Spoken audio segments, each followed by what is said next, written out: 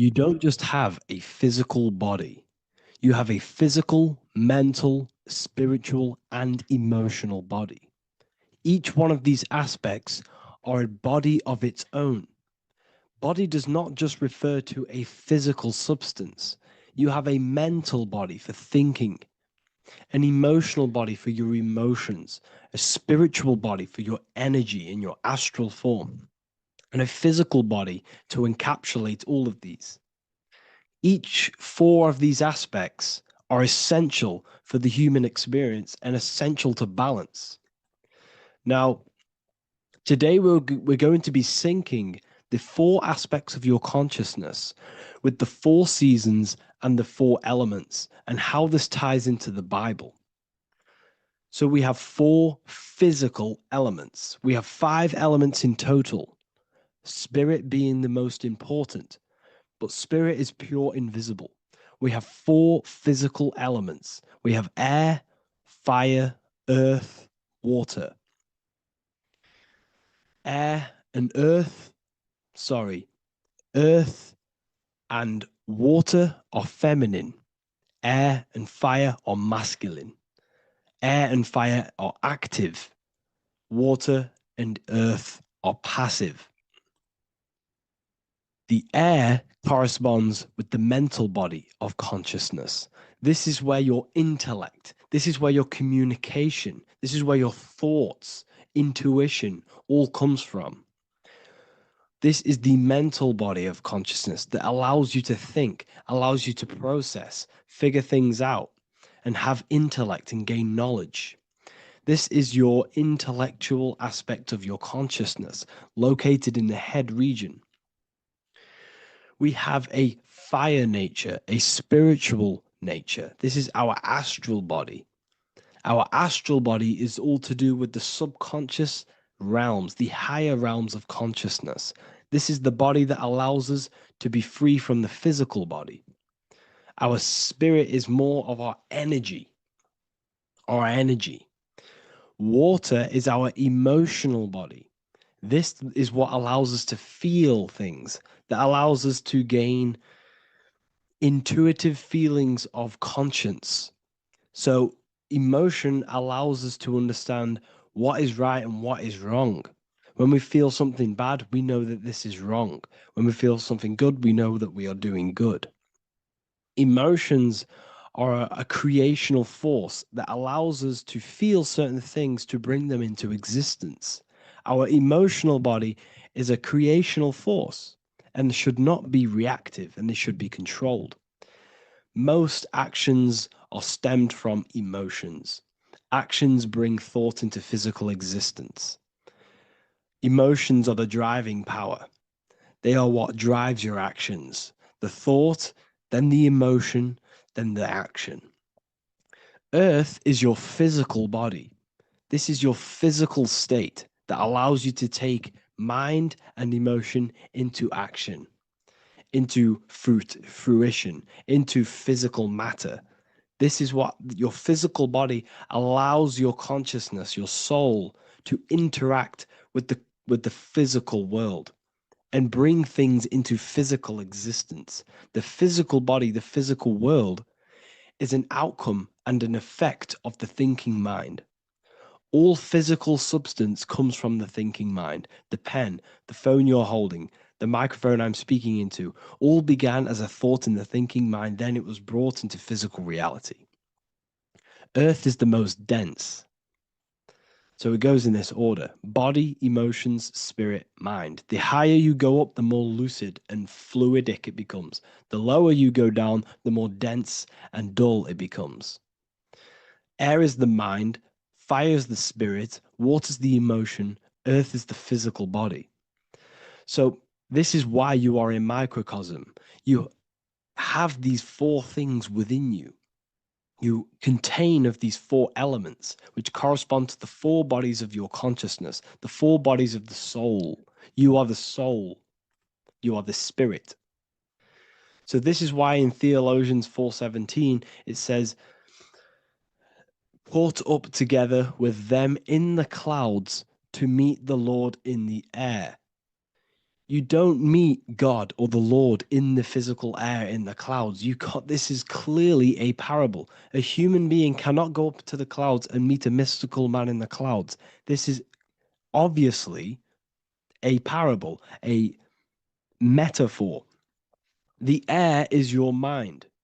You must raise your consciousness beyond the body, beyond the emotions, beyond the spirit, and enter in the mind during meditation, turning the mind inward to connect with the Lord. The Lord is the highest aspect of your consciousness, the one that exists beyond the physical body, beyond your emotions, beyond the thought. So you meet the Lord in the air, in the mind. The mind represents the air. This is why in America there's a saying called an airhead. You're an airhead. This means that you are stupid, or you don't think, or you have nothing in your mind.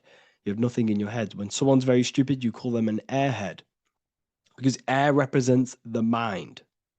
The air is elevated. The air is invisible. The mind is totally invisible to the human eyes. It is a metaphysical substance. In fact, it's not a substance at all. It's so fluidic, it's everywhere. The mind can be everywhere at all times. It can be anything. Nothing is impossible within the mind. Now, this is synced with the 4 seasons. The 4 seasons represent the 4 aspects of human consciousness, the 4 bodies of your consciousness, the 4 bodies of your soul. The sun is your soul. Okay. And the sun travels around 4 seasons. Summer, when the sun is the most hottest point. Autumn, when the sun starts to move away from the hottest point. Things start to die. Then it goes to winter. This is when everything dies. This is when things enter in within itself. This is when darkness occurs. Then spring. This is the reignition of the sun. This is when the sun starts to bring back the warmth back to the summer. You have 4 seasons, which correspond to the 4 bodies of consciousness. Fire is the spirit. This is when you are passionate. This is when you are taking action. This is when you are fiery. The sun is blazing. You're taking action. You're very passionate. You're very spirit. You're in the spirit. Autumn is water, emotion. This is when you start to become very reflecting. This is when you start to feel emotional, because in autumn there's lots of water. This represents the emotional body of consciousness. Winter is the mind. This is air.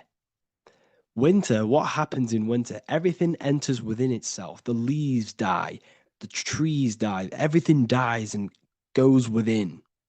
This is the mind. The mind is the darkness, remember. You close your eyes to enter within the mind. The winter represents meditation.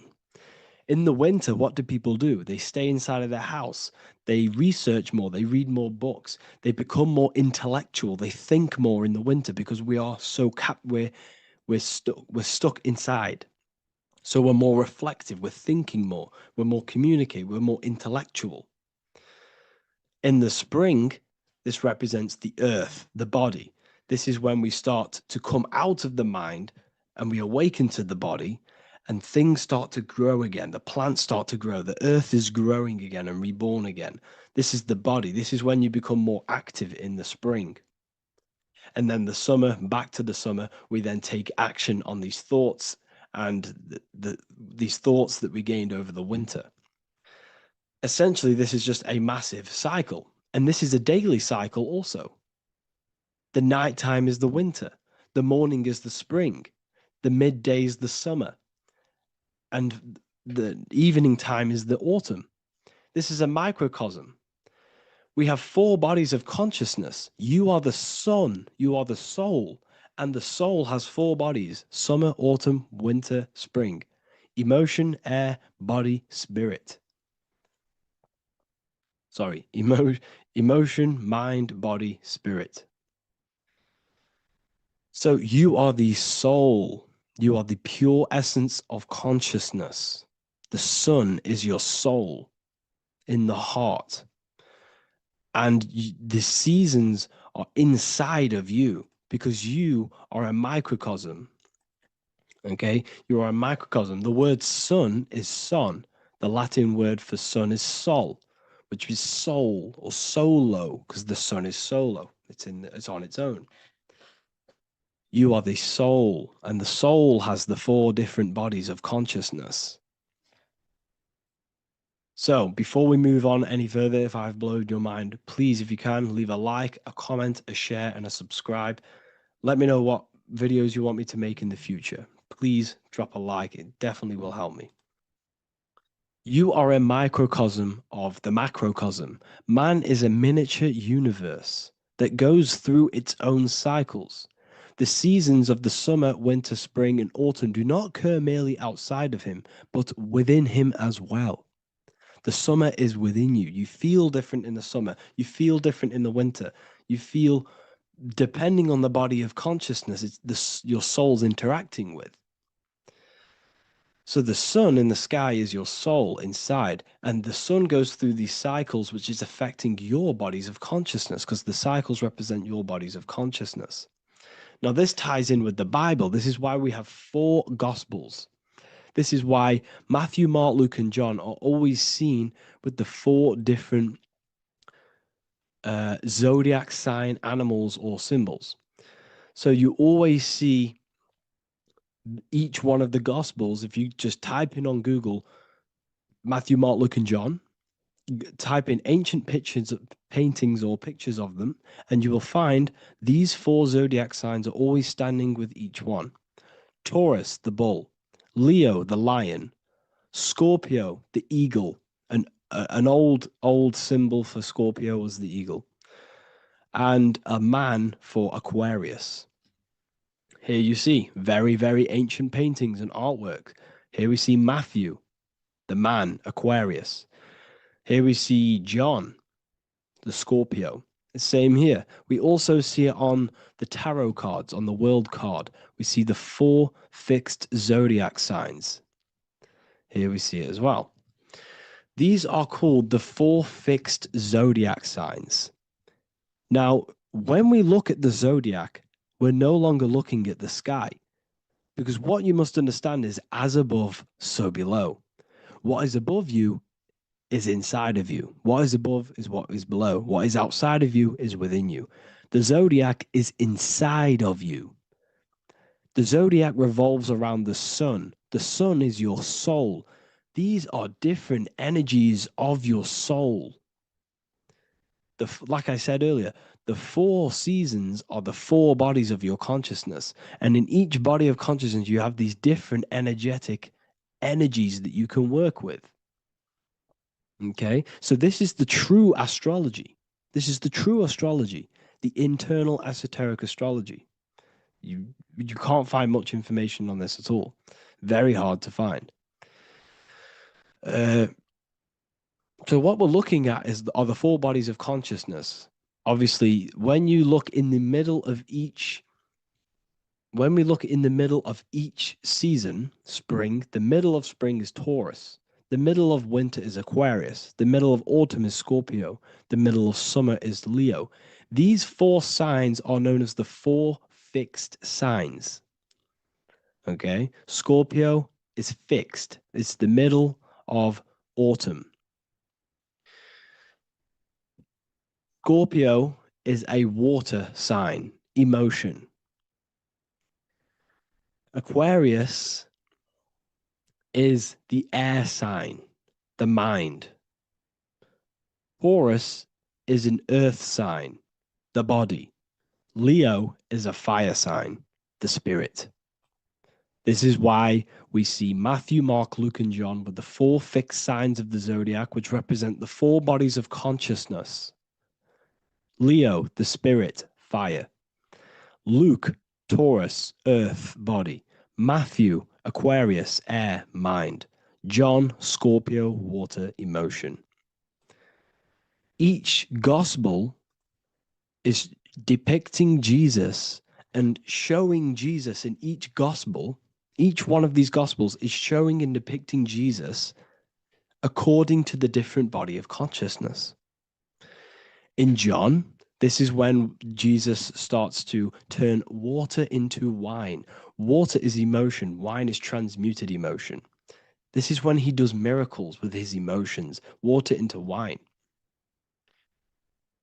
Aquarius, which is Matthew, air, the mind. Inside of the Gospel of Matthew, this depicts Jesus as an intellectual person, a person who's communicating and using his mind, his mental body a lot inside of the Gospel of Matthew.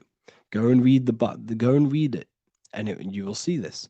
Luke, Taurus, earth, the body. Luke shows and depicts Jesus according to the body of consciousness, the physical body. He shows Jesus as a human, being a human being, helping people physically and helping people's physical needs, like giving away food and doing all sorts of good things for other people. Leo, Mark, inside of the Gospel of Mark, this shows Jesus as a spiritual teacher, a passionate person who is taking action. Each gospel is showing Jesus according to the different body of consciousness. And Jesus represents you, the Son. That's why it's called the Son of God, the light of the world. Jesus represents your soul, and your soul has these four gospels, the four bodies of consciousness, the four fixed signs, the four elements, and the four seasons. These things all correspond to your consciousness. So this is Leonardo da Vinci showing you the exact same thing. Jesus is the I am, the Son, the soul, in the middle, on his own. Luke, spring, earth, body. There are 3 people in each group. There are 4 groups, and there are 3 people in each group. 1, 2, 3. 1, 2, 3, 1, 2, 3, 1, 2, 3. Fall, winter, summer, spring. These are according to the 4 bodies of consciousness. Here we see Aries, which rules the head region. He's on the head of the table. Gemini, he's holding up the 2 hands because Gemini rules the 2 hands, the 2 arms. Gemini is the 2 twins, which is the 2 arms and 2 hands, and the 2 lungs. Here we see the beginning of summer, which is Cancer. You see the big knife here. Cancer, him here, this gray-haired guy, holding a knife for the crab. Cancer, they pinch. You have a knife, symbolizing the crab. Leo, the middle of summer, showing dominance. The sun is very dominant. He's got his elbow on the table, showing dominance. Virgo has no Adam's apple. Cancer here is pointing at this woman's neck, saying there's no Adam's apple. This is Virgo, the virgin, the only woman. Jesus, the sun. This is Libra, the balancing. He's holding his arms out, balanced, showing the balancing of the sun. Because when the sun enters Libra, the sun is balanced between winter and summer. So it's balanced. This is all astrology, but this is internal. Okay. This is Ezekiel's vision. Ezekiel had a vision in the Bible, and he saw the face of a man, the face of a lion, the face of an ox, and the face of an eagle. The eagle, Scorpio, the ox is Taurus, the lion is Leo, and the man is Aquarius. He saw the throne of God, and he saw the different bodies of consciousness. This is all symbolic for the different bodies of your soul. So when we look at the zodiac, we are actually looking at a map and the energies of our soul and the energies of our bodies and the energies of our consciousness. This is what we are looking at. Each zodiac is an aspect of our consciousness and an energy that we can work with and that we must purify. Balance and purification is essential. Imagine playing a brand new video game. Let's say a brand new video game came out and you had to play it. What happens when you play that game? You don't know the controls. You cause chaos in that game. You can't really run properly. You can't do anything properly. You're getting destroyed by other people who are playing that game. It's the same with your physical body. When you are born, you must learn how to play the game. You must learn how to balance the mind, learn how to balance the spirit, the emotions, and the physical body. We must balance and purify each body of our consciousness. We must look after our physical body with our physical health by eating physical, electrical food like fruits and veg. We must look after our minds by being conscious of what enters our eyes, enters our ears, enters everything. Whatever enters our five senses is affecting our mind, our mental health, our environment, mental. We need to look after our thoughts, control our thoughts by purifying our thoughts, only positive thoughts. Then we must purify our emotions, feeling only gratitude and love and not feeling these negative, dull emotions. Then we must look after our spiritual body through meditation and looking after our spirit. But remember, when we look after our mind, it all begins in the mind. Each body of consciousness is interlocked with the other.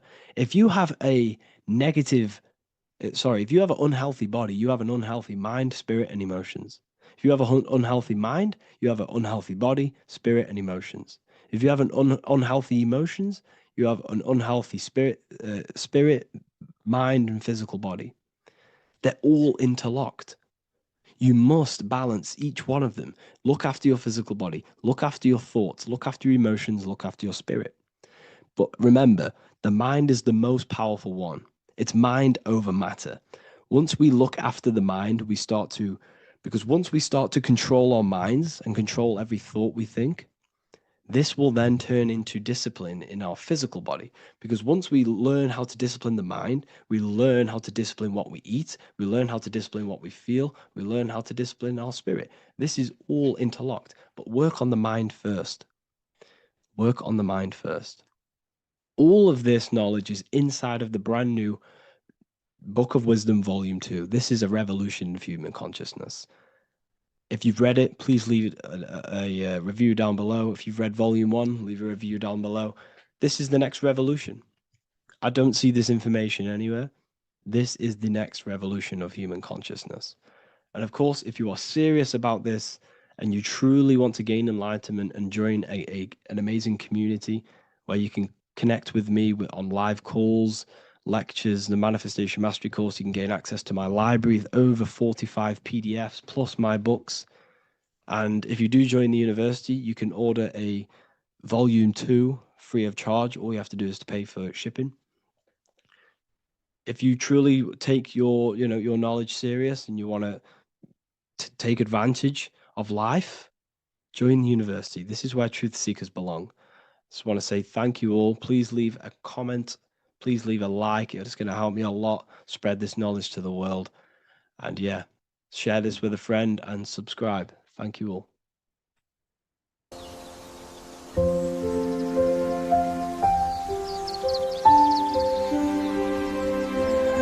bookofwisdom.com. Visit today.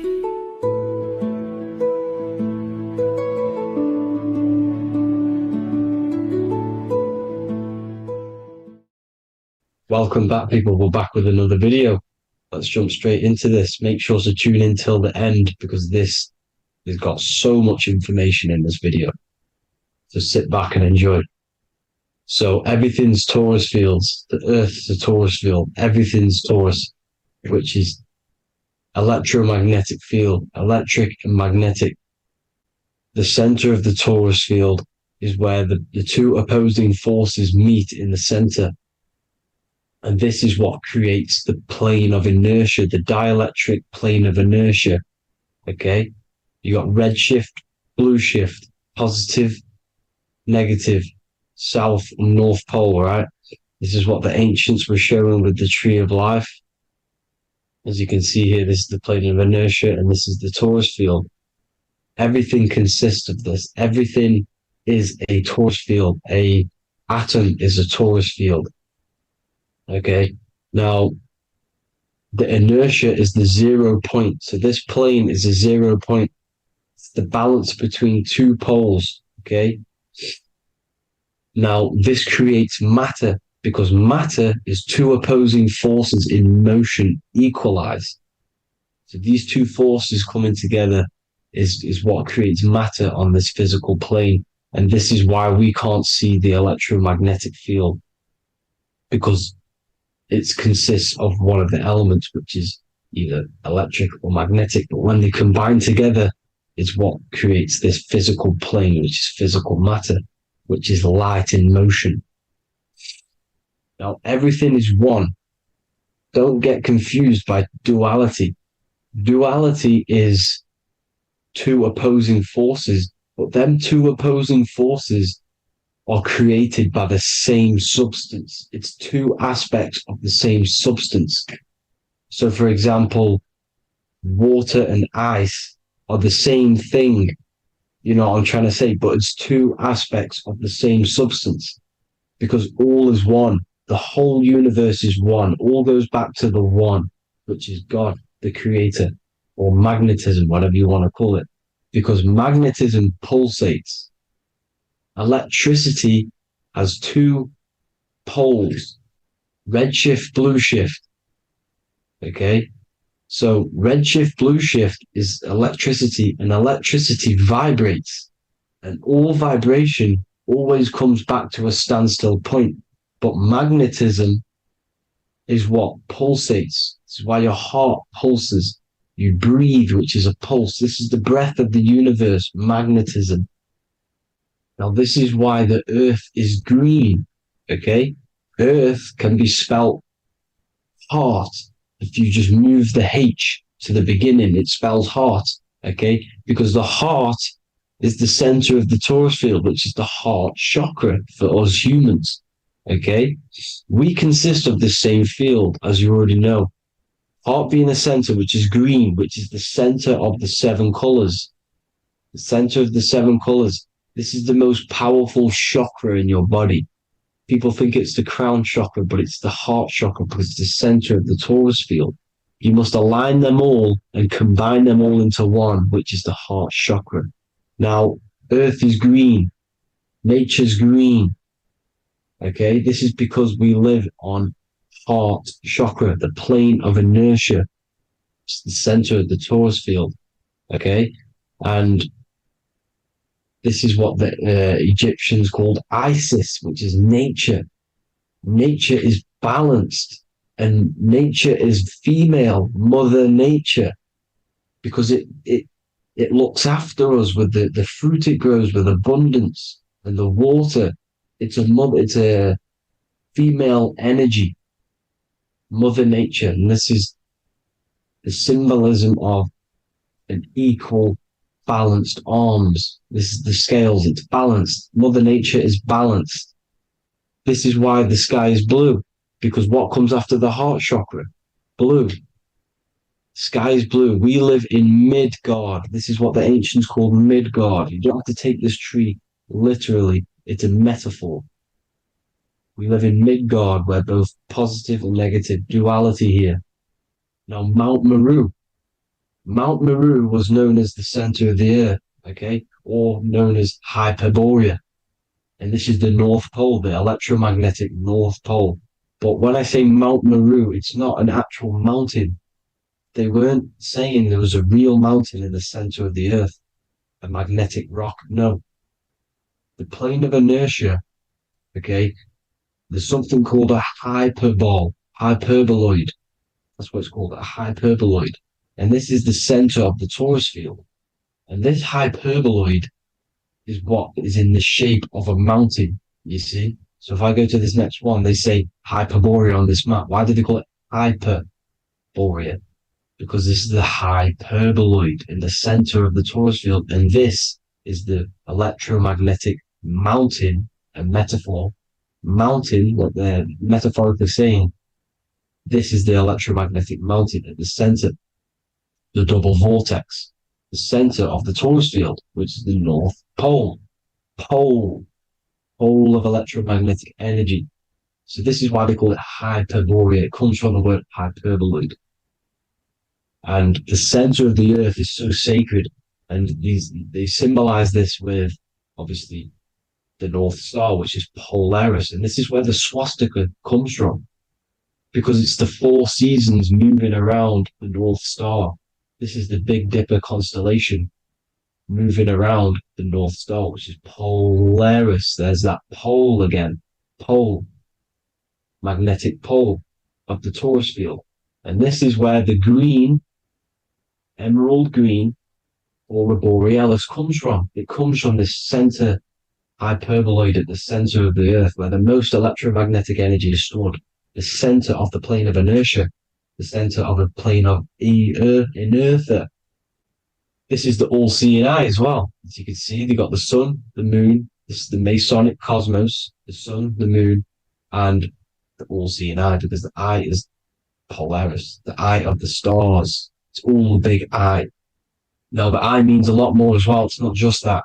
There's different ways you can interpret symbols. Now, this is the emerald tablets. Deep in Earth's heart lies the flower, the source of the spirit that binds all in its form. Okay? The flower of life is thine own place of thine spirit, and stream through the earth as thine flows through thy form, giving off life to the earth and its children, renewing the spirit from form unto form. This is the North Pole. This is what he's talking about. He's talking about the aurora borealis. Aurora borealis. It's the earth's aura. Emerald green. Heart chakra. Plane of inertia. Green. Earth. Heart. You see? All related. Now, there's many symbolism of this. So much symbolism of the ancients. The 7 layers of heaven. 7 layers of heaven, which are the 7 planets. Okay? These planets are the solar system. It's the solar system because we are the soul. We are the sun, the soul. And we're inside of a solar system, which is the 7 planets. That's why there's 7 layers of heaven. Okay? The rings of Saturn, the rings of the planets are moving around us. Okay? So this is what the ancients were depicting in their cosmology. Now this is the Hebrew cosmology of the earth. This is the Mayan cosmology of the earth. You see, it's all an enclosed system. We live inside of a giant torus field. All is atum. It's what the ancients said, ancient Egyptians said. All is atum. Atoms are torus fields. Don't be tricked by the modern science today with the current model of an atom. It's completely wrong. They're hiding the torus field. They're hiding the electromagnetic field, which is in everything. Absolutely everything is in motion, and motion comes from this field. And you see, this is upside down, but this is the I think it's pretty sure it's candles, but the 7 candles, the 7 planets, the 7 Elohim. You see, it all goes back to the stars and the heavens. Now, this is how the earth really works, with the stars on the outside of the cosmic egg, and then the torus field spinning around the sun and the moon, the positive and the negative charge. The sun gives you energy, the moon takes your energy. The moon controls monthly cycles. Moon is mon. This is etymology. Mon, month, money, demon, monster. Stir is star, moon star. We are all stars. Youngster, minister, superstar, Hollywood star. We're all stars. We come from the stars, which is heaven. Our soul comes from the stars. You see? We are the universe. The image of man is made in the universe. We are a microcosm of the universe. The universe is a macro. We are micro. We consist of everything. The body, mind, and spirit. The sun, the soul. Moon, the mind. Earth, the body. Body, mind, and spirit. We have 12 systems in the body, which are governed by the 12 zodiac signs. Starting at the Aries, which is the ram of God, all the way down to Pisces. And Capricorn, kneecap. It all goes back to the stars. We are the stars. We are the universe. Everything is inside of us. Everything. Like they say, the Temple of Solomon, the Temple of the Soul, and Man. The soul, the temple is the body. The soul is the soul, and the Man is the mind. The temple of the soul and the mind. Body, mind, and spirit. We consist of the 5 elements.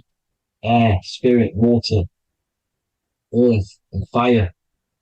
We consist of everything. We are the universe. We're made in God's image, which is the universe. You see? Now, everything goes back to the stars. The ancients worked with the stars because the stars govern everything. They govern the systems in the body. They govern your life. This is why your zodiac is so important, your sign. Each zodiac has a specific element associated with it as well. Aries, which is the first sign, the Ram of God, the Lamb of God, which is a fire sign. Fire, first, fire, first, F-I-R, this is etymology. The cerebrum, ram, which is in the brain. Aries, the ram, controls the head, the face, and the nose upwards. So it controls the cerebrum. The Torah, which is, I'm pretty sure it's a Hebrew Bible, which is the Taurus. Tornado comes from the Taurus field. You see? Everything's inside of you. It all goes back to the Taurus field, and the Taurus field is everything. Now, like I said, 12 zodiac signs, 12 systems, 12 cranial nerves in the brain, the 12 disciples of the Bible. All symbolic. Have to read the Bible properly. Now, this center at the center of the earth, right? This is what's stirring the ether. And the ether consists of the four elements. Because there's 5 elements. Spirit can be called ether. People call it spirit or ether. Ether is pure potential, pure energy. It's what connects the astral to the physical. It's the dimension between the physical realm, which we're on, and the astral. So it has pure potential. It's pure energy. This is why we say either. I either want to go there or there. It's connecting 2 scenarios. That's what the ether is. It's connecting the 2 worlds, the astral and the physical. The center is like the cosmic womb. There's a black hole in the center. This is the center of the Taurus field. This is the womb of creation. This is the womb of creation. And inside of this black womb are the 5 elements, and everything's being stirred around. Everything's in motion. Light is motion. Everything's motion. Now, like I said earlier, light crystallizes into physical matter. They are the same substance. Spirit and matter are the same substance, but different variations, different aspects of the same substance. Low vibrational spirit turns into matter. High vibrational matter turns into spirit. Or light, whatever you want to call it. Matter is light crystallized. This is where we get the 7 metals from. The planets. The planets are light. Specific frequencies and vibration of light. When these lights, or the planets, materialize, material metals materialize, they turn into the 7 metals. Saturn turns into lead. That's why lead is red. Saturn is red. The sun turns into gold. That's why the gold is yellow and the sun is yellow. You see, Saturn is the time god. What happens in autumn? The leaves turn red and they die. This is why Satan, time god, the reaper, everything is crystallized till it's death and then reborn again. You see, rust. When things rust, it turns to red. Because it's Saturn. Saturn crystallizes everything. He's the reaper who comes around in winter. You see? He's Satan. Jesus and Satan, the sun and Saturn. They say we live in a solar system. The solar system. I think I've already just broke this down. The 7 planets are the 7 chakras. Everyone already knows this. But I'm going through it anyway. But this is where we get the 7 planets from. And the 7 metals. You see, all the ancients knew it was an enclosed electromagnetic system. It's not a spinning ball in the middle of space, people. They want you to believe this so you get stuck in this material world. Because if you believe everything's material, you can never affect this plane effectively. You can never create your life effectively. You don't understand the planes of existence.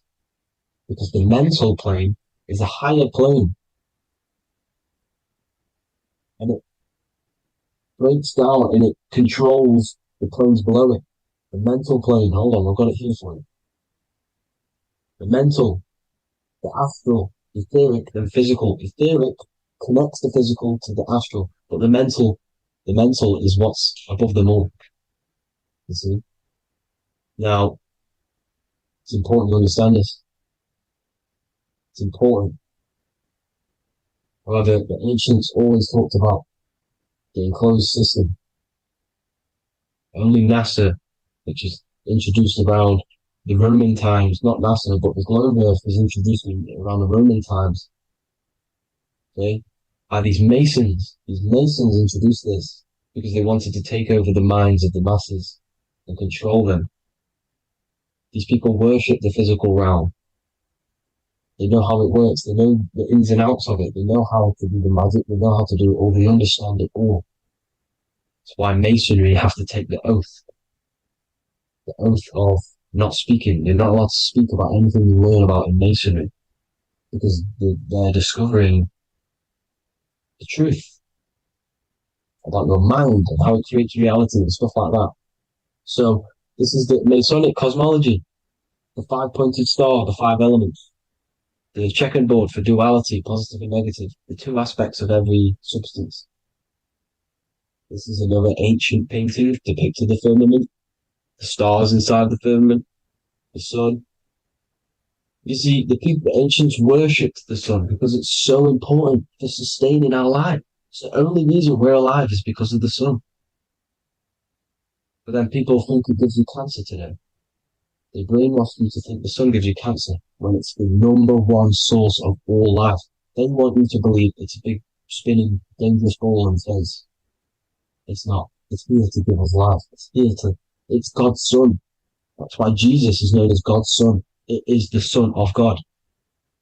God created that to sustain us. You see? So it's important you understand the true cosmology of where you are, because if you don't know where you are depleted of all of your morals. You're depleted. You're demoralized. You're lost. You don't know where you are. You don't know where you exist. Okay? Once you accept the globe model, the heliocentric model, you will subconsciously think that you come from nothing. This is why they implemented the evolution theory just after the globe model was introduced by Charles Darwin. Charles Darwin came in after the globe model. He's a Mason. He was another Freemason, and implemented evolution where we came from monkeys because they want you thinking less of yourself so they can manipulate your mind. You see? They want to manipulate your mind, and they have done since you got here. Since you came through that portal, you were manipulated from that day to believe this, believe that. The true cosmology, the truth will set you free. You will understand things better. You will feel better in yourself when you know the sun is here for you. You'll feel better in yourself that you know that you didn't come from a monkey. You were created as a human, a manifester, a creator.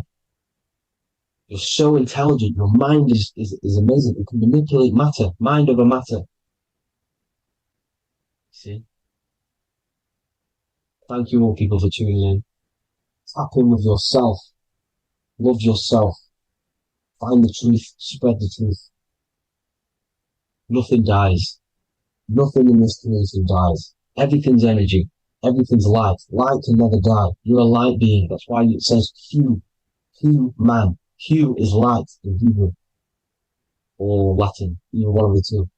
You are light. You're a light being. You never die. Ever, ever, ever die. Ever. Stop thinking you're going to die. This body will die because it contains electricity. And electricity always goes back to a standstill point because of vibration. Electricity vibrates. You are pure light. You will never ever die. Thank you all people. God bless. Make sure to like, subscribe and share.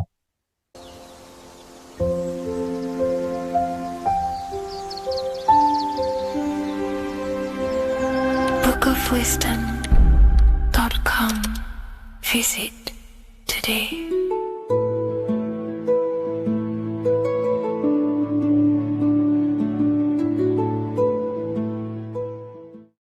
Welcome to Revival of Wisdom. Welcome people. We're back with another video.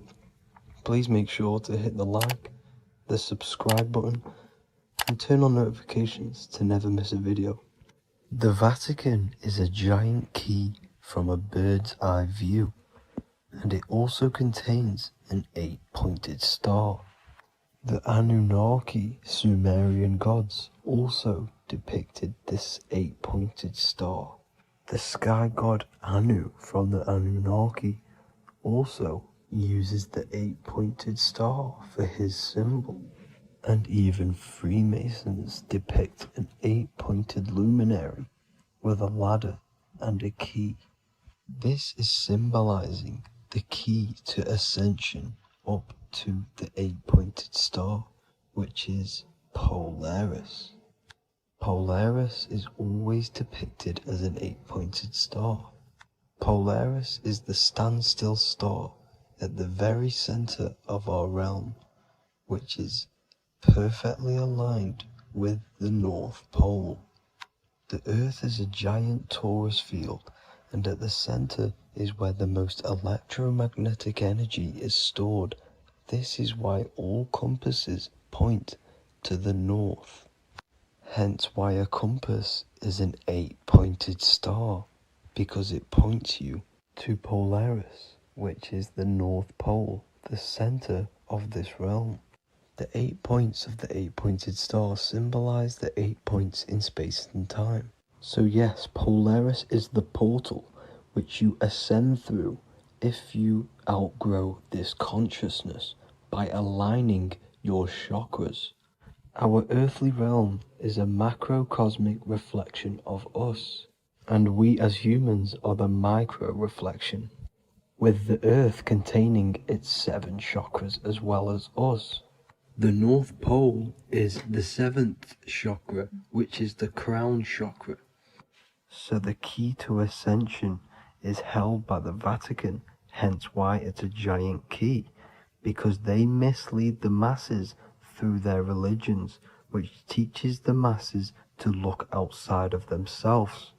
As stated in the 20,000-year-old emerald tablets, written by the Egyptian god Thoth.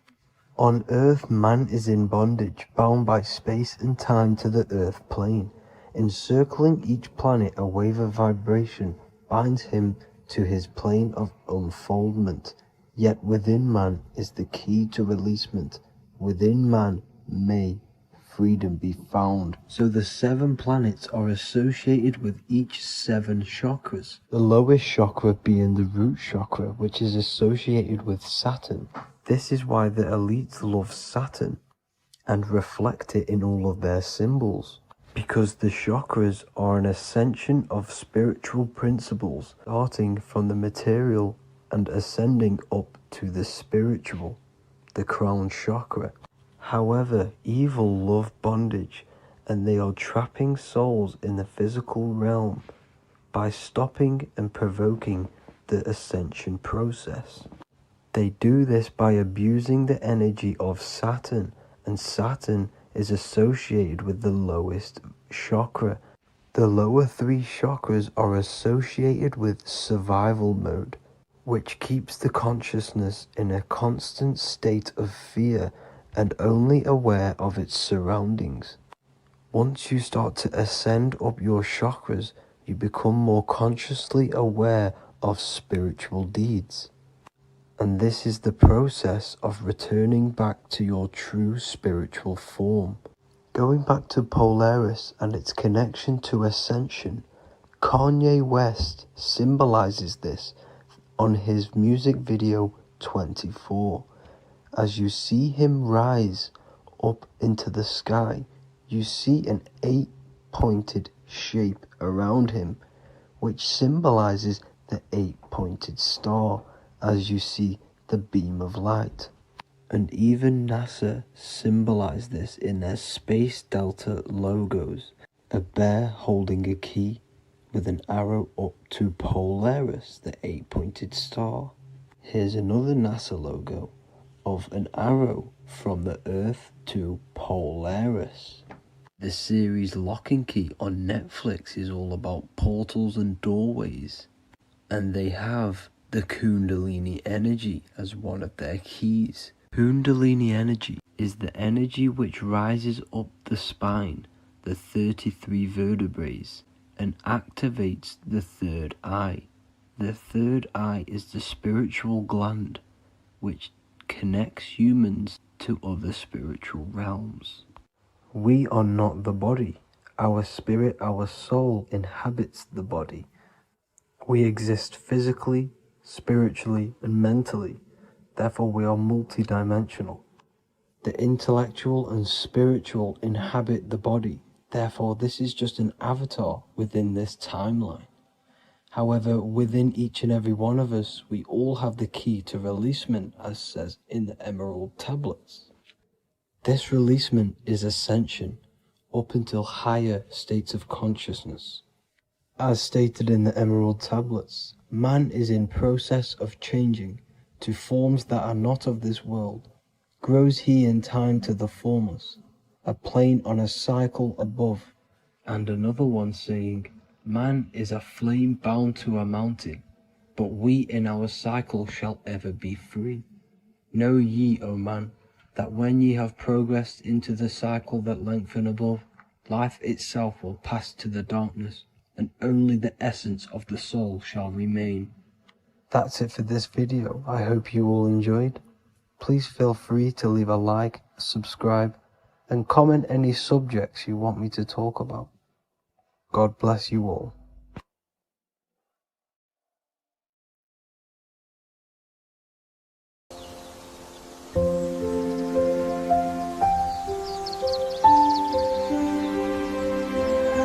bookofwisdom.com. Visit today.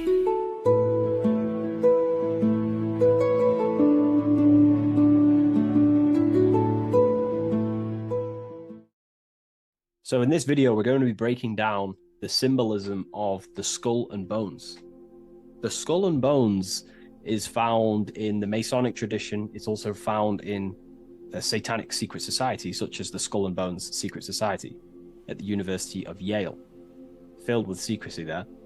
Anyways, to dive deep into the symbolism, we have to think between the lines and read between the lines of what this symbol means. So this symbol is obviously a symbol that represents something in yourself. It is a way of living. It is a way of think, feeling, and acting. It is a state of consciousness. Each symbol represents a state of consciousness. Each symbol reveals something about yourself, the way you process things, the way your consciousness functions. This is what symbolism is for. It is visual representations of modalities of consciousness.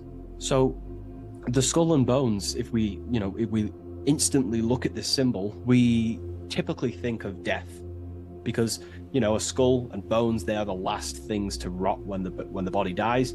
You see this symbol associated with death all the time. If you look on the back of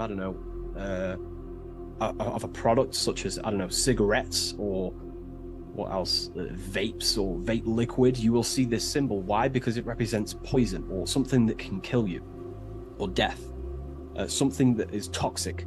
So you always see this symbol on products that are toxic, things that can cause harm or internal damage to the physiology of the body. So that's a very basic exoteric term, which is external. It's a very external teaching. But inside the occult and esoteric traditions and occult schools of thought, this symbol represents the death of someone's consciousness or spirit. It is the death of their soul. Now, what do I mean, the death of their soul? This is used in satanic societies, or it's used in Masonic traditions. Two different meanings, okay? So inside the Masonic tradition, this symbol of the skull and bones is always found on a coffin, on a Masonic coffin. The coffin will have a symbol of the skull and bones. And if we observe the symbol, we have two interesting sections. We have a skull and we have bone, okay? These are two symbolic aspects of consciousness and forces of consciousness. The skull encloses the brain, and the brain is all to do with intellect and thinking, intelligence. However, these bones are for the limbs, such as arms and legs. And the arms and legs are specifically for action. The body uses these bones for taking action in the external material world, in the manifested world. So it's a symbol of thought and action. Thought and action. Intelligence and action. But what is that the death of? If this symbol represents death, it is a symbol of, the death of something, which is the soul. Okay? You can have very high intelligence, and you can also act upon that intelligence. However, you could also have no connection with your divine nature. So the thought and the skull and bones is a state of consciousness representing someone who is in the coffin. The Masons use this on a coffin. It is a symbol of thought and action. Mainly, it represents base consciousness. In the Masonic tradition, it represents base consciousness. I'm going to explain the Satanic tradition of the symbol after. But in the Masonic tradition, they use this symbol to represent someone who's on base consciousness, which means they only think and act. They have no connection with the divine self, no connection with their higher self or the spirit or the divine nature of themselves. They only use their intelligence and they only use their body. They have no connection with emotion. There is no emotional symbolism in this image here. Hence why the image is either gray or black. It's normally gray because gray symbolizes dullness. Each color is symbolic of emotion, and looking at colors invokes emotion. However, gray has no emotional tone. It's dull, it's dead. So it represents disconnection from the emotional body of consciousness, but it represents thinking and acting without the emotions. Why is that significant? It represents the death of emotion. Someone who is in an unconscious state of living. Why is emotion important? Because emotion is basically the connection to law, moral law, natural law. When we're given birth into this world, we have a natural state of consciousness of innocence and love. As a child is not born racist. A child is not born a killer. A child is not born chopping people's heads off. A child is born with love and living in peace in a natural condition of consciousness. Therefore, the skull and bones is the inversion of this. It represents someone who either has high intelligence and they take action, or it just simply represents someone who is unconscious and they only think and act. They have no connection to their heart energy, emotional energy. This is very important, okay? They have no connection with their heart energy. And the heart energy is what allows you to take action on things that are good. For example, if you think of stealing an old lady's purse, the feeling will tell you it's wrong. But if you take an action anyway, that is now going against the heart, which is the feminine, the guidance system, the heart of goodness and righteousness and love and care. So in the unconscious state, in base consciousness, symbolizing the first degree of masonry, base consciousness, the checkerboard floor, you'll see a coffin with a skull and bones on, symbolizing an unconscious way of thinking and acting. They have no connection with their feminine qualities of consciousness, which is the heart energy. Look around in the world today, you will see this everywhere. People only think and act. They have no connection with their intuition, their feminine side. And the feminine side is what guides your soul through this life. So in the Masonic tradition, this is a symbol of someone who only thinks and acts, and they may even think and act unconsciously, because it's a symbol of death, which means the death of consciousness. They are unconscious. They don't even know they exist. They don't question life. They don't question what is this world. They don't question, they think manifestation is just a fairy tale. They unconsciously think and act and create their reality. They wonder why there's so much negative in their reality because they are unconscious. So this is a symbol of the death of consciousness. They have no connection to their internal self, the qualities of the heart, and they only think and act, an unconscious state of living. Now, to go into the satanic side of this, the Skull and Bones tradition, the Skull and Bones is a satanic society. Allegedly. We don't actually know what goes on in there, but it's allegedly a satanic society.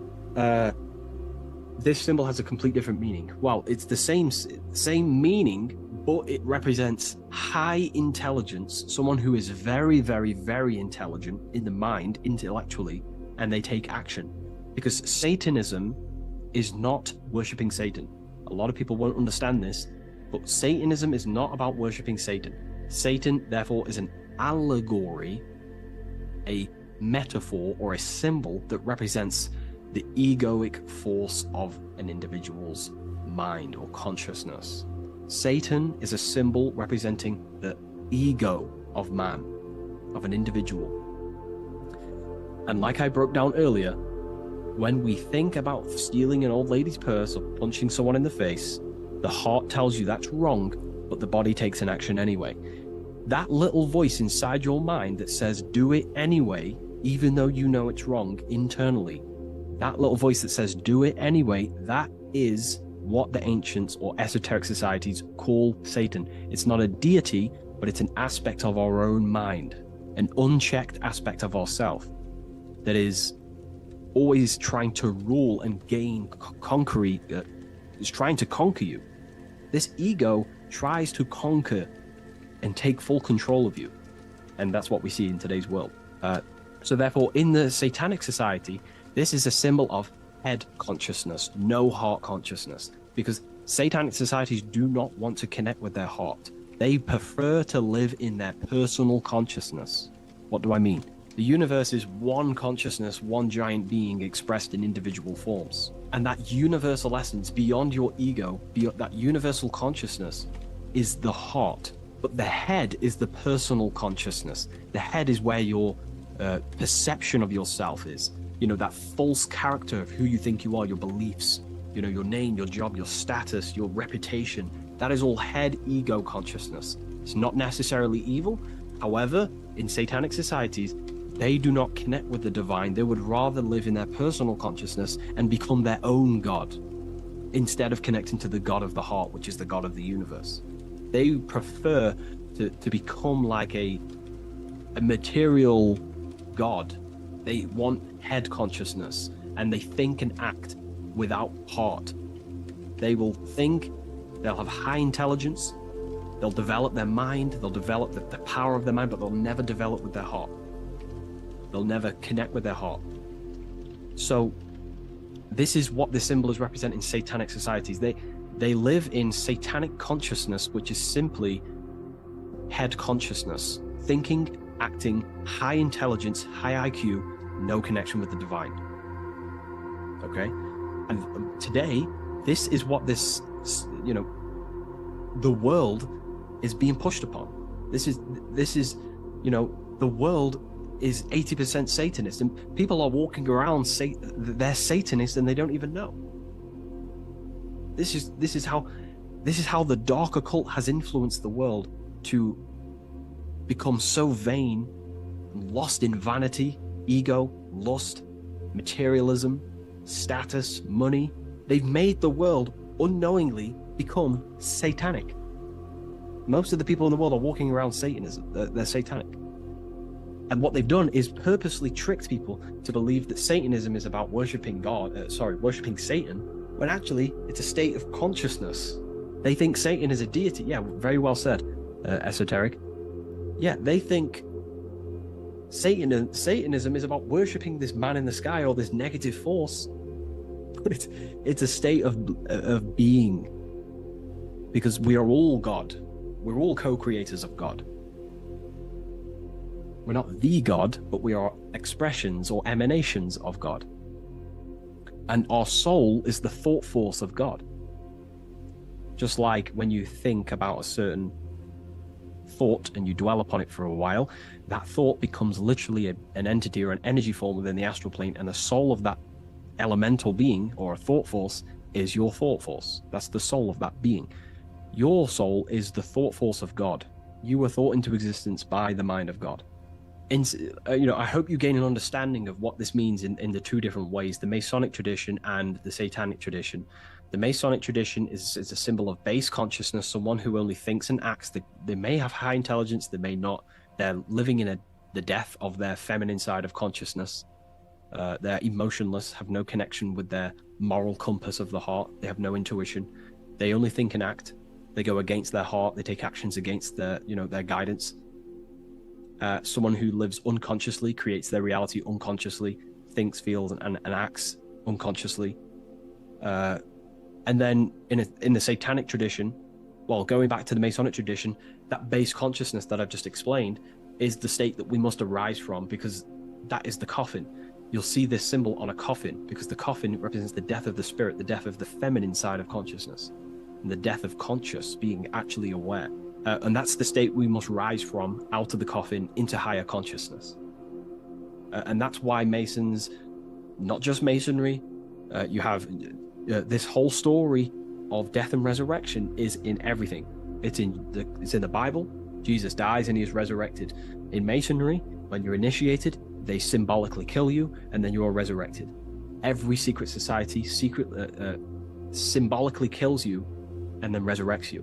Why? Because in order to awaken to what you truly are, you have to kill who you thought you were in your mind. In order to awaken to what you are, you have to kill what you thought you were. So it's a death and resurrection.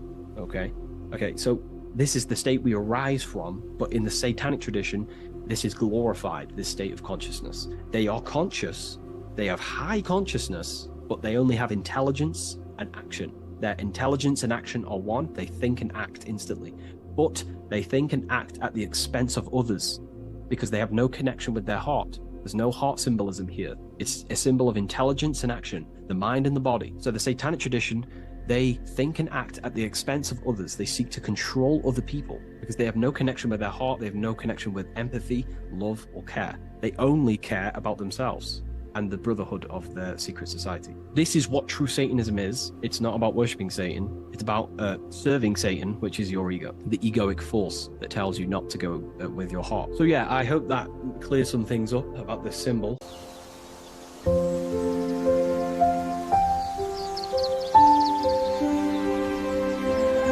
bookofwisdom.com. Visit today.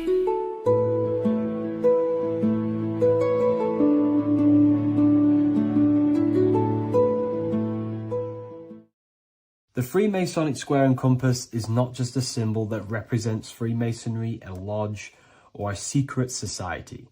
It is a symbol of gaining your own personal power. Now, in this video, I'm going to be breaking down this symbol in the most detail I can possibly go into. Most people live in a state of illusion. They live their life impulsively, acting based on their five senses, tasting. They want to feel a certain thing like an orgasm, or they're basically just slaves to external things and their five senses, which leads to a very dark path where you'll never actually become a conscious creator and you'll never actually be internally happy. The Freemasonic square and compass reveals some deep wisdom about this. Now let me break this down. If you want to gain your personal power, listen up. The Freemasonic square and compass is a compass which is used to create circles. Now, if you notice something about the circle, they have no beginning, no end. You can't tell where it begins and ends. It's eternal, which means this represents consciousness. Now, if you don't know what consciousness is, if you close your eyes, you have an internal world. You have thoughts, emotion, visualization. This is all consciousness, spiritual. Then we have the square. The square creates squares or lines, which represents matter. It has a beginning and an end. You can quite see where the beginning of the end is, right? So we can even link this to Leonardo da Vinci, the Vitruvian Man. We see the man in the square with the circle. The circle is the eternal consciousness, and the man is the square, limited to the physical world. But consciousness is not limited. That's why it's outside the square. This is eternal. The body is mortal. The body will die. Consciousness will never die. If we look even closer at the symbol, we notice in this particular symbol, we have the compass overlapping the square.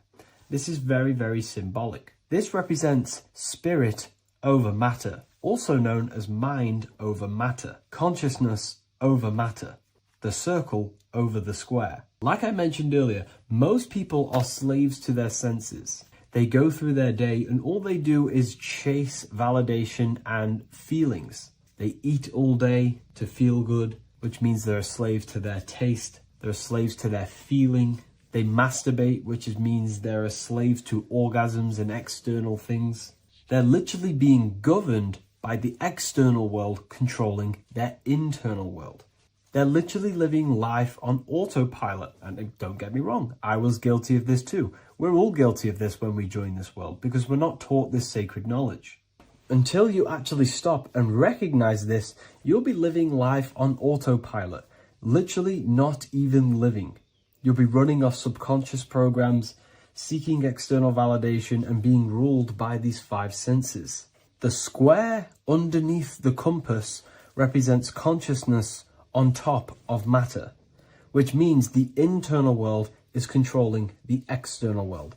It is the mind controlling matter and not matter manipulating the mind. In the occult and esoteric world, it's very important that you are conscious of every action that you are taking in your day-to-day life. Never act subconsciously. Always be conscious. What are you thinking? What are you acting? What are you giving your attention?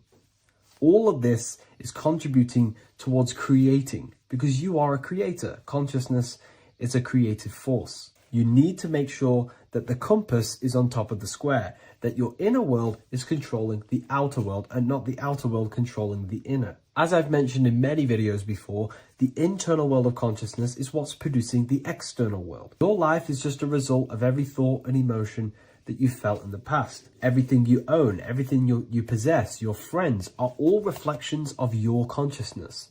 They're all reflections of what you are thinking about. When you change your thinking, your external world starts to rearrange itself. On a basic level, this symbol represents the combination of spirit and matter. You are a spiritual being and a material being. You are heaven, the sky, and earth, the ground. You are heaven and earth, spirit and matter infused into one. You are a bridge between the divine and the earthly worlds, and you can bring down these higher realms of consciousness, thought, imagination, and emotions into a physical, tangible reality. To do this consciously, we need to make sure the external world is not manipulating the inner world. Because if your internal world is being controlled by external circumstances, for example, you have a circumstance happen in your reality, an emotion triggers inside of you, and that emotion is a command to create more of that. And the thoughts that you think are creating more of that negativity. So it's a constant cycle of negative manifestation if you let the external world control your internal world of consciousness. So we need to make sure the compass is on top of the square, that the internal world are commands and not reactions to create your external reality. And not only just to create, but to actually enjoy life. If we let the external world bother our internal world, this means that we have some sort of mental or emotional attachment to the external world. We need to detach from the external world. Why do I say that? Because it's temporary. It's an illusion. We are going to die one day, and none of this will matter. You need to understand that everything in this world is temporary. You have to be okay with losing things, losing family, losing things in this world, because it's guaranteed to be temporary. We need to make sure the internal world is order and not chaos, commands and not reactions. Now, at the back of the Book of Wisdom, Volume 2, the book that I've wrote here, I go over the different meanings of the different arrangements of the square and compass. Sometimes we see the square overlapping the compass, which is the opposite of what we've just broken down. Or sometimes we see one leg of the compass on top of the square and one leg of the square on top of the compass. These are all highly symbolic. When we see the square overlapping the compass, this pretty much represents the beginning of the Freemasons' journey, when their internal world is being controlled by the external. They have a lot of spiritual growth and a lot of learning and inner work to do. Now, when we see half and half, one leg of the square on top and one leg of the compass on top, this represents the Masons' gradual emergence from the material realm into the spiritual. This interplay of symbols reflects the process of gaining greater light and knowledge as the Masons ascend from material concerns towards spiritual enlightenment. And of course, we've just broken down what this means. This represents spirit over matter. They're not chasing external physical things anymore. They're actually chasing and gaining validation and happiness from spiritual growth, more knowledge, and deeper understanding of consciousness and themselves. Most people chase external material things, which actually don't make you happy in the long run. You could be given £1 million today. In a week's time, you would be back to the same original state of consciousness and actually chasing more and more millions of pounds. It's because nothing physical in this tangible world will ever satisfy your internal world of consciousness. So through spiritual growth, we can actually become happy and seek higher understanding, higher consciousness, which actually satisfies us eternally. So when we see the compass on top of the square, it symbolizes the triumph of spirit over matter. This arrangement not only signifies the mastery of spirit over the material realm, but also represents the resurrection, ascent, and dominion of spiritual principles over all earthly conditions. It's all about gaining personal power and spiritual growth. It's all about spiritual evolution, going from matter to spirit. The external world controlling the internal world, to the internal world ruling over the external world, where the mind becomes a powerful tool to actually create and command reality. The mind cannot create and command reality if it's being governed and tossed all over the place by external circumstances and thoughts. Here's a quick tip on how to know if your mind is controlling you. If your phone notification goes off and you're working on something, and you instantly go to reach and pick up the phone as soon as the notification goes off, that is an indication that your mind is controlling you and you are not controlling it. The mind is the direction of consciousness. The direction, it directs the flow of your attention, your energy, your consciousness. So to practice to gain mind over matter is simply just meditation, allowing the mind to sit still and focus on one thing for long periods of time. And over time, this will gain mastery over your attention and your mind. If you are on your spiritual path, this should be your goal. Your internal world becoming the master. The mind becoming a vessel for you and not a vessel controlling you. It needs to become a command center and not a reaction. Please like, share this with a friend, and subscribe to the channel if you're new. Leave a link in the description for the Book of Wisdom Volume 2. Hello, Seeker. Welcome to Revival of Symbolism, a channel devoted to the language of esoteric symbolism, guiding you to discover yourself and expand your consciousness into deeper realms of thought. I'm Harry B. Joseph, also known as Revival of Wisdom, and today we're going to be discussing the symbol of an eye inside of a triangle. So the first thing we need to understand about symbolism is that symbolism is a subconscious language. We don't just look at these symbols and get a basic understanding. Like a word, for example, if I wrote the word hello here, you look at this and you have an instant understanding of this word in your mind. It has no deeper meaning, or veil, what we like to call it. There's no deeper meaning of this beyond a veil. It's simply just a very logical thing to do and understand. But symbolism, on the other hand, goes deep within the subconscious mind. It forces the individual to go inward on themselves. This is why symbolism is so powerful. It makes you turn inward. When you look at this eye in a triangle, you're not just looking at a word, you're looking at a picture. And this forces you to go inward so you can start to try and figure out what this symbol means. You start to think critically. You also start to follow the chains of thought. This is very important inside the occult. Symbols have many layers and veils of meaning. They don't just have one layer or meaning. On the surface level, it has a surface level understanding. But then as you follow the deeper chains of thought, you start to unveil and unravel its deeper meaning. As you awaken in your journey, the deeper levels of consciousness you access, the higher levels of understanding you access, the deeper meanings of these symbols start to reveal themselves. So studying yourself and studying symbolism go hand in hand. So when you're studying symbolism, you're actually studying consciousness. This is what we need to understand, is that these symbols represent forces of consciousness and aspects of consciousness. So what we need to do is to follow the chain of thoughts. Now, what do I mean by the chain of thoughts? If I think of a triangle, it instantly in my mind, I get the number 3. then if that number 3 leads to another thought, for example, father, mother, child, father, mother, and child. Father, mother, and child then leads to another thought, then another thought, then another thought. So this is the chain of thought that we have to follow. This is why symbols must be meditated upon. We meditate upon symbols to unravel the deeper meanings of these, so we can unlock deeper levels of awareness. Okay, so we're diving straight into the subconscious mind with the language of symbolism. It's why it's so powerful, because it forces the individual to go inward and actually use their mind. Symbols train you to think critically. They train you to think in a subconscious way, unlike words. So these symbols represent thought vibrations or thought forms within the individual's mind.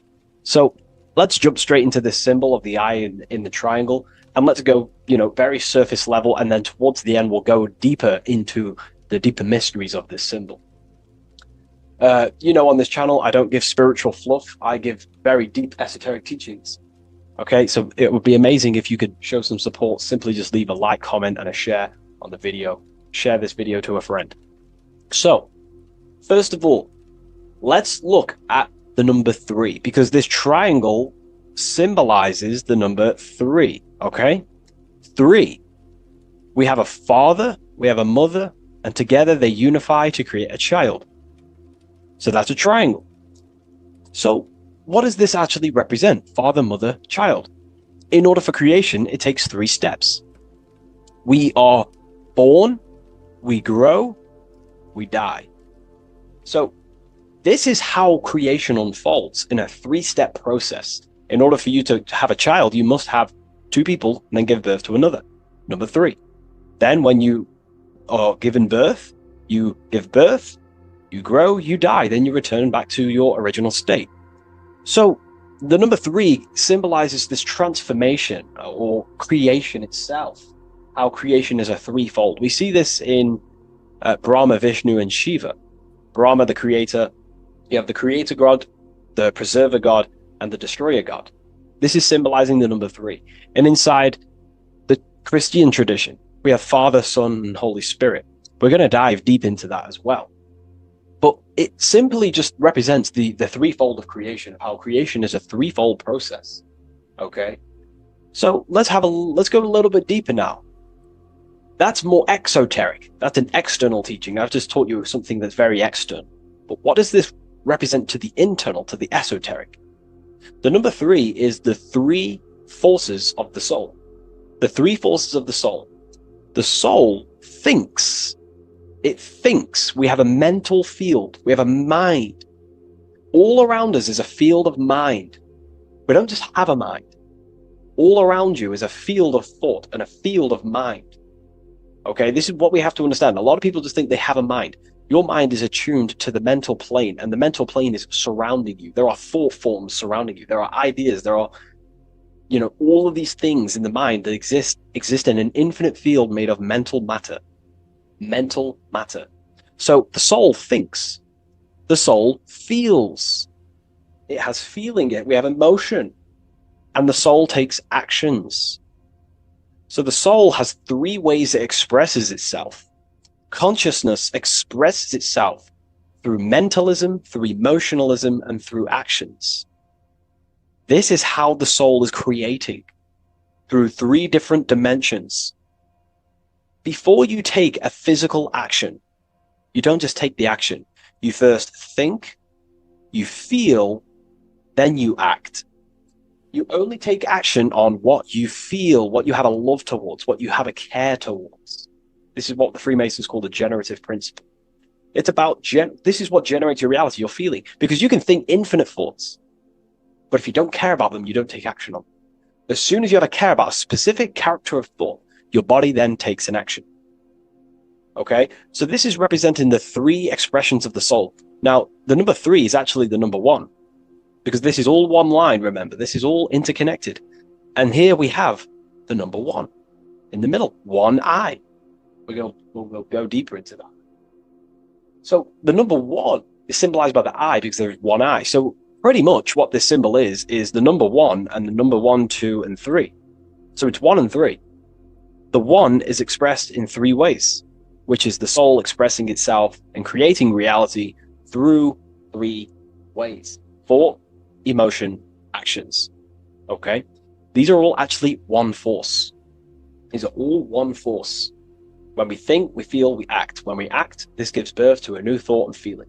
They're all one. They're all interconnected. So if I take an action, that can lead to a different thought.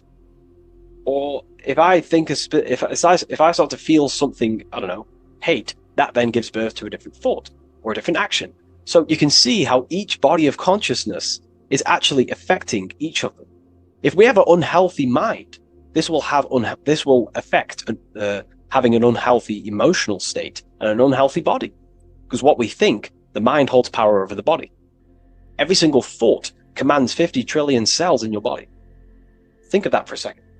You are governing 50 trillion cells, and these cells religiously obey every single command you give. You are governing a whole universe. 50 trillion living conscious cells. Okay? Think of that for a second. 50 trillion cells, and you are commanding them, and they religiously obey you. This is what we mean by you are a microcosm of God. Your body is literally a whole universe. There is living beings in your body that you are commanding and controlling, and they religiously obey you. Very, very powerful. This is how powerful you are. So each thought you command to the body is either destroying the life of the body or uplifting the life of the body, good and evil. So you're either creating more life or destroying your life of the body, of the health, of the body, of the cells. It's a whole civilization inside of your body, and you're governing it. You're the government. You are the master. This is why in the occult they say you are the master. Everyone is a master of their own being, their own microcosmic universe that they govern.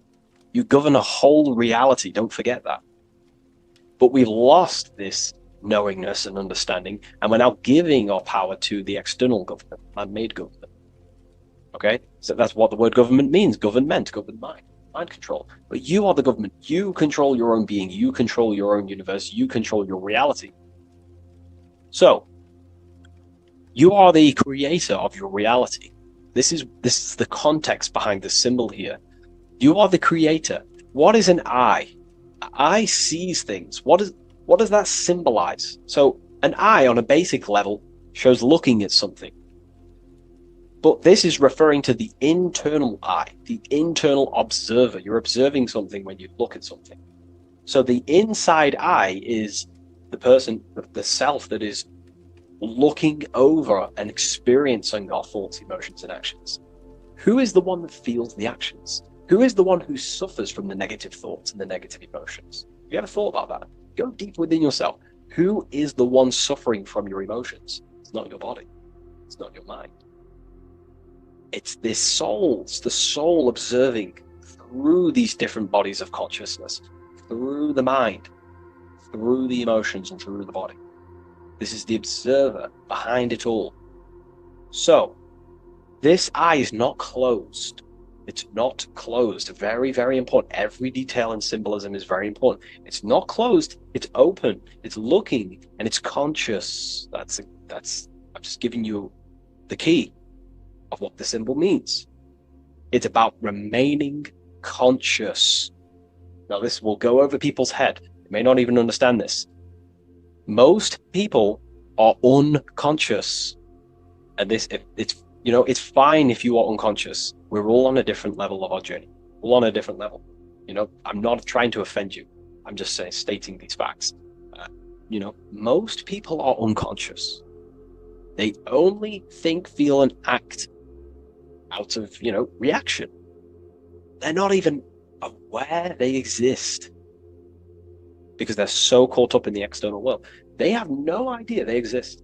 They've never deeped how they exist, why they exist, what life is, what this piece of technology they're inside of is.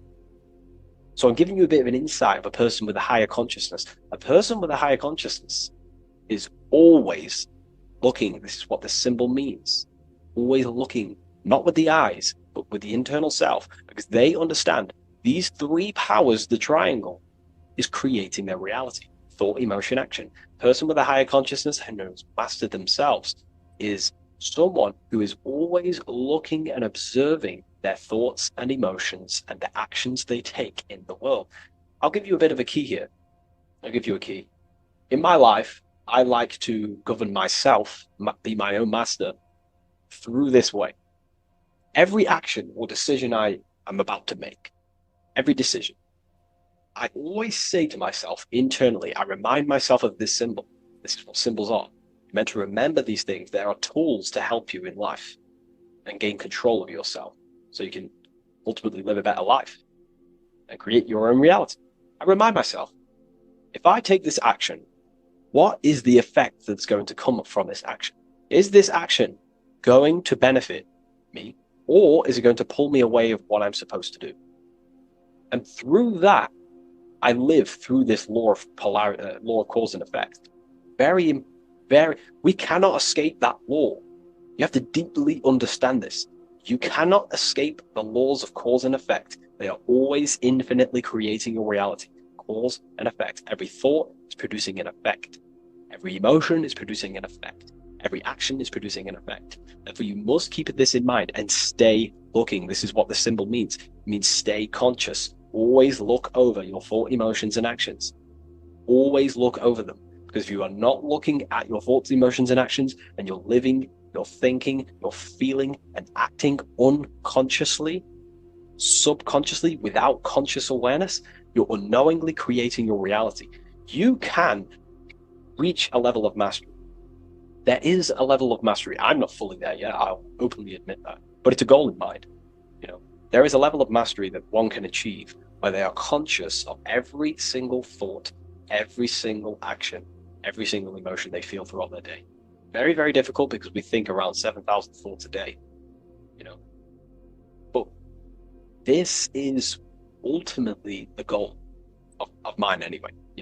It's completely up to you what you do. I'm just giving you this insight that's helped me in life. So it's about being conscious. This is a very overlooked thing in today's world. No, most people are unconscious. They're walking around as zombies. They don't even realize they think. They don't even realize they have a mind. They think their mind is their brain. If the mind was the brain, then how can the mind go in the past, present, and future? Which means it exists outside of time, but the body remains in the present moment. If the body remains in the present moment, that means it exists underneath time, underneath the law of time, but the mind transcends it, which means the mind operates outside of time, space, and matter. So, that is a key. You are a higher dimensional being manifesting in a physical form, and you're looking into the world. This is also another veil of the eye. The eye symbolizes your higher dimensional being. You have no true form. This is one of the biggest secrets. You have no true form. You form what you think, feel, and act. In the astral plane, you become what you think about. You can become an owl. You can become an owl with goat heads or, T-Rex arms. You can be anything you wish. Anything you think about, that's the form you take in the astral and imagination. But beyond the very causal plane, the higher dimensions, you are formless. You are nothingness. But that formless is connected to God. That is the unmanifest. That's the source of all creation. So you are something but nothing. Very difficult to get your head around, but essentially you emerge out of darkness. Emerge out of nothingness. Okay, and that's what the mental plane is. The mental plane is kind of like the first dimension that basically expands into infinite realities. The mind can think anything. There's nothing impossible in the mind. Nothing. But there are things impossible in the physical plane, because the physical plane is more dense and it's governed by more laws. So, again, this is symbolizing staying conscious of your thought, emotions, and actions. Now, another veil, if we go deeper on this symbol now, another veil, another chain that's connected to this symbol, a chain of thought, is that this symbol represents unity consciousness. Person who thinks, feels, and acts in unity. Their soul is operating in one force. Their soul is operating in one force, which means they think, they feel, they act. For example, I'll be writing my book sometimes. The book of symbolism, my third book, is coming out very soon. I'll leave a link in the description for you can sign up to the email, the waiting list. got a lot of people in there already. You know, this next book's going to be insane. But yeah, you can get notified when that comes out. I'll put a link in the description. When I write my book, I'll get an idea to, you know, go play Call of Duty or go play the Xbox. But then I instantly remember this symbol, thought, emotion, action. Instantly, I then unify my consciousness, my three powers to create reality. These are your powers. These are your rights. These are your things that you have full control over. These are the biggest gifts in life. This is so overlooked. So overlooked because people are so unconscious. These three things are your biggest gifts. They're so beautiful. You have been given the gift of creation. You can mold a whole world, your own world. You govern it. You can think infinite thoughts, no impossibilities, no limitations. You can feel. Feeling is a life essence. Without feeling, you'd be an AI robot.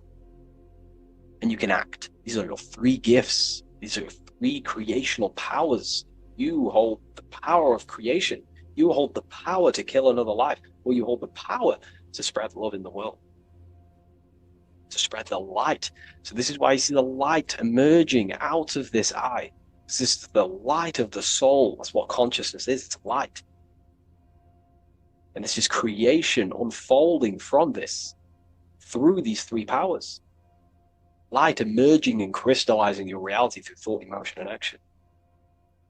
So, again, this is unity consciousness, acting in one force, thinking, feeling, and acting, all directed towards one goal. And that's how you manifest things quickly. Speed. You know, if your thought is, if you think about, I don't know, playing the Xbox, and then you feel like eating, and then you take action scrolling on TikTok, that's divided consciousness. You're wasting time, energy, and you're scattering your creative powers throughout these three forms. But once you unify them, which is the I, the number one, you unify thought, emotion, and action. You direct your thought, emotion, and action all towards one goal. You quickly create these goals. You know, so this ties in with time and attention. These are your two spiritual currencies. You spend time and you pay attention. These are your two spiritual currencies that pretty much create your reality, your experience. Thought, emotion, action. And this is what the Holy Trinity is on the deepest level. You know, this may trigger some people, but you know, if you believe in religion, then maybe this account to YouTube isn't for you. But religion is an esoteric. It's esoteric. It's not meant to be taken literally. The Bible is an encrypted allegorical text talking about human consciousness. Jesus is a person and a master of consciousness that we should achieve within ourselves. We should aim to become like Jesus, not worship Jesus, because we are all God. We're all governing the microcosm. So, also, this symbol represents the movement of the spirit, the movement of the soul. The soul goes through this triangular process, and the soul always remains, returns back to its original state. The soul is given birth into physical reality. We live, and then, we grow, then we die. Then it moves in this three triad form. The soul, wakes up in the morning. It grows throughout its day. Then it dies at nighttime to return back to its original state, to its spiritual state. And everything goes through this process. Birth, growth, decay. Birth, growth, and death. And everything returns back to its original state. So, ultimately, this is what this symbol represents. Okay? If you want to go deeper on this, we have an amazing community. We have hundreds of hours of lectures, practical lectures, where you can gain mastery of yourself. The occult goes deeper than you could possibly imagine. So I hope you gained some insight from this video. Please leave a like, comment, and subscribe to the channel if you're new. And let me know any symbols you want me to break down in the comments section, and I'll hopefully get them broken down for you so you can understand them, deeper, on a deeper level, and you can understand yourself on a deeper level.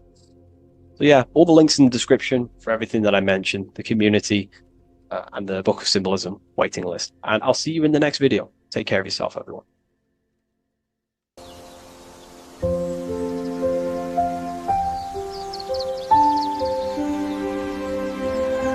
bookofwisdom.com visit today.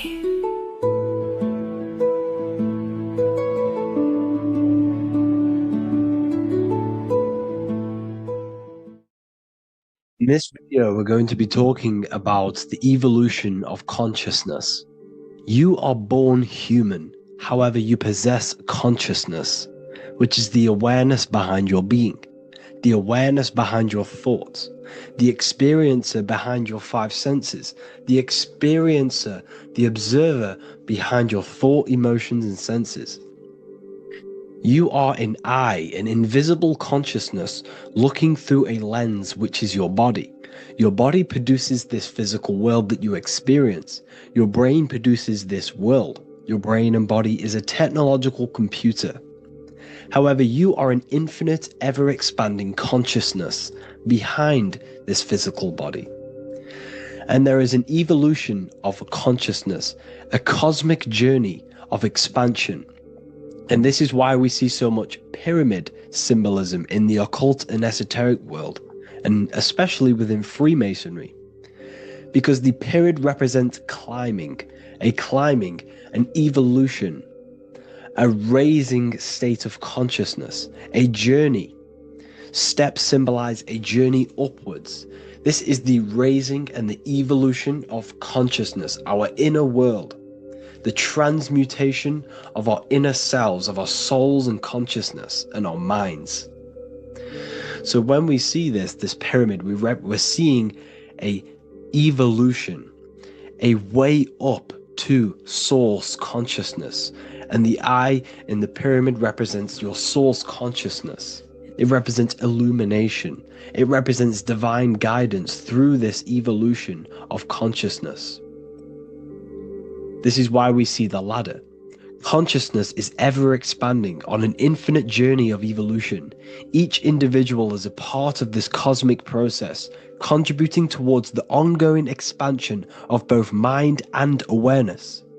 As we evolve, we collectively explore deeper levels of existence, expanding the boundaries of thought and consciousness.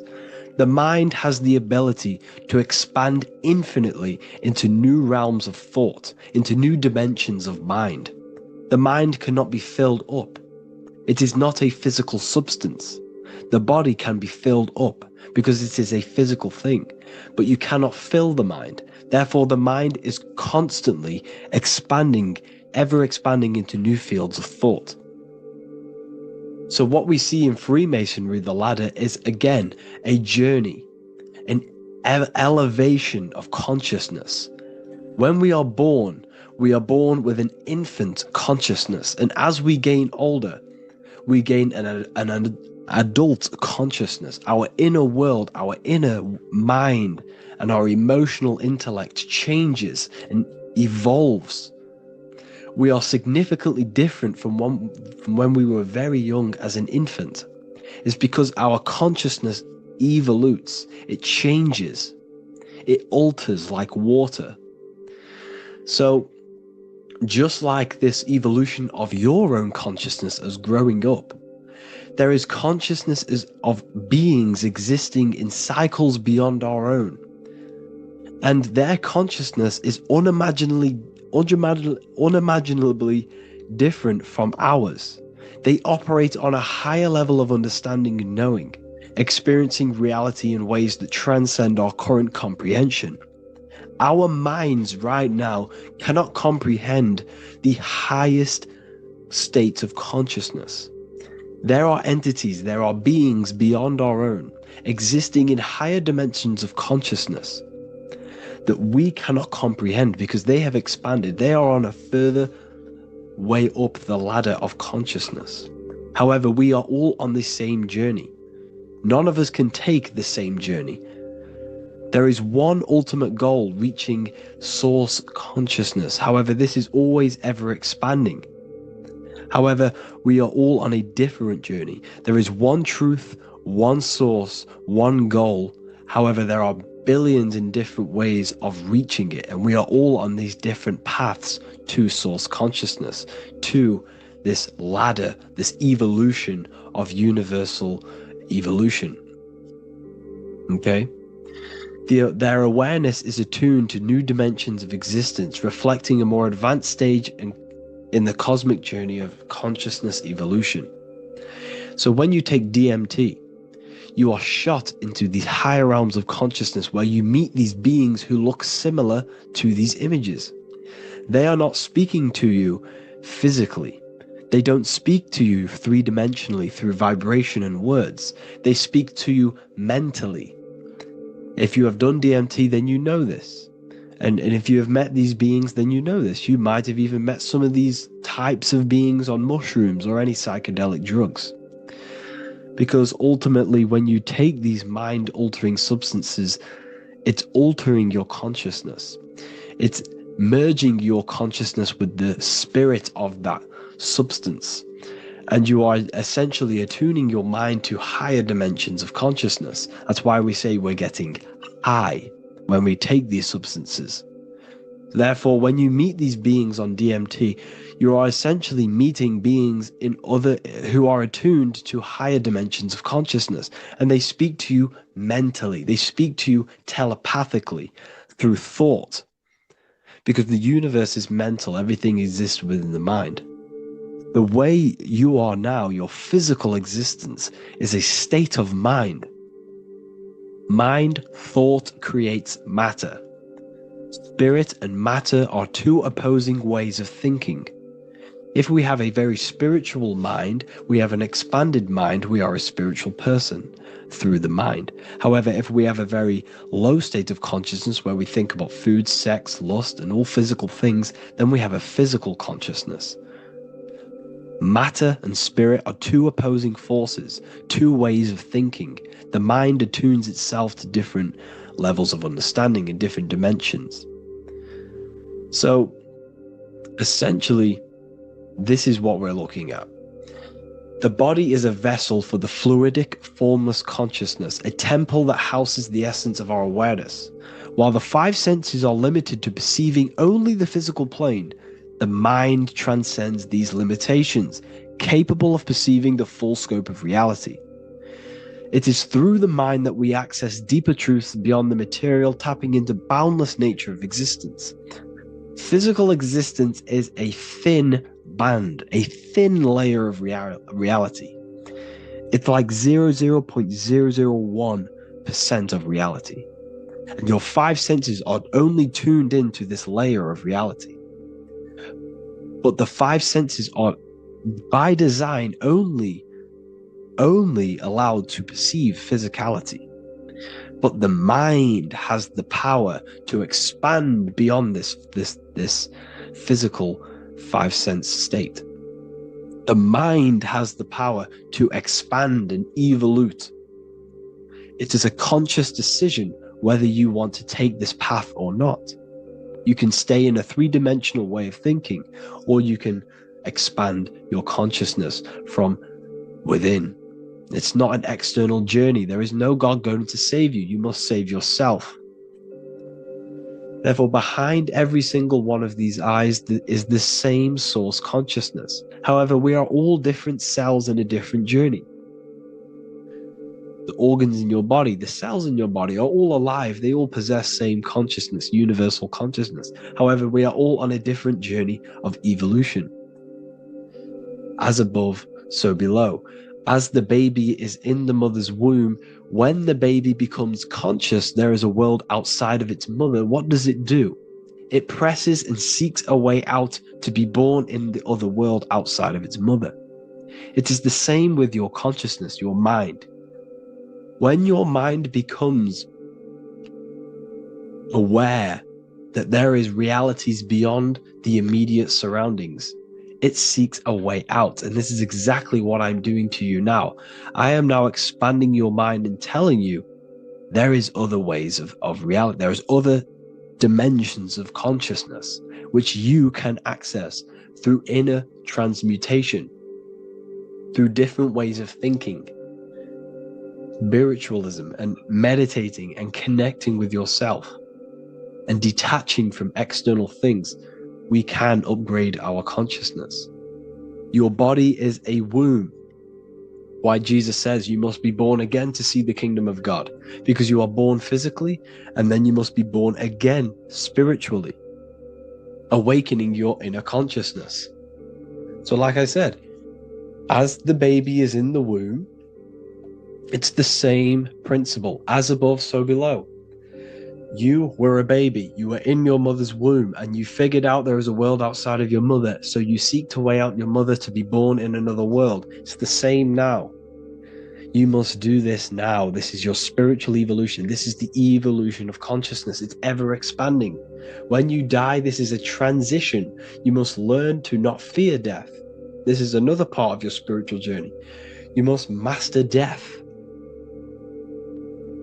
Therefore, like I said before, the mind has limitless capacity to expand into new realms of thought, continuously exploring uncharted ideas and concepts without boundaries. The mind can ever expand. It can never be filled. It can never ever know everything. There is infinite fields of knowledge, infinite fields of thought. Your current state is just one stage on an infinite pathway. You won't remain human forever. The human experience is a crucial phase where we learn to balance polarities, master the fundamental laws of the cosmos. It is a period of growth and transformation, preparing us for the next stages in our cosmic evolution. The goal is to strive for perfection, yet the true perfection is unattainable. It's like a tunnel, and there is a light at the end of the tunnel. And as you walk through this tunnel, the light is ever moving backwards. You should forever seek to meet that light, but you will never meet that light because consciousness is ever expanding. You should strive for perfection, yet knowing that perfection is forever unattainable. The journey is endless, with each step revealing deeper layers of understanding and experience. The pursuit of growth and expansion is itself the essence of our evolution. You can find all of this knowledge in the amazing book that I have read for years. I have read this book, The Emerald Tablets of Thoth, the Atlantean, by M. Dorial, translated by M. Dorial.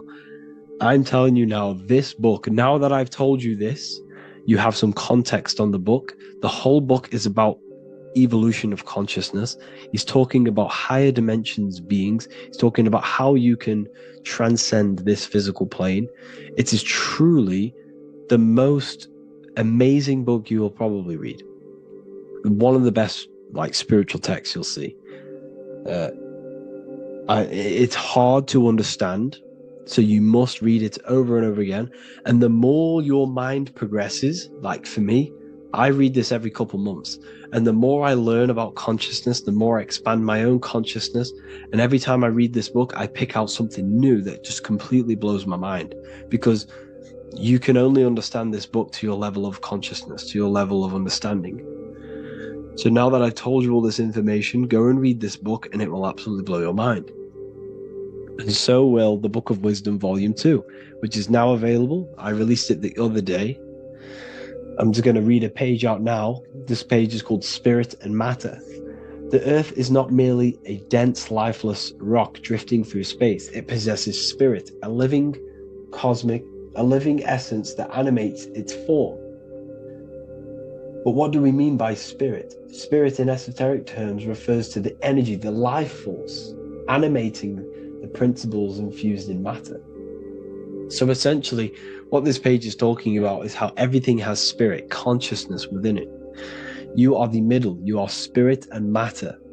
You have the ability to expand your mind to the God self and raise above our animal instinct, our material self, and know the divine and expand.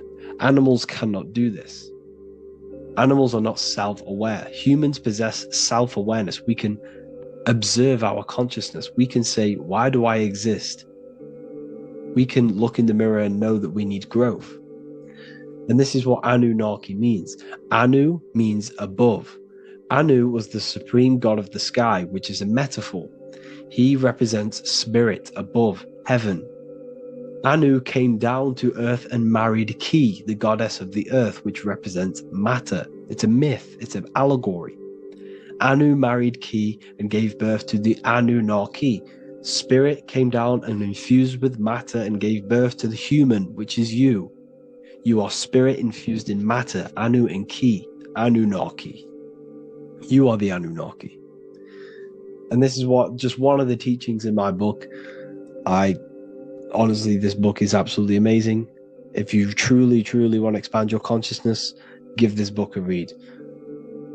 And obviously, if you're inside the university, I give you this book for free.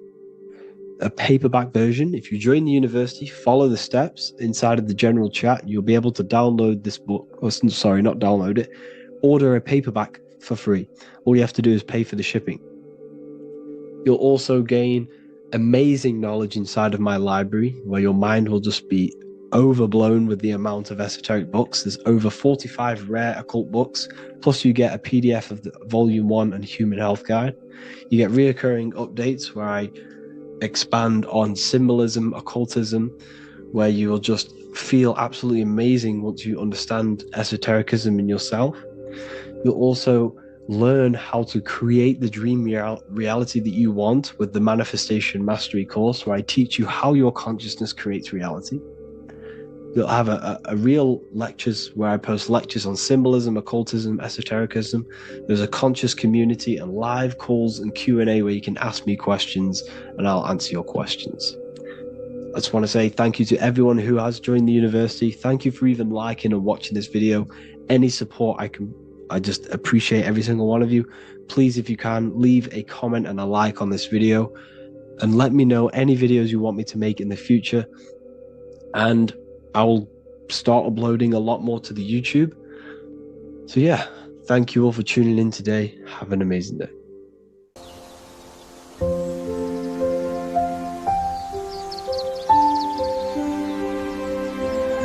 bookofwisdom.com. Visit today.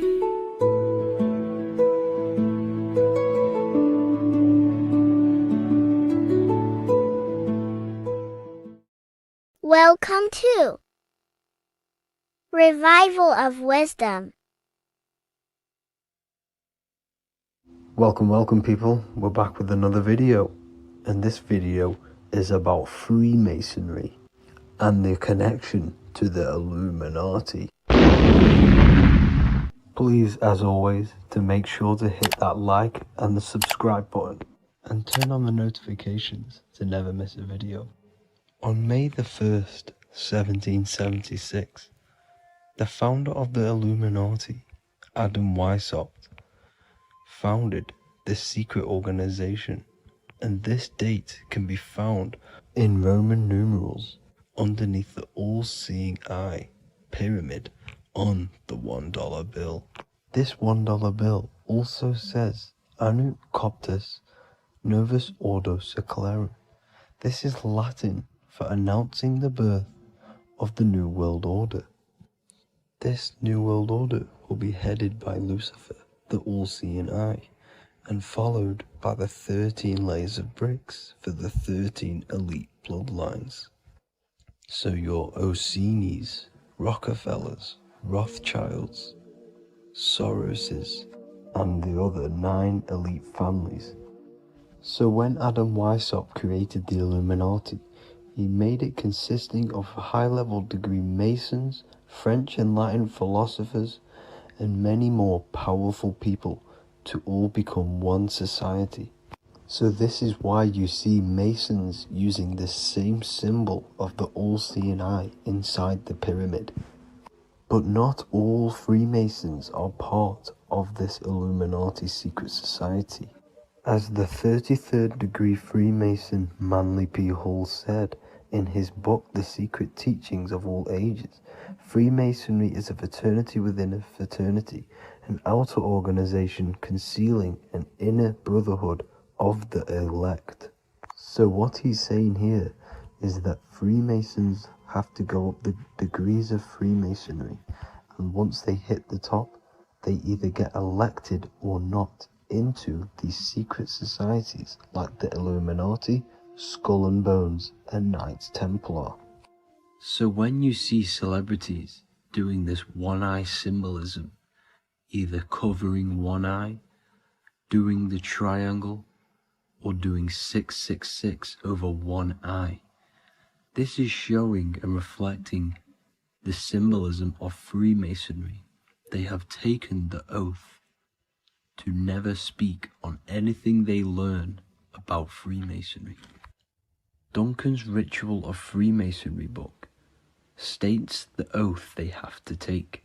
Quote, I ... of my own free will and accord, that I will hail, ever conceal, or never reveal any of the secrets, arts, points of Master Mason's degree to any person whomsoever. All this most solemnly, sincerely promise and swear. Now, this is what happens when they break the oath, stated in this book, quote, myself severed in two, my bowels taken from thence, and burnt to ashes.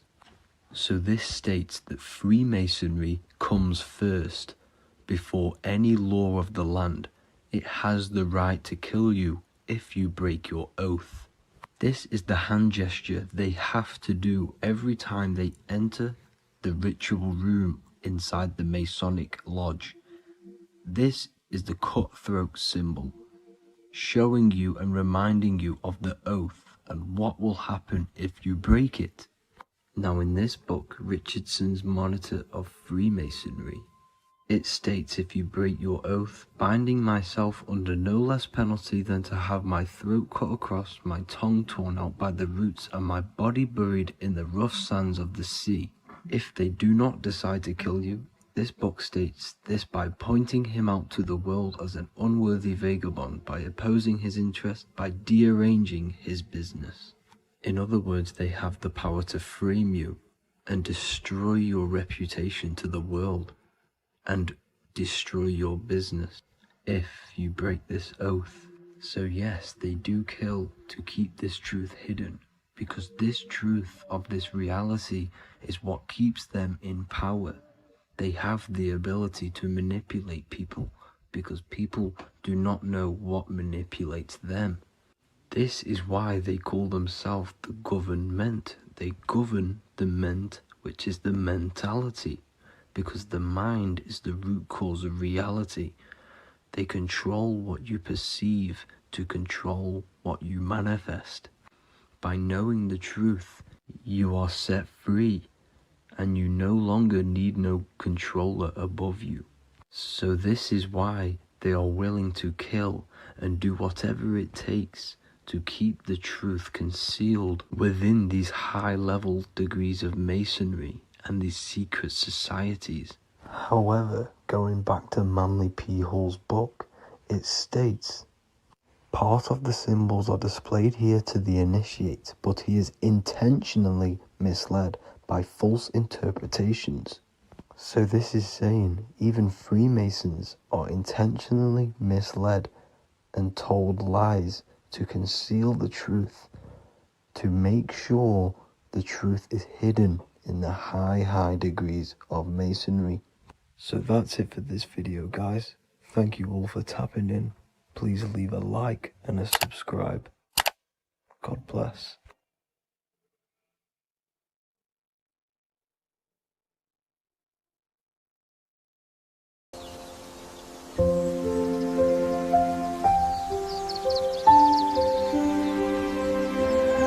bookofwisdom.com. Visit today.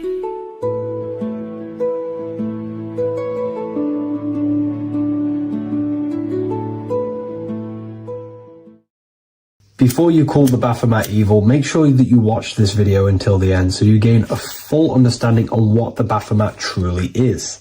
No, I am not a Satanist. I am simply an esoteric and occult researcher. I've been looking into symbolism for a very long time, and I can reassure you that this symbol does not represent the devil, does not represent any negative figure. It's a very deep, occult, esoteric symbol. What we first need to understand about the Baphomet, it is indeed a symbol. Every symbol we see around us is neutral. The pentagram, the Baphomet, is neutral. It depends how you use it, whether it is used in a good or bad way.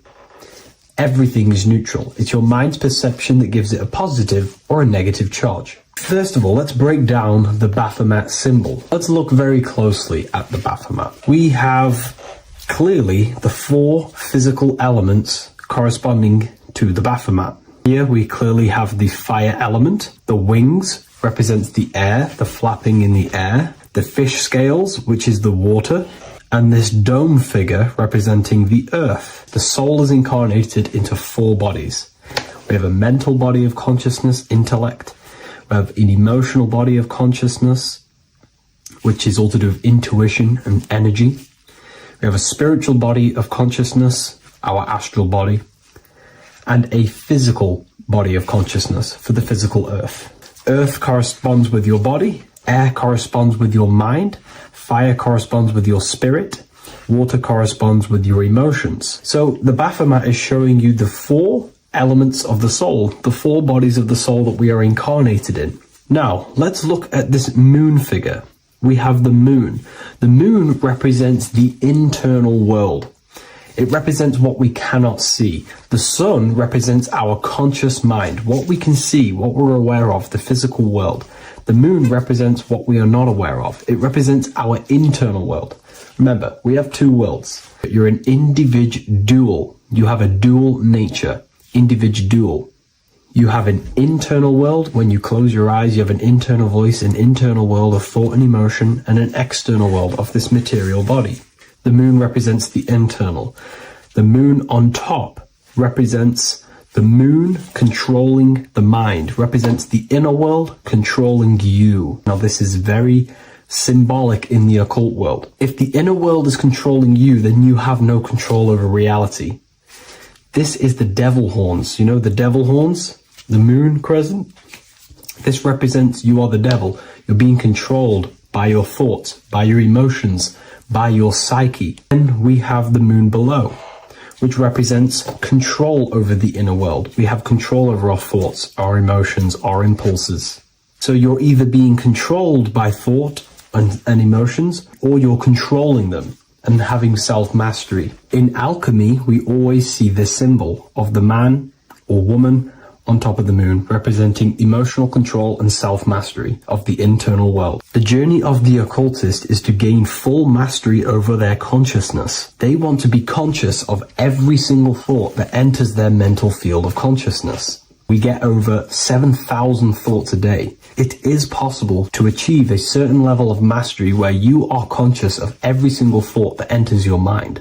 This is one of the end goals of self-mastery and occultism, as this gains your personal power. When one achieves this, they are then able to direct the mind in one place and one place only, becoming more effective in manifestation and creation, because we are microcosms of the divine. We are creators. This is the gesture of as above, so below. The inner world and the outer world are mirrors of each other. The inner produces the outer. Your physical life circumstances are a result of every thought you thought in the past. The inner projects the outer.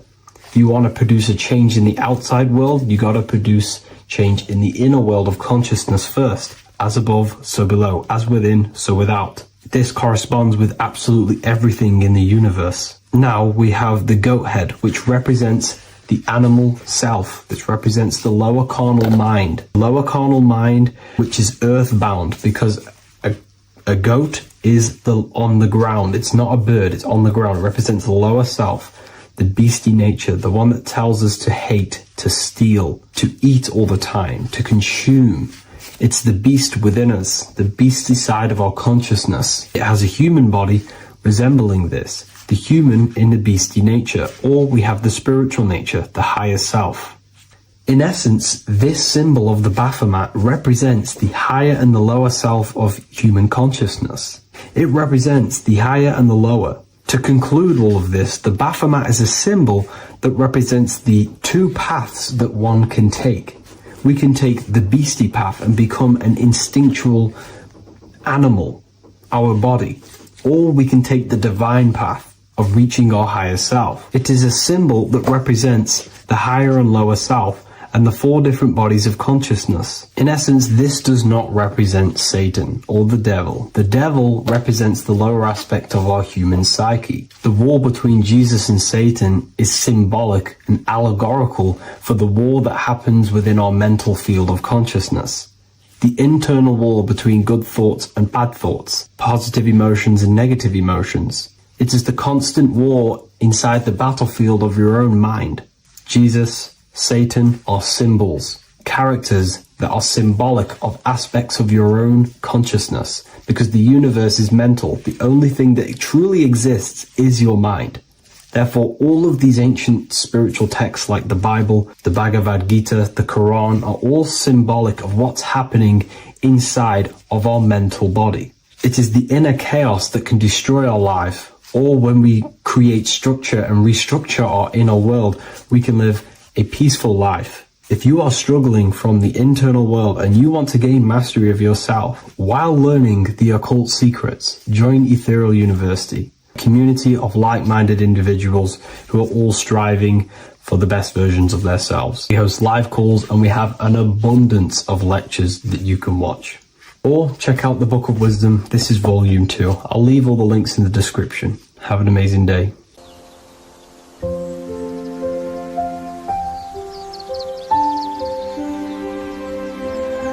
bookofwisdom.com. Visit today.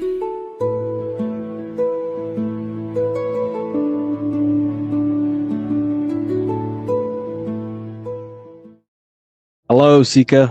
Welcome to Revival of Symbolism, a channel devoted to the language of esoteric symbolism, helping you discover yourself and expand your consciousness into new realms of thought. I'm Harry B. Joseph, also known as Revival of Wisdom, and in this video, we're going to be discussing the symbol of the double-headed eagle, also known as the emblem to represent the 33rd degree Freemason. So let's jump straight into this. We have a piece of Masonic artwork here, which is what we call a complex symbol. A complex symbol is not just one symbol, but many different symbols in one piece of artwork coming together, forming a greater meaning. So we have many different symbols to break down here. And we're going to start off with a little bit of context so we can understand this symbol. This symbol represents the 33rd degree Freemason. Once you reach the 33rd degree of the York Scottish Rite Mason system. So once you reach this level, this symbolism corresponds to that individual. So therefore, this piece of artwork is representing the consciousness, the mindset, the ways of thinking, the ways of viewing the world of the 33rd degree Mason. It represents the consciousness of the 33rd degree Mason. And this is what esoteric symbolism is about.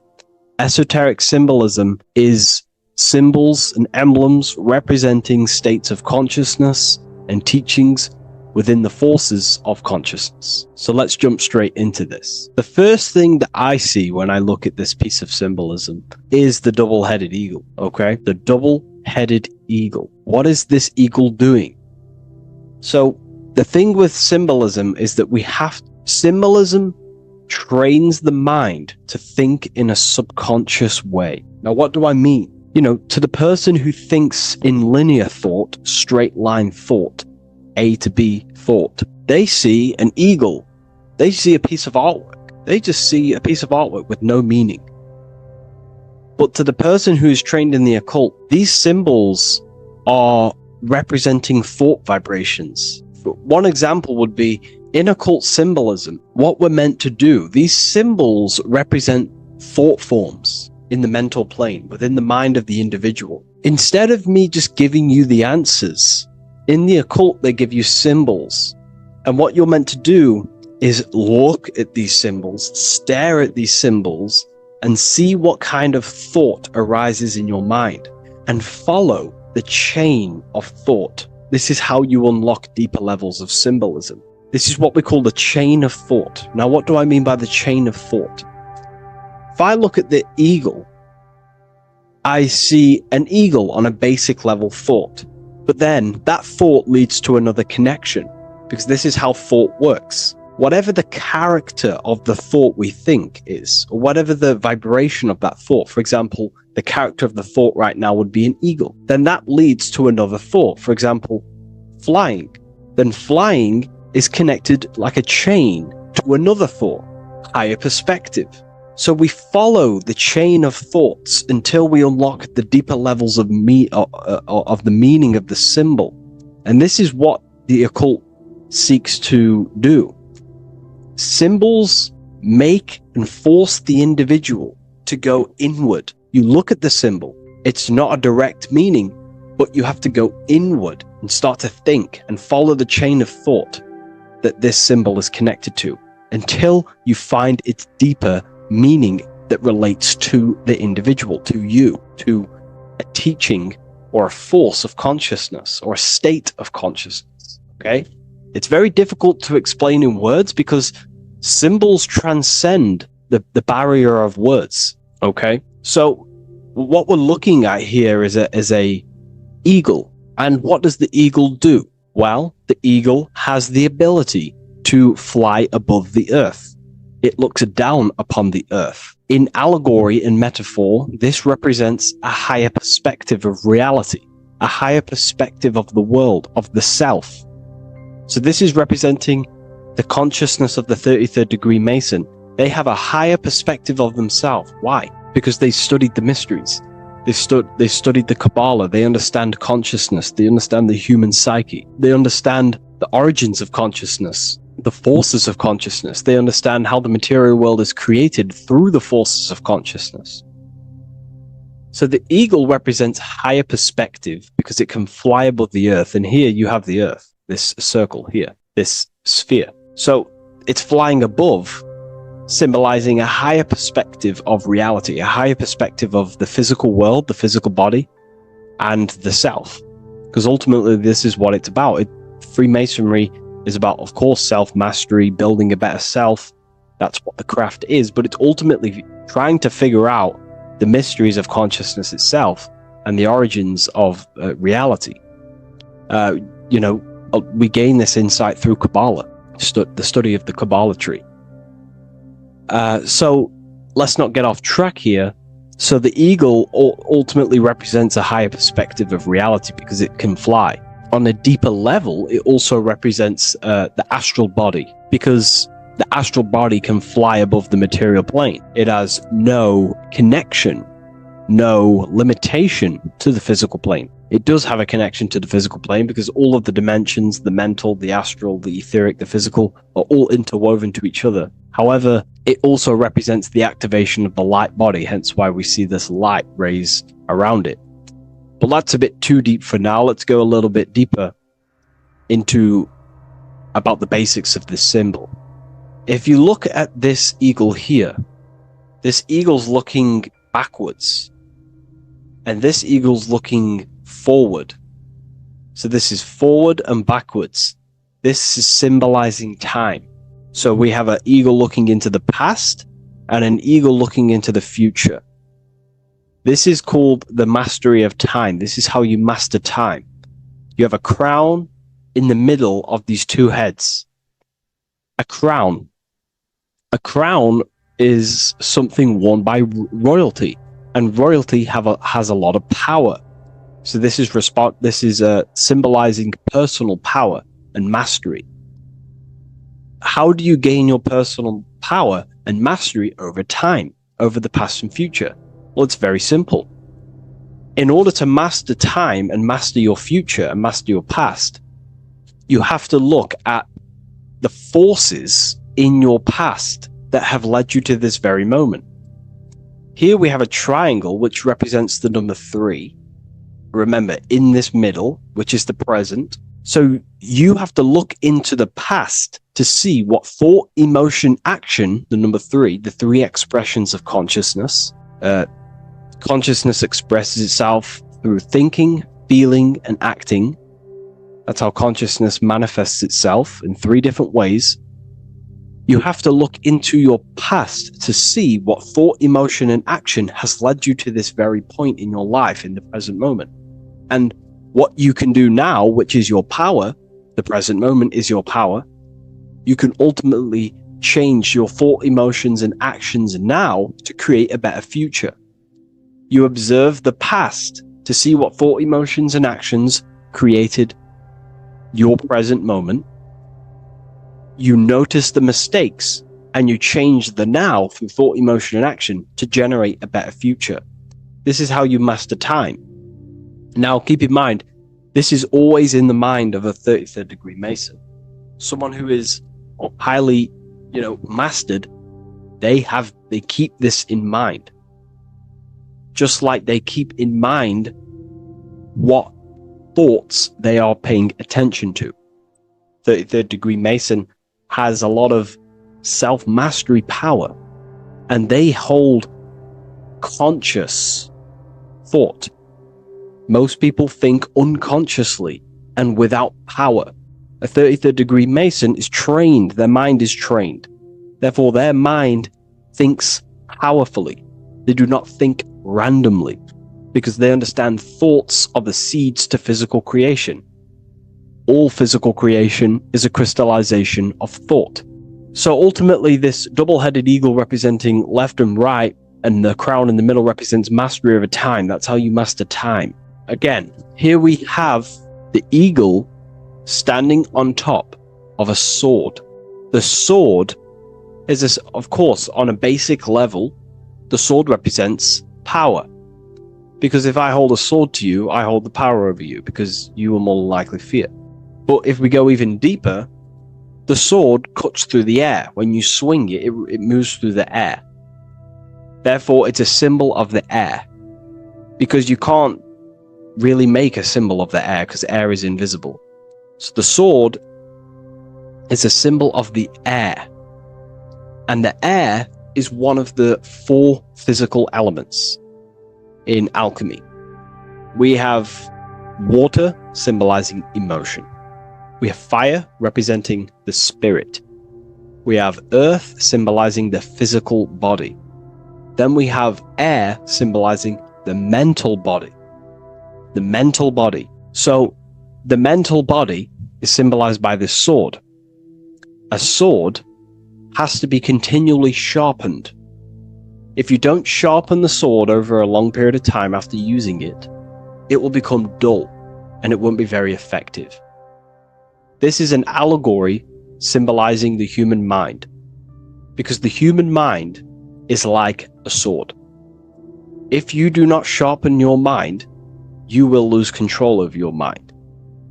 When you stop doing the meditations, when you stop being conscious, when you stop doing the affirmations, the mind falls back into old, unconscious thinking patterns, and we start to lose control of it.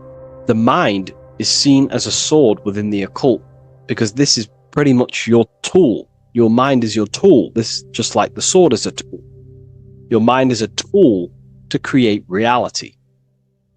So we need to make sure this tool is always sharpened, that we stay on top of the mind, hence why the eagle is on top of the sword, symbolizing control over the sword, mastery over thought. This also goes into thought forms. In the occult, there's something called thought forms. Thought forms are basically taught to the individual and understood by the individual, who understands that the mind is not just in the brain. The mind is a part of a mental field. All around you, there is not just a field of energy. There's also a field of mind surrounding you. It's a mental universe. And this field of mind is what we call the mental plane. The field of mind is where all of the possible thoughts in the universe infinitely express itself.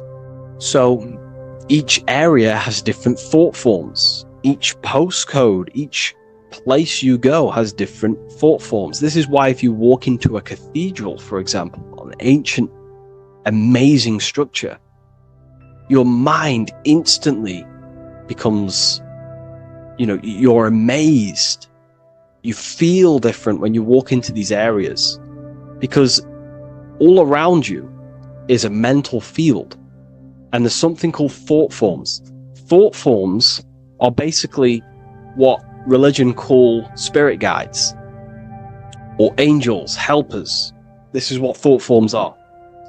Thought forms are basically, if you dwell on the thought that you are going to lose your girlfriend, for example. Let's use a negative example here, because a lot of people can relate to this. Or your boyfriend. Let's keep it simple. Everyone can relate to this at some point in their life, hopefully. Or, if not, it's okay. No worries. It's just an example that most people can relate to. If you constantly dwell on the thought that you are going to lose your partner, what we have to understand is that the mental plane, what we have to understand is that the forces within consciousness, within what we call the universe, is always trying to give you what you want to create. That's your right. The universe or mind or consciousness, whatever you want to call it, is always trying to unfold what you want to create. It doesn't know the difference between something you don't want to create or do want to create. Whatever you think about is ultimately what this power of consciousness or the universe will try and manifest.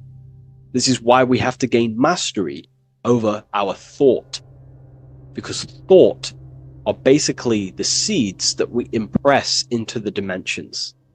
So we have a mental dimension, we have a higher, middle, lower subplanes of the mental dimension or the mental plane. Then that's just thought. The mental plane is just thought. Below the mental plane, thought takes the body of imagination, which is what we call the astral plane. And the astral plane also has higher, middle, and lower subplanes. Then we have the etheric plane. The etheric plane is basically an energetic copy of the physical plane. So you have an etheric brain, you have an etheric body. It's just basically an energetic, exact copy of everything that is physical. So if we think something within our mental body and we dwell on that thought, the more attention you give, the more you feel that anxiety about losing your partner, you're literally forcing energy and direction and attention into this thought idea, which manifests itself within your own aura. Your aura is basically, it's not just your electromagnetic field.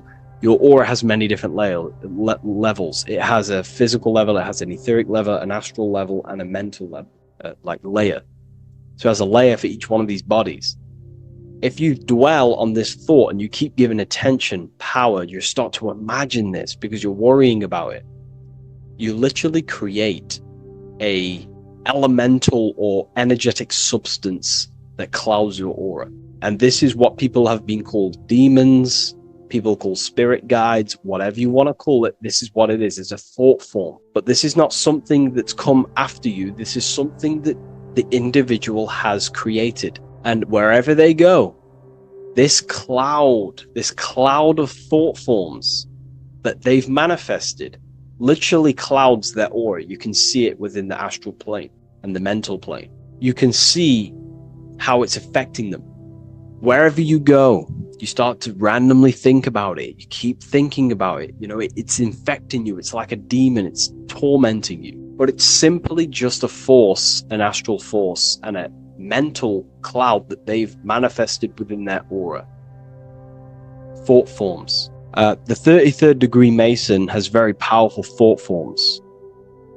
And this is, if you're a Mason yourself, and you're not aware of this, this is why it's great to be around a 33rd degree Mason within your lodge, because they have very powerful thought forms, and you being in the present of them, you're also taking on his thought forms, and they can assist you. We're all affecting each other through thought transference through the mental field or the mental plane. Okay. Now I'm not going to go too deep into that because, people can use that knowledge for really bad. But ultimately it represents thought forms also, symbolized by these clouds. Clouds are a symbol of thoughts, thought forms. because they manifest themselves as basically like a cloud form energy within the aura of an individual. So this represents the mastery over the intellectual side of consciousness, of thought, sharpening the mind, gaining mastery. Then we have 33 in a triangle. A triangle in alchemy symbolizes, well, the upwards triangle, the upright facing triangle symbolizes the element of fire. The downright facing triangle represents the element of water. So an upright triangle represents fire. Fire is very transformative. If you place, I don't know, a pencil into fire, the fire will burn it down into its raw material. And this is ultimately what this triangle represents. It represents the consciousness of the 33rd degree Mason, who has basically transformed themselves from ego consciousness, only dwelling within the limits of their ego, their old belief systems of thinking they were the body, only reacting to five sense thinking, linear thinking, low base consciousness, not knowing right from wrong. It's basically transforming themselves. They have burnt themselves down to their raw soul form, and they understand that they are a soul, and they've experienced this, by casting off all the attachments to consciousness. This is why there is the number 33 within this triangle, because 33 is the age that Jesus dies. It's also the number of the Kabbalah tree, because the Kabbalah tree has 10 Sephiroths, 22 pathways, and one hidden sphere called Dot, which all adds up to 33. And the Kabbalistic tree of life, just to give you a bit of context, basically is a blueprint of how God manifested the world, and you are an expression of God. So it's also representing how your soul fell into matter, how consciousness creates matter. And it's also a diagram of how reality is not fixed, but it's ever unfolding creation through these forces of consciousness. So the Kabbalah teaches a way back to source consciousness if you go from the bottom of the tree to the top. And in order to go to source consciousness, you have to die symbolically. It's the death of the self, the death of the ego, the death of the old self, the old belief systems that you had. That has to die. The old person has to die to give room to be spiritually reborn, so you can actually figure out who you actually are. Your ego has to die. Now, that's not saying ego death, but you have to basically give away all of your old belief systems to then be spiritually reborn. That's why Jesus dies at 33 and is resurrected. Ice melts from ice into water at 33rd degree. So it's symbolic of transforming. And again, the upright triangle is the fire element, symbolizing burning things to its base raw material. 33, which is again death and resurrection. So it's all about burning the old self and being spiritually reborn again. This is the teachings of Hermeticism, Christianity. It's in everything. You'll see this symbolism or this story of death and resurrection absolutely everywhere in the ancient myths, because it's all talking about the same thing. You have to symbolically die. You have to kill off the old self to be spiritually reborn, to be initiated into a mystery school. So the 33rd degree Masons basically saying, well, they have resurrected. They have resurrected the connection to their soul, because as we grow older in this life, we lose connection with our true authentic self as the ego develops as we get older. And if we don't stop developing the ego, we never actually connect with who we truly are, which is a divine, immortal, formless being who has the infinite power of creation. This is what you actually are. Okay, so it's also symbolizing the union of opposites, hence why we have a double-headed eagle here. It has opposites. Obviously, this is massive within the occult. You see this everywhere, union of opposites. Okay, so union of opposites goes from, basic teachings to the most advanced teachings that most minds are not ready for. Union of opposites is on a basic level, is union of the mind and the heart, going from mind consciousness, which is basically ego, the lower self. That's not to say the mind isn't powerful, but that is the house of the lower self. The ego. It's the house of the ego. So we have to learn how to use the mind for what its proper use. The mind's proper use is for the soul to create. However, we're not taught this in school, so we've basically developed a false personality within our minds, and our minds have become a vessel for a false identity. So what we need to do is integrate the heart, which is the soul self, the true self, with the true powers of the mind. And the mind is basically a powerhouse of creation, infinite possibility. And that's the mind's true usage is for creation, not a false identity. So it's about integrating the mind and heart. It's also symbolizing a balanced mind, and we do this by aligning the left and right hemispheres of the brain, which help you perceive reality for what it truly is. Because the two double-headed eagles, they're joined together, so it's union of opposites. So it's about reintegrating the female and male aspects of self, such as the left and right hemispheres of the brain, the mind and the heart, all working as one system.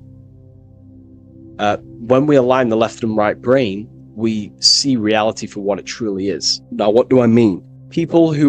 Most 90% of people, I'm not putting anyone down, if you relate with this, it's fine. We're all here to work on ourselves. I'm not putting anyone down. People with a left hemisphere dominated view on reality see things as a very logical. They see reality logically, basically. Now, what do I mean? They see things as this is science, that's mathematics, that's religion, that's metaphysics. They're all separate and divided because that's what the left hemisphere does. The left hemisphere basically dissects everything down. The way the brain works is truly magical. The right hemisphere of the brain allows us to basically see a bigger perception on reality. It sees the bigger picture. The bigger picture, for example, the woods. It sees the woods as a whole unified woods. But then the left hemisphere of the brain takes that view and perception of the woods, dissects it down and analyzes it into individual branches, trees, leaves, animals, insects. But in reality, it's all one, because all is manifested from the one God, the one source, the unmanifested consciousness, the unmanifested force. So it's union of this. We have to view the world as in, yes, everything is one, but I'm also living in my personal consciousness. Yes, there is a collective consciousness. We're all one consciousness, but I also have my personal consciousness.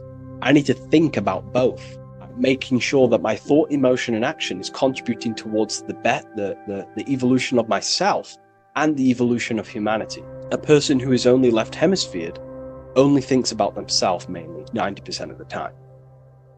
They only, they're trapped in ego, and the individual can't see pattern recognition, really. Pattern recognition is more the right hemisphere because it sees the whole. So it's about aligning the brain hemisphere so we can actually see reality for what it is, so we can, without distortion or illusion, and be neutral. Okay, we have light rays. Light rays are very symbolic within the occult, especially Freemasonry. Light rays are symbolic of force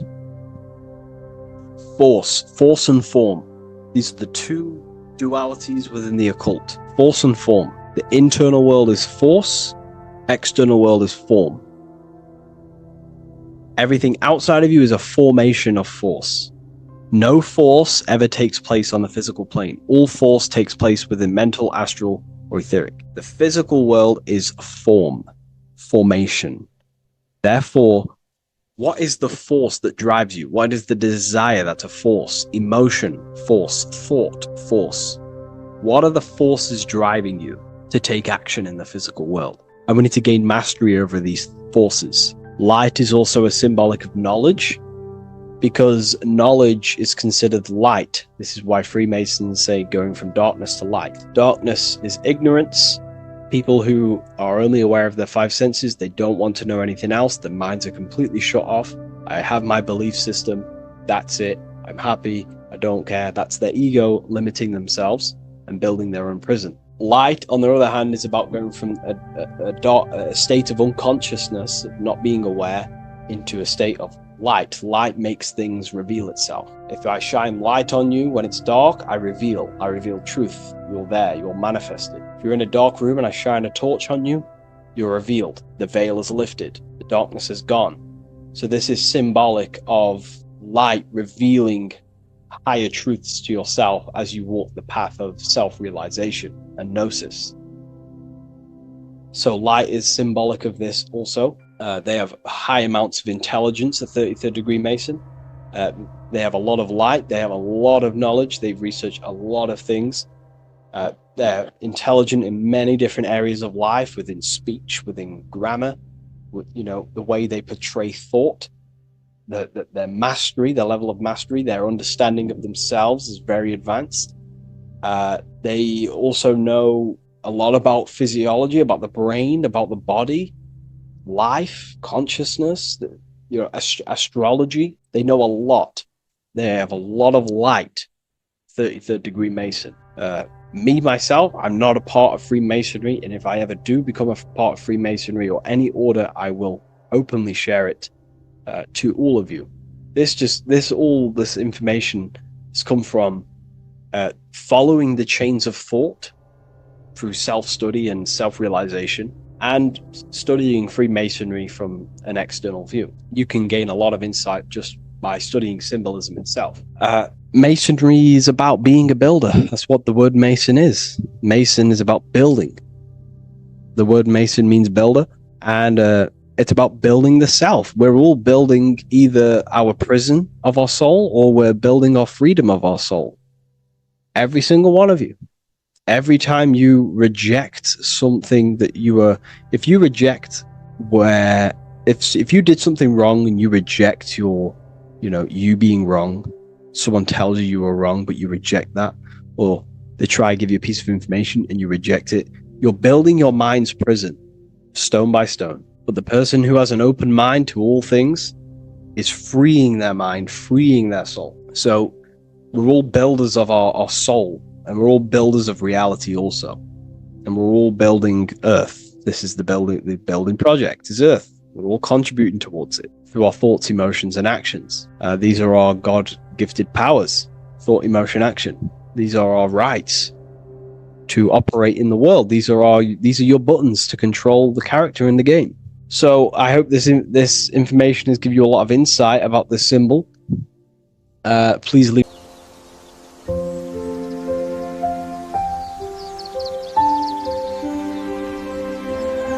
bookofwisdom.com. Visit today.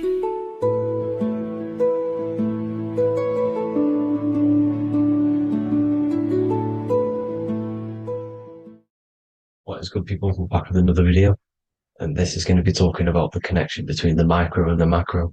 You are the universe. Everything is inside of you. So the first thing you need to understand is that the law of mentalism. We are a thought in the creator's mind. Everything's being thought into existence. We have a spark of this mind, this same mind of the creator. And everything is a state of mind. Particles or atoms, whatever you want to call them, are a mental thing. They're a product of the mind. Everything's thought into existence. Thoughts influence everything. Thoughts are energetic effects which send out waves into the quantum field around you.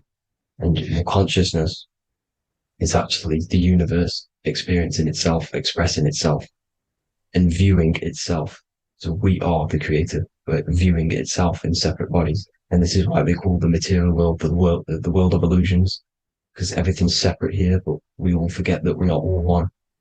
We've all been brainwashed to think we're all separate, but we're all one. We're all the same mind, the same consciousness, everything. So everything's created out of toroidal fields. God created the toroidal field.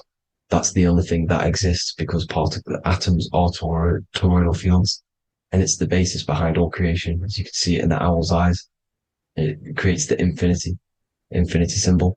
And this was the apple. That apple is a toroidal field. And the toroidal field is made out of dielectricity, which is ether.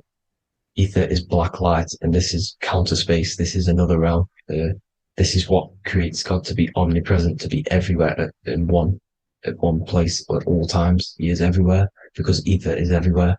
And ether is infinite potential. It connects everything together, and that's what energy moves through. It moves through the ether, and that's black light. Everything is light, as it says in John 4:2. God is light. Everything's a vibrational state of light. So the torus field is made out of dielectricity, ether, black light, magnetism, which is white light, which is the center of the toroidal field. And magnetism radiates, it has no vibration. And then when white light splits, it turns into electricity, which is physical material, and that has a vibration.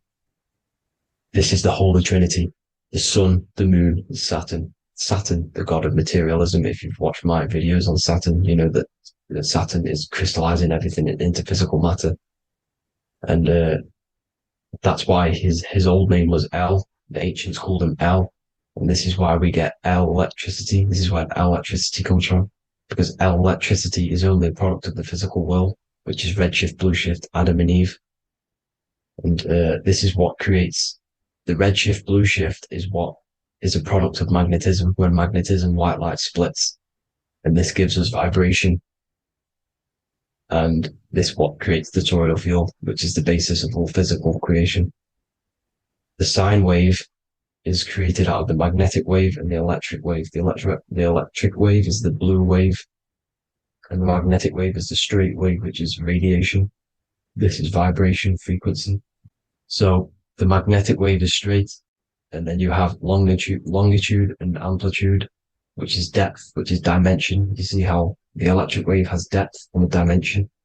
This is why you get the cross. This is the cross of Earth. This is the symbol of Earth, of bondage, of physical matter, because it consists of magnetic wave and depth, which is electric wave. And this is where you get the sun cross or the Earth cross, whatever you want to call it. It's the cross of physical matter, and the ancients knew this. This is why they used that symbol. Redshift, blueshift, which is the toroidal field, is the basis of all creation, physical creation. And this is why you have the police siren is red and blue. The Matrix movie, red pill, blue pill. You have red blood and blue blood in your body. The Democrat and Republic, the two parties, red and blue. Like your taps on your taps, you have a red and blue tap.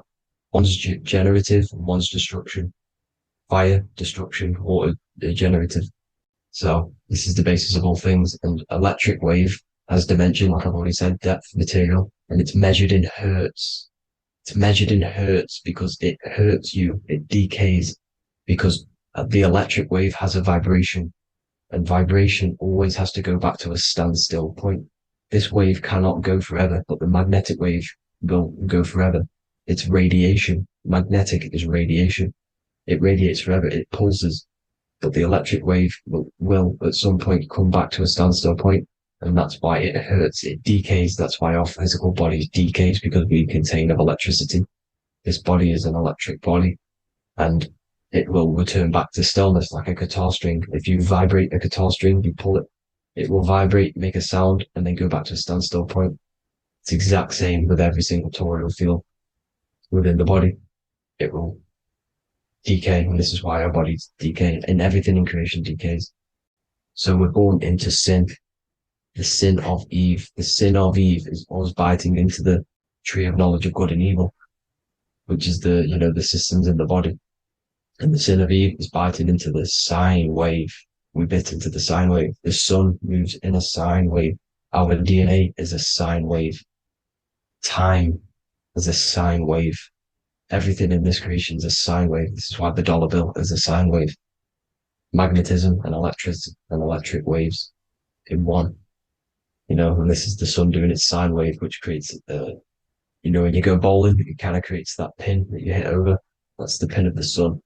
The zodiac sign is a sine wave because the zodiac sign is an expression of the toroidal field, because magnetism unfolds into 12ness.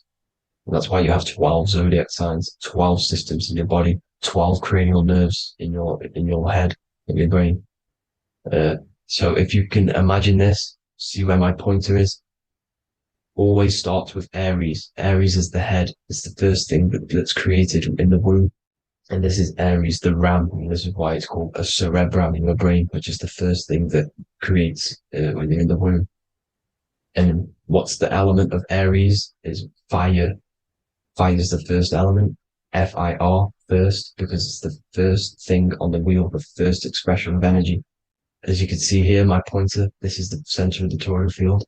It would go Aries, Virgo, Capricorn, Pisces, Scorpio, Cancer. Then we go back to Libra. Libra would be center. But you see how the toroidal field is the expression of the 12 energies. That's what the constellations are, the energy expressions of the toroidal field. So it would go outwards, starting from Aries here, all the way back to Pisces, which is beyond the bottom half. But Libra would be the center. That's why Libra is the equinox. It's the equinox. Libra is when it goes from summer over to autumn. It's the equal. It starts to transition into the winter side. Equinox, equal, which is Libra. And that's why Libra has the two scales. It's symbolized with the two scales. That's because of the sun moving over, it's being judged, it's equal now, but then it's going to tip over into the winter. That's why Libra is here, the center of the sine wave. And like I said before, magnetic energy unfolds into 12ness. Magnesium is number 12 on the periodic table. It's the sacred number. And this is why the scientists are NASA is trying to bring in another constellation to destroy the holy science of astrology. So Aries rules the head, which is Mars. Taurus rules the neck, the lower head. Gemini, the two twins, which is your lungs, your two twins, your arms, two twins. Cancer, the breasts, the chest area. Leo, the heart, which is the sun, which is fire, the center of the toroidal field. Virgo, the belly, which is the intestines. Libra, the kidneys, the two scales, the kidneys, balancing out everything. Scorpio, the sex organs. Sagittarius, hips and thighs. Capricorn, I've missed that out, which is the kneecaps. Capricorn, kneecap. Aries, which is the ram, which is the cerebrum in your brain. And then Aquarius, the calves and the ankles. And the Pisces, the two fish, the 2 feet. So everything corresponds, as you can see here. This is an ancient way of depicting it, of the folded human. And this is everything. Each constellation rules that part of the body, gives energy to that part of the body, makes you do certain things. So magnetic energy unfolds into 12ness, electricity unfolds into 7s. That's why when you get electric, the light spectrum that we see, it consists of 7 colors. Why we have 7 planets. The 7 planets give us our 7 metals and the 7 solfeggio scale frequencies. So the rotor, this is the rotor, and rotor is an anagram for Torah, the Torah, which is I think it's the Hebrew Bible. Don't quote me on that, but it's one of the holy books. Which is the Torah, the Taurus. Everything goes back to the Taurus field because it's the basis of all creation. So the chief cornerstone, it says in the Bible that the builders rejected the chief cornerstone. The chief cornerstone, you are the builder. You decided to incarnate into the physical world, into the electric world, the world of Saturn. When you are created in the womb, it takes you 9 months for you to be created. So for example, if you went into the womb here, it'd take you 9 months. So let's say you're born in Scorpio. So you'd go back 9 months, 1, 2, 3, 4, 5, 6, 7, 8, 9. You consist of all of these 9 energies because it takes 9 months or however long you took to be born. Some people are born earlier. You'd have to find out how many months you were in the womb for. But you consist of these 9 energies, and each constellation has a cell salt associated with it. And these cell salts are vital for your health, and your cells and the optimal health of your body. So the chief cornerstone that you rejected is these 3 cell salts, these 3 constellations. So you're mineral deficient in these 3 constellations. For example, fluoride, magnesium, phosphate, and potassium sulfate. So that's the chief cornerstone. And a cornerstone, people always get it rejected with the cornerstone. The cornerstone is not, it doesn't say the cornerstone in the Bible, it says the chief cornerstone. The cornerstone is a cornerstone of a building, but the chief cornerstone is the top of the pyramid. This is where we get the pyramid of the wheel. So you're mineral deficient in whatever three zodiac signs you're not. You were not in the womb for. This is the chief cornerstone you rejected. So the human body is the micro. It is the universe in a physical form. It consists of everything in the universe, just like your consciousness is the universe watching itself, experiencing itself. Your body is the whole universe, 12 systems in the body, 12 zodiac signs, 7 chakras are the 7 planets. The Holy Trinity of you is your Temple of Solomon, the soul and the mind, the sun and the moon. You know, everything is in you. You consist of everything, all the energies, everything. Heaven and hell. Heaven and hell is a mind state. It's a state of the mind. Head, H-E-A, which is heaven, and the heel, the bottom of your foot, is hell. And the bottom of your foot is the soul. So they're basically saying, well, it's wordplay. They're saying that your soul is in hell because, you know, with the elites being in control. So they call the bottom of your foot the soul, trying to say that you're in hell. The Christ is in you. And this Christ is Greek for what Christos. And Christos is Greek for the oil. And this oil is produced in the cerebrum, the Aries, the ram, the cerebrum. It goes down the pineal. Well, the pineal and the pituitary are underneath the cerebrum. Goes down the pingala and the ida. The pingala being the positive charge connected to the pineal gland, pin, and the ida connected to the pituitary. And this is the 2 serpents going down the spinal column. And this is why Jesus goes from Nazareth to Bethlehem, and then Joseph and Mary are waiting for Jesus in Nazareth. Joseph and Mary are the pineal and the pituitary gland waiting for Jesus to come back up the River Jordan, your spinal column. So this is the oil. This is the story of Santa as well. Santa comes from the North Pole. Why? Because the North Pole of the Earth is the center of the toroidal field, and the North Pole of you is your spinal column, which is the North Pole of the toroidal field. The North Pole, he comes from the North Pole. This is the North Pole. This is the South Pole of the toroidal field. Comes from the North Pole, which is your mind. And he goes down the chimney and then back up the chimney. This is the chimney. And he drops off the present, which is the Christos, the oil. And this is why Jesus is crucified at 33, because he crosses over the vagus nerve at the top of your spine. When this oil comes back up the 33 vertebrae, these are your vertebrae here. When it goes up to the 33 vertebrae, it gets crucified at 33 because it crosses the vagus nerve, and he's crucified on the cross at 33. This is the story behind Jesus and Santa. The Ark of the Covenant in the Bible is the 2 hemispheres which cover the vital parts of your mind, the brain side, which is the cerebrum, the pineal, the pituitary, etc. So the 2 hemispheres are the 2 angels, the Ark of the Covenant. This is the Ark of the Covenant covering the 2 vital parts of your brain. So these are the optic thalamus is another part, and it protects the Christ oil, which is inside at the center of the brain. See, the Bible is all a massive metaphor about yourself because you are the universe. You are a microcosm of the universe. Your consciousness is experiencing itself, and the universe experiencing, and your body is the whole universe. Your head's heaven. So Moses crosses the Red Sea. These are the 2 hemispheres of your brain. This is the corpus callosum, the Red Sea. So he's pretty much saying that he's uniting the 2 hemispheres of your brain, because most people in this generation are stuck in the left brain, which is just logic, reasoning, science and maths, writing. You know, this is what school teaches you to do. It keeps you stuck in your left brain.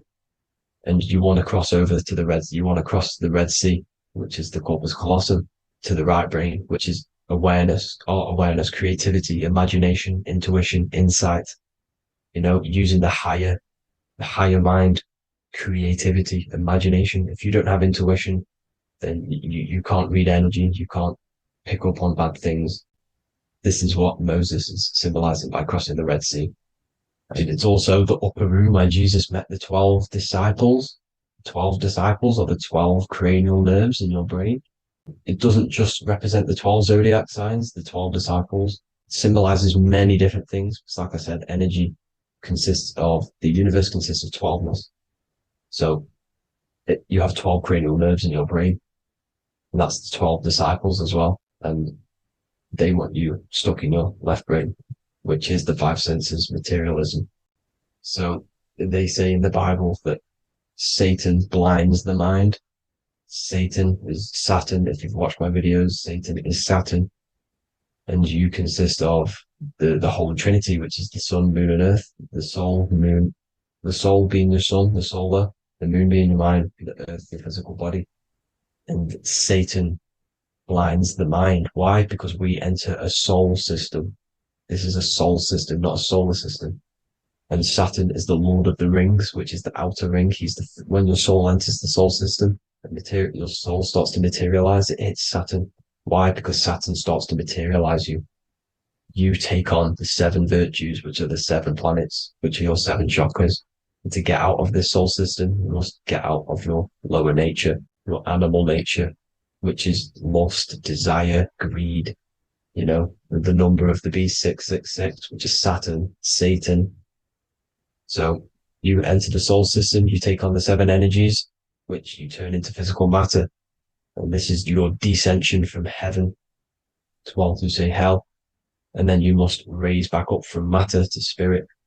They say Satan blinds the mind. Why? Because your mind gets materialized. Your soul and mind get materialized. And when you get materialized, it's an intense experience. You lose the divinity within you. You forget the divinity. So Satan, which is the first planet, the first energy you take on, the material body, he blinds the mind. He makes you forget everything, your divinity. Then you must remember, ascend up Jacob's ladder, the 33 vertebrae, to heaven. And this is a microcosm of the macro, because you will ascend back up to heaven if you do this, when you leave your physical body, when your body decays. So when it talks about in the Bible, completely destroy them, the Hittites, the Amorites, the Canaanites, all the ites, this is what God says to the Israelites. It says completely destroy them. It's basically symbolizing saying destroy your lower nature. The Canaanites, cannibals. We're under a Canaanite system now, which is cannibalism. And this is flesh eating, lust, greed, all the demonic stuff, all the lower vibrational stuff, the lower nature, eating, sex, and survival, the lower 3 chakras. You must get out of these lower 3 chakras and return back to spirit, which is heaven, which is spirit, love, being holy, being truthful, being passionate. Going back to Satan blinding the mind, all of the planets are made out of these 3 symbols. Satan blinds the mind, and that's why Satan's symbol, this is the symbol for Saturn, Satan, the symbol for Saturn is the cross, which is physical matter, the earth, over the moon. The moon is your mind. So the Saturn symbol saying matter over mind. He blinds the mind. Satan blinds the mind once you enter the soul system. And you must remember, in the Bible, it talks about the Genesis, which is Eve, the sin of Eve, which is biting of the tree of knowledge, with the serpent, which wraps around the tree. It says the serpent placed himself on the tree. Well, the serpent is the spinal column. It's the serpent telling you eat from the tree of knowledge of good and evil, which is your nervous system. And eating from the tree of knowledge of good and evil is doing bad things. For example, over-sexualized, overeating, eating the wrong food. That's eating from your nervous system. It's decaying you, and it's preventing you from achieving the God self, the God consciousness. This is the symbolism of, the tree on the serpent, telling you to eat from the left brain, with the left brain being the sinister. Sinister is Latin for left. That's sin. Sin is left. And left is lefty Lucy, Lucifer, right, righteousness, right, God, godly. The tree of knowledge of good and evil, which is your nervous system, because it determines good or bad. That's the only thing you experience in this world is your nervous system. And then the tree of life is the cardiovascular system, and the Garden of Eden is your body. So that's it for this video, people. I hope you've got a greater understanding of how you are the universe and everything is inside of you. Just keep in mind you are the universe experience in itself, and your body is a reflection of everything. The 12 constellations, the 7 planets, everything's inside of you.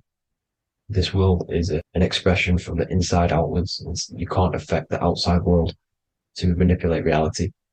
Everything's inside of you. I hope you've got a greater understanding of this. God bless.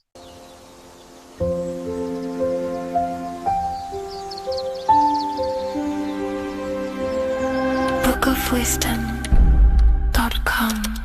Visit today.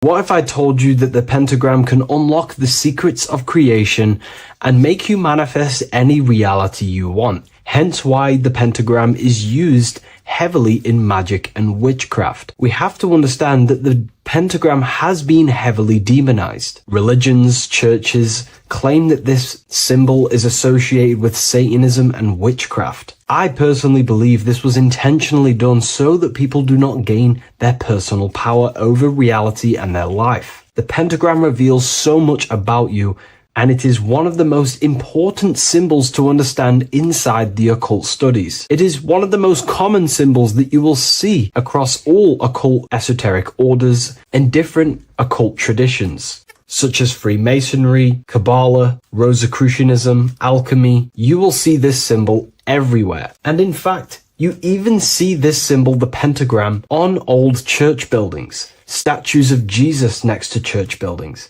You will see this symbol used by Christianity itself, which is very contradicting about the church. But I'm not here to tell you to think anything.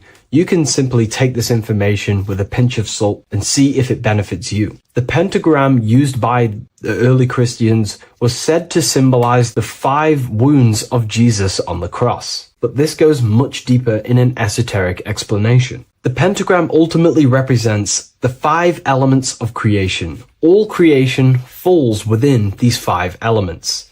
We have spirit on the very top, then you have air, water, earth, fire. This is the correct placement and order of the elements. Air is always on the left, water is always on the top right, earth very bottom left, fire bottom right, and spirit placed on the tip point of the pentagram. It's a 5-pointed star drawn with one continuous line. But this actually reveals much deeper things, and we're going to be going into how to use this symbol for magic and creating your reality towards the end of this video. But now we're going to give you a basic understanding of the pentagram. It's showing you the 4 physical elements symbolized as triangles and spirit symbolized as a circle. The 4 physical elements are made out of the base element, spirit, or what the ancients call ether. Ether is the underlying base of all physical matter. This is the substance that animates physical matter with life force. All physical matter has its origin in the etheric substance, or spirit, what we want to call it. It is simply the life force that animates the physical thing. However, if we go deeper onto this symbol, it also represents something personal to the individual who wears this symbol. If you wear this symbol, you're basically saying you're putting your divine nature over your material nature. Your divine self is in control of your material self. You put your spiritual needs before your physical desires and needs. Hence why the spirit is on top, looking down over the 4 physical elements. The circle is continuous, one line, eternal, no beginning, no end. The triangle has beginning and end and points. You can see the beginning and the end when you draw it. On a deeper level, this is pretty much showing the process that symbolizes the structure of the macrocosm, the universe itself, showing how the invisible spiritual planes condense and crystallize into the visible physical world, spirit turning into physical reality. But if you wear this symbol, you're basically saying, I put my divine nature over my material nature, showing that your spiritual nature rules over your earthly existence. You put your spiritual needs first. If you see this inverted, it is now the opposite, placing spirit on the bottom, basically saying, I desire the physical things over the spiritual. But what exactly is your spiritual nature? Well, your spiritual nature is simply your internal self.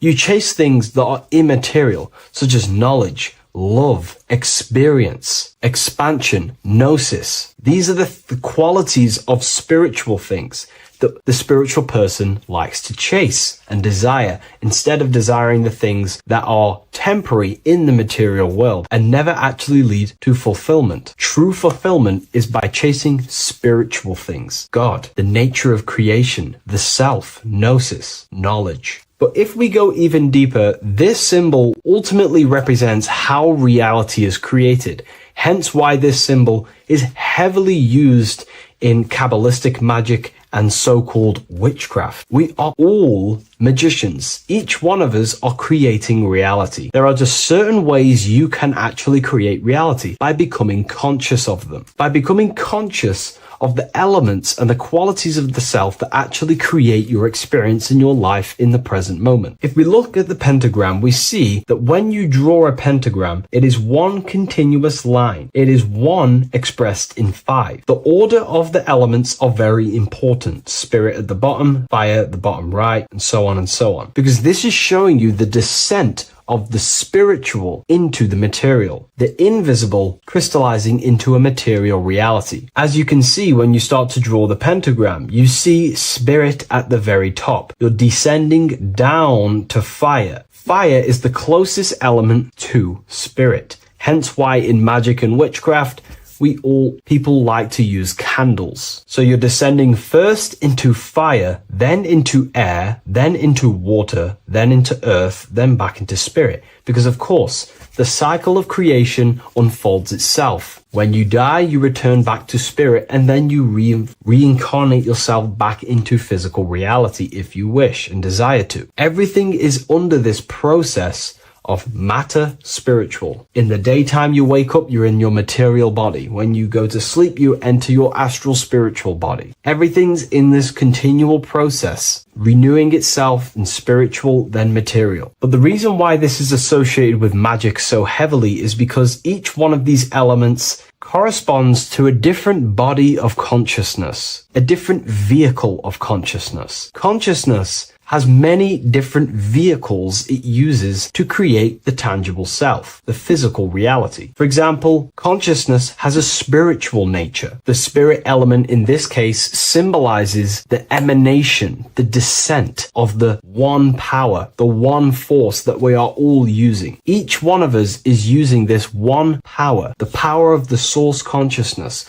unfolding its creation in the present moment. This represents the source, the emanation, the descent of this continuous flow of energy through us that we are tapped into, like a live stream in the present moment. This descends first, the force descends into fire. Fire symbolizes the willpower, will. In this aspect or vehicle of consciousness, the will is the being that directs intention, initiates action, shapes reality through focus, determination. It sets direction, holds intention, projects a desire into form, and aligns your inner world with the outer creation. The will comes out of the force, spirit. Then the will goes with intention to air. Air symbolizes the mental vehicle of consciousness, the mind, the psychic man. The psychic aspects of your consciousness is thinking, imagination, mental images, logic, using the thought or the mental vehicle body of consciousness. Then that thought has an emotion, which is then water. So it goes from the force to the will to the intellect to the water, the emotional body of consciousness. The emotional vehicle of consciousness amplifies the thought into an emotional desire that you want to take action on. No one takes random actions, and if we do, we say we're very bored and we don't care. The water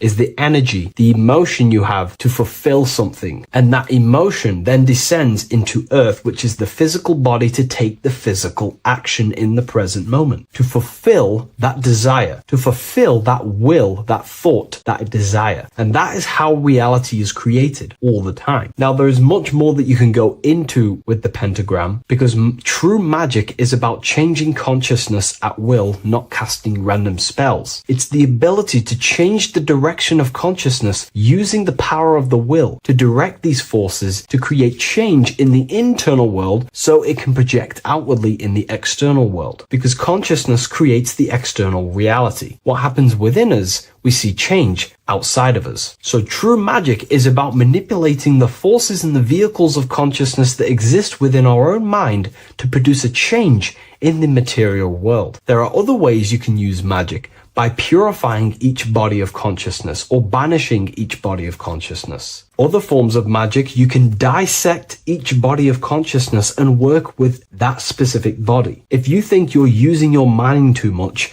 you can start using banishing rituals to banish the power of the mind, to stop overthinking, for example. Or if you have lack of emotional connection with your emotional vehicle of consciousness, we can dissect this body, tap into this body, and invoke this body and strengthen it. We're dissecting each body and vehicle of consciousness so we can work with it to create a specific change inside ourselves, then to be mirrored outside of us. So pretty much this pentagram represents the descent of the spiritual turning into a material reality. Hence why sometimes we see a human figure standing in the point of a pentagram, because it ultimately represents the microcosm. You are the microcosm. You represent the entire process of spirit into matter, the invisible into the visible, the formless into form. The pentagram, drawn in one unbroken motion, captures this divine act of creation, showing how consciousness flows downward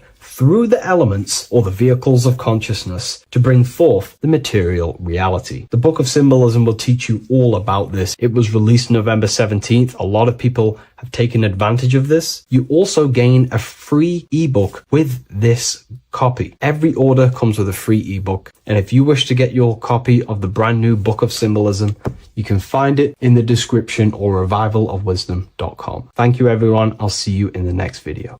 Welcome to Revival of Wisdom. This video is going to be about the flat earth and the breakdown of the whole cosmology.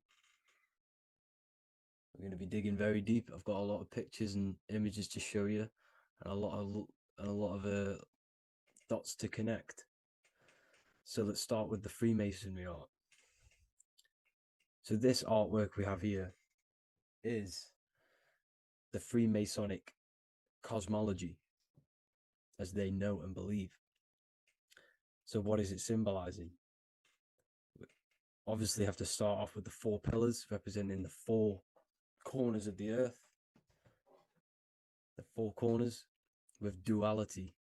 You see, there's everything on earth. There's good and evil. Good, evil, positive, negative. Good, bad. This is the checkered board. This is what it symbolizes. Okay. Obviously, we have the sun, the moon. The sun gives you energy. It's the anode. The moon is the cathode. It's the opposite. It takes your energy. So therefore, you become sleepy when the moon comes out. You see, everything on Earth, everything in the universe is balanced. There's complete balance, symbolized by duality. There's always 2 opposites. We have the all-seeing eye, and obviously 7 stars representing the 7 planets, but not planets as in we know planets. They're not physical spinning balls of gas. They are energies. They are lights emitting from the realm above this realm. They are lights through the firmament, through the electromagnetic field. So let's go through that again. The 4 corners, duality, positive and negative, cold, dry. Everyone on Earth has an opposite. Everyone, there's 2. Okay, and then we have the sun, the moon, the 7 planets with a 5-pointed star. What's the 5-pointed star? Of course, it's the 5 elements: spirit, water, earth, fire, and air. Okay, that's what the 5-pointed star is symbolizing, the 5 elements of Earth. And then, most importantly, we have the compass. The compass is very, very important, hence why it's in the center. The compass is symbolizing many, many things. And one of the most important things, but we'll get into that after. We have a boat with water outside of the earth. So we have a boat on water, symbolizing the waters separated by the firmament, the waters above, separated by the firmament from the waters within the firmament, the earth. So this is what it's symbolizing. So the compass, what's the compass? This is where the compass comes from. The Polaris, the most important star there is, because it's in the center of Earth, the sun, the moon, and the black hole, black sun. Because all creation comes from center, the seed center. Okay, but we'll get into this after. But also, this is a very important Masonic symbol because they use this symbol a lot. This is one of their main symbols, hence why Neil Armstrong has the Masonic ring with the compass on it. The people who supposedly went to the moon, which obviously they faked to push this globe model, because the globe model is based upon fear. Because the globe model, if they can sell you the globe model, they can sell you anything then. You don't know where you actually are. The globe model is to push fear upon the masses, because the globe model means there's not enough resources. There's also risks of asteroids hitting the planet. There's also risks of space extraterrestrial invasions, global warming, asteroids. You see, this is all the fear that they can gain off selling you the globe model. Okay, because they don't want you to know that this is an intelligent design. And also, they're hiding God, the creator, the source. This is why they are satanic. They are opposites. They are lefty, Lucifer, right, righteous, godly. Hence why they do the symbolism on their eyes.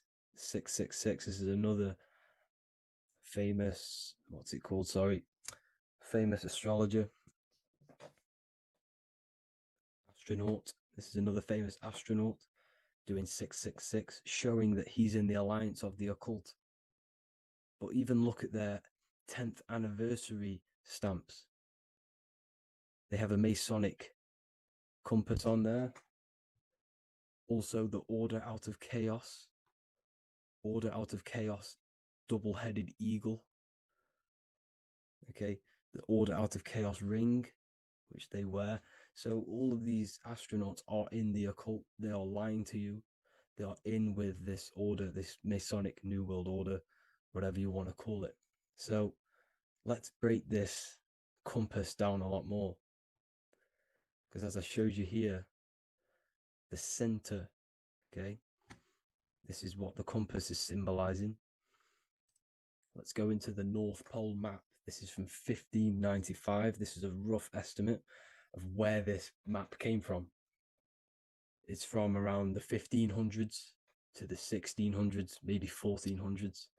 There's not an actual set date on this map because obviously our history has been tampered with.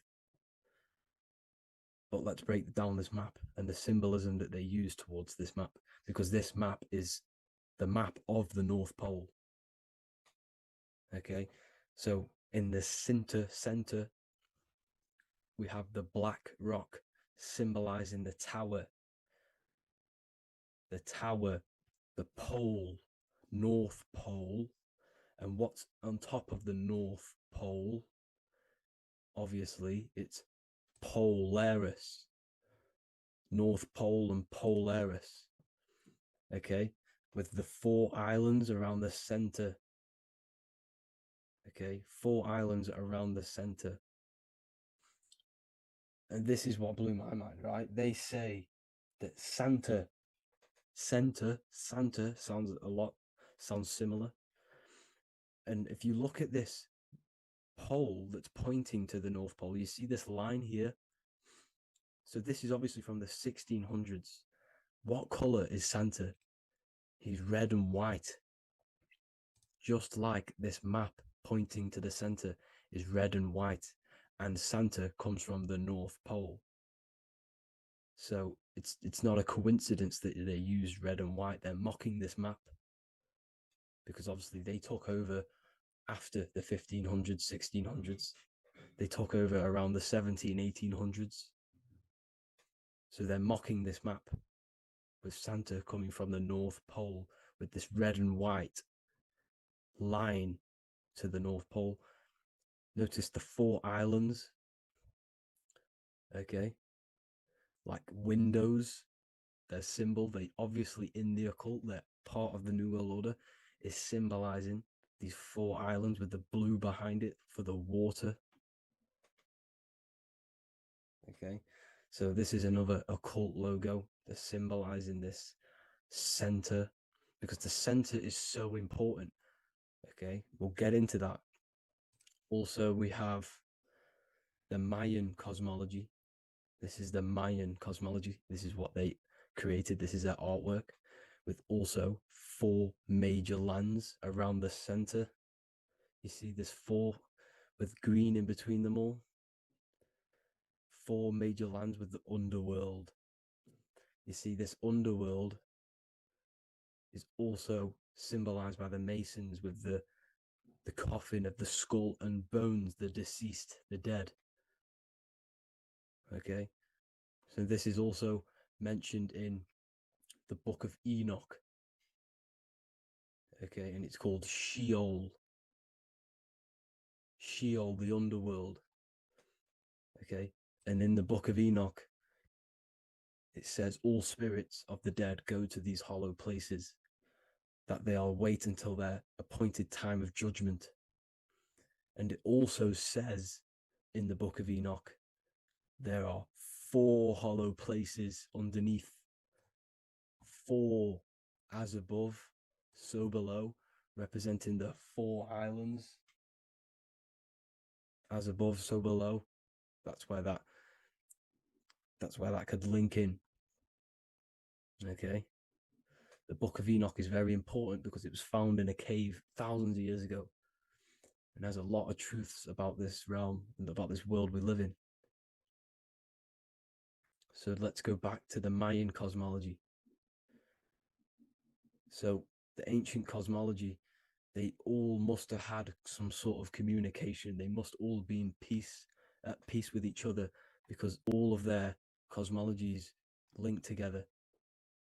See, the Greek, Babylonian, Indian, the Celtic. Okay, they're all linked in together.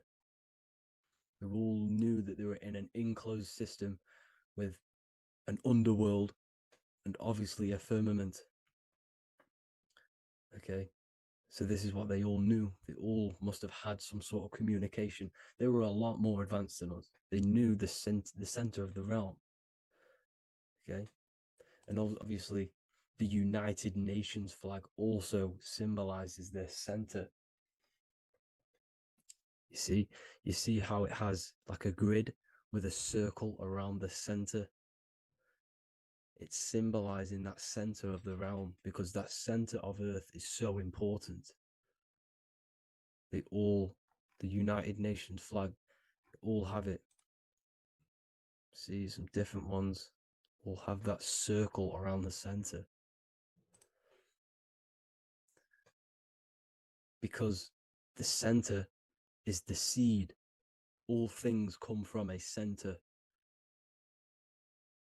So the torus field is so important because it is the spark of life. It's the building blocks of the universe, this creation. Because all things have a torus field. Just like an apple with what's in the center of an apple, a seed. Because the center is where the energies hold, is where the energies meet. And it creates that spark of life. Just like your heart is the center of your body. And it has an electromagnetic field. because the center, all things come from the center. So this is why the North Pole is so important, because this is why it's so important, because this is where the creation sparked from, the center. This is where the most electromagnetic energy is stored. So this is why the northern lights come from the center. It's electromagnetic energy. This is what the northern lights are. It's being emitted from this black hole in the center. Okay? And obviously, what else is on the center? Polaris. Polaris is the center star. Okay?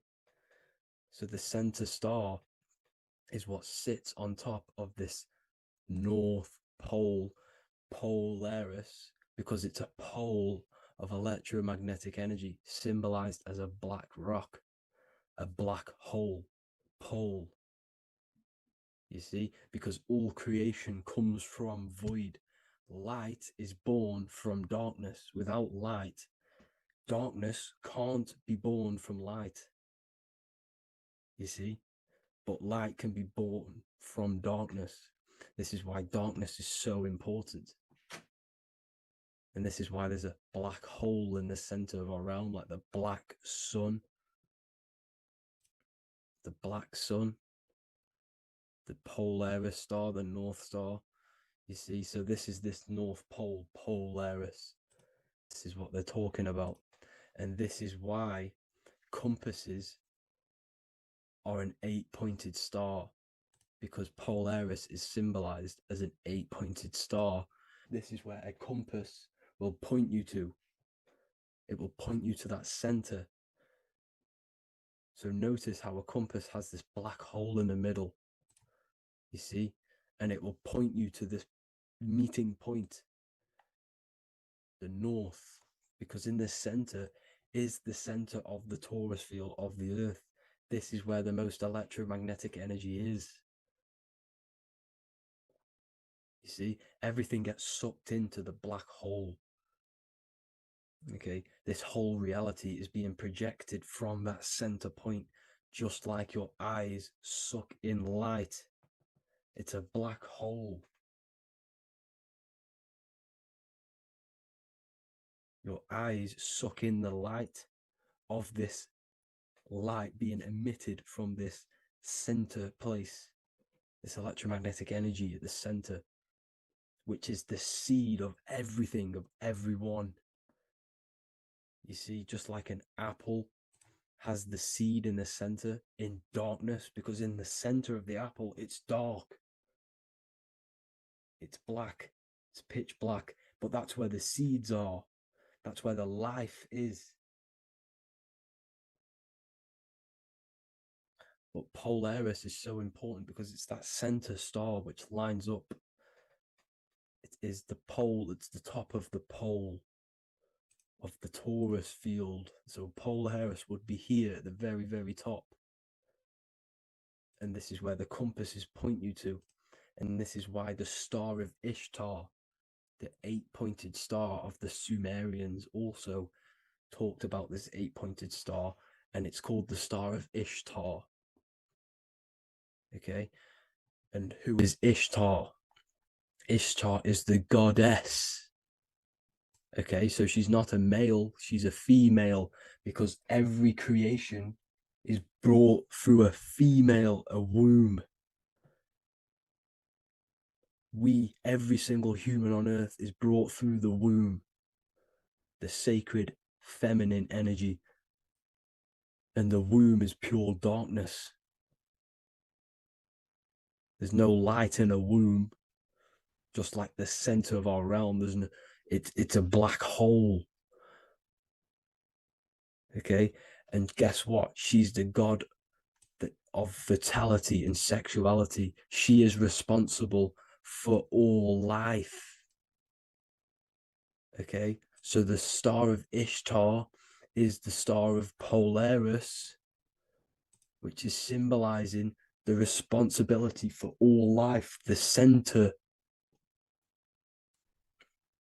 the center of our realm. The black sun, the black hole. Okay? So this is what that god of Ishtar of the Sumerians is talking about. The goddess, the womb, the seed of creation. So this would be the portal, more than likely, the portal in and out of our realm, because it's the top of the Taurus field. And what's above this realm is the heavens. So this is where you get sucked in from the heavens. Your soul gets sucked in and brought onto this plane of existence called Earth. These are some space NASA symbols. Look how much Polaris symbolism there is. And notice how it's at the center. You see this circle? This is like a half circle. And at the center is an 8-pointed star of Ishtar. It's the same thing. It's Polaris. It's at the center. And notice on some of these, look, this one is a bear holding the key and an arrow pointing to the Polaris star, so that they hold the key to Polaris. Another one with like a demon holding a key to the what? Polaris on top of him. Also an eagle, which is a Masonic symbol. The eagle holding a key on top of the center. You see, and notice how there's an arrow going up to the Polaris and an arrow down, as above, so below, to Earth. So you can go out to Earth, out of Earth, and into Earth through Polaris. And the eagle holds the key. You see? The eagle holds the key, just like this. This demon dragon holds the key to Polaris. And look at this one, Earth, with an arrow up to Polaris, an 8-pointed star. So Polaris is more than likely that portal which the Anunnaki used, the Sumerian gods used, because the Anunnaki symbol is also an 8-pointed star. Okay? And like I said, that center is the seed of creation. The center is the black hole. Okay, just like your pineal gland is at the center of your brain. The pineal gland is at the center of your brain. And that's what connects you to that spirit realm, to the source. That's it for this video, guys. Thank you all for tuning in. I hope you all learned something today. Please leave a like, a comment, and please subscribe to the channel for more content. God bless you all.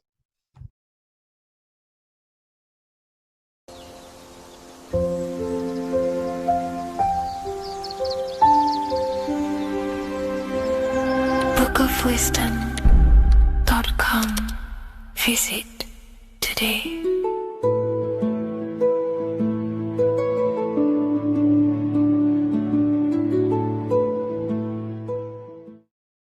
Watching pornography makes you see people as objects. It does a lot of psychological damage to the human mind. And if you truly want to progress in life, your spiritual journey, mastery, whatever it is, mastering your sexual urges is essential to become powerful, successful, and become the best version of yourself. And there are some occult practices that I used to help master this urge. They're not really techniques, they're more mindsets, which will definitely help you overcome your urges. So if you want to quit pornography today, this is the way forward that I used to create this version of myself. Before we go into the tactics, we must understand that whatever we do in darkness comes into light some way or another. If you watch pornography, you know you have a problem, you keep this to yourself. We all naturally do. These things are private, and what we do in our private time molds our subconscious mind, and we keep it away from people. But whatever we do in darkness always comes to light. If you're doing things you don't want others to see, such as watching pornography, it will come out through a subconscious force. It will come out in your eye contact. You won't really be able to make eye contact with the person you're attracted to. It comes out in your energy, your aura, your presence, your confidence. All of this plays a role in molding your consciousness. And especially women can pick this up so easily. Females are more subconscious, males are more conscious. Females speak indirectly, males should speak directly. If a woman is hungry, they will say, I'm hungry. Are you hungry? But a male will say, let's go get some food. You have to see the underlying subconscious messages in women because they speak in more of a subconscious language. Men speak in a direct language. And maybe even men will pick this up. If you want to be taken seriously in the business world or your career, whatever it is, this is essential for your body language and your personal power. So you must master your sexual urges. Releasing your sexual energy, your sexual fluids, removes the life in your eyes.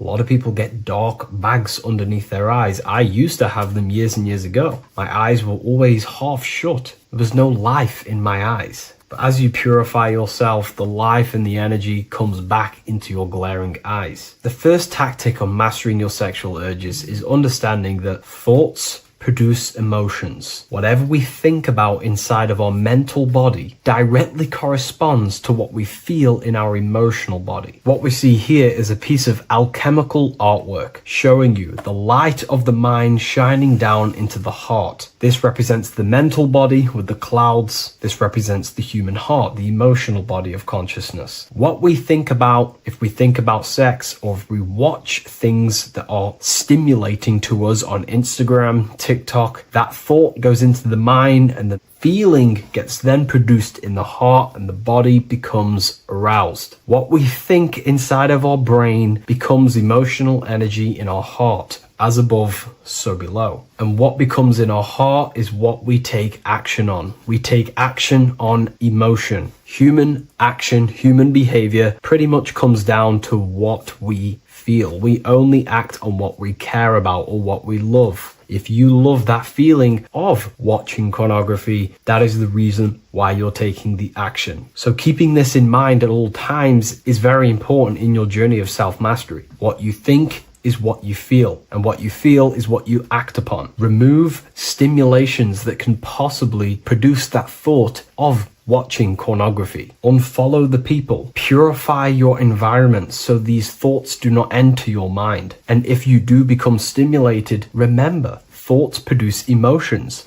Change your thoughts. Think about something else instantly. The more you think about it, the more you feel, and the easier it is to take action upon it. And the second tactic that I say to myself is that it's all mental. World, the universe, life is all mental. For example, unfortunately, my brother passed away recently. I've never gone through something like this in my life. It's tough. It's horrible. It's not nice losing a loved one. However, if I sit around and focus just on the negative side of that, yes, of course, I'm going to have my moments. But if I just sit there and focus on the negative, it will destroy my life. It will pull me down. The only thing that I can do to benefit from this situation is to become a better family person out of this. Become more loving. Spend more time with the people who mean a lot to you. You can always change and transmute the mindset of every situation in your reality. There's a famous saying I like to say, if you can change it, change it. But if you cannot change it, change the mental attitude towards it. Never just sit there focusing on the negative side of reality. This helped me with mastering myself watching pornography. It's all mental. You hold the power over the mind. And the next tactic is probably the best one ever. And I still use this today in everything in my life. Before I make any decision in life, I always say to myself, what is the effect of this cause? Is that effect going to push me towards who I want to be? Or is that effect going to pull me away of who I want to be and become and where I want to go in life? If the effect is not pushing me towards who I want to be, I will not take the action which is the cause. Consciousness cannot escape the law of cause and effect. It is an immutable,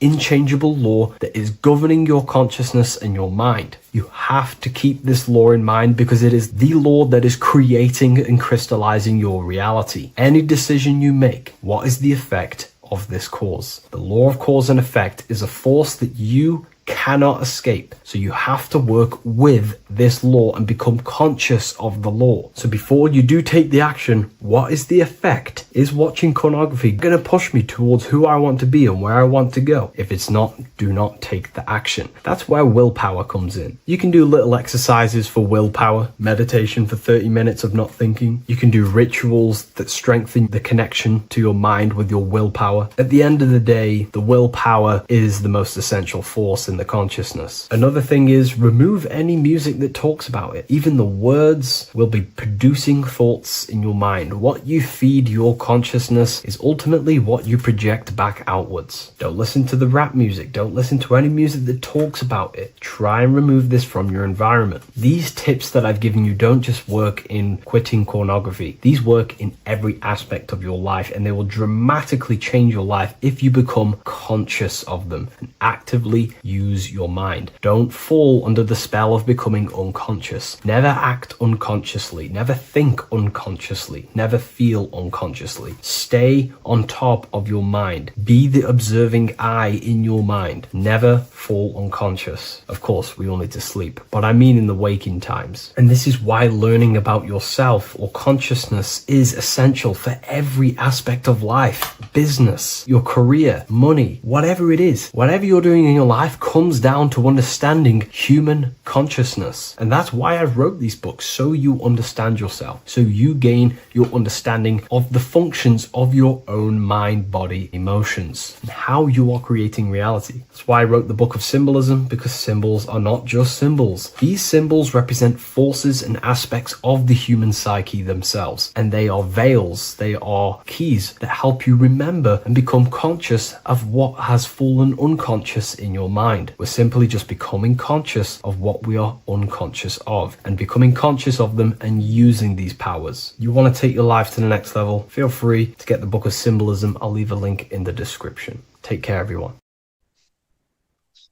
Matthew 21:1, Jesus went into the temple of God. Corinthians 3:16, do you not know that you are the temple of God? Now, what is this telling you? That God is within you. Hence why in Luke 21:12 it tells you the kingdom of God is within you.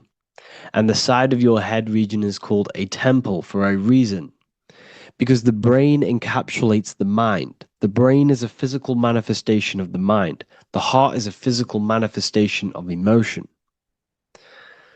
So we have these different layers of our consciousness. We have an intellectual, communicative aspect of our consciousness, which we would call the mind. We have an emotional aspect of our consciousness, which is the heart. And to communicate with the divine, it's all to do with the mind. Hence why the ancients always symbolize the mind being God.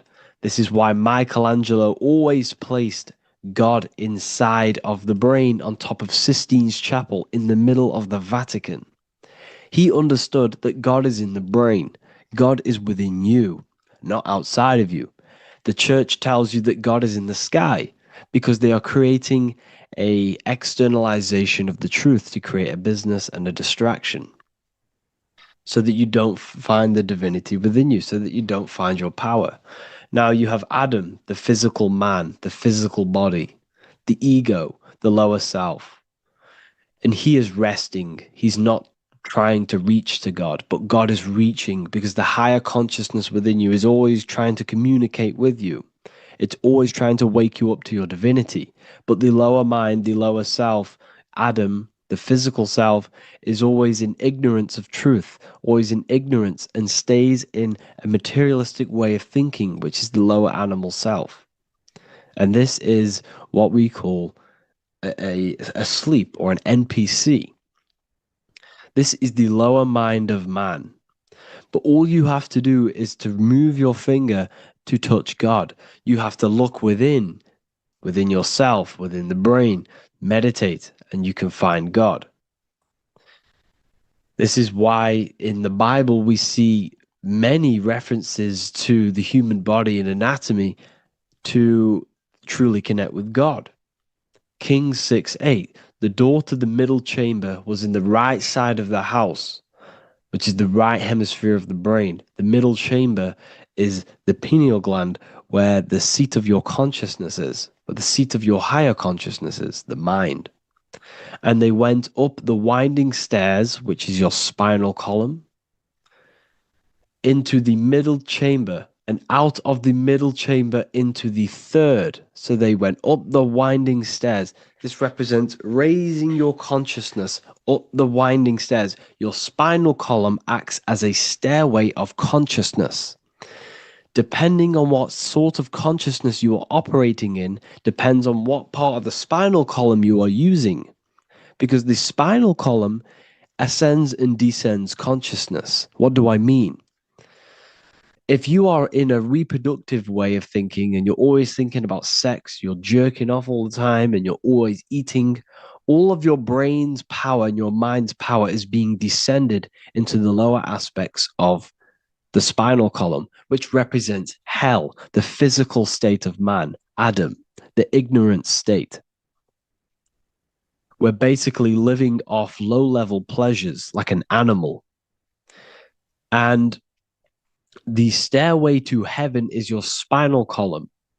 They went up the winding stairs into the middle chamber, which is your mind, your pineal gland, and out of the middle into the third stage of consciousness, physical, etheric, astral. When you meditate and you start to raise your consciousness during meditation, you enter the astral plane when you turn off thought. But this is the middle chamber inside of the brain. Here we see another painting inside of Sistine's chapel of God inside of the brain. This is the brainstem. This is the brain. This is the frontal lobe. This is the back lobe. This is the back lobe. This is the cerebellum. Here's the reptilian brainstem. Here's the claustrum. This is what we are seeing here. Anatomy. Here is another one in Sistine's chapel in the middle of the Vatican. This is depicting the brainstem. God's neck looks exactly like the brainstem.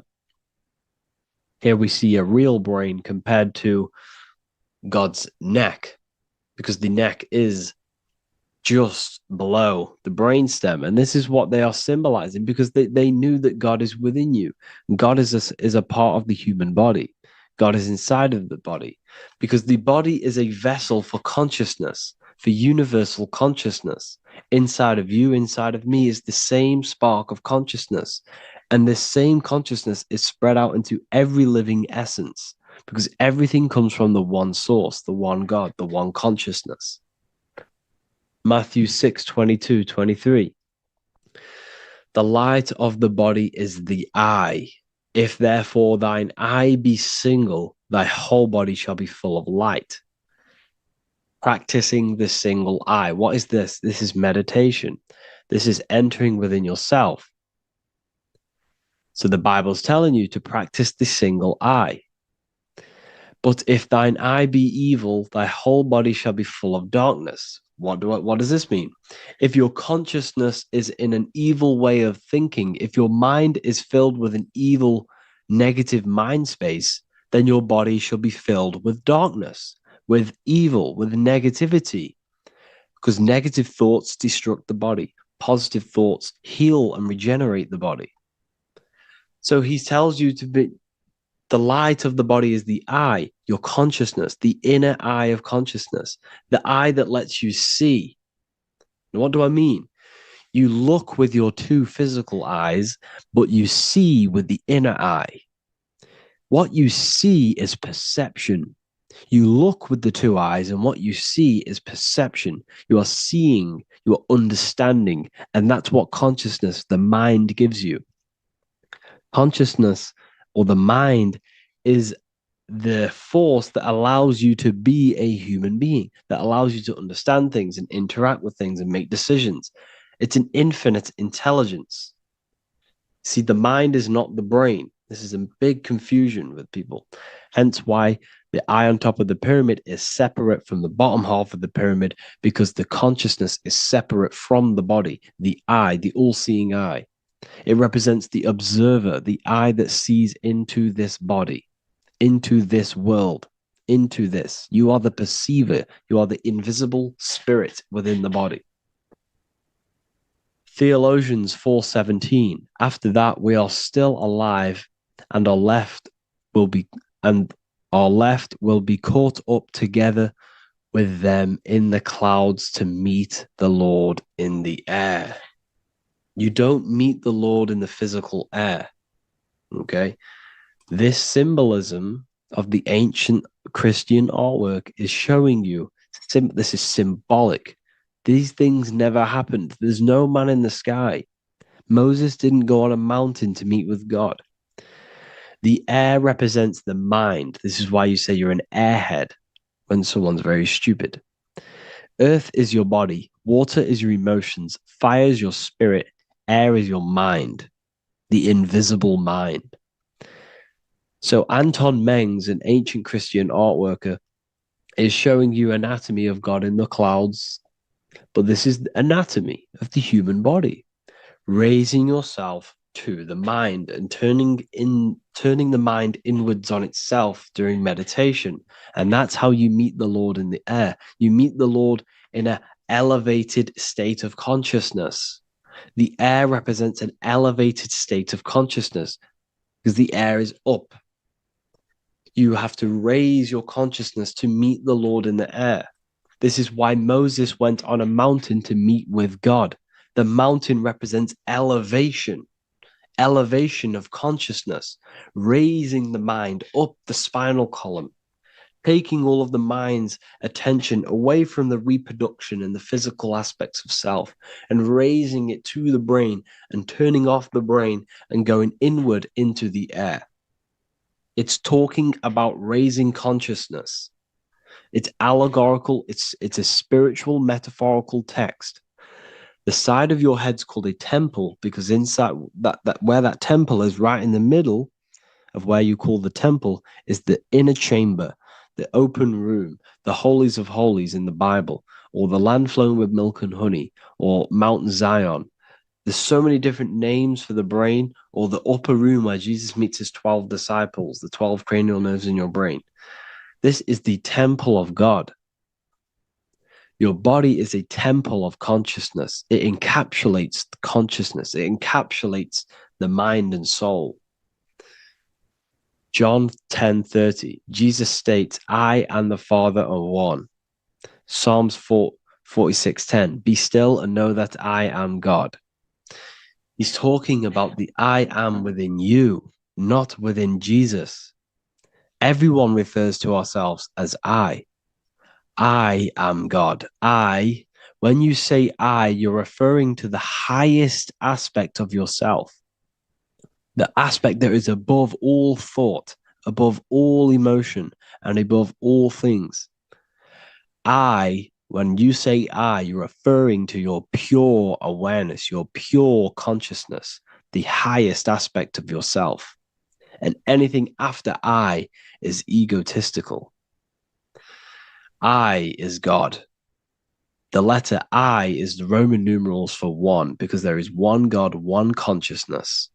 The letter I is one line, just like the number one. Matthew 6:3-4, take no thought. Therefore, take no thought. Take no thought. He says this 5 times because you must turn off the 5 senses and take no thought to connect with God. Be still. This is telling you to meditate and know that I am God. The I am within you. I and the Father are one. I and God are one. You, who you think you are, is a completely wrong. The body is matter. Your name isn't you. Your job isn't you. Your reputation, your trauma, your memories, your friends, family, worries, bills, interests, dislikes, goals, passions. Anything to do with the thinking mind is not you. Who you think you are is a part of your thinking aspect of consciousness. But once you remove thought, you are no longer your name. You are no longer your body. You're no longer your reputation. You are the I. You are pure awareness, pure consciousness. Pure consciousness. And this pure consciousness has latched on to this name, this job, the body, and your traumas. Your pure consciousness has attached itself to this character who you're playing in the physical world. And this is essentially who you think you are, but you are not. You are the I, you are the self, you are pure awareness. So, in order for you to detach from these things, you must learn how to detach from your name, your job, your reputation. And you do this through meditation by turning off the thinking mind. Turning off the thinking mind allows other aspects of your consciousness to open up. What do I mean? Your whole life you've been thinking, and all of these thoughts has attached you to this physical body. You haven't allowed your consciousness to open up. And you can only do this by taking no thought. That's why Jesus tells you, take no thought. When you turn off the thinking mind, other aspects of your consciousness starts to open up. Other aspects of your being can open up. And this is how you astral project. This is how you do all these mystical things and things to do with consciousness. It's taking no thought. Imagination, emotions, thought, and memory are all to do with consciousness. These things are not physical. You can't touch thought. You can't touch emotions. You can't touch these things because they are not a physical thing. So you must turn off these things for other aspects of your consciousness to open up. Okay? So essentially, the Bible is a metaphorical, astrological, numerological, metaphysical, spiritual, encoded text that talks about human anatomy, spirituality, and the true nature of the human experience. Everything they would teach you in school is to make you think that you are this body. Everything they teach you in church is the externalization of the true teachings of Jesus. Jesus was telling you to meditate. Jesus was telling you to practice the single eye. Jesus was telling you to look within yourself and find God. He wasn't telling you to pray to him. Mark 16:19, he was taken up to heaven and sat at the right hand of God, the right hemisphere of your brain. John 21:6, cast the net onto the right hand side of the boat and ye shall find fish. Fish is understanding. The boat is your body, your brain. Cast your awareness into the right side of your brain and you will find understanding, because the right side of your brain is all to do with the creative aspect and the intuition and the spiritual sides of your consciousness. This is why God is here.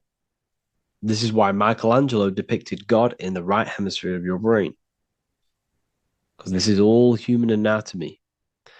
And I speak about all of this in the brand new Book of Wisdom, Volume 2, which is now available. The start of the revolution has begun. This book is truly going to change the way people see the world.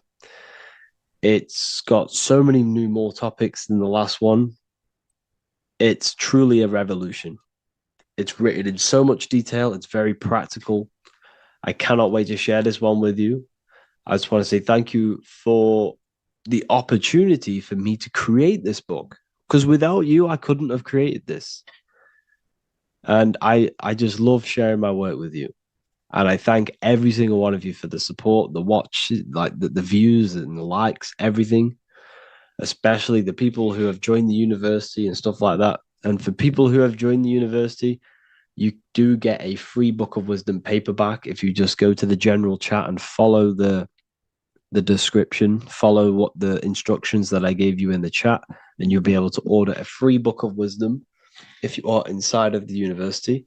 Plus, you get all of my other books, 2 books, and over 45 occult books on occult and esoteric things. You get lectures, live calls, a community, a manifestation mastery course, and a whole library and reoccurring updates every month, every week. So yeah, I hope you all enjoyed this video. Thank you all. Please leave a comment to help the algorithm, and leave a comment on what videos I should make. And yeah, I'll get to uploading on the YouTube a lot more now. The second book is now released. I have a lot more time on my hands. No longer using my energy to create the book. I'm now going to redirect this mental energy into the YouTube. So there will be a lot more content coming. So I need some content ideas. So feel free to comment some ideas, some YouTube videos that I can create. Thank you all, people. Have an amazing day.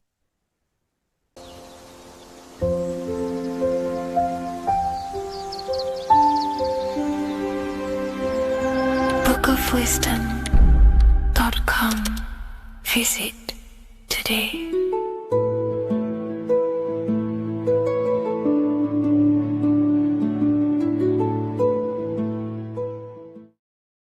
What's good, people? We're back with another video. This is going to just be a quick video. Manifestation, magic, bending reality. So let's jump straight into this. So you have a conscious and a subconscious part of your mind. The conscious is what you're conscious of, what you're actually doing, where you can choose or not. However, the subconscious is the part of your brain which is automatic. So all of the systems in your body, like the digestive system, your heartbeat, these are automatically being ran. And you do not have to tell these systems to do anything. You do not have to consciously tell your heart to beat. It's automatically doing it. And this is what the subconscious mind is controlling. It's like the dark aspect of your brain or your mind. It is the way bigger aspect of your mind. Okay, it controls all the systems in your body. Okay, and this is where all of your programs are.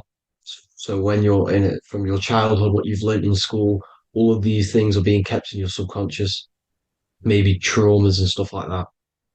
So the subconscious is the female aspect, and the conscious is the male aspect, because the male is all about action and doing, and the female is more about creation, creativity, intuition. So you have a right and a left hemisphere of your brain, and these are obviously male and female. The right side of your brain is your female. It's to do with creativity, imagination, intuition, insight. Okay. And this is one of the most important sides of the brain. This side of the brain is the most attacked by the elites, whatever you want to call them. This side is one of the most important because obviously your intuition is a massive part of reality. And if you don't have intuition, then you lose track of the things around you. You can't consciously feel if things are wrong or right. They don't want you to have intuition or creativity or imagination. They want you in the left side of your brain, which is just reasoning, logic, and basic things. So they just want you to tell you what you want, tell you what to learn, and then that's it. They don't want you thinking for yourself, which is the right side of the brain. So whatever the conscious side of your mind impresses the subconscious side of your mind. So if you do affirmations, for example, if you consciously do affirmations every day, you're reprogramming your subconscious mind. You're impressing a vibration and a word into your subconscious mind, and therefore it will reprogram it. So the male and female aspect are symbolized by the Star of David as well. The male being the upside triangle, the female being the downside, connected all in one, because we both have male and female energy. So every thoughts are electric, which is the male aspect. Emotions are magnetic, which is the female. Each thought creates a wave of vibration in all directions. So think of it like a water drop in a pool, but it going out in every single direction. It's not just flat. And these thoughts have a certain frequency, has a certain vibration. That vibration has a certain frequency. And this affects your aura. Every thought, every emotion directly impacts your aura and the strength of your aura. So if you're angry all the time, your aura in the astral plane will look red. However, if you're happy, it'll be more like blue and green. So it's very important your electromagnetic field is created out of your emotions and thoughts, and that affects reality because you're 60% water, and frequency and vibration create certain patterns and has a certain effect on water. We'll get into that after this slide. So each thought that people are thinking around you, you are actually subconsciously picking up these thoughts because it's emitting this vibration in all directions. So this is why you can pick up thoughts of other people on the odd occasion. However, when you're more in tune with your intuition, your right side of your brain, you can start to pick up on vibrations, thoughts, and other people's auras. You can pick up on the energy once your third eye is open, and you know whether you should be in that environment or not. This is what we call an atmosphere when we go into a room and you can feel the tension if someone's been arguing, for example. This is the atmosphere, this is the vibrations, these are people's auras emitting these certain frequencies and vibrations. Okay. So our aura is contained of multiple layers. Obviously, we have the physical body. This is the electromagnetic layer. However, you have the different planes of existence, the spirit, mental, astral, etheric, and then physical. The physical is the lowest plane of existence. And the physical plane is a product of all of the planes above. So the mental impresses on the astral impresses into the etheric, and then the etheric creates the physical object. So the mind is the root cause of reality. The mind is the cause of everything. Your consciousness is pure cause. There's no effect. Everything you see in this reality is the effect.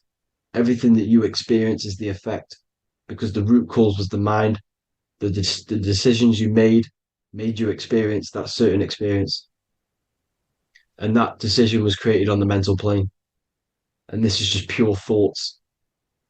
And thoughts are things. If it exists in your mind, it is a thing. It's a certain frequency. So if you have a certain level of thoughts, if you're thinking positive, for example, you're going to have a strong aura, you're going to have a higher vibration. And that attracts like. Like attracts like when it comes to thoughts and vibrations and electromagnetism. So if you're thinking positive all the time, speaking positive, doing positive, you're then creating a higher vibration, and that's going to attract people on that similar frequency to you. Everything is electromagnetism, frequency, and vibration. Everything. You see, so this is why, for example, if I put my hand to a TV screen, if my finger was the same vibration as the TV screen, it would go straight through it. However, the particles in my hand and the particles on the TV screen are two separate vibrations, and this is what causes the friction to stop and not my finger to go straight through it. So, like I said, when you don't feel the vibe of someone, when you don't feel right, you don't really get along with someone, this is a vibration. Your vibrations are not matching, they're not similar, they're two complete different vibrations, and they're not aligning properly. So music has a massive part on this. Music is a massive, massive tool for the elites because music is frequency. And in 1975, the musical instrument are all tuned to 440 hertz. So Spotify, Apple Music, most of the music on YouTube is all set to 440 hertz. And 440 hertz is not divisible by 3, 6, or 9. And when you can't divide a frequency by 3, 6, or 9, it's not a natural frequency. As you can see here, this is 432 hertz. This makes a nice geometric pattern. However, 440 hertz is a distorted pattern. So when you listen to this, this actually shuts off the whole right side of your brain. Like I said at the start, this is the most attacked side of your brain. It's to do with creativity, imagination, intuition.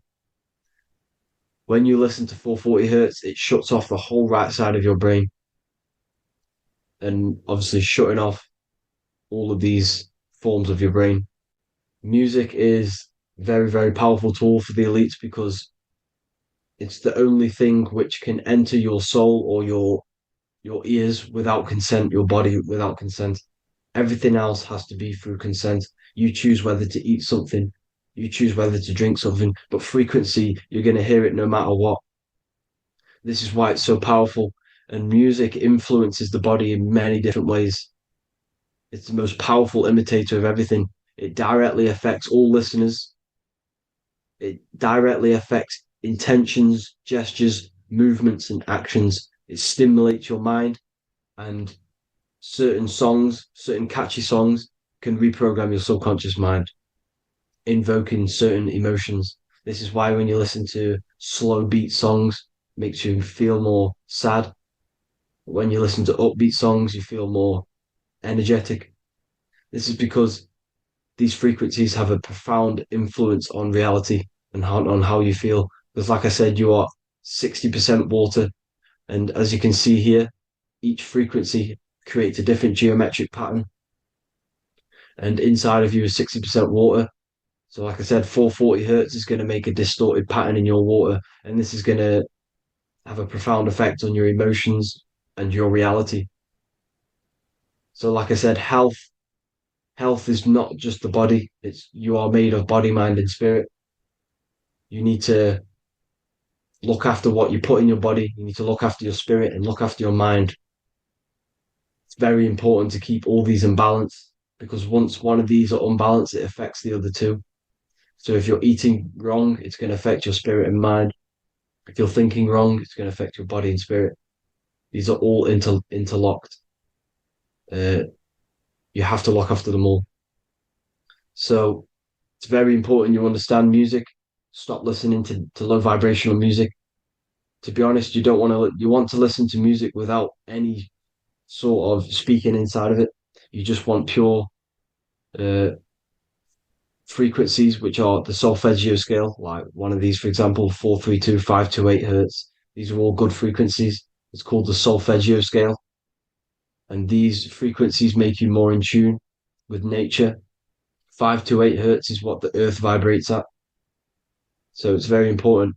And the Rockefellers are the one who changed this to 440 hertz. The Rockefellers, one of the elite families. So if you want to manipulate reality, it's very important to have your chakras aligned and having a high vibration because the higher your vibration, the more powerful your words and your intentions are on reality. So the lower your vibration, the harder it is to affect reality because you're in a lower state of consciousness. Like I said, you have the mental, astral, etheric, and physical. Everything is a product of the one above. As above, so below. This is what Hermes Trismegistus was saying in the Egyptian days. This is where it comes from. As above, so below. If you affect above, it directly affects below. So, like I said, meditation helps on this, helps align your chakras. Think positive, feel positive. Like I said, your feelings are magnetic, your thoughts are electric. So once you combine these two together, you're then creating an electromagnetic frequency, and that will have profound effect on reality. So the law of cause and effect.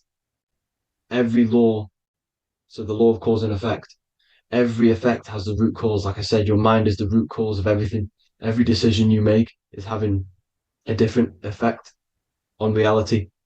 Everything happens for a reason due to the root cause, which is your mind. You choose everything that happens in your life. Okay. So it's very important you understand this and you constantly make the right decisions, the good decisions to have good effects on your reality. You have to be very conscious of this law because nothing escapes this law. This is the law of all consciousness. So think about it. Imagine a massive ball of consciousness. However, off this ball are different sparks, and each one of these sparks are in each and everyone's body. This spark is governed by these laws, the law of cause and effect, the law of correspondence, the seven hermetic principles. It's very important you understand this because this mass ball of consciousness is what is obeying these laws. And everyone has this spark of consciousness inside their third eye. And like I said, everyone is the same consciousness. This is why if you do bad onto someone else, that will directly affect your reality. So if you hurt someone, it's going to come back to you in one way or another because you are that same consciousness. This is like a mirror reality, as within, so without. Whatever you feel on the inside, you're gonna see that on the outside. You're gonna experience that reality, whatever you've impressed. So there's different ways to bend reality to your will. Uh, this is kind of a sort of magic. So obviously you have black magic, which is manipulating reality to harm and influence others, or to be very selfish. And yeah, then you have white magic, which is manipulating reality for the good of humanity. So you do have to be very careful with your intentions, people, when you're trying to manipulate reality, because this is nothing to be played with. If you are manipulating reality for the wrong reason, it's going to come and bite you in the ass in some way or another. Because everything is balanced. Everything balances out in this reality. Nothing escapes the laws. Not one thing escapes the laws. So if you're stealing from yourself because it's just going to come back in one way or another. Inside of everyone's heart, you know whether you're doing good or wrong. You know, you can feel it when you do something wrong. You can feel it when you do something good. The heart is the center of the torus field. It's balance. And this is why you say follow your heart, because it's the center of the torus field. It's very important to listen to this inner voice inside of you, because that is telling you the right things to do, the good decisions to make. And when you keep following that voice, that good voice inside of you, it takes you to your life path. Very important to follow that voice. However, don't let the ego get in the way of it. Don't care what your friends are going to say. It's very important to understand this. So you have different ways of manipulating reality. You have sigil magic. This is where you create your own sigil or symbol. You create your own sigil and symbol, and then you charge it. You behind that symbol, you have an intention. So, for example, if you want to manifest wealth, you create a sigil which represents what you want. You create that sigil, you draw it out, you charge it, because wherever your attention goes, energy flows. So whatever your attention is, you're sending energy that way. So what you do with your eyes and your hands, you place attention on the sigil. Imagine that it's glowing. Imagine that you're sending energy to the sigil, and then you burn the piece of paper once you've done this. And then after this, you meditate on that symbol. You constantly think about that symbol, because that symbol is the frequency, is the thing that you want to manifest. So that's one way. Or you can just meditate on your reality. So imagine yourself having already what you have. This is what they call a mindset. You must set your mind to the frequency what you want to manifest. Okay. So if you want to manifest wealth, for example, imagine yourself being wealthy. What would it feel like? What would you be doing? Imagine a scene in your mind. Constantly do this, and you're putting out that frequency. Like I said, you must think, because the thoughts are electric, and then you must feel, which is magnetic. Together, this creates an electromagnetic frequency, and this is how you attract things to you. You will attract the certain people to come in your life to bend reality to your will. Okay. Or you've got mirror magic. Stare yourself in the mirror, because a mirror reflects light. It also reflects energy. So you've got to be very careful with what you say to a mirror. You've got to be very, very, very careful, because whatever you send into that mirror is directly sent straight back to you. So if you're thinking negative, you're sending negative energy back straight to you, and that's going to have an effect on your reality. Affirmations are very important, because your words are frequency, your words are vibrations, and each word you say has a certain frequency. If if it's positively charged, it's going to affect you positively. If it's negatively charged, because like I say, your brain and your mind is like the director of energy. That's what your brain is. And it directs energy into certain things. You can either positively charge it or negatively charge it. And this brain is creating your reality constantly. It's manifesting your reality constantly in the present moment. So this is what the government knows. The government know your mind is the root cause of reality. This is why they call themselves a government. Government. the New World Order is not being manifested by them. They are controlling the information. They are controlling your perception of this reality. And they know the mind is the root cause of reality. Therefore, if they control your perception of reality and your information, what you believe, you're going to manifest that information, that perception. So we, the people as a collective consciousness, are the ones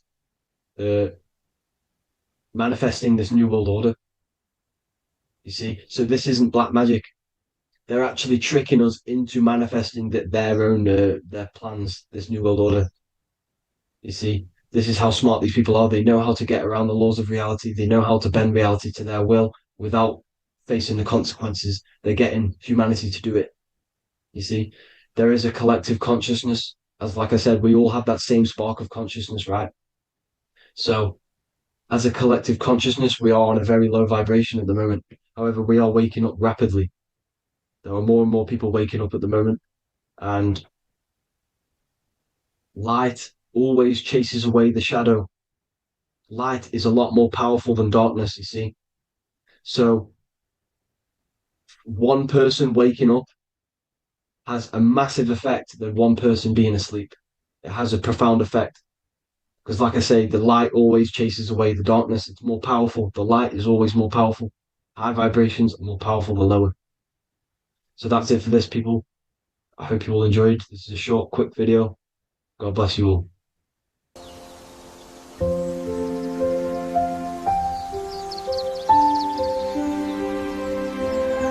bookofwisdom.com. Visit today.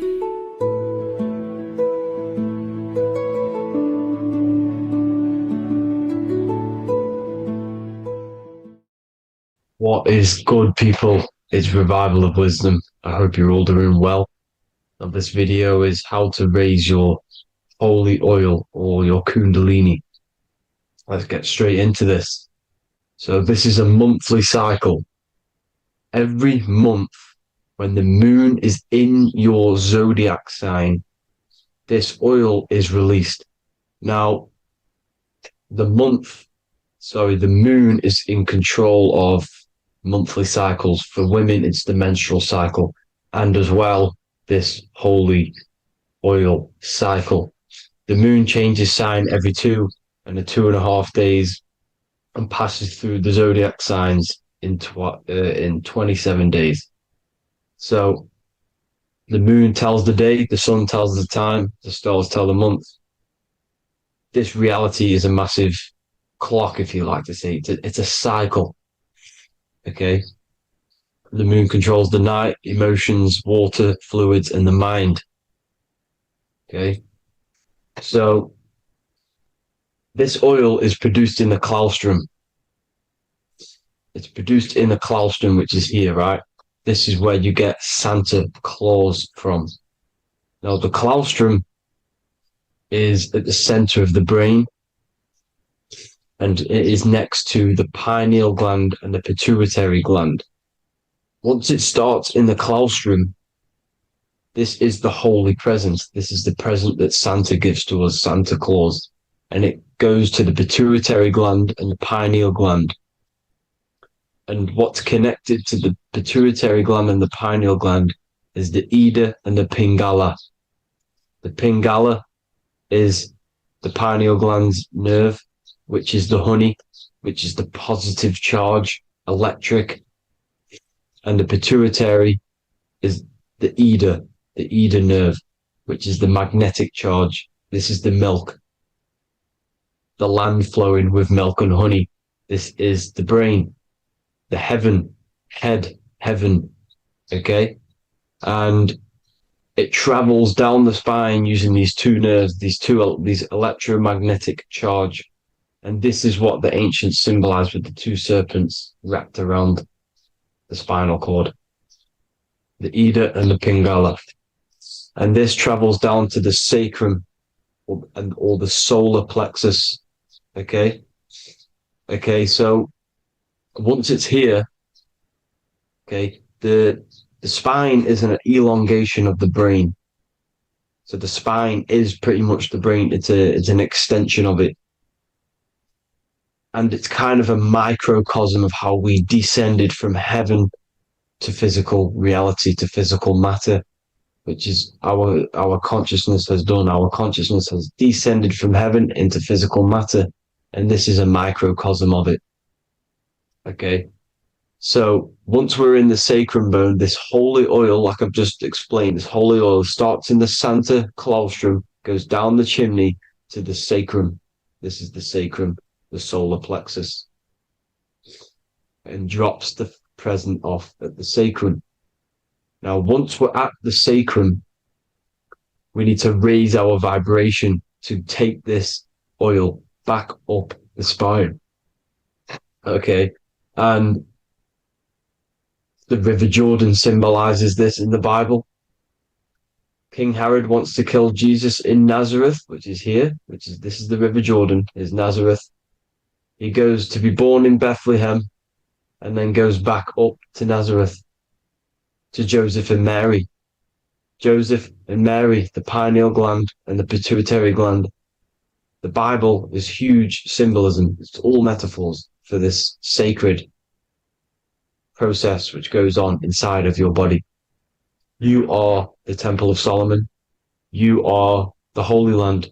The Holy Land is your brain. Once this oil is at the sacrum, you need to raise your vibration in order to take it back up. Once this oil has gone back up to the pineal gland, it activates the crystals which are wrapped around your pineal gland. Your pineal gland is this tiny little beam here. This is the claustrum. This is the pineal gland. And it's wrapped in crystals. And when this oil travels back up the spine by raising your vibration, back to the upper room where Jesus met the 12 disciples, or the 12 cranial nerves in the brain, and it activates and it turns on this pineal gland. And once it's turned on, it illuminates all the cells and the nerves in your brain and turns them all on and activates the higher God man, the God consciousness, Christ consciousness. And it regenerates the whole body. This is the secret to regeneration. It regenerates all the cells in the body. And this is how the ancients lived for thousands and thousands of years, as talked about in ancient texts. They lived for hundreds and thousands of years because they knew this secret. And this fluid, this brain fluid, the secretion, or the Christos in Greek, which means gold, because this is the alchemical process from turning lead to gold. Your body is the alchemical furnace. Now, the ancients knew about this center of the brain because they symboled it. This is the Eye of Ra, and it's the brain. And this is what's wrapped around our consciousness. Our consciousness isn't wrapped around the brain. The brain is built around the consciousness. We are the consciousness. You don't have a soul, you are the soul. Okay? Now, the head, heaven, hell, heel at the bottom of your foot, that's hell. Head is heaven and hell. Simple. Now, the pineal gland produces DMT, which is dimethyltryptamine, which is known as the spirit molecule. So, let's move on. Now, when this oil travels up, back, the spine, the chimney, it crucifies at the top, which is called the vagus nerve. So when it reaches here, the optic thalamus, it crosses and crucifies once it's raised back up. And this is why Jesus dies at 33. He was crucified at 33. Because you have 33 vertebrae on the back of the spine. And then it's crucified by the cross of the vagus nerve. When this oil crosses the vagus nerve, this is the crucifixion at 33. And it symbolizes the death of the physical consciousness. You then become spirit. You then become God consciousness, activating the Kundalini, regenerating the body and the mind. Okay. The Garden of Eden. You are the Garden of Eden. The land of milk and honey is upstairs. The pituitary, which is the milk, the pineal gland, which is the honey, which is DMT. He even says this in the Bible, as he brought us into the place and he has given us this land, a land flowing with milk and honey, which is also symbolized as the sun and the moon. The Bible also says the light of the body is the eye, not the eyes, the eye. If therefore thine eye be single, thy whole body shall be full of light. This is the activation of the pineal gland by raising this oil back up to the pineal gland, to the center of the brain. Neither shall they say, see that here, or see there, for behold, the kingdom of God is within you. So he's saying, don't look out there. Nothing is out there. It's all inside of you. Everything's inside of you. You're the universe. Now, how to raise this oil back up to the pineal gland? Every month, like I said, the moon controls the cycle. The moon controls monthly cycles. When the moon is going into your zodiac sign every month, this oil goes down the spine and you must raise your frequency to get it back up. You must retain your seed. This is the most important. Your fluid, your secret, your holy fluid, your life force. You can't let that go. That life force is the reason you're alive. This holy oil is the reason you're alive, because it feeds all of the systems in your body. It feeds all the systems in your body. You have to retain your seed, alkaline diet, positive thinking and meditation. Okay? When you retain your seed, you will live longer. The moment you release it, you're killing yourself. You're killing a piece of yourself every time you release your seed. Every single time. You're killing a part of yourself. Okay?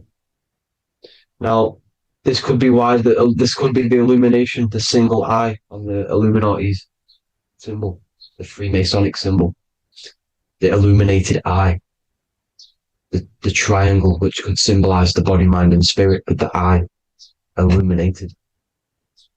Now, in the Bible, it talks about the two trees, the tree of knowledge and the tree of life. The tree of knowledge is the tree of good and evil, which is the most important system in your body, which is the nervous system. The nervous system, the most important. The tree of good and evil. And the tree of life, which is the cardiovascular system.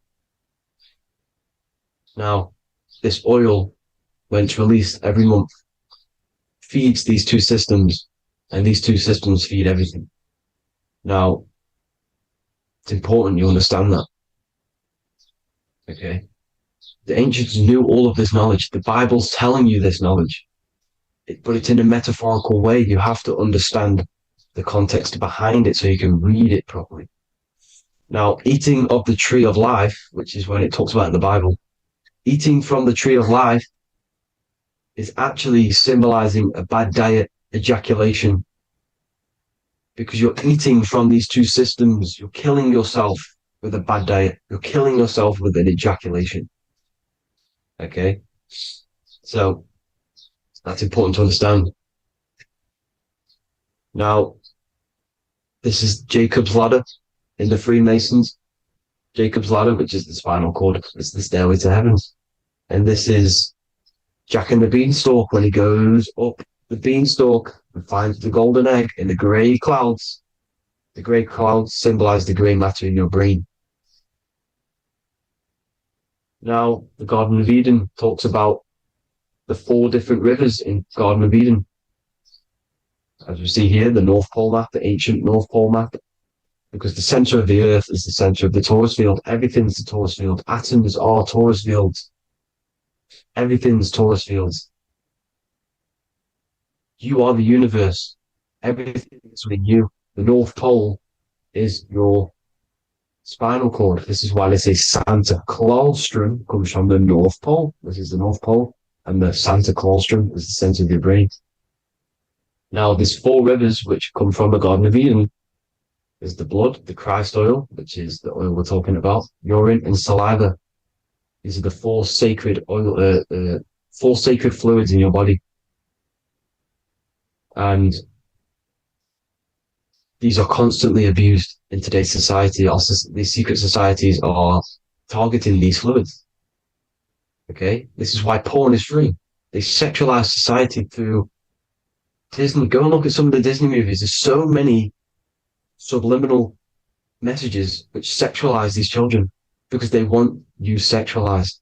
So you release your seed, which is one of the holy fluids in your body, especially your semen, your sexual energy. So important you retain this. So important because it's your life force. It keeps you alive. Okay. Now, let's recap on this. If you want to raise your oil every month, you can't just retain your seed for the month. You have to retain your seed forever. Don't just do it for a couple of days. Have to do it. It's a lifestyle. You want to become God consciousness, you got to do what it takes. It's hard in this society because this society is it's designed to kill you pretty much. It's designed to keep you in these lower states of consciousness with all the bad food, the chemicals in the food, the chemicals in the water, the sexualized TV programs, sexualized adverts, sexualized TikTok and apps, videos, subliminally stimulating you because that is your weakness, sex.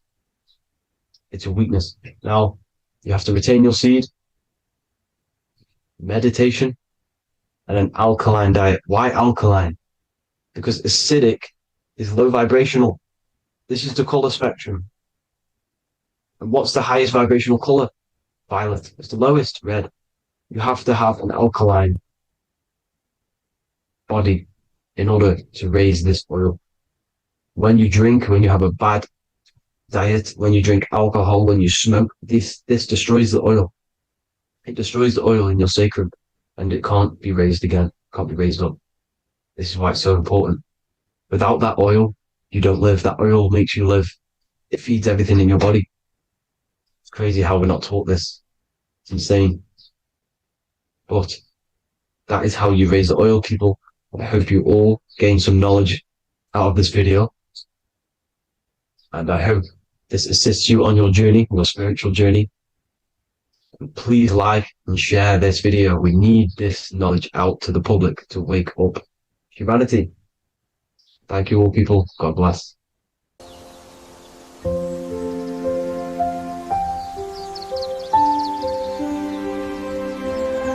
bookofwisdom.com.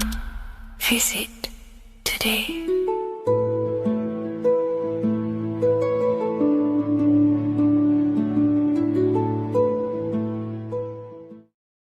People, how are you all doing? It's Revival of Wisdom, and today we're going to be talking about your birth certificates and how we are slaves to a system and how they have trapped us into this system. Okay, so the first thing you need to understand about this system is there are two types of laws. You have the law of water, which is Admiralty law, and the law of the land. So the Admiralty law is the law of water, and this is what money is. Money is water. This is why we say liquidity, currency, the current. A current is water, something moving through something. Cash flow. And this is why banks are called banks, because a river bank is on either side of the water, and it directs the currency. You see? So money is water. And as you can see here, Ripple, the cryptocurrency, Ripple, water Ripple, and they're building a bridge over water, over seas, international banking with cryptocurrency. So money is water, and this has specific laws about water, but water is the same everywhere, you see. What the difference is with the law of the land is that you can have different laws in different lands. I can't do certain things in the UK that people can do in America, for example. You see, that's the law of the land, but the law of water is the same because water is everywhere. Now, this is very important to understand when it comes to, these birth certificates. So Pope Gregory This is where we're going to start off. Pope Gregory in 1582 took the Orthodox Eastern sunrise calendar and changed it to his own Gregorian timeline, not a calendar, a timeline. This timeline was copyrighted by Pope Gregory under the name of the Vatican. So the Vatican owns the timeline that we are using today, 2023. They own it. They own the title of this Gregorian calendar. Okay. Therefore, anyone who is born under this copyrighted timeline, not calendar, they are subjected to Rome because Rome owns the timeline. They have a patent, a copyright for that timeline. What is on our birth certificates? That timeline. We are born underneath, we are subjected to the Vatican. This is why all birth certificates go to the Vatican. They own every single birth certificate. Okay? So when we use this timeline, we are subjecting ourselves to this timeline. Okay? Which the Vatican has a claim over. This calendar or timeline is set to sunset, not the sunrise, which is associated with death, darkness, and the moon, lunatics. You see, so this is a sunset calendar timeline. Okay, this is now, they've changed a couple things, right? They say that the new year is January the 1st. Okay, when we know this is in winter. January is winter, which is associated with darkness, death, the death of nature. So this is a death cult, people. These people are evil. They're so evil. The Vatican. And this is why we use April Fool's Day, because April is in Aries, and Aries is always the start of the zodiac. This is why Aries rules the head region. 12 zodiacs, 12 systems of the body. Each zodiac is associated with each part of the body, and this is why Aries is the head, cerebrum. But we're not going to talk about it in this video. But yes, that is what April Fool's Day is. They're putting it in your face. April Fool's Day is the real start of the year, when the sun starts to rise again, when the risen Savior is resurrected, when it's born again. This is when the Jews celebrate the Passover. This is when the Christians celebrate the resurrection of Jesus, and they eat lamb. The Jews eat lamb because we're in Aries, the new year. The sun is now born again, our risen Savior, the light of the world. So yes, this is what April Fool's Day is. It's the first day of the year, which they changed. Pope Gregory changed. So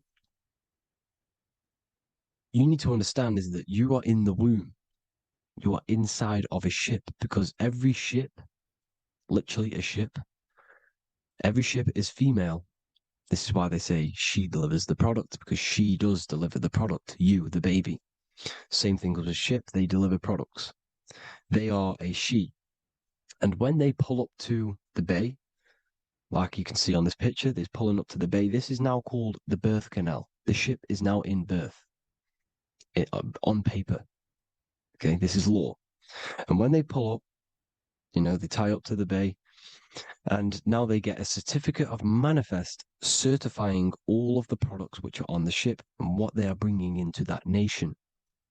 Okay, so you're bringing in this many of that, everything's on the certificate of manifest. And this certificate of manifest is also your birth certificate, because you are traveling through water when you are in the birth canal of your mother, because you are in water when you are in the womb. And you travel through the birth canal, and when you arrive, you get a certificate of manifest with the name, how many, the quantity, that's your birth certificate. Okay. And this is what it is. We are a we're not a corporation, but we represent a corporation, which is your name in full capital letters. That is your corporation. You cannot physically tax a body, but you can tax a corporation. This is why we get charged. This is why we get taxed. because it all goes down to the cooperation which our name represents, which we are subjecting ourselves to. We are my name. I am subjecting myself to this name, and that name has a cooperation which I represent, which I subject myself to. You see, this is how we are attached to this straw man, this character that they have built on paper. So it's a character which is on paper. This is what we represent. So when the woman gives birth, she delivers the baby, and then she has another substance. Now I'm going to break down how they attach this name to us, how they do it. Okay. Our mother is carrying us the product in the womb, the water. And it goes, for example, it goes from the United Kingdom into a state-owned, corporate, federal-owned hospital, which is government-owned. She does not declare the package when she enters the building. Aha, so keep that in mind. When she delivers the package in the federal territory, she does not declare the package either when she leaves. Therefore, there is no evidence that we exist when we arrive. On paper. On paper, there is no evidence that we came into the building or left the building. We have not been declared. So we do not exist on paper at this point. When the woman gives birth, she delivers the baby, and then she has another substance, which is called the afterbirth material. Okay? This afterbirth material has the same DNA as our physical body, with the body, mind, and spirit. Okay? This is how they get this cooperation. Hold on. The afterbirth material does not get claimed by the mother nor anyone. Therefore, they salvage that substance because we are under the Vatican. Every state is all Catholic. Your birth certificate is Catholic. No matter what religion you think you are, every single birth certificate is Catholic because we are subjected to Rome. All roads lead to Rome. Rome runs all of this. Okay? We're still under the Roman Empire. Okay, so Rome are Catholic and they believe in salvation. This is how religion comes into this. This is how they use religion to get this.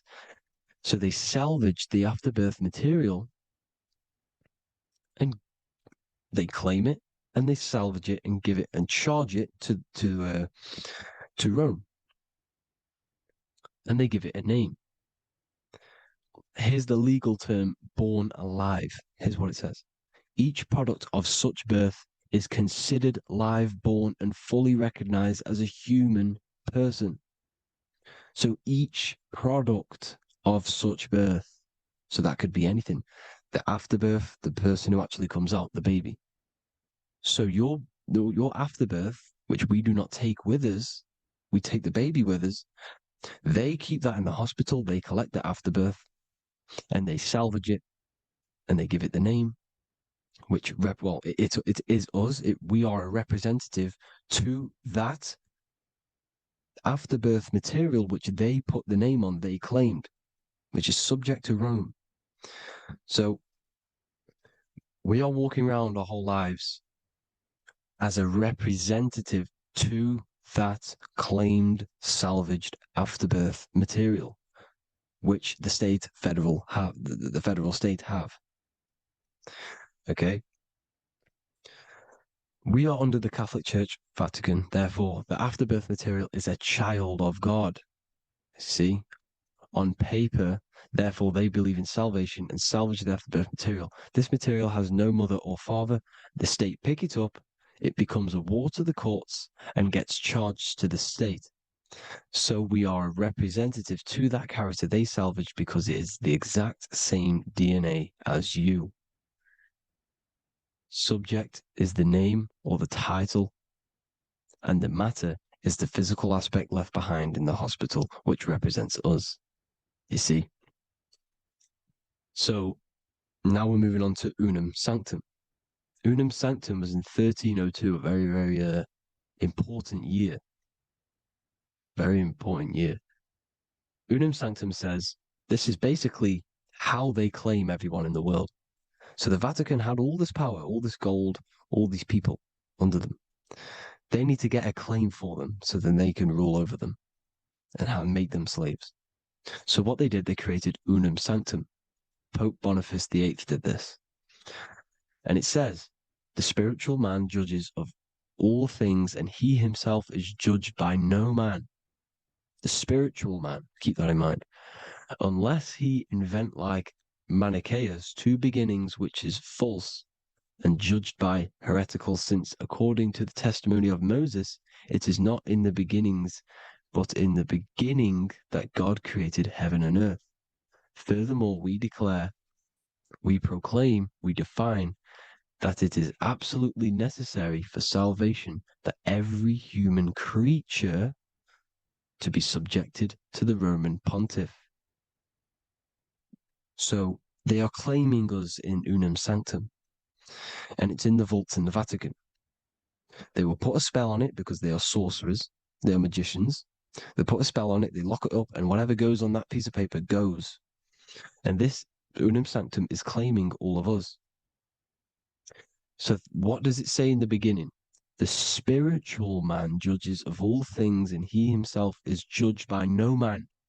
The spiritual man, the man with the body, mind, and soul, the first baby that comes out the birth canal. That's you, your body, you, body, mind, and soul.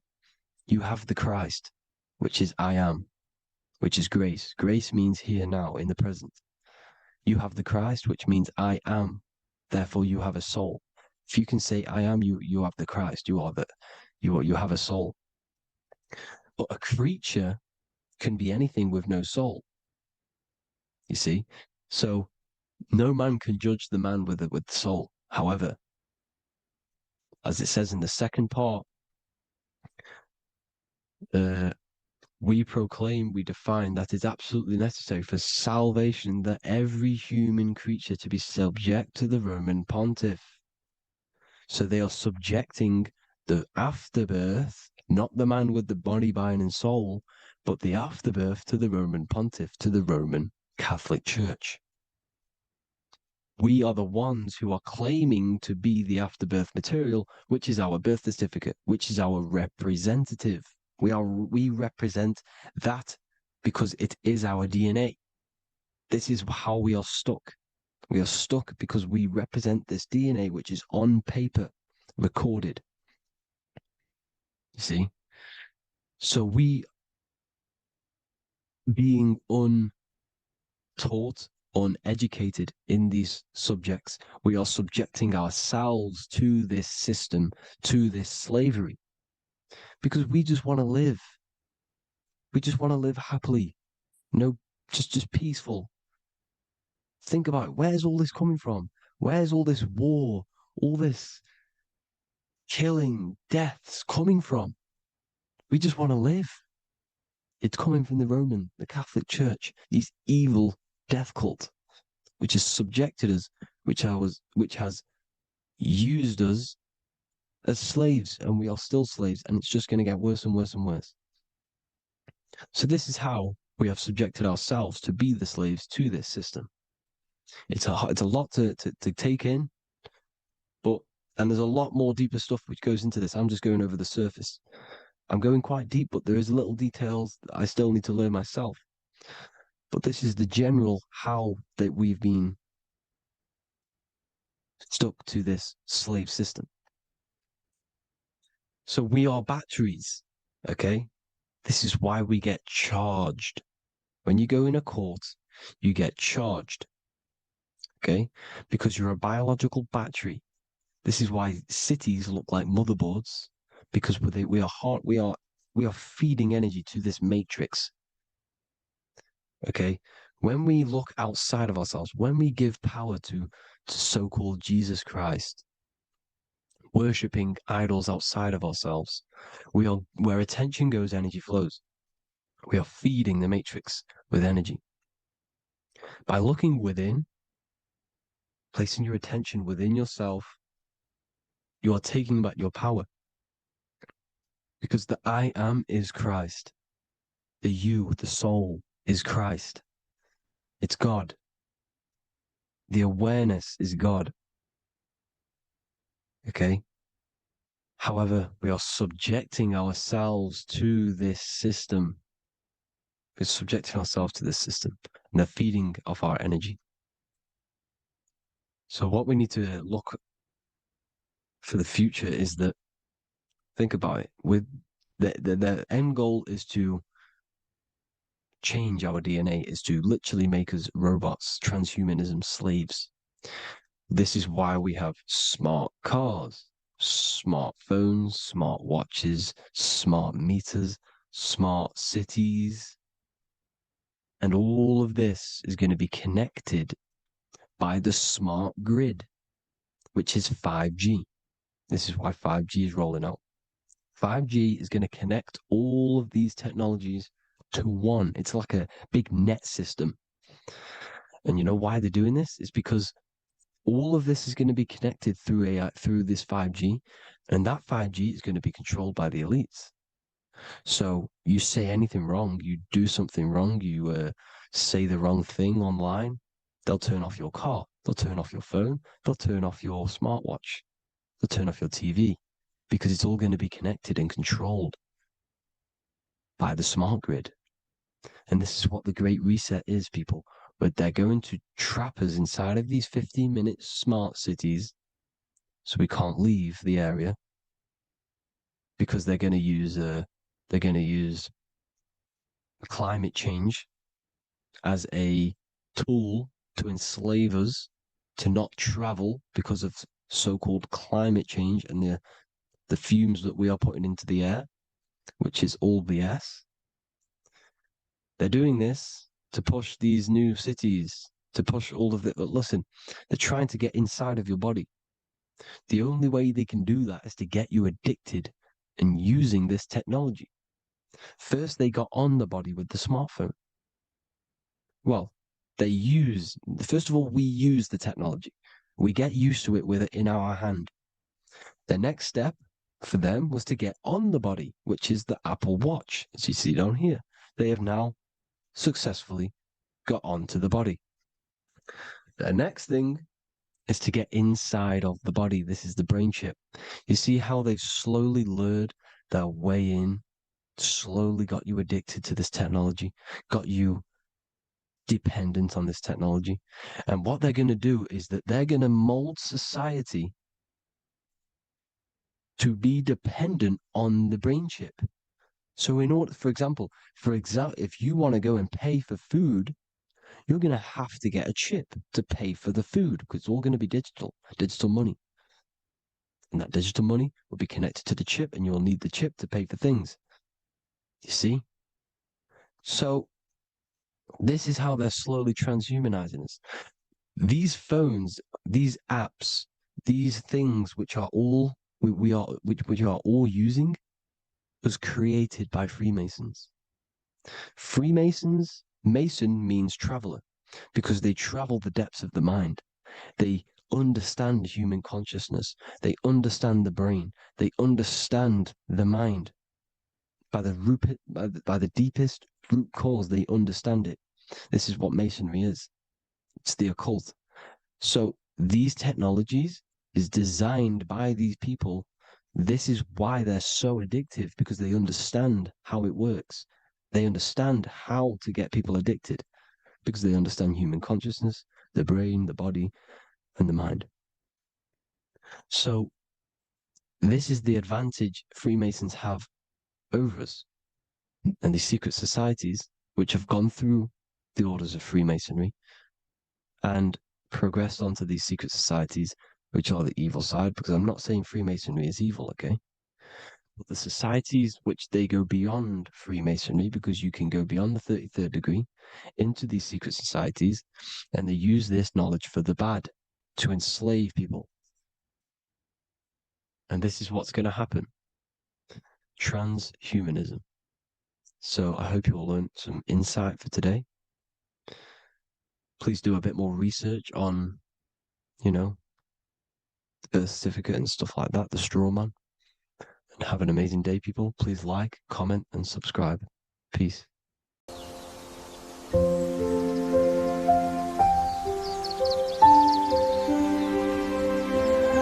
Book bookofwisdom.com. Visit today.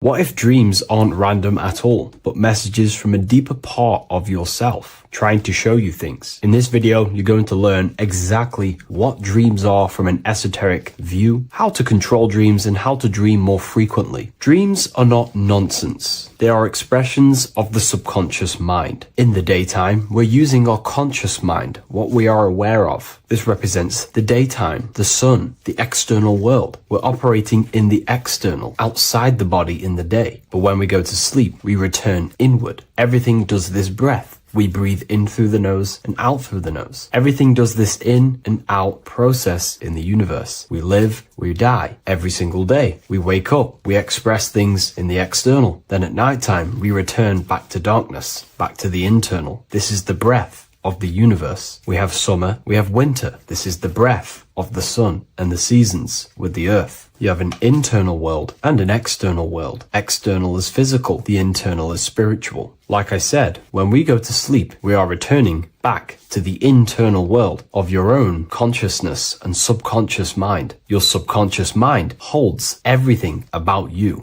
your memories, your traumas, everything you've ever learnt, your language, your name, your job, everything you identify with is stored within this vast network of the subconscious mind. It is your own personal consciousness. Therefore, when we dream, we return back to the subconscious mind, and we are in fact thinking, but in a subconscious way. The subconscious does not speak the same language as the conscious mind. The conscious mind uses language, thoughts, and all things that are very logical and very easy to understand. The subconscious is the complete opposite. It is very indirect, metaphorical, and symbolic. The subconscious communicates and works in symbols. Ultimately, symbolism is the language of consciousness. This is why in occultism and esotericism, it is filled with occult symbols, because symbols are used to communicate directly with the consciousness within, the subconscious mind. And the subconscious mind is ultimately connected to the collective consciousness. We are all connected and tapping into the mental plane, where we receive thoughts, ideas, depending on what we attune our mind to. That's why we call it a mindset. But getting back on topic, the subconscious mind is your own personal network. It is like a net, an interconnected web of your thoughts, memories, traumas, emotional blockages, and all the things you identify with and have experienced in your life is stored within this network. It can be seen as a web. One example of the subconscious mind using symbolism is this next story I can tell you. Let's say I was in a very traumatic car crash as a young child. I experienced a lot of emotional trauma in that car, and that deeply impressed my subconscious mind with that trauma of emotion that I felt. Therefore, every time I see a car in my external world, that car is now a symbol that represents the state of consciousness I was feeling in that particular time of the traumatic car crash. The car is a symbol for a state of consciousness within my subconscious mind. Just like when you see a word, that word triggers what you believe that word to be in your subconscious mind. Symbols are the language of the subconsciousness. Therefore, when we dream, we are basically seeing symbols of our own personal subconscious mind. Our higher mind, which is basically our subconscious, the higher version of you that exists beyond your human thinking mind, communicates using symbolism. The higher mind does not speak human thoughts, human language. It speaks the language of symbolism. Therefore, when we dream, every event, every person, everything that happens, and everything you see is your own personal subconscious mind materializing within the plane of the astral plane. This is a dimension that sits just above the physical world that everything is pulled out of. For example, look around you. Everything you see around you was thought, then imagined. Imagination is the astral plane, and this astral plane sits above the physical world. As above, so below.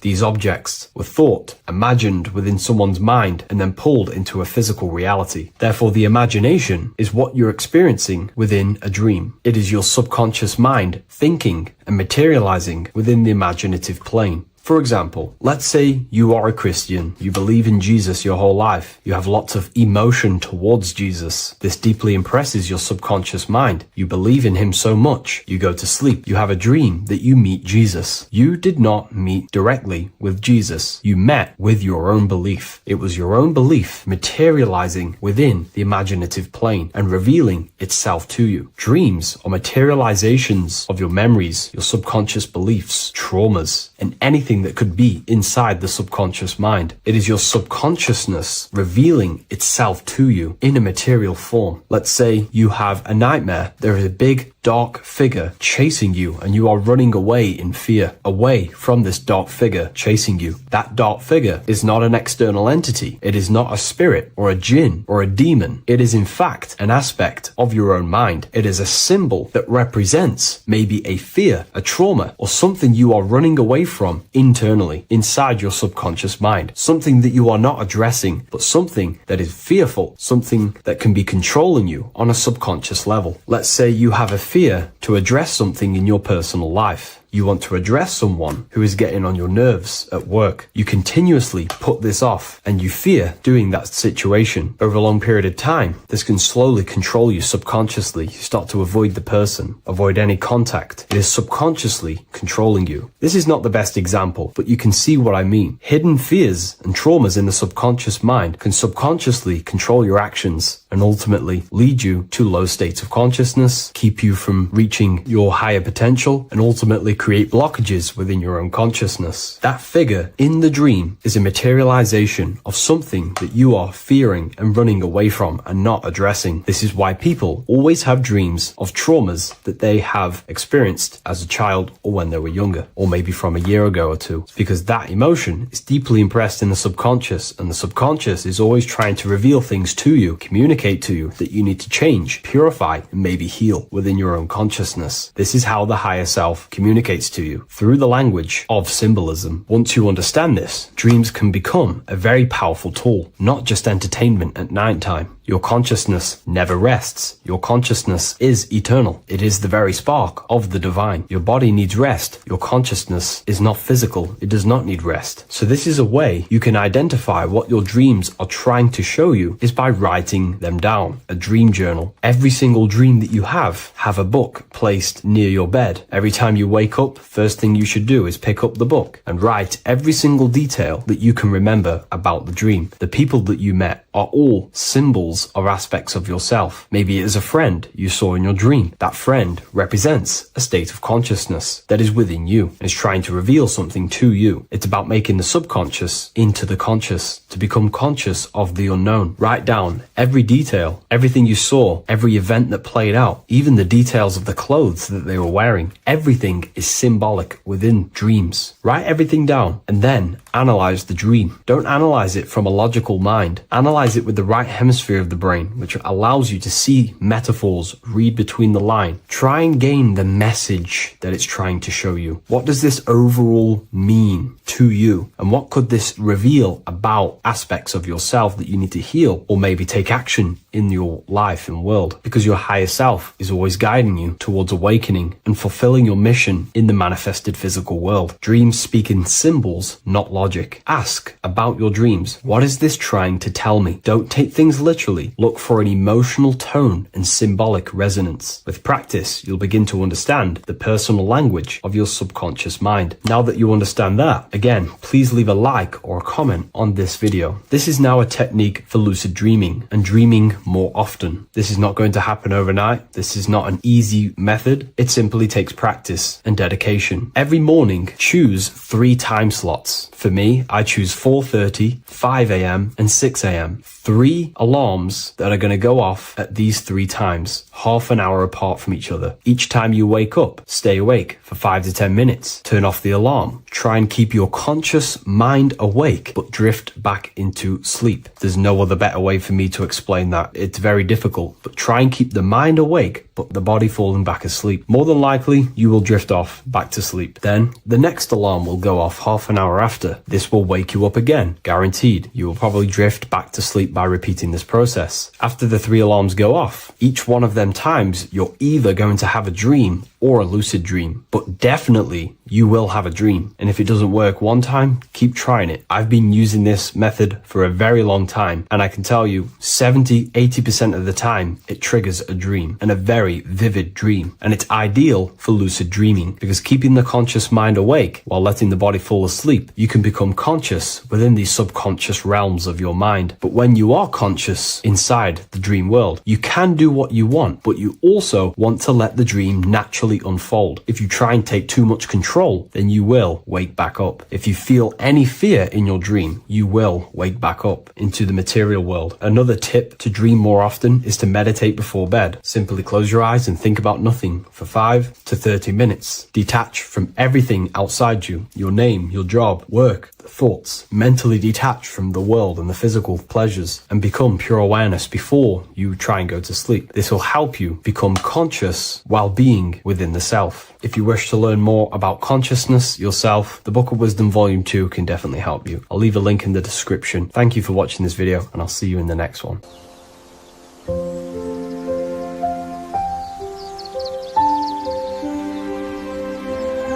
bookofwisdom.com. Visit today.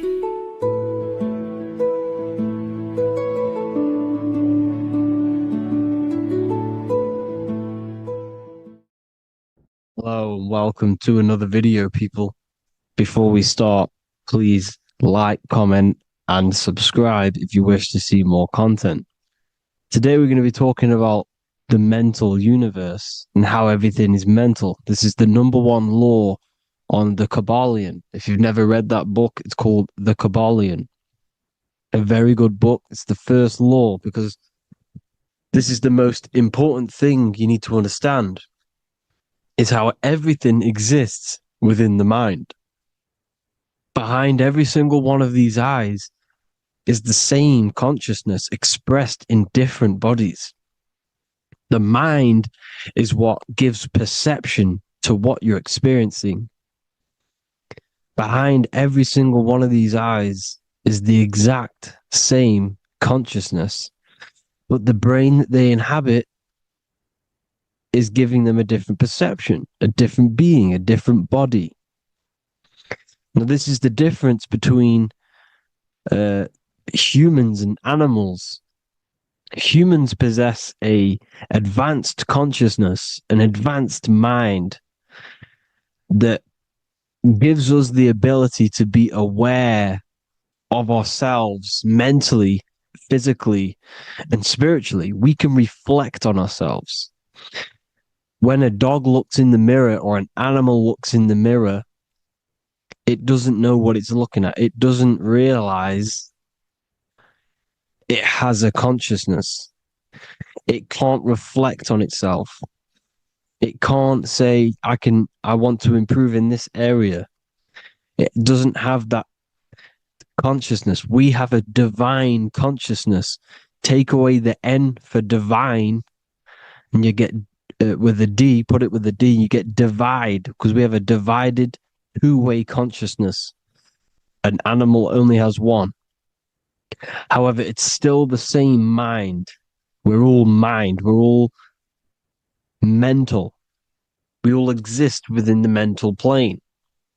Look at this person walking. The body, the brain, is sending electrical signals through the 12 cranial nerves, which the 12 disciples that spread the gospel of Jesus, right? You have 12 cranial nerves in your brain. There are 12 disciples which spread the gospel of Jesus. Jesus represents the mind, the intelligence, the invisible intelligence that we all are, the same intelligence, the same exact consciousness, which then sends a command into the brain. Then the brain sends these 12 electrical signals through the 12 cranial nerves to control the rest of the body through the nervous system. This person walking is not, the body is not walking. The mind is telling it to walk. And the brain is it's a supercomputer which is decoding these demands given to it by the mind. Because the pineal gland will have something to do with the ether, because the ether is physical and non-physical. The mind is sending the commands through the ether to the pineal gland, which is then getting broken down into electrical codes within the brain and sent throughout the nervous system to control the body. And this is why in the Sims simulation, because the body's the simulation, it's a false reality. It's the fake reality. It's not the real you. You are formless. There is no form, but the third dimension is a dimension within your mind. Matter, mind, light is all a product of your mind. It's all in the mind. Now, this is why The Sims has this green little diamond on top of the head. Because this is you. This is your invisible intelligence controlling the character. Okay? It's controlling the character. And this character is in the world. Your consciousness isn't in the world. The world exists within you, but the body is a vehicle for that realm that you land in. When you have a dream, your mind transcends this body into another body, duplicates your body into another universe, unite. Unite is one. We're all one. It's all one universe, expressed in many different ways, infinitely. And the vehicle that you land in is the body to operate in that realm. This is the all-seeing eye, as you see here. The eye, this is all the intelligence. This is the ball of consciousness, God, expressed in different bodies. We're all this same one in different bodies, as you can see here. And this intelligence is expressing infinitely throughout the universe. An infinite universe. There's no beginning, no end. There was no beginning of the universe. There is no end. It's infinite. Always has and always will. But the mind is what gives you the ability to explore the universe, to make perception of it. We are God in disguise. We are God in disguise. We are God in flesh. But the body can become attached to the mind, can become attached to the body if the mind is not aware of itself. When the mind is that blinded by matter, and we lack knowledge and understanding of what we truly are, a formless, infinite being, a traveler. This is why Freemasons are called Freemasons. Mason means traveler. Free. You're a free traveler because your consciousness is a traveler of the universe. When we lack understanding, our mind bounds to the body because we don't separate the body with our different layers of consciousness. When we separate them and identify that we are mind, body, emotion, you then can apply this knowledge to when you want to astral travel and explore the different realms of your mind, because the mind is the universe. People, this is what we need to understand. The mind is the universe. I am you and you are me. This is the Egyptians showing you this. The Ankh is the symbol of life. This is the one ball of consciousness, mind, giving it the Ankh life to all the different life forms. The cows, the birds, the snakes, and the big Ankh given to the humans, because the humans are the most intelligent. We have the most advanced consciousness. We have the most advanced consciousness. This is why the one is giving a big onk to the humans here. Here you see again, this is not the sun. This is also showing onk giving out its life to all things infinitely. And this is the most high. We are the most high in disguise. When we strip off the body, we strip off the desires for the physical world, we strip off all of these fake identities that the mind gets attached to. That is God, the universe. You are the universe experiencing itself. I and I, the letter I and the number one is just one line. The letter I is the number one. Because your I am, when you refer to yourself as I, every single one of you who's watching this video refers to yourself as I, which is the one. We are all the one. We are all intelligence. We are all invisible. We are all the one. One is the only number. 1, 2, 3. Everything goes up in ones because there is only one. Doesn't matter how far you go down the line with numbers, all of their numbers are created by one because there is only one. It's me and you are the exact same consciousness expressed in different bodies. Mind. Cause. There is only one cause. There is only one mind. There is only one being. But because we lack understanding of this, we think we are the bodies. And this causes division because the physical world is the most illusionary world. It's an illusion. It's all an illusion. Now you see with the two, you look with the two eyes, but you see with the inner eye, the mind. Okay, the mind is the mental plane is a shared plane, and it gives perception to what you're looking at. The mind. I'm affecting you when I speak because the mental plane is shared. We all share mind. We all express mind. When I'm speaking to you, I'm affecting you because we are mind. So the words that I'm saying, which are being manifested from my mind, are being manifested through my body into vibration, is affecting you. I'm affecting you with what I'm saying. And these words are having an effect on your mind because we're all mind. This is why you need to be careful what you're listening to, music and all sorts. Because music can also create thought loops within your mind.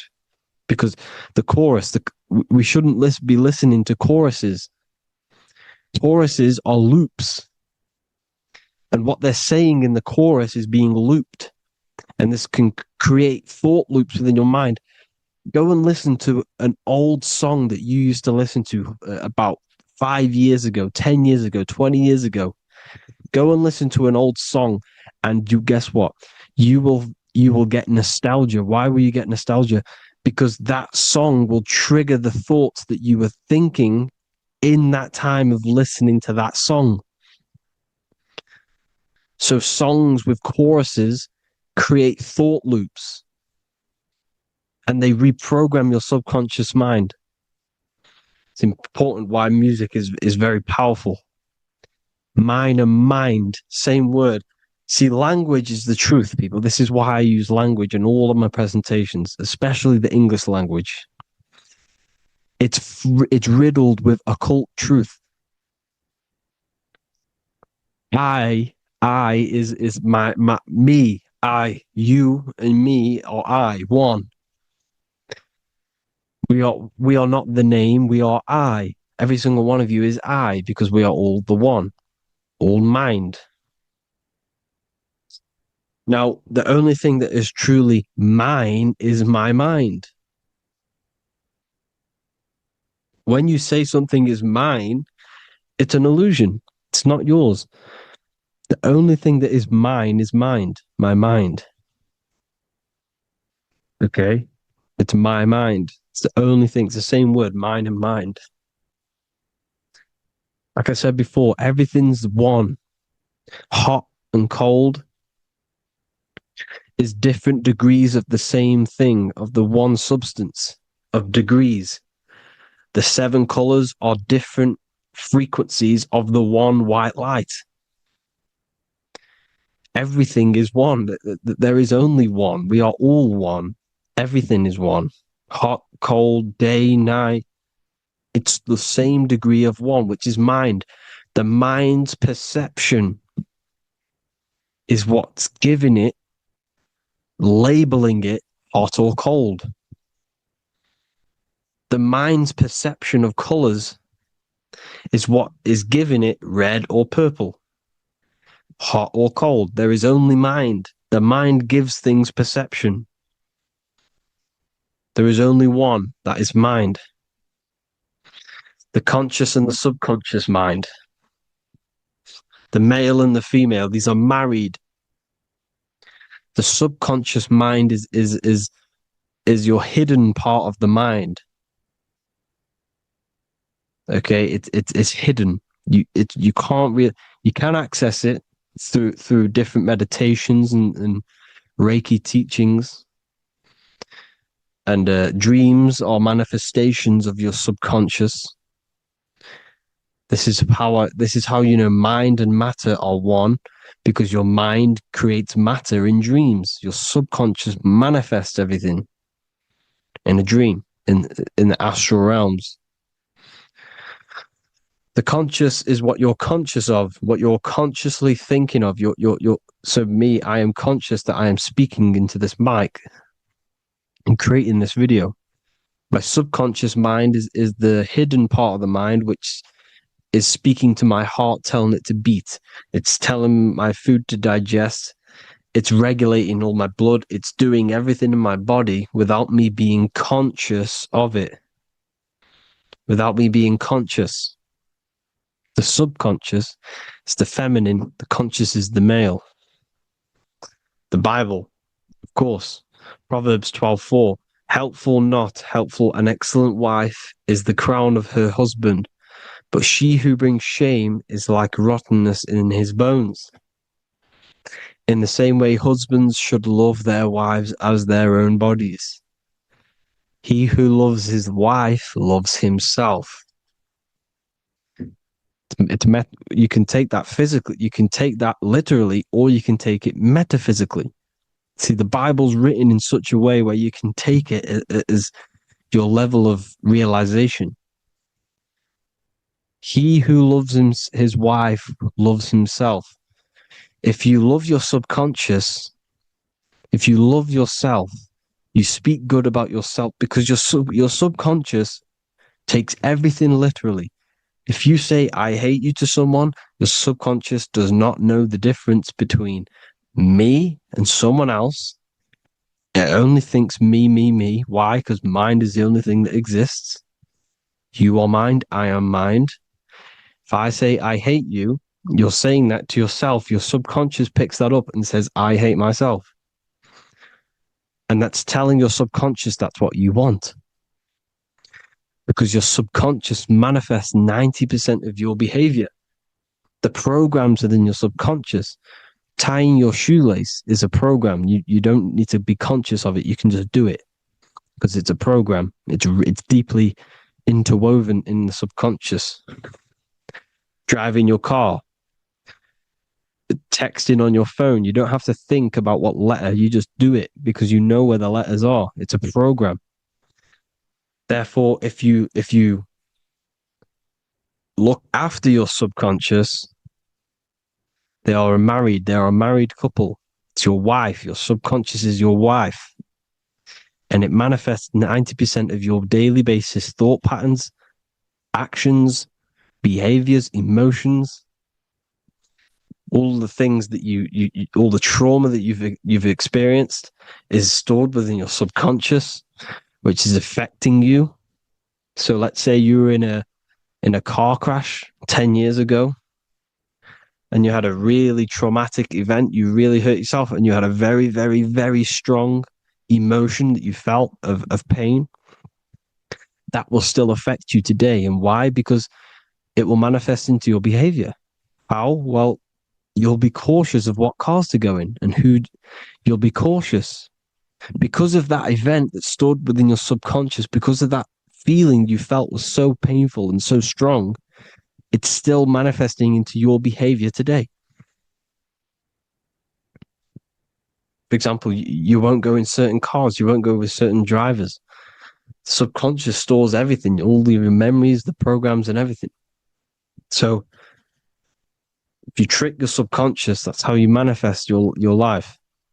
If you trick the subconscious, you already have something. And therefore it will manifest into your life and into your behavior, thoughts, and actions. This is why the golden rule is to treat others like you want to be treated. Because I am you and you are me. We are all subconscious. We all have subconscious. Whatever I do to you, I do to me. Because my subconscious picks that up and thinks I'm speaking to me. Mind is very powerful.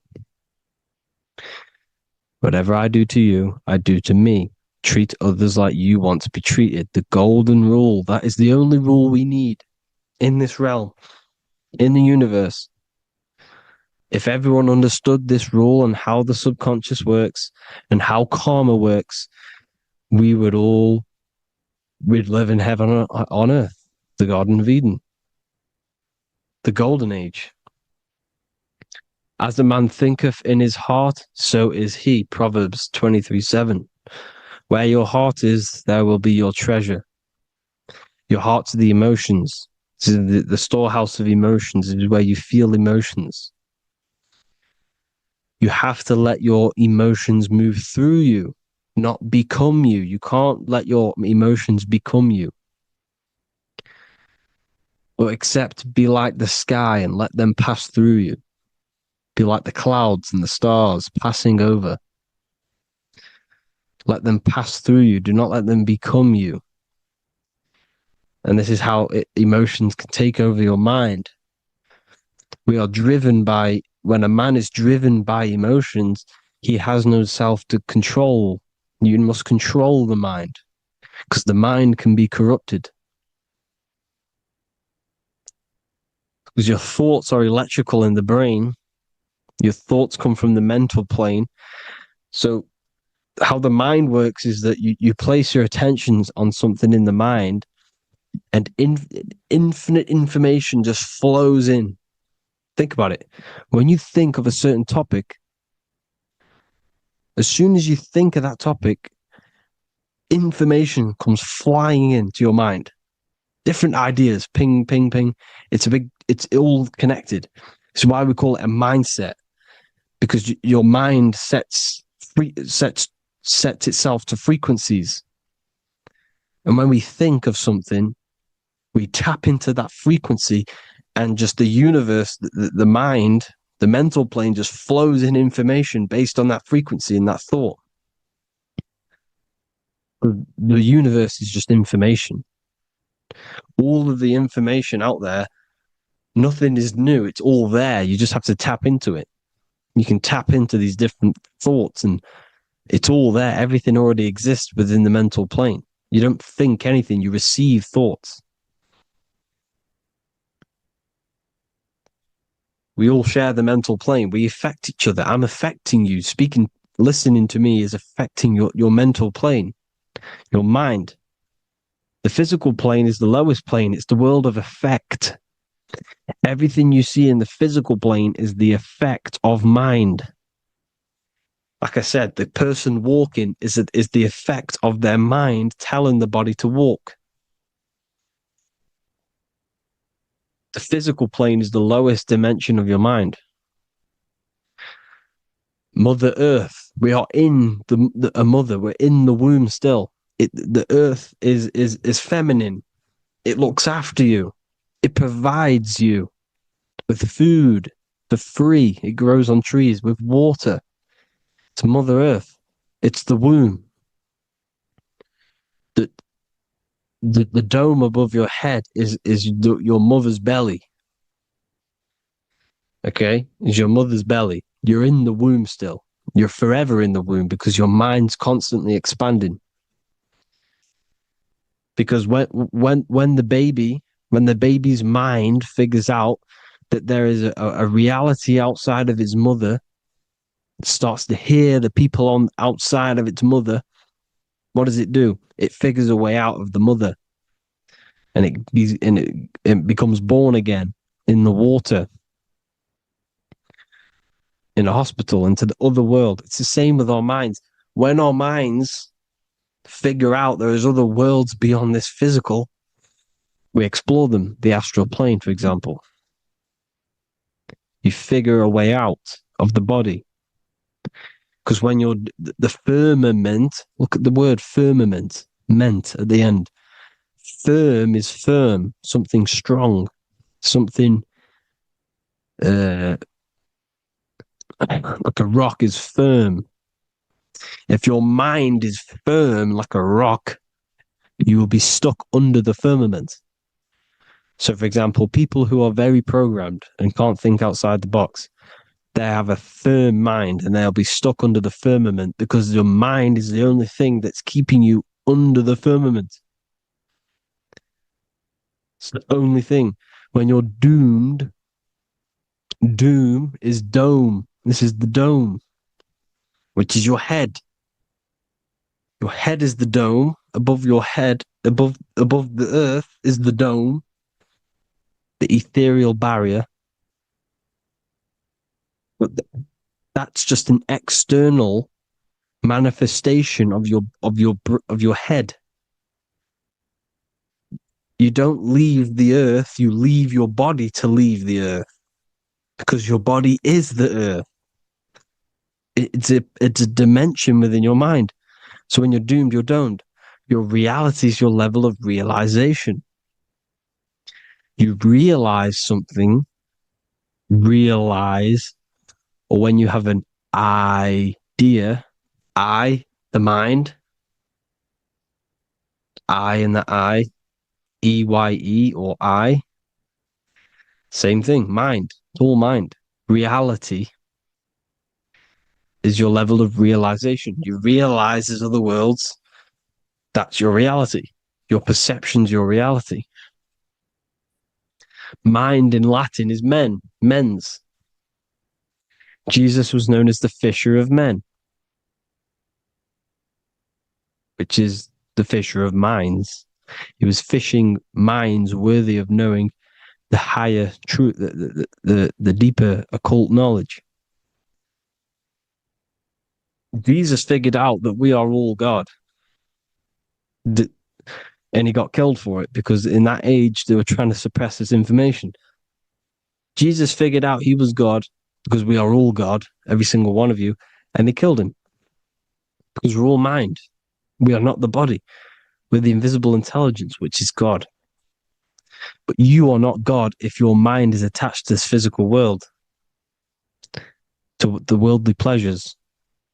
If you master your mind and travel the depths of your mind, that is God. Mental and men. Look at the word mental. It has men in it. Men in the Bible means mind. Here you see the Masonic symbol with the eye, the mind. Looking over, everything is the one. Everything comes from the one. All the lines coming off it, giving its life to all of the life forms. Down here on the bottom, you have duality, black and white. Up here, you have singularity. One and the two. Unification and division. The lower self is divided into the left and the right. So the Bible even says, I forgot what verse it is, but it says, It's better to go through life with one eye than to have two and be cast into the fiery abyss of hell. I'm not sure what verse it is, but you can research it yourself. It's better to go through life with one eye, to be unified consciousness, dimension. No brainer. The language tells you the truth, people. Dimension. The dimensions are in your mind. Entertainment. Entertain the mind. Disappointment. It's all in the mind. Environment. The environment that you are in is a product of your mind. Within, rearranged spells high twin.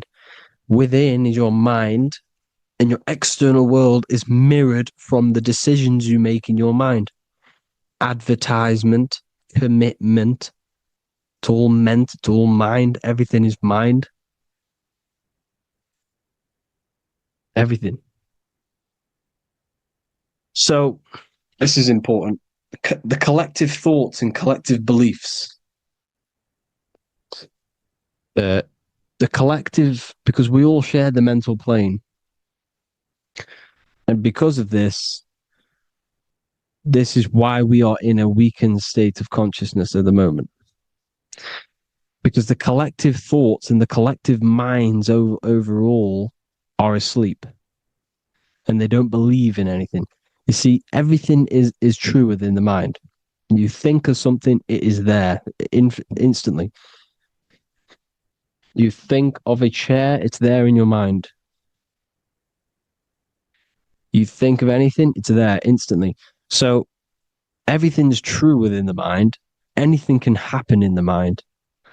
Anything can happen on the physical plane if the collective consciousness, the collective minds, believe it to be true. This is why back in the days, in the ancient days, you look at all the old world stuff, you see all this crazy technology, and it's because as a collective, as humanity back then, they believed that they had much more open minds. Therefore, the things manifested in the physical world were a lot more out of the box, so to say, compared to today. For example, magic is not as powerful today because the masses don't believe in it. It's still powerful, don't get me wrong, but if the masses believed, or if everyone knew magic could be real, because it is, anything's real in the mind, it would be a lot more powerful.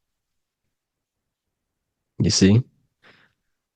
So and what they're trying to do is create a hive mind worldwide.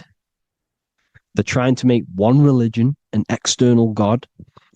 What happens when you worship something external? You give energy to it, because where attention goes, energy flows. Where your mind gives attention to, energy goes there. And when we all believe in external gods and give our worship and our power to these external things, we all give energy to it, which will manifest as a demon in the astral planes. It's a hive mind. They're trying to make a hive mind to summon our energy. Trying to summon our energy. And through mind, through collective thoughts, the hive mind. They want one religion, one government, one currency, one belief system. And that will create a hive mind, which will limit our consciousness, which will limit what we can do in the physical world. Because if everyone doesn't believe in certain things, it cannot happen, because it's all in mind. Mind is so powerful. I am you and you are me. I hope you all enjoyed this video, people. If you haven't already, join the Wisdom Academy. The Wisdom Academy, we have many occult lectures just like this one. Also, we have just launched Mindwave Hub.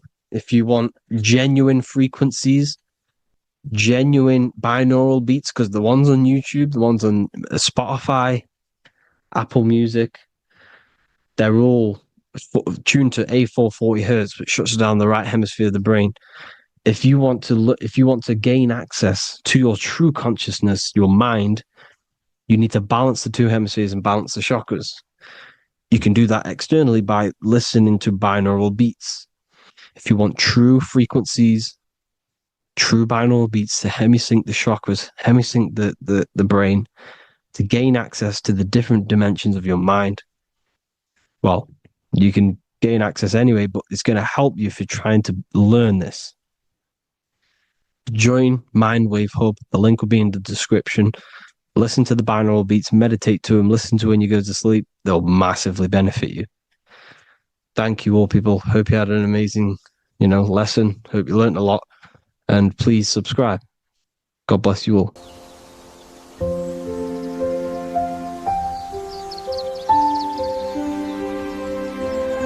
bookofwisdom.com. Visit today.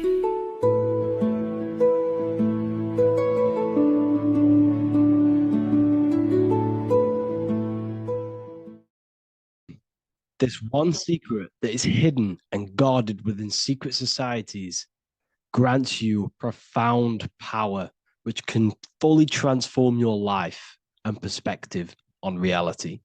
Today, I'm going to reveal this one secret, which you probably already know, but never realized how deep it truly is. This has the power to change your life. It is the key to your potential. And if you stay with me, this power may be yours, and you could transform your life with this hidden secret that is guarded within secret societies and esoteric orders. And this secret is not really a secret, but something people overlook, that the universe is mental. Everything we experience and interact with and perceive originates within the mind. The universe is a boundless field of consciousness, a mental construct molded and shaped by thought. We do not just live in a physical world, as they want you to believe. There are hidden forces that mold the material world. They want you to believe that you are only a physical being inside of a physical universe. But this is completely wrong. You are the architecture of the universe. Your consciousness is the very fabric of reality, and you create your own universe. The universe is an infinite field of consciousness, a vast and limitless mental construct, intricately woven and shaped by the power of thought. It is a dynamic and ever-evolving field where the interplay of awareness and attention gives form to existence.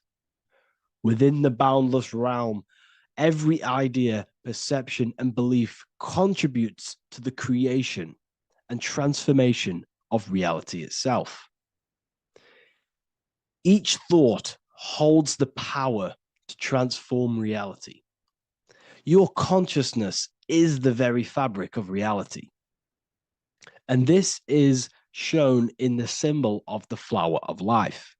The flower of life is a symbol. It symbolizes the interconnectedness of all existence, illustrating how every thought is not merely a fleeting moment, but a ripple that reverberates across every layer of reality. Each action, like the intricate overlapping circles of this pattern in the symbol, extends its influence far beyond its origin, weaving a web of interdependence where every choice impacts the whole. It serves as a profound reminder that everything is connected, bound by an unseen field of consciousness. This symbol represents how one action, one thought is a ripple in the whole vastness of the ether of consciousness. To master your mind is to master the universe, because your mind is a miniature universe. The mind is the very fabric of reality. So if we gain the hook, if we gain the power and the mastery over our minds, we have now gained the power to create reality to your will and intent. You see, most people live in a cycle, and this cycle is the outer world manipulating how they feel on the inner world. People's external circumstances are creating their thoughts and emotion in the inner world of consciousness, which is producing a constant cycle of negative manifestation. For example, let's say something negative happens to me in my external world. Then I start to think negative and feel negative. What that is actually doing is manifesting and projecting more negativity, because our thoughts hold the power to control and weave our own life. Your life is a direct correlation of every thought you thought in the past. What we need to do is stop and not let the mind control you in your reality. You need to control the mind so you can control reality. So what does this actually mean? Reality is an externalization of consciousness. Consciousness and matter are one. They're not separate. They are inseparable and interconnected. Everything we see, experience, and observe is a manifestation of thought, beliefs, and consciousness, shaping the world around us. Now, this ties in with the secret fifth element that they have hid from you. They've hid from you this sacred and very important symbol and pillar to reality. And this pillar, this sacred thing they've missed, is called the ether. And they've held this from you for a reason, a specific reason. This is the true fifth element. Why do they hide the ether? Because the ether has the power to shape and manifest whatever we imprint upon it. Every thought is a vibration interacting with the ether and actively shaping our reality. The ether, you could see it as the codes to physical reality. It's like an energetic blueprint which surrounds all physical objects. It is the life force that gives life to all things. All energy comes out of the ether and returns back to the ether. Energy, it's 0 point energy, and it is an infinite source of energy. So this is why they hide the ether, because whatever our mind can imprint onto the ether, we can create into a reality. And we imprint the ether through thought and imagination. The mind holds the power. The mind is the very source of reality. The material realm is not separate from the mental realm. Rather, it is intricately shaped and influenced by it through the ether. This subtle, all-pervasive medium bridges thought and matter, allowing consciousness to mold and manifest the physical reality. To transform our lives, we must first transform our minds.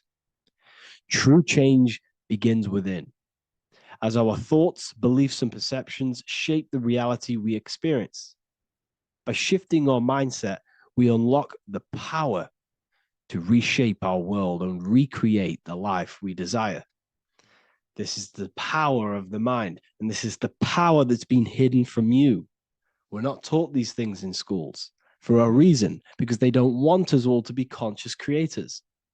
Instead, they feed you your beliefs. They feed you your thoughts through the music, through the entertainment, through the movies, through the news.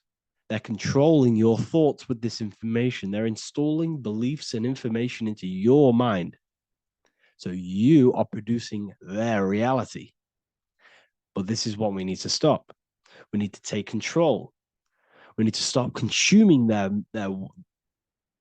music, their movies, their information, their news, because all of this is contributing towards your reality. They have the collective consciousness at the tip of their fingers. They do not create the world. We create the world by believing their beliefs and their thoughts. and installing their information into our minds. You see, it's mind over matter, and most people live in matter over their mind. Most people let matter, the external circumstances, dictate their mind, when it should be the other way around. It should be mind over matter. This is the mental plane. This is the astral. This is the etheric. This is the physical. The mind holds power over the emotions, over the imagination, over the physical, and over our spirit. It holds power over everything. It's mind over matter. It's the mental body that we must transmute and change. Most of us live in a chaotic state of mind, and this is what we must change. Turn chaos into order. So we need to be mind over matter. We need to install this belief into our subconscious. I, Harry B. Joseph, have created the ultimate esoteric school on the earth.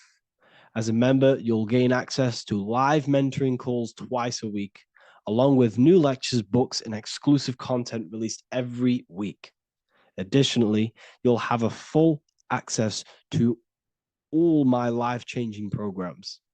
If you're ready to transform your life and start your journey today with me, join Ethereal University.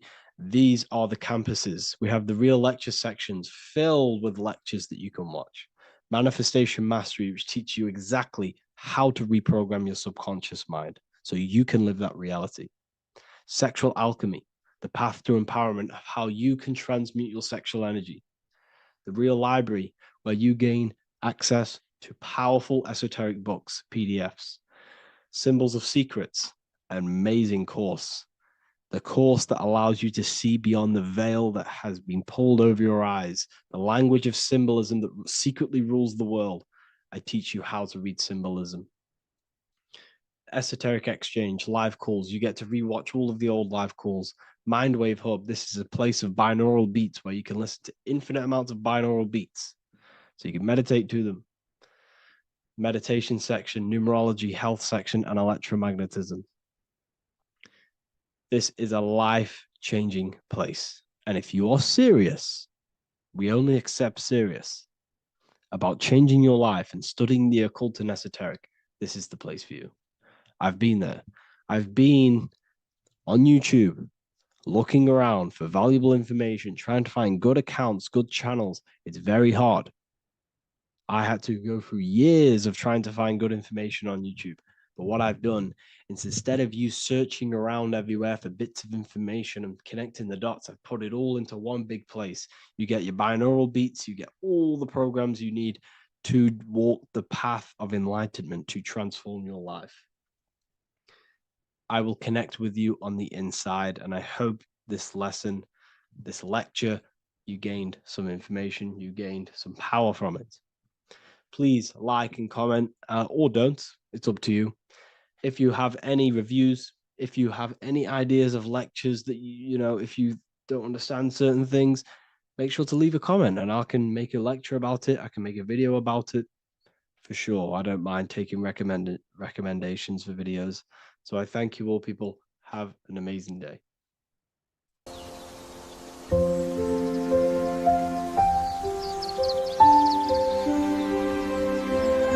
bookofwisdom.com.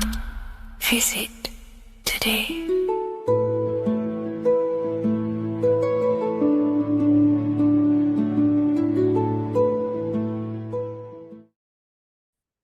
You are not breathing correctly. 98% of people only use a third of their lungs capacity, which is shallow breathing, which ages you, lowers your brain capacity, and also lowers your state of consciousness. So it's essential that you breathe consciously on a day-to-day basis, because this is what truly elevates your consciousness. I am going to give you the key for you to raise your consciousness just through breathing alone. Such a simple thing, but yet the most effective way for raising your state of consciousness and becoming more spiritually and mentally advanced. So tune in for this video and I'm going to show you exactly how to do it and the symbolism behind breathing. Air is more than just air. It carries electromagnetic energy. So now I'm going to give you the science behind this spiritual truth. This invisible force is what sustains all physical life, providing the life force energy essential for existence. Electromagnetism. Everything is fed off electromagnetism. Your body is an electromagnetic battery. Now, we can prove that air carries electromagnetism just by doing a simple test, a simple scientific experiment, by getting liquid oxygen and pouring it between a north and south magnetic pole, two polar opposite magnets. We see that the liquid does not fall straight through it. It is sucked, it is magnetically attracted to these two opposing forces, opposing magnets. This is proof that air, liquid oxygen carries electromagnetism. When you are breathing electromagnetism, the essential life force behind all living beings. This is known as energy or prana, chi, ether, or spirit. This is all the same thing. Air is not just empty space, it is energy, it is prana, it is life force, it is spirit, it is ether, chi, prana. You are an electromagnetic being. Your consciousness is in direct correlation with your electromagnetic aura or biofield around your body. Your state of consciousness is mirrored within this field around your body. Now, your breath, when you breathe in, you're breathing electromagnetism or life force. Breath is the vital link between the physical and the spiritual, bridging the body with the soul. Through breath, we connect with both tangible world and deeper, the unseen realms of energy and consciousness. Breathing deeply and properly elevates our consciousness, enhancing the brain's functions, heightening the sensitivity of our five senses. It also brings a profound calmness to the mind, creating a state of clarity and inner peace. Like I said earlier, breathing properly is the fastest way to elevate your consciousness. It is the fastest way because breathing, when you stop breathing, what happens? You lose physical consciousness. Your body will shut down if you do not breathe in this vital electromagnetic energy in the oxygen. If your body does not get this for 5 minutes or however you can last without breathing, this makes you lose physical consciousness. Your body will not survive without this essential life force energy. Therefore, air is one of the most overlooked things. This is why we see the symbolism of Buddha having a big belly. Why does he have a big belly? Because it's symbolizing breath work, proper spiritual breath work, the certain teachings of breath work, of when you breathe in through the nose, you have to breathe in through the nose. You don't want to breathe in through the mouth because the nose acts as a filter which catches dust particles and filters out the air before it enters the lungs. The mouth does not do that. The nose is for breathing inward. We breathe in through the nose, and when we breathe into our belly, not our lungs. When we breathe into our belly and our belly expands outwards, we are then moving this energy down from the nose down the spinal column. And when we breathe back out, the belly goes in, which is raising the energy up the spinal column, back out through the mouth. This is the true way of breathing, because when we breathe, we are moving energy. We are moving electromagnetic energy. When we breathe in through the nose, the energy travels down the spinal column. And when we breathe out, we are raising this energy back up the spine, some of it going out the mouth and some of it reaching the brain, activating dormant brain cells in the brain. But when we breathe, we need to make sure we are using 100% of our lungs capacity, because the lungs is what transforms this special energy into consciousness, physical consciousness. So this is why Buddha has a big belly. It's not because he was fat. It's not because he was overweight. It's symbolism. It's symbolism of breath work. So try this. Do this for 2 minutes while you watch this video. Breathe in through the mouth as hard as you can until you no longer can fill any more air into your lungs and belly. Breathe it into your belly, not your lungs. And breathe out through the mouth.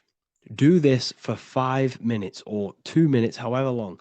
I promise you, breath affects your consciousness.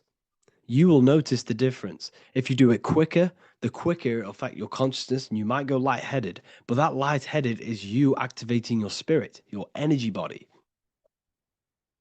So try this just when watching this video. When you breathe consciously, you are renewing both your energy body and astral body, aligning your consciousness with a higher state. This practice feeds new life force energy into the body, revitalizing and enhancing your overall well-being. Like I said, your brain requires the most amount of oxygen. When we have shallow breathing, this is reducing the brain's capacity. Because when we are not breathing properly, which 98% of people are only using a third of their lungs capacity, we are essentially only using a third of our consciousness, because your breath is directly correlated to your consciousness, your state of consciousness. When you breathe in through the mouth, out through the mouth, out in through the nose, out through the mouth, consciously and deeply for 5 minutes, you will notice that your senses are more powerful and sensitive. Your brain is quicker.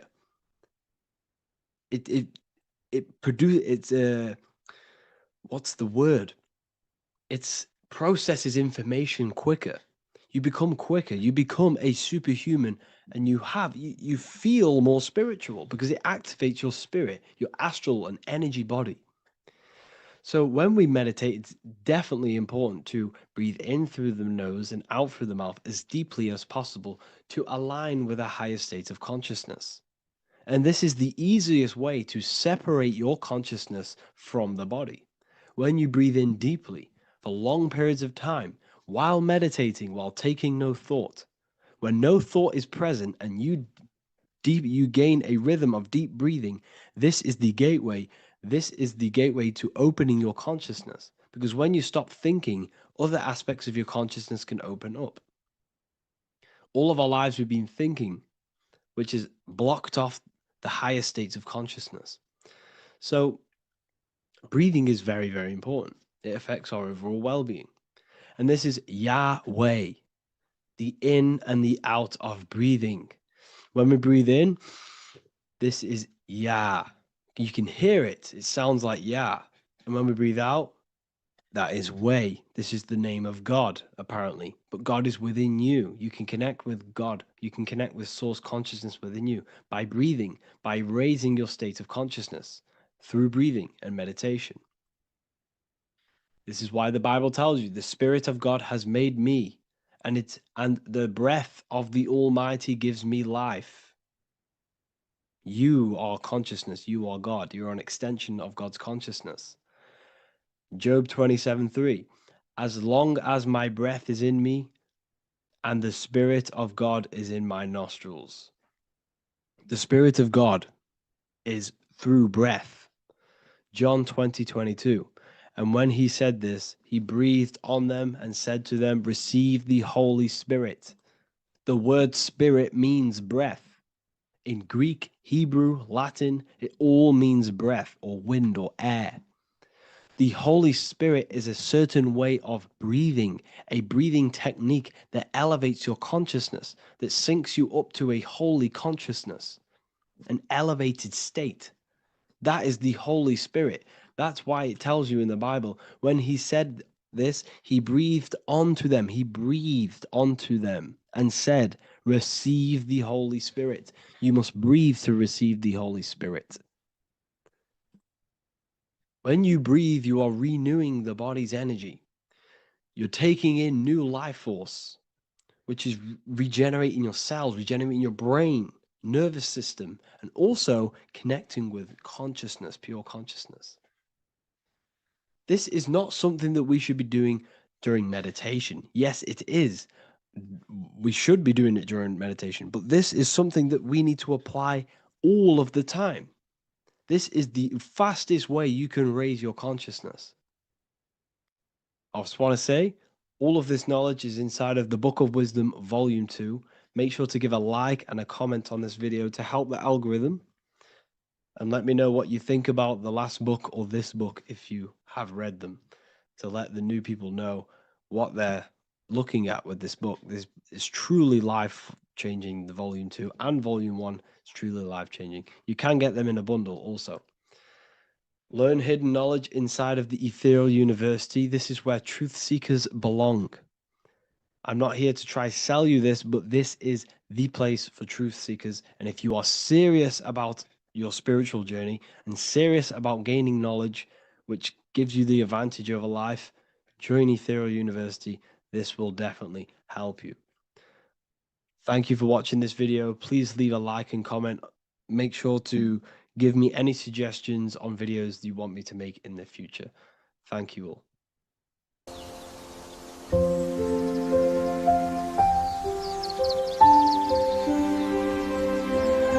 bookofwisdom.com.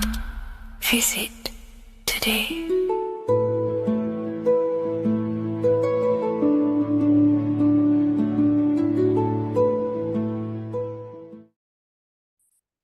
The Pope is supposedly opening 5 portals on Christmas Day.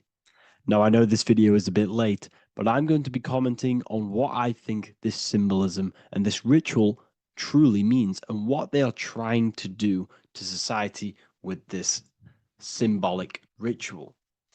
So the first thing we must understand is that everything these people do on a mass scale, all of these major events that they take place on, are all symbolic. They're all ritual. They all have purpose.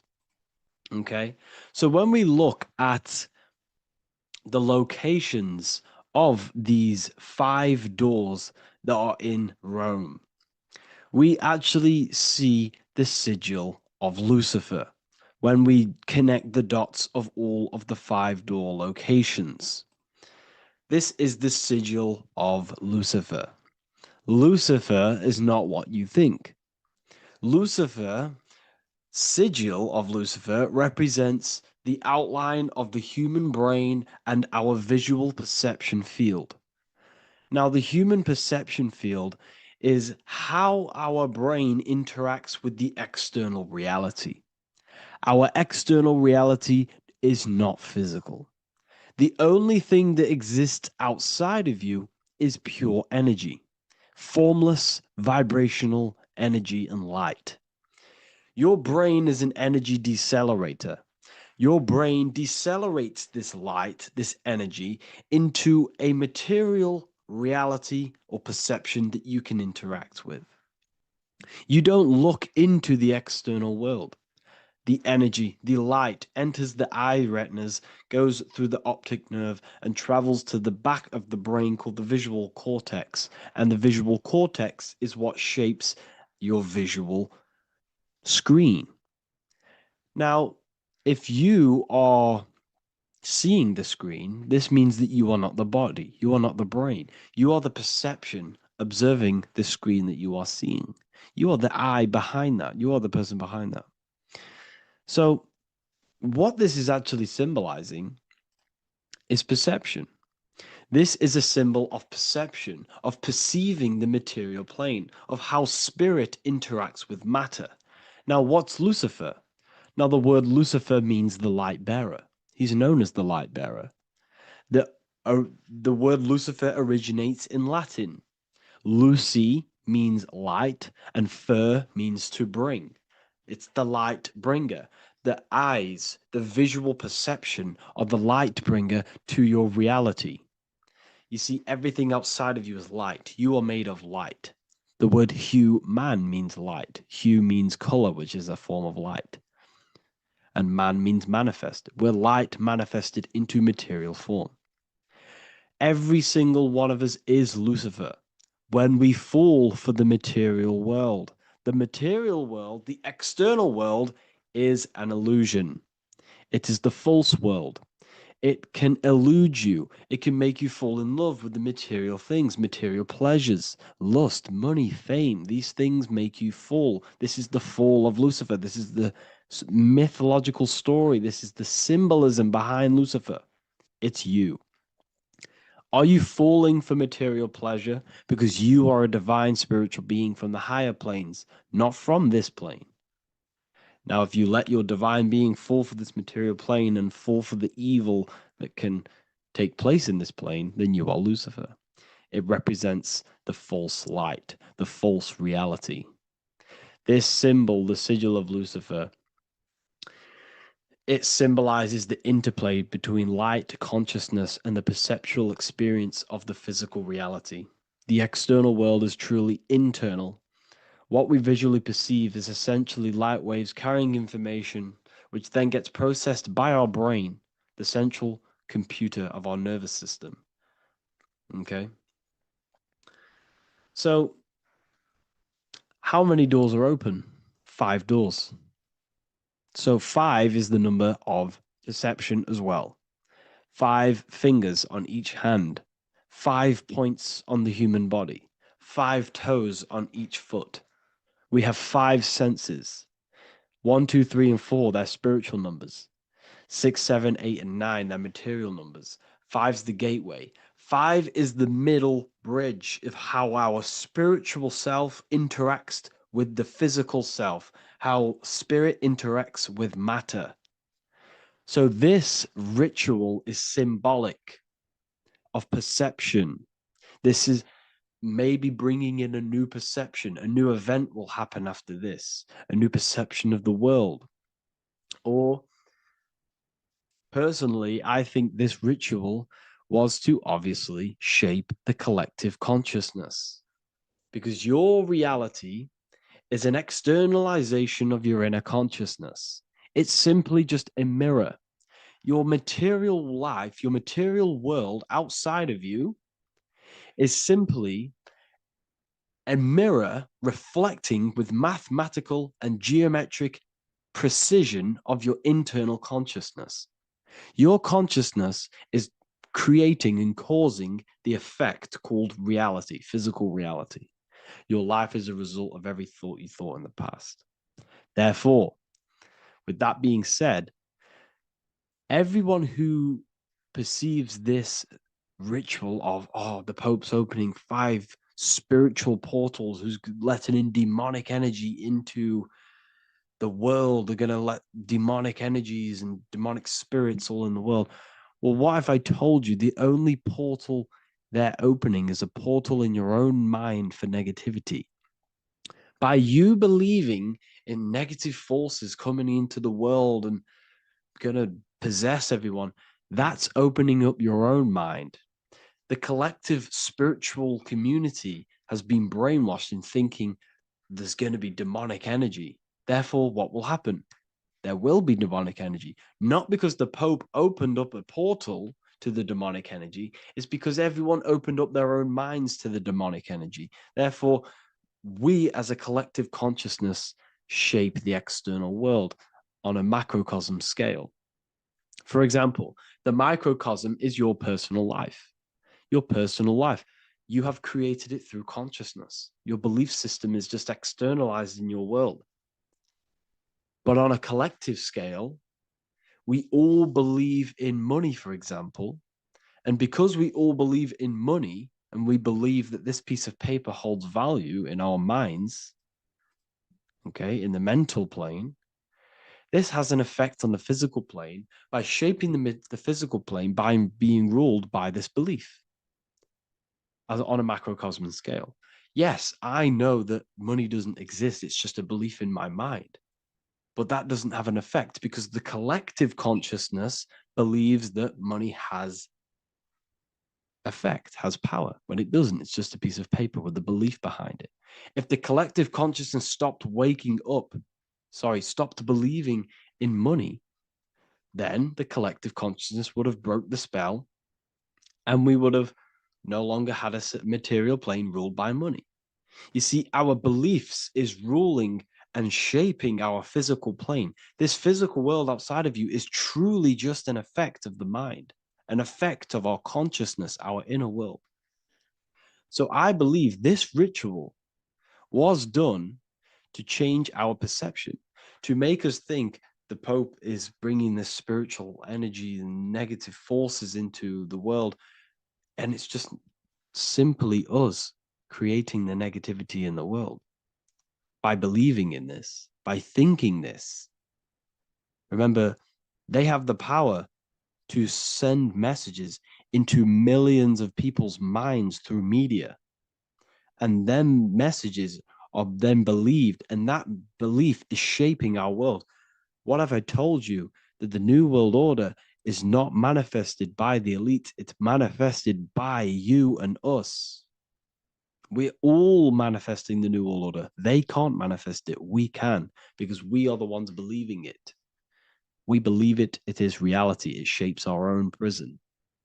We're all shaping our own prison by believing in the prison, by believing in money. So this ritual was all to do with perception, creating a new perception, creating fear in our minds to, of course, distract us from what's really going on. This is all a ritual to implant messages in your own mind. So I hope you all understand this video, and I hope you all gain some insight, and I'll see you inside the university.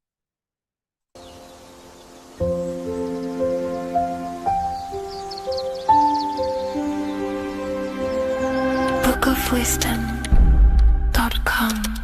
Visit today.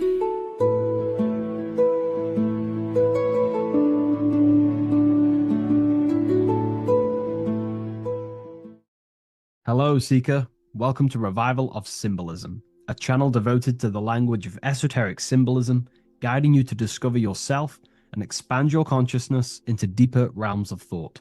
I'm Harry B. Joseph, also known as Revival of Wisdom, and today we're going to be discussing this particular piece of Freemasonic artwork, and in the context of force and form. This is a very important ideology to understand about life, your reality, and ultimately to gain your personal power.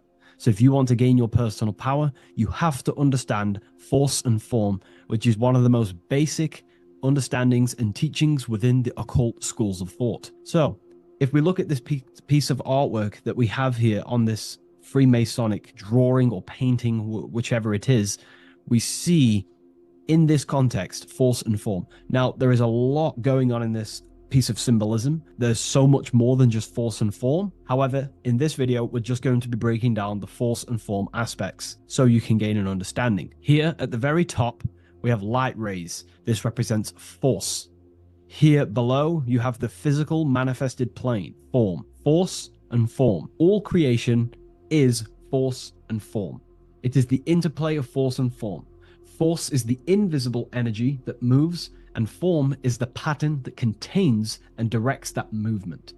Force without form is chaos. Form without force is lifeless.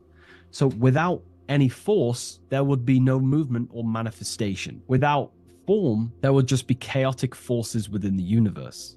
So force and form are the opposites in duality, force and form, okay? So without any force, which is your spiritual life force, your consciousness, which is force, your body wouldn't even exist, because your body is the formation of the spiritual forces. Your life is a creation of your forces, such as thought, emotion, imagination, desire. We're going to be breaking that down in detail so you can use these forces in your life, okay? So we have light rays here. This is a force. This is light emanations coming down from above into the world of form. We have to understand, no physical action on the physical plane, there is no force. All force takes place within the astral and etheric realm. So that's what we must understand. Force takes place in a higher dimension. What you see in the material realm is the formation of that force. So every movement in the material is made manifest through the invisible forces. When you take an action, there is a reason why you are moving the body. And for me, for example, I've written the new book of symbolism, and it's out November 17th. The force that driven me to build that, to take the actions to build that, is a force, and that is an emotion or a desire. So that we all have a desire, which is the force that moves us. And that desire is not a chemical reaction within your nervous system. That desire is, in essence, a spiritual force that takes place within the astral plane. So we have the mental plane. Below you have the astral plane. Below that you have the etheric plane, and then below that you have the physical plane. All creation begins in the mental plane, what we think about. But then if we have a desire about a specific thought, we have a specific emotion towards a specific thought, such as, I don't know, making money. We all have a desire to make money, right? That desire then focuses down the mind, because you can think any thoughts you wish, but if you do not have a desire or an emotion towards it, the mind will not be narrowed down to one specific thought. So then that thought has an emotion or desire behind it, which then manifests itself. The thought descends into an astral form. The thought takes the body of an astral desire or imagination. That imagination and desire feeds the human heart. That human heart feeds the force through the physical brain, through the nervous system, and then allows the body to take physical actions. So each one of us has forces. So it's very, very important that these forces, such as desires, are not random and they are controlled. Because if you desire many different things, you are uncontrolled, you will have many issues in your life. You will have, if you have uncontrolled desires of lust, uncontrolled desires of vanity, uncontrolled desires of low pleasurable things of the flesh, your desire will not be controlled. Therefore, your force is scattered. So in order to gain self-mastery and to get what you want out of your reality, you have to control your desires, your force. So you have force and form. This is why down here you have people taking physical actions. You have, people running around taking action. And up here you have the forces. So it is the astral forces that is in constant rotation and interplay with the physical material realm, force and form. Force originates in the higher planes of consciousness and descends through the mental and astral into the physical. Within the mental plane, force takes the shape of thought. Thought is the first outline of form, the archetype that gives structure to creative currents. When one conceives an idea, the pure spiritual energy flowing through the consciousness becomes clothed in mental matter. This mental form is the mold through which all subsequent energies must pass. It defines the direction of movement and determines the quality of the outcome. Within the astral plane, the same force becomes emotion, desire, and vitality. Here, the mental pattern receives life. The astral body, being composed of the substance of feeling and magnetism, fills the thought form with motion and color. Force in the astral plane is dynamic, fluid, and responsive to rhythms of desire.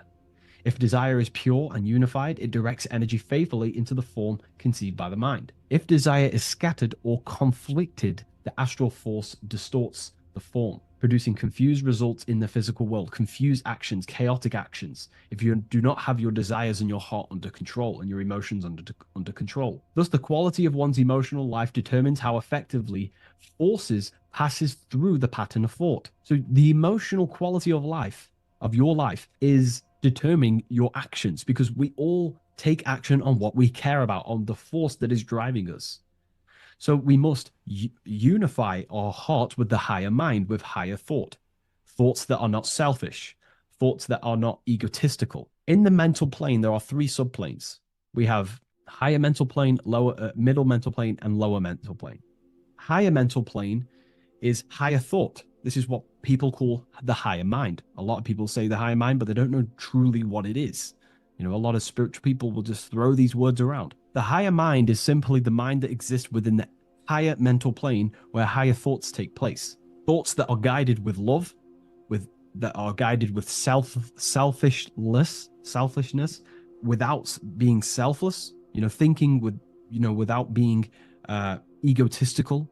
For example, if you think, how can I make money? How can I gain? How can I do all this stuff? and you're thinking how to make money for yourself for personal gain, that's a selfish thought, and that will manifest in the lower mental plane. If you want to become more of a powerful mind and gain your personal power, you want to think in a different way to penetrate the higher mental plane, because the lower mental plane, most minds in the collective consciousness operate in the lower mental plane, because that most people think unconsciously. Therefore, their minds are not trained to think in the higher mental plane.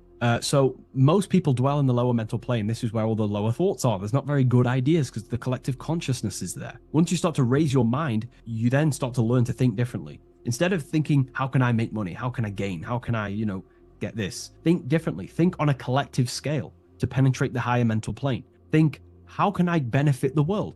How can I do something that's going to benefit people? Because money will come as a side effect of that. That's just one example. So when you shift your mindset to use the higher mental plane and train your mind, you're gaining willpower. You're also penetrating the higher mental plane where better thoughts are. You receive better thoughts, better guidance through thought forms. That's a whole other lecture I can make. Thought forms, which are basically demons and spirit guides, what people call. They're just thought forms. So we truly do live in a mental world, and everything is force and form, symbolized by the light and the material reality. The individual who understands this relationship between force and form begins to work consciously with the descent of energy through the different planes of consciousness: mental, astral, etheric, physical. When you hold a clear mental image, you create the form. You fill that image with emotion and desire, you generate the force. When you act upon that energy, you complete the circuit of creation. The process is simple yet exact. Force always seeks form, and form always requires force to live. If the mind is undisciplined and the forms it creates are vague, force dissipates into confusion. Energy without direction creates turmoil in the astral body, manifesting as restlessness, anxiety, or inconsistency. If the emotions are intense but the form is weak, the force becomes misdirected, often leading to chaos in one's actions. Conversely, if the mind creates a strong form but the emotions are dull or lifeless, the form remains unanimated, a structure without vitality. True creation requires the balance and union of a defined mental pattern and vibrant astral current. So it's about aligning your mental and emotional states, symbolized by these two pillars here. Well, they are the extremes. So the moon would be your emotional state, the sun would represent your intellectual, or the masculine and feminine. However, they are the extremes. So this middle pillar represents the balancing of those. So when we balance our mental and emotional state, we become conscious co-creators using force and form. So very important lecture, and I know this is a quite complex and advanced lecture, but this is what this channel is about, Revival of Symbolism. It's about more advanced teachings. But hopefully you can get your head around this. There's a few books out there you can definitely read. I can't think off the top of my mind, but you can read this stuff up. It's great information. It'll definitely help you in your life. Force and form. And if you haven't already, join the waiting list. I'll leave a link in the description for the Book of Symbolism, November 17th on revivalofwisdom.com. If you wish to be notified, I'll send you an email. I just want to say thank you for your support. Please like, comment, and subscribe, and share to a friend. I'll see you in the next one. Absolutely. Let's refine that into your signature deep and esoteric.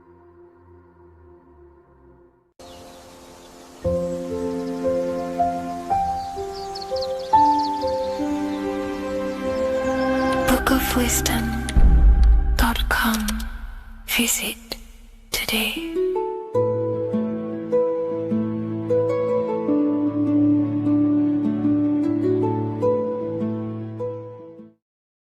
How are we doing, people? It's Revival of Wisdom. We're back today talking about sun worship. Okay? And please enjoy, sit back and enjoy the video. First thing we need to understand is that the sun is the risen savior. It's the light of the world. Without the sun, we have nothing. Now, the sun is the Son of God. We didn't make the sun. No one owns the sun. But who created the sun? Obviously, the Creator created the sun. Therefore, it is the Son of God. And that is what Jesus is symbolizing in the Bible. The Bible is a metaphorical story. That's why it's called the greatest story ever told, because it is a story about the sun, the zodiac. It's about you. the systems in the body. It's about everything that is sacred in this creation. Now you can see the suns behind Jesus' head in all of the ancient portraits, even the ones that are more modern. You still see a sun on the back of his head because he is the sun. He's the light of the world, our risen savior. And this is what Christians are lost because they don't realize it's a symbolic story and they think Jesus was a historical person. He's not a historical person. Okay, this is what we need to get out of our mind. This wasn't a historical person. It's the Son, our risen Savior. The Son is the soul. It's the soul of this creation. Because what is a soul? A soul is pure life force, pure energy. Whatever a soul inhabits, it gives life to. Like our soul feeds our body. The sun feeds the earth because the sun is a soul, and that's why the ancients called it Sol. Because it's the soul and it's in you and it's the light of the world. It's the light of everything. It gives life to all things.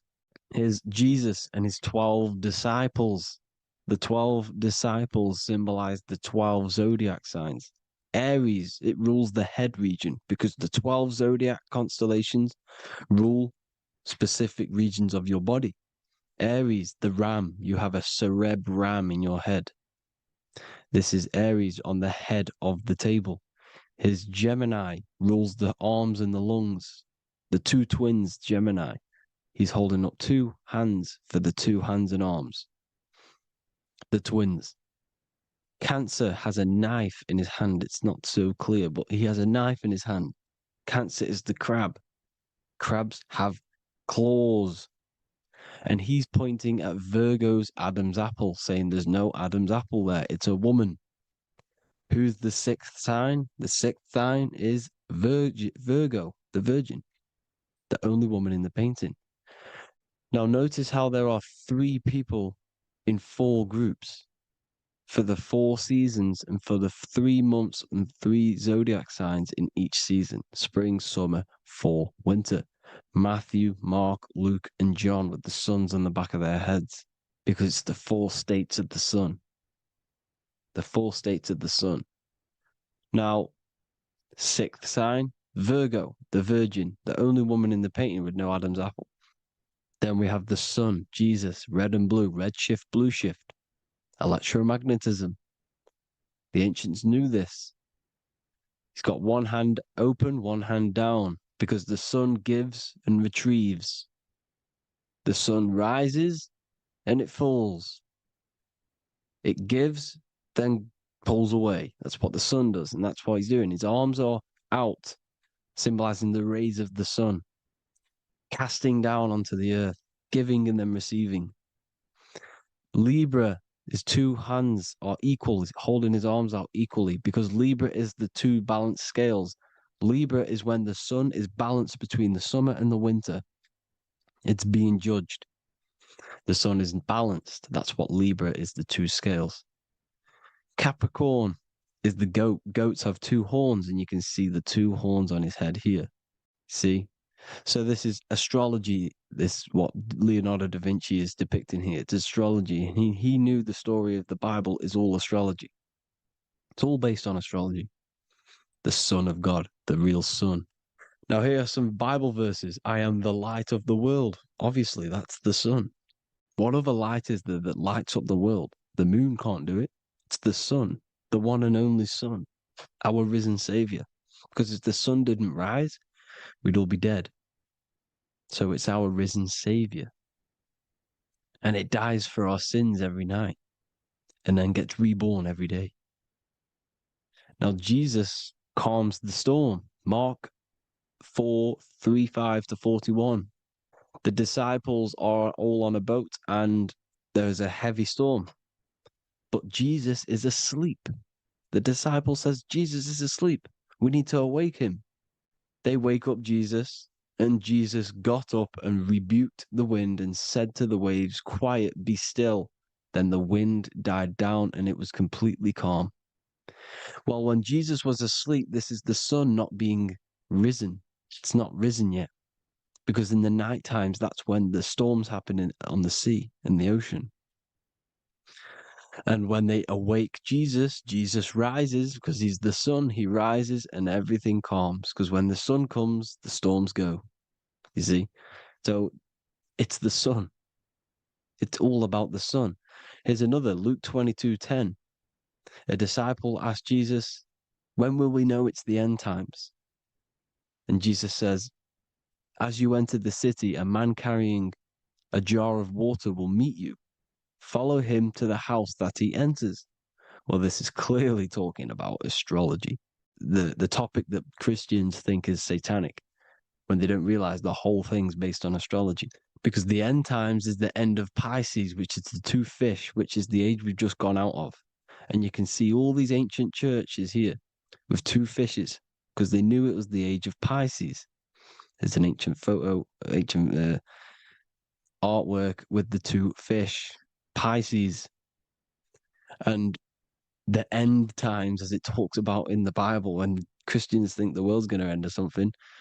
But no, it's just the end of Pisces. As you enter the city, a man carrying a jar will meet you. Follow him to the house. The house is the zodiac sign that he enters. And the zodiac sign is Aquarius, because that's what it is, a man carrying the water. We know this is astrology because that is a woman's job in the ancient times. In the ancient times, the woman used to get the water. You would never see a man collecting water back then. That was the woman's job, whilst the man builds the houses, for example. You see, so we know it's talking about astrology because astrology is the man holding the bucket of water. It's the end of Pisces. Now we are in Aquarius. And of course, Luke 24:36, the risen Savior, the Son. Now, the Son is also born on the 25th of December, a virgin, just like Horus, Mithra, Buddha, Krishna, Hermes, and thousands of other gods, all born on the 25th of December. Well, it's because the sun moves 1 degree northward on the 25th of December. And on the 22nd to the 24th, it stays in the same degree because it's moving south. But then on the 22nd, it stays in the same degree on the Southern Crux constellation. And the ancients called this the sun dies on a cross, because the cross is the Crux constellation, the Southern Cross. And it stays on that same degree for 3 days on the cross. The sun dies on a cross, and then on the 25th, moves 1 degree northward, bringing back the summer, the light, the warmth, the growth of crops. And this is the sun being reborn again, a virgin, because it's pure. And here's Mithra, another sun god before Jesus was around, before Christianity. It was Mithraism, and Mithra, Ra is Ra, the sun god, Egypt. It's all about Ra, the sun. You see the crown of thorns on Jesus's head, symbolizing the rays of the sun. And here are the rays of the sun on the back of Mithra's head. Krishna, the sun. Buddha, the sun. Horus, horizon. All born virgins, all did miracles, all resurrected. Dead for 3 days. Well, here he is, dead for 3 days on the cross. And resurrected, because it's the most ancient religion ever been on the face of the earth, the worship of the sun. And we should worship the sun, because without the sun we are nothing. The sun feeds us, feeds the earth, feeds everything. Without the sun we are nothing. It's been reversed, and now we're worshipping man, when we're worshipping a man called Jesus was never real. It's all about the sun, the most high, the most powerful, potent, celestial body in the sky, the orb that feeds us every day. It dies for our sins and rises every day. It's the sun. Now on the Holy Communion Day, it's the worship of the sun. They give out mini suns. Here's Jesus holding a sun. And they raise the sun on Sunday, because they go to worship their sun god on Sunday. Not Saturn Day, not Moon Day, Monday, but on Sunday when the sun is exalting. And they hold suns up above their heads because the sun rises. They're symbolizing the sun rising above their heads as savior. It's the sun. It's the Holy Communion Day. And here's Jesus giving a piece of himself to the children. It's the sun, the light. Judas was known as a backbiter, a backstabber, because he stabbed Jesus in the back. He betrayed Jesus. Well, this is just another astrological story about the constellation Scorpio, because the Scorpio is the J, looks like a J. J for Judas, the scorpion, the backbiter. Scorpions backbite, they bite with their back. And what does Judas do? He betrays Jesus by kissing him to let the warriors know who they need to get. So he kisses Jesus and Jesus gets stabbed in the back. Well, when you get stung or bit by a scorpion, they leave like a kiss. So Judas kisses him and gets betrayed. Well, this is because the sun, when it hits Libra, it's balanced. The sun is balanced because it comes through summer. Now the sun's starting to die. The sun's starting to die. It hits Libra. And then as soon as it hits the Scorpio, it gets betrayed because now the sun has to fall to winter and Saturn is there waiting to take over the darkness of the winter. So he gets stabbed in the back by Scorpio, Judas, the scorpion, the backstabber. You see, it's an astrological story. Here's Mary. Mary means marry, which means pure. The sun is pure. No one gave birth to the sun but the God. And it's born every day. It's born every day on every year. It's born pure. There was no controversy. There was no, activity for the sun to be born. It's pure. Now, the 7 metals come from the 7 planets. The sun gives you gold, and this is why the sun is golden. It looks gold. And this is why the banks are backed by gold, because gold is the most valuable metal, because it's the sun, the most valuable celestial orb in the sky, in the heavens. Well, here's Jesus, another ancient symbol of him being crucified on the cross with the big sun, the Southern Crux constellation. The sun dies on the cross constellation. And if you go to the old etymology dictionaries, you will see sun and son is the same word. They come from the same etymology roots. You can use them for no matter what, but they've been confused today. But if you go back to the old dictionaries of etymology, they are interchangeable. You can use them. Son, sun, sol, it's all the same thing. The 12 disciples, 12 brothers of Joseph, 12 tribes of Israel, 12 breastplates on the stones, because it's all the 12 astrological signs. They could have used any other number, but there's 12.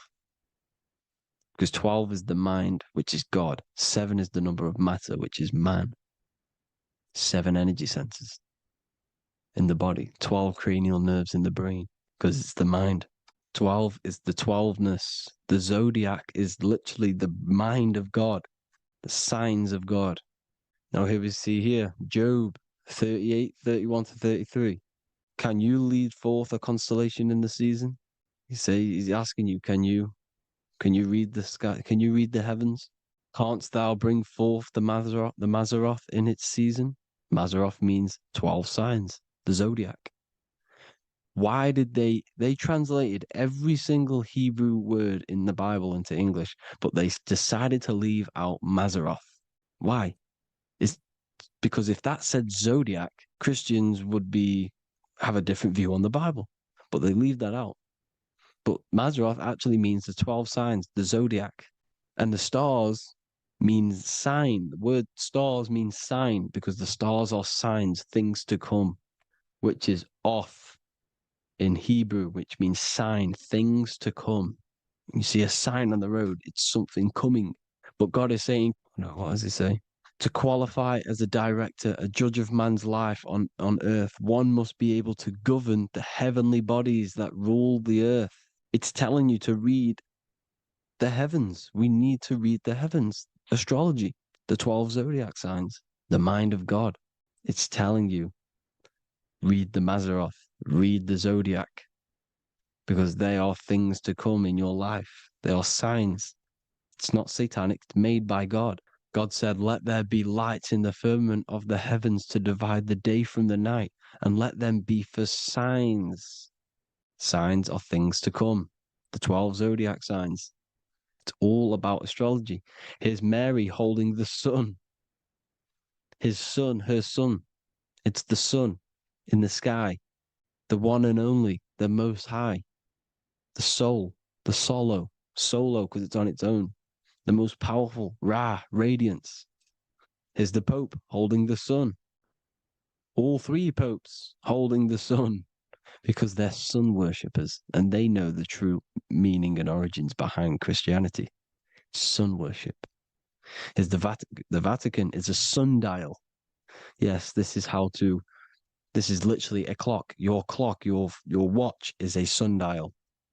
It's got 12 sections on it for the 12 zodiac signs. 12 hours, 12 Horuses. Now here you see Jesus walking on water. Well, it's the sun, and here's the beard of the sun. Here's the pyramid of the sun, the illuminated one, the all-seeing eye, the sun. Here's the Ankh. The sun creates these symbols. The ancients knew this. Now, when you see these headdresses, these are actually the days of procession of the sun. Aries, Cancer, Libra. It's all about the sun. Here's some more sun worship going back to Egypt. Ra, Horus, Osiris, and Set. Jesus and Satan is Horus and Set. The sun and Saturn. Saturn rules the winter, Satan. Jesus, the sun, the light of the world, rules the summer, rules the day. Satan's the night, Saturn's the night, the sun is the day. The evil brother, Satan. Well, Horus this is where we get the word hours from. There are 12 Horuses. The sun moves in 12 Horuses, 12 hours. Where's Horus? What hour is it? Where's Horus? His Ra, 12 noon, Ra, radiates, powerful, the most high sun. That's why he has a sun on the top of his head. These are the four states of the sun. Set, sunset. This is why we say sunset, because the sun is setting. His sunset, his Horus, horizon, the Horus is rising, Ra radiating, and the sunset. Then midnight is Osiris. Here's another ancient symbol for the sun, the scarab. Ra, the sun, scarab. It's got the word Ra in it because it's the sun. And here's the sun on top of the scarab with the wings. Because scarabs roll dung up hills and then they'll let it fall down the hill to gain more matter. To gain more bigger, like a snowball effect. And the ancients saw this as a process of the sun because the sun climbs up the hill and then it falls. So they used the scarab to symbolize the process of the sun. The sun climbs and falls. Here's an ancient Egyptian cat cutting off the head of the serpent. Well, the cat is cutting off the head of the serpent, symbolizes the sun cutting off the nighttime. When the sun rises, it cuts off the nighttime. It cuts off the serpent. The serpents represent darkness or evil. Oh, there's some more symbology of the sun and the heavens, the arch, the royal arch, the firmament, the sun inside the firmament. These are all ancient churches, and they all depict the firmament, but the sun inside is the ancient cosmology. You see, because it's all about the sun. Everything's about the sun, because the sun is our orb made for us to sustain life and this inside of this creation, inside of this firmament, the royal arch of heaven. Here's the Freemasons depicting it. Here's the Masonic royal arch. But you can even see the zodiac signs. Here's Cancer, the checkered board. It's the royal arch of the firmament. Obviously, they don't want to tell you that. You live in space, apparently. Some more sun worship. Here's the beard of the sun on the water. They all have this long beard. And why do they say amen? Amen at the end of every prayer. Amen is a sun god, a creator god. It's all about the sun. So thank you all, people. Hope you all enjoyed. Hope you all gained some knowledge and insight. Please Give me a follow, drop a comment, drop a like. Have a good day. Love you all.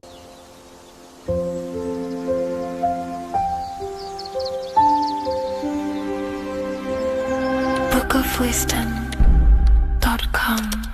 Visit today.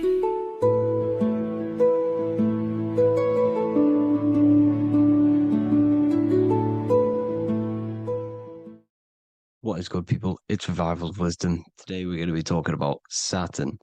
I've done this video in the past. However, this video is going to contain a lot more in-depth explanation of Saturn. So the 33rd degree Mason, Manly P. Hall, said, Saturn is the key to crystallization, physical matter.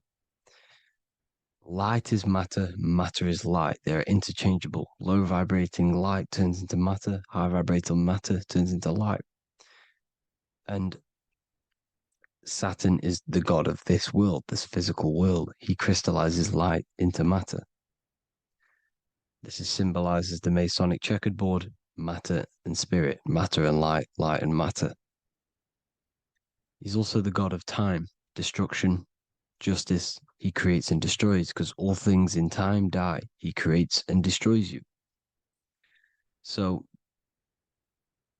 because we live in this physical world, which is the electric world, this is why we say electricity, because it comes from the root word of El, Saturn. They used to call Saturn El, E-L. This is why we used to say Elohim is God. The real God of this world is Saturn, but it's being hid. This is being hid. Jesus is Saturn. All of this is Saturn. It's all Saturn worship. It's the real God of this world, So, physical matter is a result of two opposing forces equalized on the plane of inertia, because everything is created out of electromagnetic toroidal fields. And these two poles equalize on the plane of inertia, which gives you planet Earth, plane of inertia. The plane of inertia is what Saturn is. It's the ring around the center of the plane of inertia. Thank you to Walter Russell saying, physical matter is a result of two opposing forces on the plane of inertia. This is what Walter Russell says, so please check out his work. He's got many books, many books on light and electromagnetism and stuff like that. So I advise you to check him out. So the torus field gives you the binary code 0 and 1, the female vagina and the male phallus. This is the code for this world. Saturn crystallizes physical matter. Now Saturn is the most outermost layer of the 7 layers of heaven, where it says in the Quran, it says, Allah, it is He who created the 7 layers of heaven. Saturn is the outermost layer. He's the top. He's the most high. So when we say the most high, we're referring to Saturn. He's the most high before the firmament, before the stars. So Saturn is the god of this world. He's the Lord of the Rings. He wears the crown. The crown is the rings. Crown, Kronos. So the planets are luminaries. They are lights. They are beings. They are energy, conscious energy. And we're in the heart of the solar system. Saturn is the outermost layer. He is the one of this world. He's the god of this world. Now, on the North Pole of Saturn, you have the hexagon. Add up all the sides. It creates the 6-pointed star. Or it can be created as a cube. The cube is very important. The 6-pointed star is very important. 6 points, 6 triangles, 6 side, 6, 6, 6. Black cube adds up to 6 in gematria. Now, what did I say in the beginning? Saturn crystallizes the physical world. He creates physical things out of light. You are a light being. This is why we say human. Hue means the light spectrum. Man, we are light manifested into physical forms. Human. And we are incarnated through Saturn. Satan, same thing. The number of the beast is 666, and the 666 comes from the 6.6 triangle, 6 sides of Saturn, 666. We are all known as carbon-based life forms. Carbon, the atomic structure of carbon, is 666, 6 protons, 6 electrons, 6 neutrons. We are materialized into our physical bodies through Saturn, through the number of the beast. These bodies are the beast, it's the animal. The divine, the Christ, is the consciousness within, because you're a physical, spiritual being combined into one, hexed into one. Hexagram. This is a hexagram.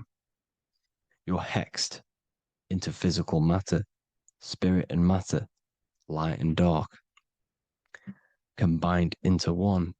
Now you contain of the mark of the beast, the mark of your body. Your body's the beast. It says in the Bible, Satan, who is the god of this world.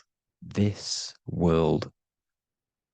There are many different worlds, but this world is run by Saturn, and it says that in the Bible. Saturn is Satan. It's the same thing.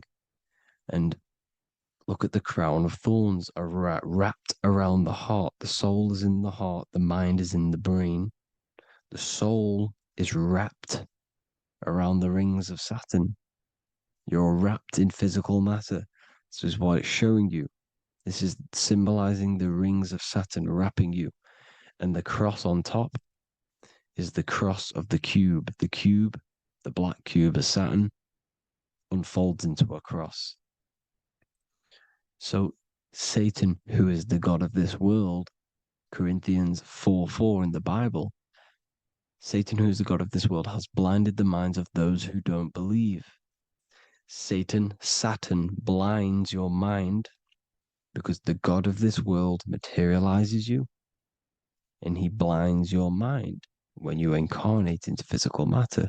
When you enter this soul system, not the solar system, you hit Saturn first. He materializes you. And look at the symbol for Saturn. This is the symbol for Saturn. All of the planet symbols are created out of the Holy Trinity. The Earth, Moon, and Sun. Body, mind, and soul. The Sun is your soul, the Moon is your mind, the Earth is your body. Your body's made out of the 5 elements. The Sun is your soul, because the Sun is life force. Gives life to everything. Your Sun is a soul. Your soul is the sun of your body. The moon is the mind. The moon is the moon of your body, the mind of your body. Intelligence. So all of the symbol of the planets are created out of these. The Saturn symbol is created out of the Earth cross, matter, and the moon crescent, moon, mind, matter over mind. This is why Satan, who is the god of this world, has blinded the minds of those who don't believe. He blinds your mind. Look at the symbol, it's showing you. The Saturn symbol is matter over mind when it should be mind over matter. So we descend into a soul system, into our 666 Saturn carbon suit bodies, and we are matter over mind. Then we have to move up the spine to go back up to spirit, to mind over matter, where you manipulate your own reality. Now look at this. It creates the number 5. 5 is the number of change. You're moving from this side of the number sequence over to the right side. You're moving from the spiritual into the physical world. You're incarnating into the 5 elements, the 5 senses. So the cube, the black cube of Saturn, is another major symbol. Very important symbol. Here you see the cube, and the color black is associated with Saturn because Saturn's associated with death. He creates and destroys, light and dark. Death is associated with black, spirit, because you can't see spirit, which is blackness. So the black cube is black because Saturn rules the nighttime, which is dark, blackness. And he rules the winter, which is death, blackness. So Saturn is the black cube. Cubes have 6 sides: up, down, right, left, back, and forward. Cubes are six-sided. Everything is six-sided inside of this creation because you're incarnating, you're materializing, crystallizing into the cube, the world of the cube. Everything's a cube. Everything's got six sides. Here's Leonardo da Vinci showing you that you're in the cube. Leonardo da Vinci did this famous painting. You're in the cube, you're hexed into physical matter. We're incarnated into the third dimension, the three-dimensional world, which is a cube, 3D. And black cube adds up to six sides of the black cube. The Kabbalah means cube god in Arabic. And look at what they do. They worship the cube, the black cube, and they stand in rings like the rings of Saturn. Australia, Denmark, Manhattan, Santana all have these black cubes. You go to New York, you will see the black cube there as well. These black cubes are everywhere because it is the real God of this world, So look at the cross. The cross unfolds into the cube. Xbox, Nintendo GameCube, Sega Saturn, anything to do with a simulated gaming reality, they put Saturn in it because we're in the simulation of Saturn. This is a simulation. And this is why they reflect this through the Xbox, GameCube, Sega Saturn, anything to do with gaming, simulations, is all Saturn. Because we're in the cube of Saturn, the black cube. We're in the GameCube, the Xbox, the Sega Saturn. As above, so below. So they reflect it through the simulations that they create inside of this simulation.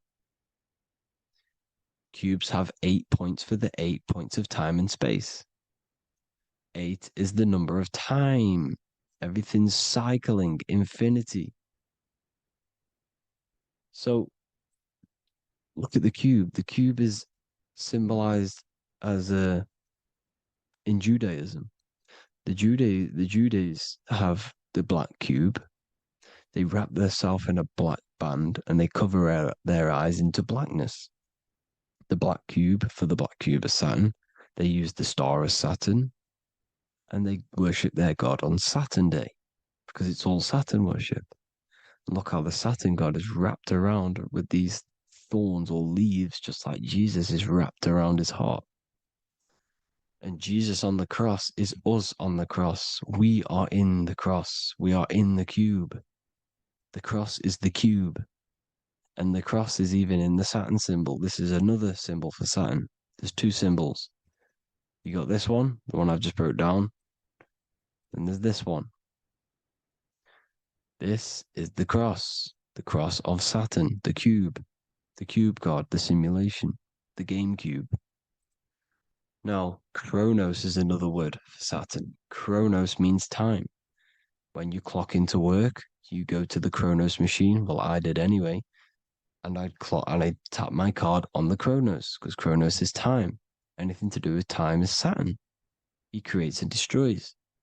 Look at the artwork of Saturn with the sand, the time. Look at this, how he's cutting off the baby's wings. He's crystallizing the spirit into matter. He's cutting off your wings. Satan, in the Bible, he falls from heaven into earth and he loses his wings. He becomes a serpent. You see, it's all symbolic for us. We are the fallen angels, fallen angles of light. We're fallen angles of light. We are light beings. Now we're fallen into physical matter. Saturn's chopped off our wings. He's chopped off our spirit wings because when you astral project, you can fly. You will fly around. He's got the Reaper staff here, always depicted with the Reaper staff. Now look at the clock. Saturn Day is the 6th day, the number of the beast, 666. Look at the clock. 6 take away 12. 12 take away 6 equals 6. 7 take away 1 equals 6. 8 take away 2 equals 6. 60 seconds in a minute, 60 minutes in an hour, 24 hours in a day, 2 plus 4 equals 6. That's 666. Everything's 666 because it's time. Saturn all goes to Saturn. He's the god of time. We're in time now. We're in time. We're in the time, which is God, the God of this world, the God of time.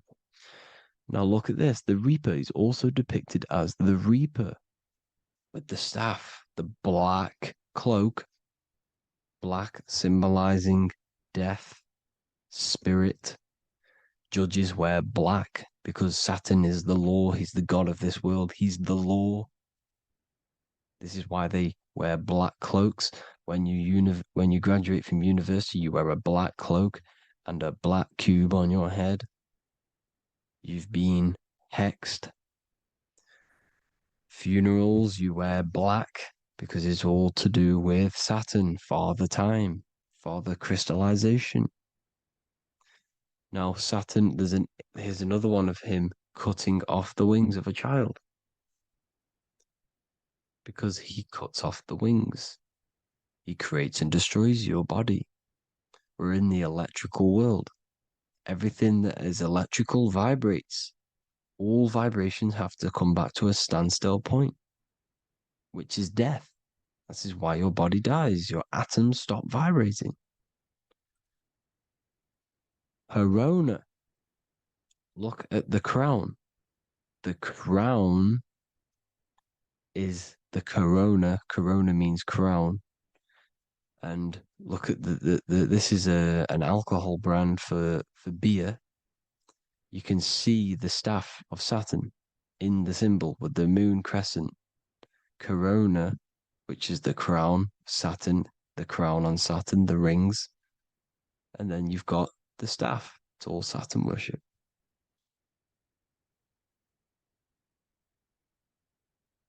Is the black cubes of 9/11. Two black cubes. This was a ritual for Saturn. It's all ritualistic. And look at the Star of David, the Star of Saturn. It's not the Star of David. Creates IXXI, the sigil of Saturn.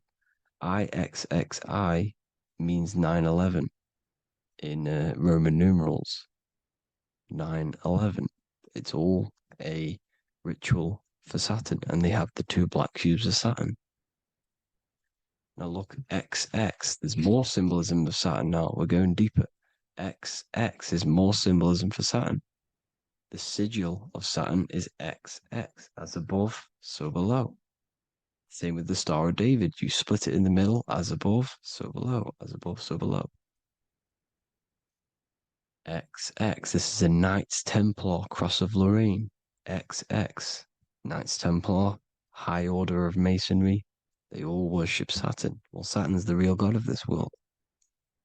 X Eon with the XX, XXL magazines, which is all to do with famous rappers and stuff like that. When you die, you put XX on the eyes because it's Saturn. He's the Reaper. Is Jesus with the XX crown with the thorns around his heart, around his soul, with the cube on the top, the cross cube. Lil Uzi Vert with the XX Cross of Lorraine. Jay-Z with his alcohol brand, XX Cross of Lorraine. The X Factor with the rings of Saturn. All Saturn worship. The seal of Melchizedek is also Saturn. This is the cube. This symbolizes the cube with the 8 points for the 8 points of space and time. And this is the cube.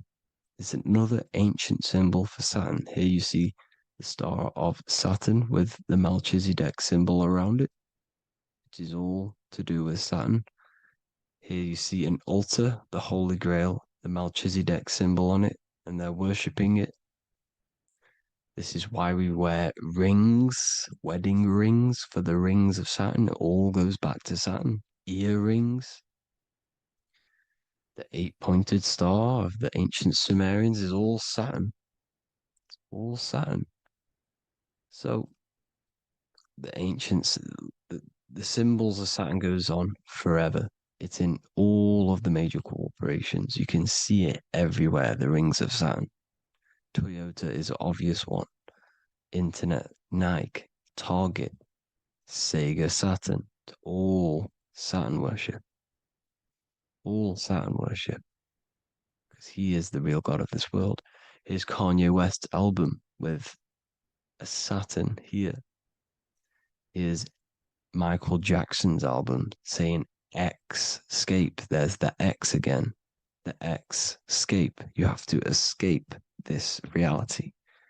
Maybe that's what he's pointing at. Here you see it on the dollar bill. The star of Saturn. Here you see it again on the dollar bill. So that is it for today's people. I hope you all gain some insight on Saturn. Please like, comment, and share if you can. Subscribe if you like the channel. Please have an amazing day. God bless.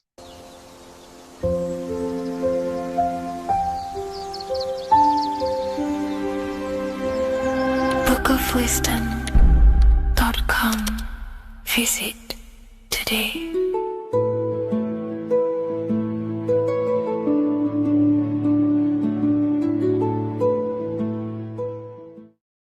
What if I told you that the seasons don't just change the external world, they also change your internal world? They have a psychological and a spiritual effect on your consciousness. If you're new to esotericism, you may not really understand this. But if you have some deep understanding of as above, so below, you already know this. But today we're going to be explaining it in great detail. So tune in, take a pen and paper, maybe make some notes. So we have 4 seasons. The sun is the main source of life on the earth, and it changes the circumstances on the earth in 4 different ways. Of course, we have spring, summer, winter, and autumn. These are the 4 states of the earth due to the sun's cycle. Not only do they take place on the earth, they also take place on you, your body, your mind, your spirit, your consciousness. They change things internally and externally. The first thing we need to understand is that we have a dual nature. We have a mind, and in that mind, we have an internal self. That's what we call the spiritual self.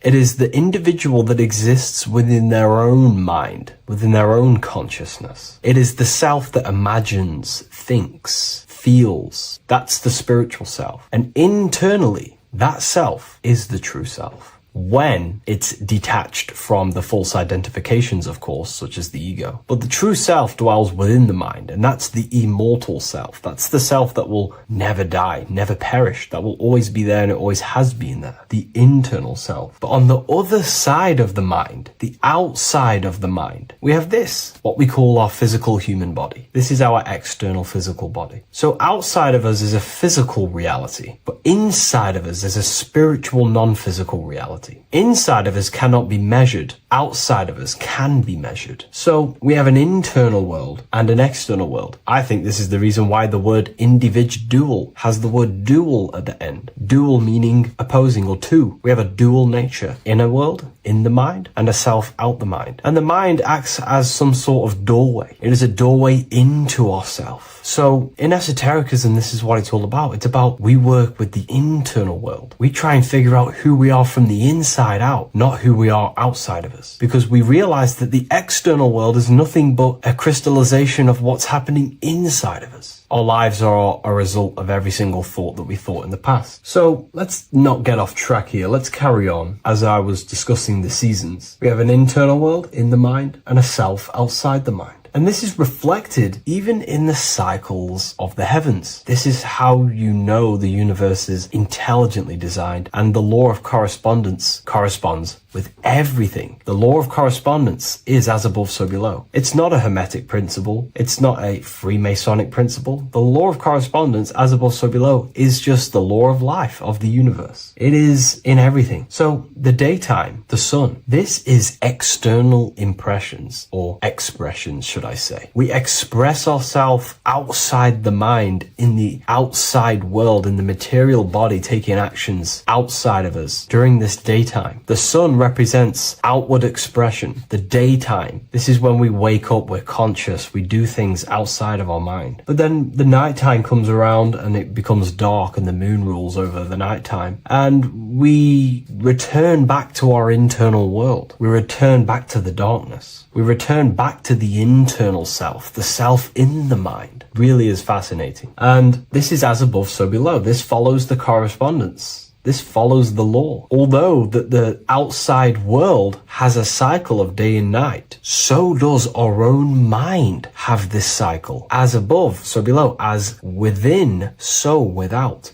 What's happening outside of us is also happening inside of us. The mind is also going in a cycle. Because in the daytime, the mind wakes up and we express things externally. But when the sun goes away and the electromagnetic rays of the sun are not very strong, our brainwave decreases, our body activity decreases. It slows down and we return to the internal self. The body switches off and we return to the internal self in the mind. We enter in the doorway of the mind and return to the internal, the spiritual self. And when the body is less active, this is when we are more connected to the internal world, our spiritual true self. So as above, so below corresponds with the day and night, the sun and the moon. The moon represents our internal world, the world inside our mind, the self inside the mind. And the sun represents the external self in the external world. So not only are these cycles happening in nature, the darkness outside of us when the sun goes away is the same darkness that we go within ourselves when we go to sleep. It's the same cycle. Our bodies are in the cycle of the external world also, as above, so below. But then we can even take this even further. This fractals down even further. If we look at the cycle of the yearly cycle of the sun, which is what we call the 12 zodiac signs, we notice that these 4 seasons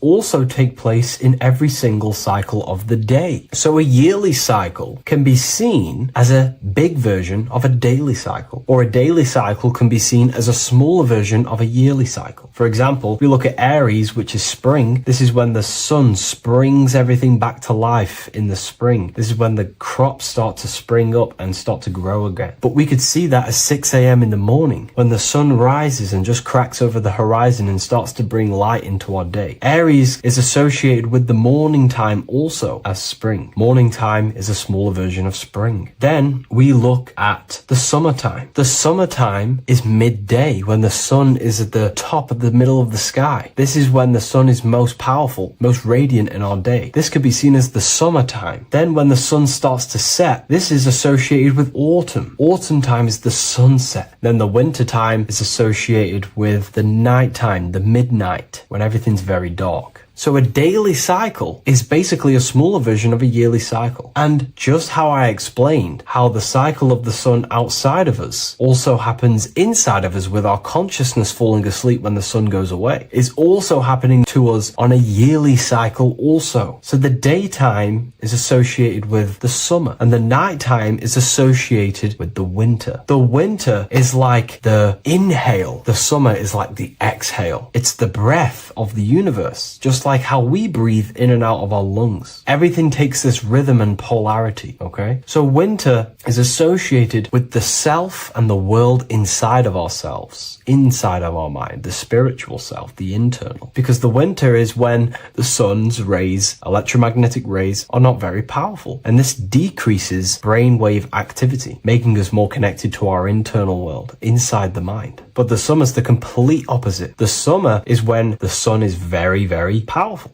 And the sun's powerful electromagnetic rays increase brain activity, making us more actionable in the physical world outside of our mind, in the external world. So summer is the daytime and winter is a big version of the nighttime. Vice versa. Just like how in the winter, we're more in the house. We're inside buildings because it's very cold outside. Animals hibernate. They go inside. They go into little places. They collect all their food and prepare for the winter. They go inside. They go in darkness to hibernate. So does our consciousness, our spirit, the self inside of our mind. We can use these cycles to our advantage, to evolve spiritually, to connect and be more balanced. You know, I've mentioned a lot of this inside the university to my members, to the family inside of there. We discussed this. We had a great discussion about this. And, you know, the live calls we have are priceless. The conversations you can have with someone when they're awake, you never forget them. You always have deep, meaningful conversations. And we discussed this deeply, and we were going into some interesting things about how we can use these types of changes in the seasons for our spiritual growth. We even discussed about spring and autumn and how they're associated with the different spiritual bodies that we have. But anyways, let's not get off track. Lucid dreaming, dreaming itself, and astral projections, I find are more easily accessible during the winter and the night times. Like I said, because the brain activity is decreased due to the sun being not powerful, we are more reconnected with the self inside the mind, the spiritual self, the immortal self. Wintertime is a great time to work on yourself, to start to gaining discipline, to meditating, to really working on the subconscious. Because spiritual work is harder than any physical labor. You really got to dig deep within yourself and be honest and true with yourselves. I think this is the reason why, a lot of people convert to spirituality from religion. They come into spirituality and then they go back to religion because they realize spirituality is it's difficult. You have to be honest with yourself. You have to really face the traumas, the negative aspects of yourself, the dark side of yourself, and bring it to light and transform it. And that sort of work is a lot more difficult to do than any physical labor. So the winter time is the time that we go inside ourselves. We reflect a lot more. We need to work on ourselves, on our mind, on our negative habits, on our dark traits, on our things that we have been pushing away and not controlling. The winter time is that time we can really start to connect with the internal self, work on our imagination, work on our mental willpower, work on all of these things like lucid dreaming, astral projections, and purifying ourselves, removing any mental barriers, any negative belief systems that may be subconsciously holding us back. It's easier to access the subconscious in the nighttime and in the winter, especially the winter. That's why I made this video, because we're in autumn now. We're transitioning into the winter. So I thought I'd share this with you all. And it's important to understand that you are a microcosm of God. Like I said, the law of correspondence associates with everything in the universe, people. Everything. And that's the best thing with the law of correspondence. And I've been using this for the past 3 to 4 years, right? The law of correspondence has determined and filtered out so many lies that was given to me, that's given to you, that's given to everyone in the world. The law of correspondence is like a filter. If someone gives you a piece of information, for example, gravity, and it does not apply with the law of correspondence, then you know it's a lie, because it's a universal thing. What happens inside of me also happens outside of me. What happens in my astral world happens in my material world, more than likely. As above, so below corresponds with everything. The same structure in my veins, in my nervous system, is the same structure in the trees, in galaxies, in everything. As above, so below, the universe is a fractal universe. Therefore, the point that I was getting at is that you are a microcosm of God. The same mind that God manifested things through thinking. He thought the stars, the earth, nature, the human body, designed everything with the God mind. He thought everything into existence. And that mind then powers that God used to manifest everything into physical existence through the power of thought is the same mind that you possess, but on a smaller scale. God manifested the macrocosm through thought, as the universe is a mental universe. Everything you see around you was thought, then manifested into physical reality. God manifested the macrocosm, the world, through thought, and that same force of thought you use to create the microcosm, to create your own world. You think your life into reality, your world into reality. Your body is a microcosm, a miniature universe. Every thought you think commands 50 trillion cells in your body, and your cells religiously execute on every command that you give it. You're in charge of 50 trillion cells. You're literally commanding a whole civilization inside your body. And this is how you are a reflection of the divine. The God mind created the macrocosm, the world, and you create your own world inside that world using the same power as thought. Very powerful. So everything that happens outside of you is also happening inside of you. The law of correspondence is the most important, the law that you could possibly learn, because it makes everything so clear for you in the universe. Makes life so clear. You see the reality for what it truly is. It's a reflection of the higher dimensions. Just like how reality right now is a reflection of what's happening inside of people's minds and consciousness. We can't blame the elites for all the negative things that's happening in reality, because all the negative things that's happening in reality is the negative things that's happening in people's minds. We need to take control of ourselves. So with that being said, thank you all, everyone. If you wish to read more, 90% of you watching this video have already got this book. I want to say thank you for your support. It means the world to me. It makes me research more and write more books. And the book of symbolism is coming very soon. So thank you, everyone. I'll leave a link in the description for the university, for the live calls, and for the book if you wish to join. Have an amazing day. The scariest thing about having your first out-of-body experience and leaving your body is the realization that you have after. You realize everything you've been told about yourself, reality, the earth, what you're doing here on earth is a complete, utter lie. Your self-belief of what reality is and what you are is completely shattered. You now fully understand that you are more than your physical body that you inhabit. My first out-of-body experience happened a few years ago, but before all of that, I remember being a child, going to bed and closing my eyes, and I remember as a child feeling like I was floating above my body and moving. And maybe subconsciously this has led me into knowing intuitively that there is more to reality, and I've gone down this path of esotericism, occultism, consciousness. Maybe that has led me to this, I don't know, but I've always had this subconscious intuition in my mind that there's more to reality than what we've been told. And maybe it came from having these experiences as a child. And I'm pretty sure some people in the comments will also have that experience, feeling like you're floating when you close your eyes in bed as a child. I remember this very vividly. But a few years ago, I had my first out-of-body experience, and it completely shattered everything. And it confirmed to me that I am eternal, and there is so much more to the self, to consciousness. I then realized after my first out-of-body experience that our self is not just here in the physical dimension, it's existing in every dimension there is in the universe. However, our mind is focused primarily on this physical time space. When your mind is totally giving its attention and time to this particular time space, it locks in the mind or consciousness into that particular body of consciousness, such as the physical body, right? But for example, let's say you have a daydream and your full focus isn't in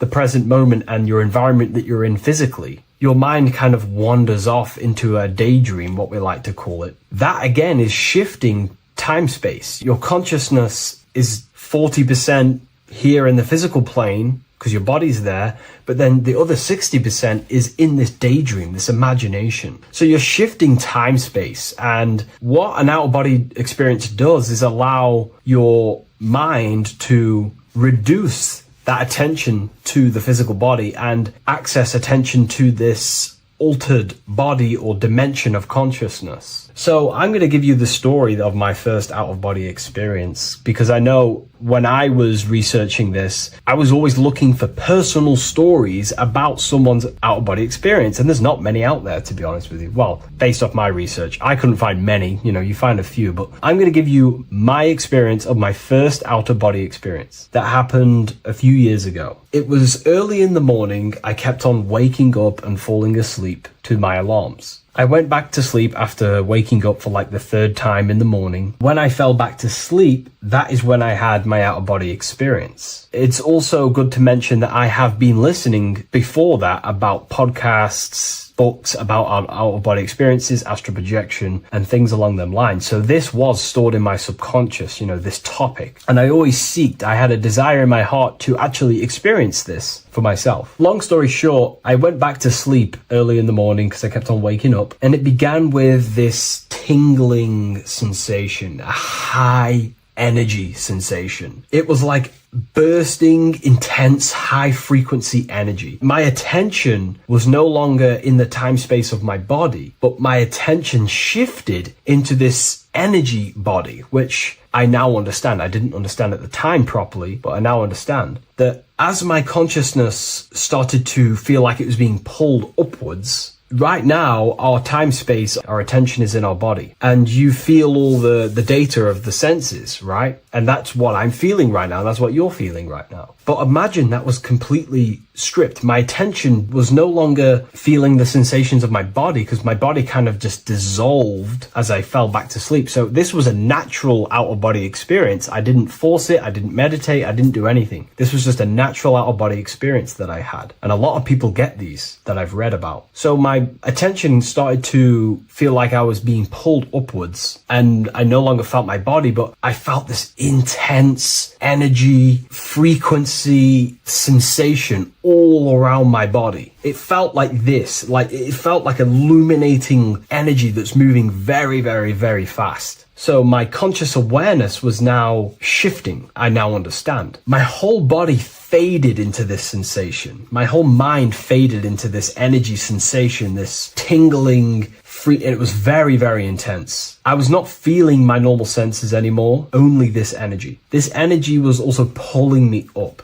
The more I was lifted up, the more intense the frequency became. So think of it like just a frequency resonator, how it just goes up and down, up and down. But then imagine the frequency resonator just going higher and higher and higher frequencies, and it was just getting more and more and more intense. The energy was moving faster. This tingling was faster and faster and faster as I was being pulled up. Part of my mind began to fear this. My arms and legs grew very tense. I started to tense up because at this moment in time of the experience, I was very vaguely conscious. I was half there, half not. And as I was being pulled up, my physical body started to tense. And this is again when I started to feel my body again. But then I remembered what I heard out of body experiences is that you have to submit to the process. If you try and force an out-of-body experience, it will never happen, because an out-of-body experience is not truly out of body. What we're trying to do is trying to find a needle in a haystack. If you're trying to find a needle in a haystack, you don't go rummaging through the haystack to find the needle. What you do is you burn the haystack and then the needle reveals itself. It's the same with an out-of-body experience. We dissolve the senses of the body, so the body falls asleep, but the mind stays awake. As soon as I let go of this fear and I let go of the tensations in my body,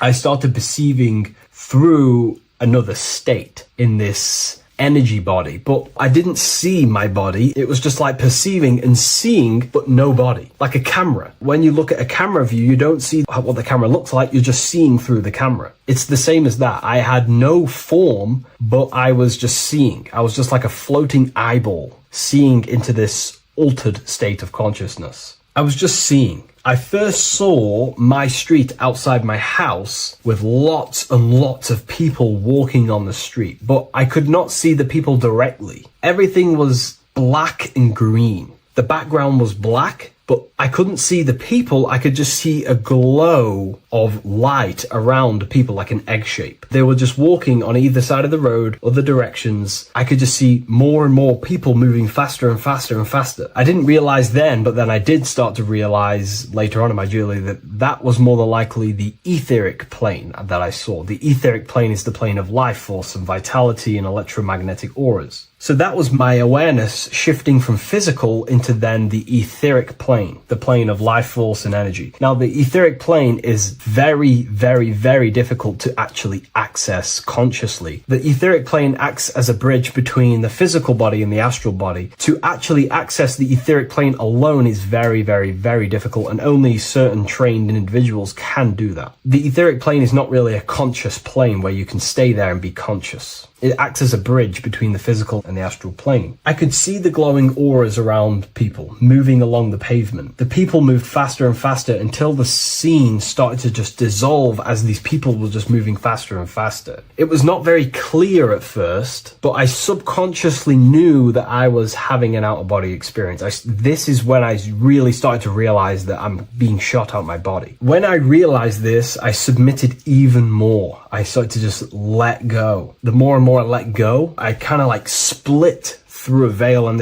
everything became super clear. Before, in the etheric plane that I think it was, the ethereal plane, things weren't very clear. I could only just see glowing auras. However, as I split through the veil of the etheric, this bridge, this place that I was going to, I then split and everything just came super, super clear. I was floating in the sky. I subconsciously knew that I was having an out-of-body experience when I realized this. As I was still being lifted upwards, I then split through the layer where everything just suddenly became super clear. But then I was awake, fully conscious, but I was not in my body. I was just like a camera in the sky. I had no body, no form. I could just see. When I entered this plane, there was some sort of voice guiding me through this whole process. It was a male voice, and it was basically guiding me where I was going. It was telling me what I can do here. This voice was pretty much saying, you can fly, you can think things into reality, you can do this, you can do that. While he was saying this voice, there was no being around me, but I felt a presence of another being. But this voice was just speaking to me mentally. Like, you can't hear it, but I just knew what it was saying.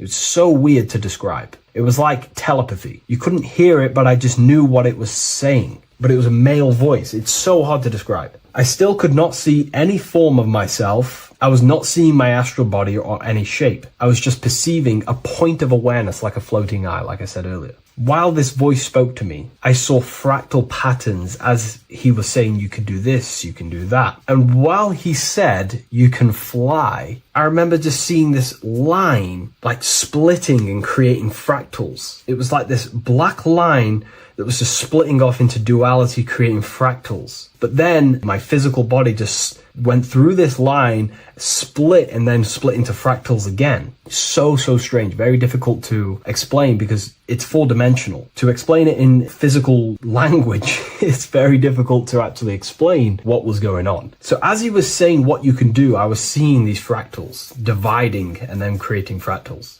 When he says you can think things into reality or something along them lines, my awareness just did a full 360 as if I did a backwards flip. I had no conscious control over this. That's something that you later develop as you keep having these out-of-body experiences. Your first out-of-body experience, you probably won't be able to control what's going on, but you will have an out-of-body experience if you seek them. I could see all around as I rotated. I looked all the way down and then back to my original angle and point of awareness. During that rotation, when I started to turn upwards to do the backflip, I looked up and it kind of looked like the sun in the sky. It was very dark and gloomy. Now I know that was more than likely the lower astral plane because very dark and gloomy. And it was very kind of dense there. I looked up and I could see this. It was like the sun, but it was white, pure white light. And it was shining down over the astral plane. And that was the only light in that place. That's why it was so dark and gloomy there. And I then realized in that particular state, at that time, I thought that was God. I don't know what it was. Maybe it was, maybe it wasn't. Maybe it's the light of the higher mental plane shining through into the astral. But I looked up at it and I realized that was God. That was the source. That was the higher dimension beyond the astral plane, which is the mental plane, the higher astral planes and then the mental planes, the planes of thought. Then once I saw that, I was in complete shock. As I rotated backwards even more, I then get the view of seeing down, completely down, like a bird's eye view. And I could see like an old medieval gloomy town. It was dark, almost night, with very little light. The only light present was the light from above. The town was old-fashioned, gloomy, misty. I looked over it from above. Then the experience began to fade. I don't remember anything after that process. But I'll be honest with you, the process of leaving my body for the first time was extremely intense. The frequency, the energy were overwhelming but powerful. Letting go and choosing to have no fear was the key to that experience. Just to give you a little bit more wisdom on what I actually experienced now, what I realized what was happening, I now understand that the voice that I was hearing was not an external being guiding me. It was actually a higher aspect of myself, a part of my own consciousness that is not focused in the time space of the physical world. My physical mind is focused here in this timeline, but once I exited this timeline and focused elsewhere, the higher part of myself guided me towards that experience. This higher version of ourselves that we call the higher self is a higher dimensional being, but we're just unconscious of it. This being exists beyond our ordinary thinking mind. Our self exists everywhere in the universe, and we can unlock higher versions of ourselves as we progress on our journey of awakening and self-realization. Because let's say right now, only 10% of your awareness is actually in the physical plane. Science tells you that 90% of you is actually in your subconscious mind. 10% of your awareness is your conscious mind. So there's 90% of you that your conscious mind is not aware of. But our conscious mind becomes so addicted with the physical world and distracted with the physical world, it just gets totally locked in with the physical. and we never pay attention to the hidden aspects of ourselves, the unconscious aspects of ourselves. And that's why everyone in the esoteric and occult space talks about gnosis, seeking knowledge of self. Gnosis is not knowledge, it's knowledge of self obtained through direct experience. So gnosis is about rediscovering who you truly are. And another bit of wisdom that I could give you from this is that the observer is the same observer that is observing this video right now. You're watching this video, but who is the one seeing the screen? Who is the one seeing the screen of your reality, of what you call life? There is an inner witness consciousness within you who experiences and observes your thoughts, emotions, and actions, experiences and observes the screen you call reality. And that witness also witnesses your dreams. When you shift your awareness from your time space of this body into your dreams, that same witness is witnessing your dreams. So when you meditate, connecting with this witness aspect of our consciousness really does help to excel the process of having an out-of-body experience. Because a lot of people have out-of-body experiences, but they don't understand what's actually going on. They don't understand the nature of it. But it's all mental. You move mentally in that dimension. You create mentally in that dimension. The same that you do in this dimension, but just on a quicker scale, because things manifest in the astral plane instantly as soon as you think of it. Just like the screen in your mind, you think of something, you have a screen of an object in your imagination. That plane, it manifests instantly, but down here, it takes a longer time for things to manifest and condense. Once you understand that thought rules the universe, thought is the creative force of the universe, you start to understand, these different dimensions and these experiences that you have. But really connecting with that witness consciousness, that part of yourself that observes everything, really does help with excelling the process of having an out-of-body experience, or mystical experiences, or lucid dreams. Because connecting with that witness consciousness just makes you more conscious. Even in your physical life, staying conscious. Most people aren't conscious. They think, feel, and act unconsciously throughout their day, and they unknowingly create their reality. Connecting with that witness consciousness allows you to actually stay conscious over your thoughts, emotions, and actions, because they are giving birth to realities. That's pretty much my experience, my first out-of-body experience. What that did for me was make me so much more confident and powerful. Most of my fears just disappeared overnight. The fears of death, the fears of unknown, the fears of that I had of things shattered, disintegrated, because I understood that I am eternal. No one can use death against me to control me, because I know I am eternal. I now take riskier actions because I know I am eternal. I know that I will never truly disappear or die. So it really, really does help you, and it gives you a lot of internal power, because no one can make you scared of anything. You should not fear someone who can hurt you physically. You should fear someone who can corrupt your soul. That is the worst thing, who can corrupt your internal world, because that is what truly matters. So I hope this helps you understand out-of-body experiences. Hopefully this can help you move along in your journey. It's good to hear other stories, because this is exactly what I was seeking when I was researching this stuff. Maybe in the future I can share some more stories about my out-of-body experiences now I'm a bit more advanced. But yeah, please leave a like, comment, and subscribe on the video, and thank you all for watching.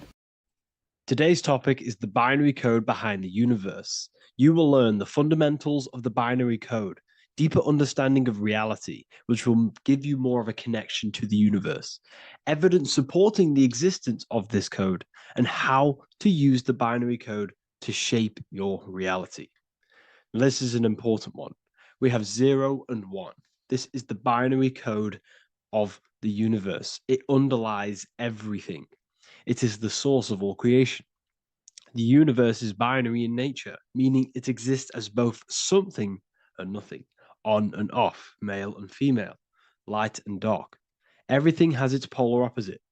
At its core, all that exists is 0, representing nothingness, infinite potential, and 1, representing something, order.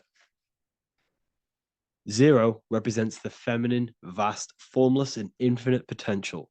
It is the space from which all things emerge, the womb of creation, the receptive and expansive force. 1 represents the masculine, structure, form, and order. It is the active principle, the initiator, the force that defines and shapes reality. Together, they create the fundamental duality that underlines existence, the balance between chaos and order, the void and creation, yin and yang. We see this in the masculine and feminine bodies. This is deeply encoded into the fabric of reality. And once you see this, you will never unsee this. So please leave a like on this video if you love my content and you love the wisdom that I share with the world. So we see this with the masculine genital areas. Remember, this is the genital area. This is all to do with creation. These are the generative principles, the generative organs in the body that allow creation to continually outfold into new life. The genital areas are all to do with the code. The male is the one, the action. He's the initiator.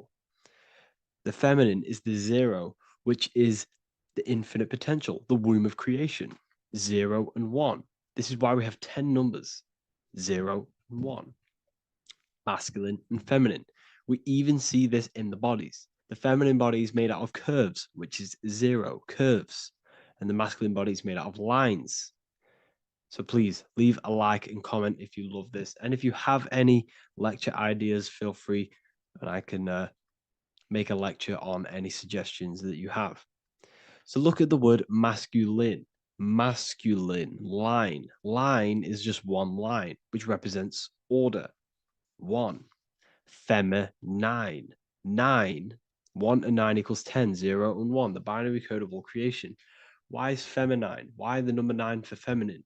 Because the moon has to go around 9 times to create a human in the feminine's womb. And look at this image of nature. All nature is zeros and ones. Now you can tell. The stick is a one. It's a line, and here we have curves. It's curves and lines. Curves and lines create reality, creates matter. Everything is 0 and 1. We even see this with the sky. The sky represents zeros. They represent curves, the heavens, the heavenly bodies, the sun. These are circles, the moon, circles, the planets, circles. Down here is matter, representing the square.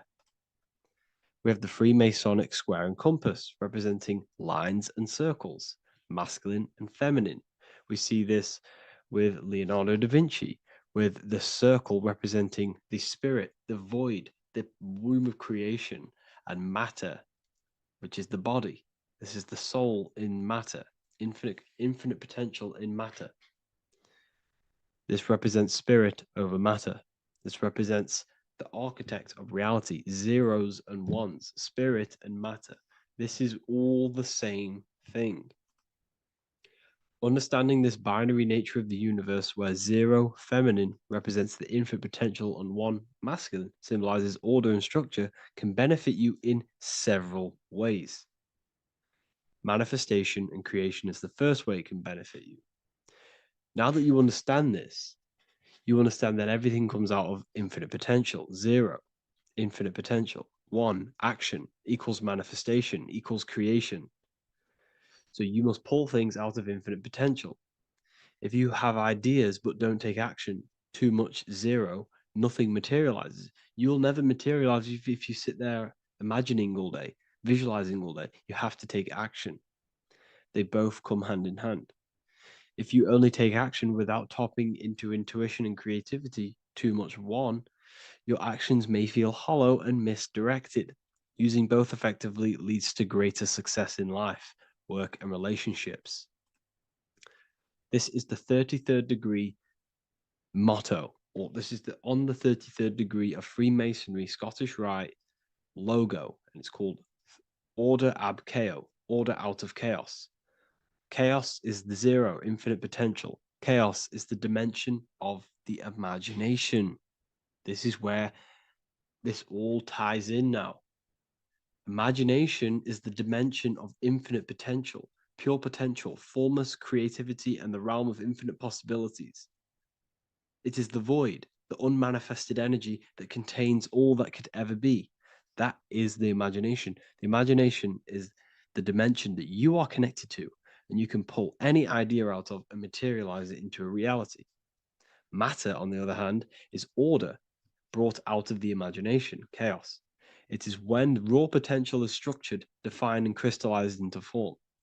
This is the fundamental principle of order out of chaos, the process of turning the unseen into the seen, the abstract into the concrete, the dream into reality. That's why we say dreams into reality. Dreams are in the imagination, infinite potential. And the human mind is connected to higher dimensions of consciousness, which we can pull ideas, things out of and materialize it into our lives. Whether that's good or bad, that's completely up to you. But we have access to higher dimensions beyond the physical plane. And this is the secret that the human mind is connected to, and that you are not just a physical body. Okay? The universe itself was born from chaos. Before form, there was only energy and potential. Our minds function the same way. The mind is a microcosm of the universe. Our thoughts exist in an infinite field of possibility, but they only become real when we take action and give them form. If your inner world is filled with chaotic thoughts and impulsive emotions and negativity, then creating order within is essential for balance, clarity, and growth. What do I mean? Order out of chaos, 0 and 1. All creation comes out of infinite potential. The mind, the imagination, is the infinite potential. The material world is the order. It's the effect. Therefore, if your material world has chaos, if your room is messy, if your body is out of shape, if you do not look after yourself, everything in the physical world is just a reflection of what's going on inside of you, what's going on inside of you. So if you have a messy room in a messy house, this reflects as a messy mind, a chaotic mind, and we must create order in our mind. So this applies to all realms of your life. This applies with your mind. It applies with your emotions. It applies with your manifestation. It applies with the physical world, with the masculine and feminine. 0 and 1 is heaven and earth. It's everything. It's duality. It's on and off. It's everything. So it applies to all realms of your life. Okay. So in order for this to benefit our lives, we must, one, have awareness and observe the chaos. Step back and observe your thoughts and emotions without reacting to them. Recognize that you are not your thoughts. You are the observer of them. You are the soul. You are in between them. You are the midpoint between the left and the right, the 0 and the 1. You are the soul. Journaling or meditation can help you identify patterns and negativity and impulsivity. So it's important that we recognize these patterns, we recognize the chaos within us, and we transmute it. 2, implement structure, mental discipline, mindful practices, meditation, breath work, and slowing down your reactions. Cognitive reframing, replace destructive thoughts with constructive ones. This is so important. For every negative thought that you place attention to, place your attention onto 5 more positive.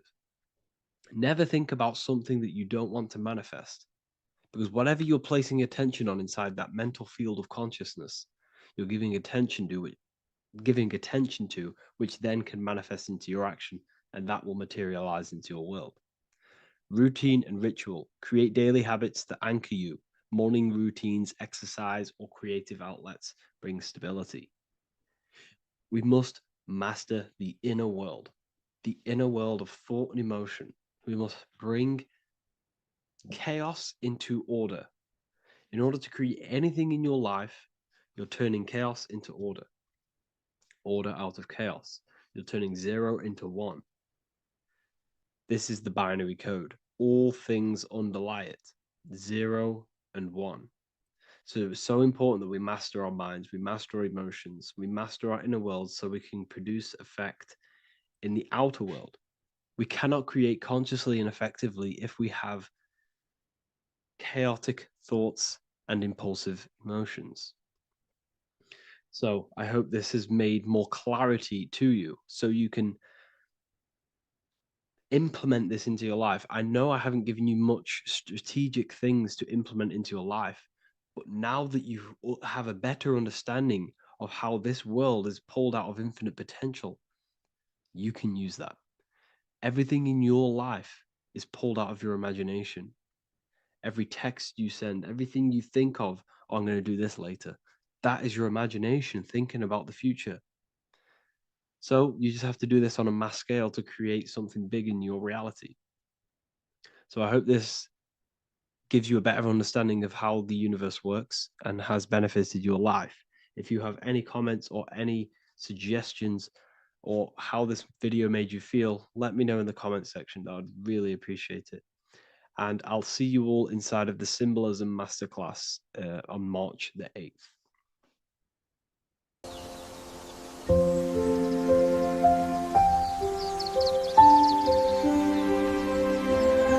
bookofwisdom.com. Visit today.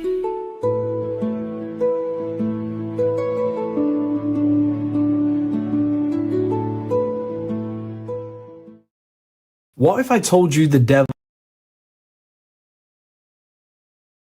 is closer than you think, and it's not actually a real person, force, or spiritual entity outside of you, but a being and an aspect of your own mind and psyche? In this video, you will learn exactly what the devil is and the true esoteric meaning of the devil. The first thing we need to understand is that the universe is a mental universe. Look around you. Every action, every building, everything you see around you was begun first as thought in the mind, then manifested. We use the mind to build and shape our reality. The universe, the world, only exists inside of our mind. Therefore, God and the devil exist inside of our own psyche. So first of all, the devil is not a literal being, but a symbol of the lower self. It represents the unmastered, ego-driven part of the human mind, a symbol of destructive thoughts, emotions, behaviors, lives in realms of chaos, fear, hatred, lust, and ignorance. This is why we see the devil as red, because red is the lowest vibrational color on the color spectrum. It also corresponds with the root chakra, which is all to do with survival instincts. Red represents chaotic and intense emotions like hatred and anger. When we are angry, our face turns red. The devil represents our animalistic fundamental needs, our instinctual needs, our survival state of consciousness. We have a survival state of consciousness and a godly state of consciousness. Our godly state of consciousness is creating, not just experiencing in the animal state, but consciously creating reality.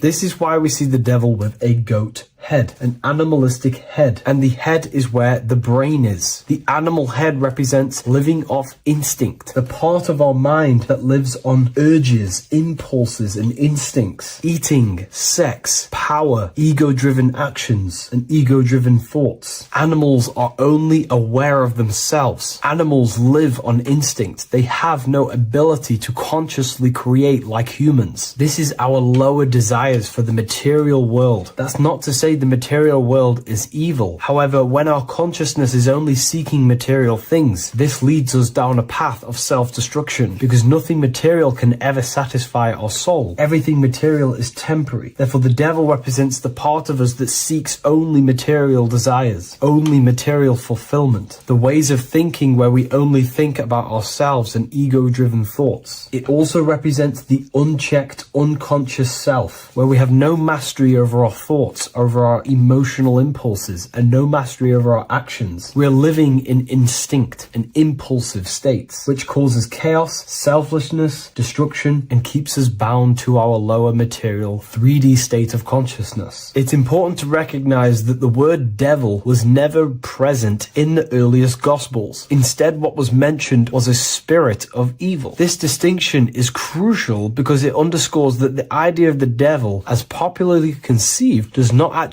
exist as an independent entity. Rather, it is a personification of the lower aspects of the human mind, a facet of our own consciousness. The term spirit of evil was not meant to denote a specific deity or being, but rather any force of negativity, whether it manifests as a destructive thought, emotion, or action. A spirit is a force, an energy, and we have three forces that create our reality: thoughts, emotions, and actions. We have full control over these three aspects, which transform and mold reality. A destructive thought, a destructive emotion, a destructive action is a spirit of evil, and it originates from the darker aspects of the human psyche. So now, because we're on the topic of the devil, we have to look at the pentagram, which is obviously connected to the devil heavily. The upright pentagram represents spirit, air, water, earth, fire. Upright, which represents spirit, the most important element on top of the earthly elements, showing spiritual principles over material principles. As spiritual beings as we are, we have to put our spirit first, our higher self first, and material things second. Why? Because material things never satisfy us long term. Seeking material fulfillment will leave us feeling unfulfilled in the long run and very unhappy, and we can lose ourselves in illusions. We have to put our spiritual principles first. Seeking wisdom, knowledge, connection to the divine, and connection to our higher self is what gives us true fulfillment in our hearts and souls. But when we see this pentagram inverted, we now have spirit on the very bottom, which now represents earthly principles on top of the spiritual principles. We're putting our earthly elements on top of our spiritual element, which this inverted pentagram represents no longer caring about spirit, no longer caring about our invisible internal world, and only caring about this external body, food, sex, material things, cars, money, and all the things outside of us, the world outside of our mind. This is what true Satanism is. Satanism is not worshipping an external deity, but it is worshipping the self, only fulfilling the ego's desires. This is what true Satanism is, and we have all been conditioned to live in this state. Satanists want us to believe that there is an external deity called Satan or the devil, and the reason they do this is because they trick us, making us believe that we are not Satanists, while they are actually conditioning us to be self-seeking, ego-driven people, where we only care about sex, food, material things, and money, which is actually conditioning us to be Satanists. 80% of the population today are unknowingly involving themselves in Satanism, which is ego-driven thoughts, actions, and emotions, dwelling and living in this state where we only care about ourselves. When we are spiritual, we realize we are all one. We are all one consciousness family, and we need to do things that help and contribute towards our collective experience, helping others instead of seeking to serve only the self. The angel is depicted with wings, which represents elevation, higher self. The devil is represented with an animal horns, which is on the ground. A goat is on the ground, which represents the lower self. This is the elevated mind and the lower material mind. Horus, the bird, higher self. Set, the ground animal, lower self. Jesus and Satan. These are two forces, two characters that exist within the human psyche, not real entities. They are forces of our minds, and there is a battle between our higher self and lower self all the time within our own minds. There's always a part of us that's telling to do one thing and another thing, to do something bad and to do something good. There is this battle inside of our own consciousness. Here we have the human spinal column. The human spinal column is showing you the higher and the lower self. The higher self represents the head. The head is where the mind is. This is the creative essence of the universe. This is where all material things begin as a thought in the mind. We create with the skull, with the brain. This is our higher self, the heavens, connected to the heavens, the sky. And the lower end of the spinal column is where our reproductive organs are, where our gut is. Our reproductive organs and our gut is all to do with survival. The lower end of the spinal column, lower instinctual 3D based consciousness. The lower end of the spinal column is where our lower self dwells. Eating, consumption, power, and sex, lust. These are all emotional forces and instinctual based organs that are not inherently evil, but when we dwell and live off this lower end of the spinal cord, it keeps us in low states of consciousness. Our goal to raise to our higher mind is to balance this, not to overeat, not to abuse power, not to abuse sex and lust, but to master these organs and gain the ability to say no to these organs so that we can raise to our creative side of consciousness. Instead of dwelling in our instinctual nature, we can turn to our creative nature and consciously become a builder and constructor of reality. This is the true way of raising consciousness. This is the stairway to heaven, out of the animal consciousness to the higher consciousness. To wrap all of this up, it's all about gaining control over our instinctual lower nature and allowing our spirit to rule over our body and not our body ruling over our spirit or mind. The moment you let a thought become instantly an action is the moment you are an impulsive person. We are all trained to be this way. It is okay if you are in this state. The moment you let a thought turn straight into an action without questioning, that is the mind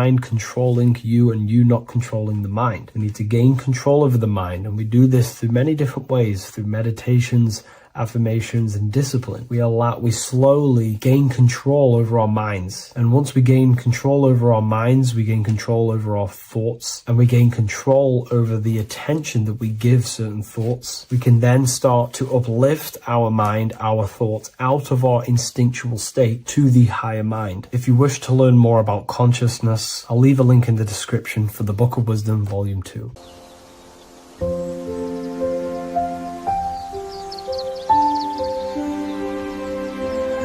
bookofwisdom.com.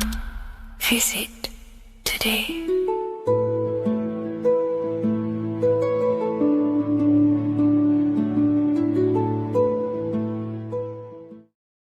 By the end of this video, you will understand the 3 expressions of consciousness, how to use them to create the life you truly want. You'll discover the hidden meaning of the word God, the secret power of the number 3, and how consciousness itself is the key to your reality. We have 3 main expressions of consciousness. We think, we feel, and we act. God is 3-fold. It stands for generator, operator, destroyer. The generator is the mind. This is what thinks, generates ideas. This is the beginning of all creation. This is the first expression of consciousness. It is the first form of consciousness, not a physical form, but a spiritual form. Then we have the operator, which is emotion. When we think something, if we have care or any emotion towards it, then we take physical action, the body, the destroyer. We think, we care, we act. Thoughts and emotions are the 2 spiritual forces which merge together and give birth to actions. Think about it. Why are you watching this video? Because you had a care to watch the video. Therefore, the reality in front of you is because you had a thought, you had a care, you took action to express that reality. Everything goes through this 3-fold process. This is why we say follow your heart, because the body does follow the heart. We think something in the mind, we feel something in the heart, and the body takes action towards it. Everything operates on the care energy of the heart. The body follows the heart. If you do not care about something, then you do not act towards it. It is the care energy that guides our actions in this world. Going back to the generator, the mind is a part of the mental plane, the infinite dimension of infinite information. There is no limitations in the mind. Everything already exists as a piece of information or a thought. This is the beginning of all creation, the spark of creation itself, thought, the mental plane. And our mind exists like a radio, our conscious mind. This is why we call it a mindset. What we set our mind onto through attention, mental attention, whatever we set it on, we receive thoughts that are very similar to what we set it on. The mind is like a radio, and whatever we tune that radio to, we receive that frequency and play that song. So if we purify our minds through ritual work, meditation, and affirmations, the mind can become a temple to receive higher thoughts, higher ideas, and better genius ideas. Going back to operator, this is the Holy Spirit. This is what we care about, our emotion. This is the feminine side of consciousness. Thoughts is masculine, the Father. Emotion is the Holy Spirit, which is feminine. And these 2 create a child, which is Jesus, the Son, which is actions. When thoughts and emotions merge together, you have a physical action, which is a masculine force, which is why it's a son. The Holy Spirit represents a purified heart, love consciousness, holding love in the heart. And when we purify our minds, we have an effect and purify our hearts. And the reason why I say that is because whatever we think in the mind directly corresponds to what we feel in the heart. As above, so below. thoughts create emotions. If we think something and our heart tells us that is bad, we have a feeling that that is wrong, then we should not take physical action towards it. And if we do take physical action against the feeling of knowing it's bad, then you are going against the spirit. That's what the word Satan means, or Satan. The Hebrew word for Satan is Satan. It means adversary or opposer.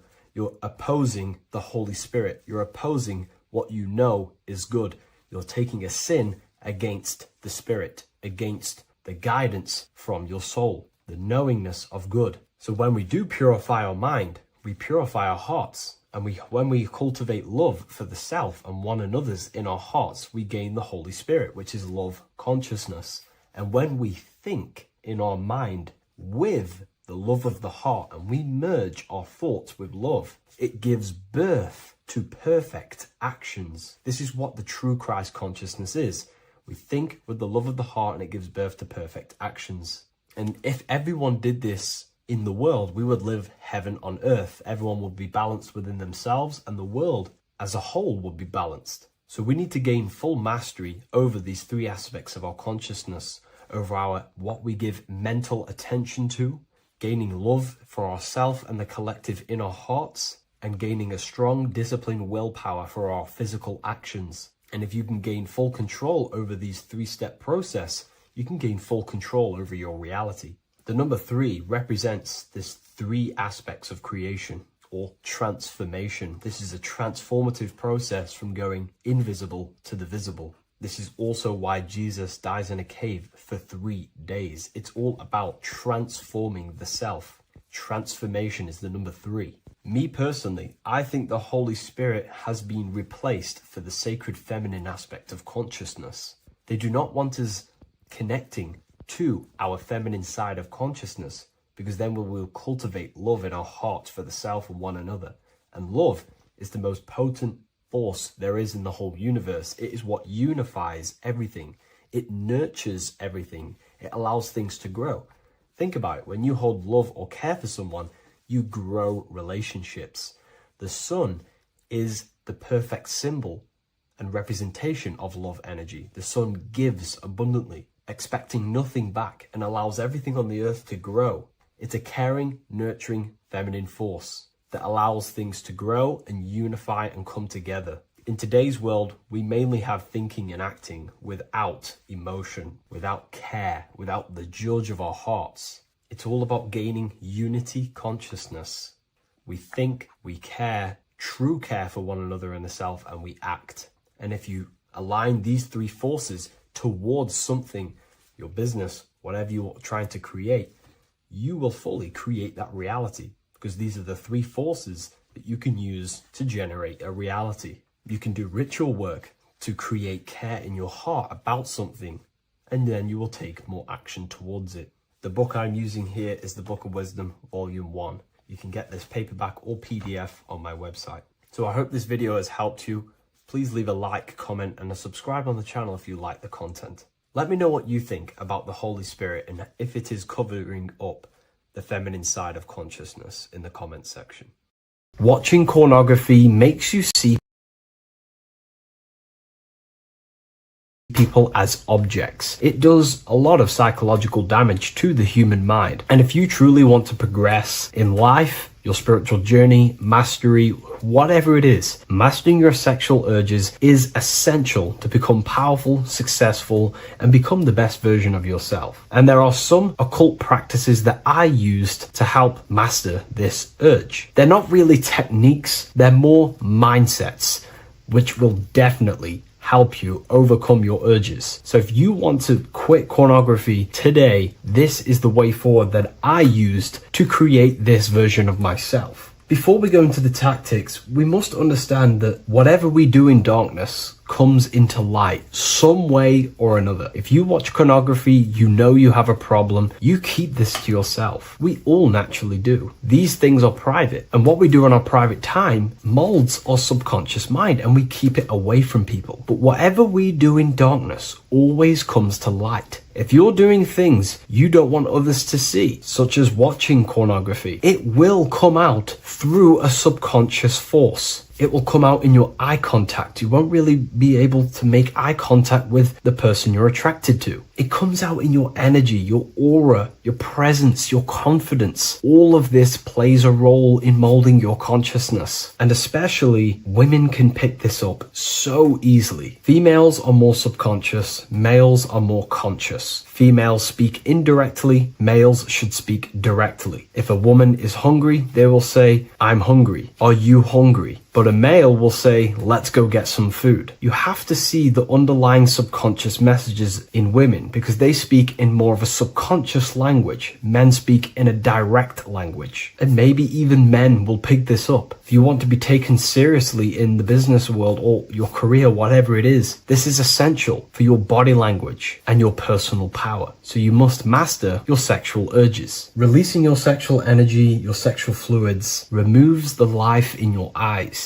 A lot of people get dark bags underneath their eyes. I used to have them years and years ago. My eyes were always half shut. There was no life in my eyes. But as you purify yourself, the life and the energy comes back into your glaring eyes. The first tactic on mastering your sexual urges is understanding that thoughts produce emotions. Whatever we think about inside of our mental body directly corresponds to what we feel in our emotional body. What we see here is a piece of alchemical artwork showing you the light of the mind shining down into the heart. This represents the mental body with the clouds. This represents the human heart, the emotional body of consciousness. What we think about, if we think about sex, or if we watch things that are stimulating to us on Instagram, TikTok, that thought goes into the mind and the feeling gets then produced in the heart and the body becomes aroused. What we think inside of our brain becomes emotional energy in our heart.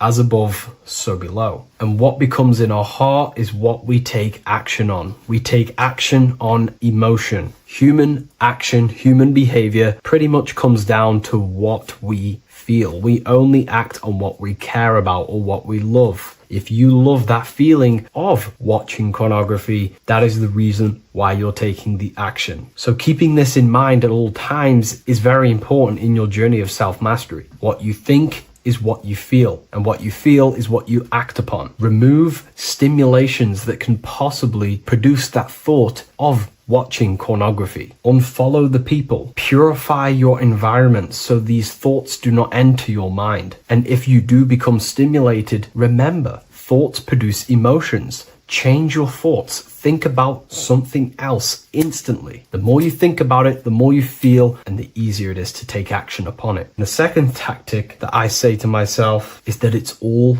mental. World, the universe, life is all mental. For example, unfortunately, my brother passed away recently. I've never gone through something like this in my life. It's tough. It's horrible. It's not nice losing a loved one. However, if I sit around and focus just on the negative side of that, yes, of course, I'm going to have my moments. But if I just sit there and focus on the negative, it will destroy my life. It will pull me down. The only thing that I can do to benefit from this situation is to become a better family person out of this. Become more loving. Spend more time with the people who mean a lot to you. You can always change and transmute the mindset of every situation in your reality. There's a famous saying I like to say, if you can change it, change it. But if you cannot change it, change the mental attitude towards it. Never just sit there focusing on the negative side of reality. This helped me with mastering myself watching pornography. It's all mental. You hold the power over the mind. And the next tactic is probably the best one ever. And I still use this today in everything in my life. Before I make any decision in life, I always say to myself, what is the effect of this cause? Is that effect going to push me towards who I want to be? Or is that effect going to pull me away of who I want to be and become and where I want to go in life? If the effect is not pushing me towards who I want to be, I will not take the action which is the cause. Consciousness cannot escape the law of cause and effect. It is an immutable,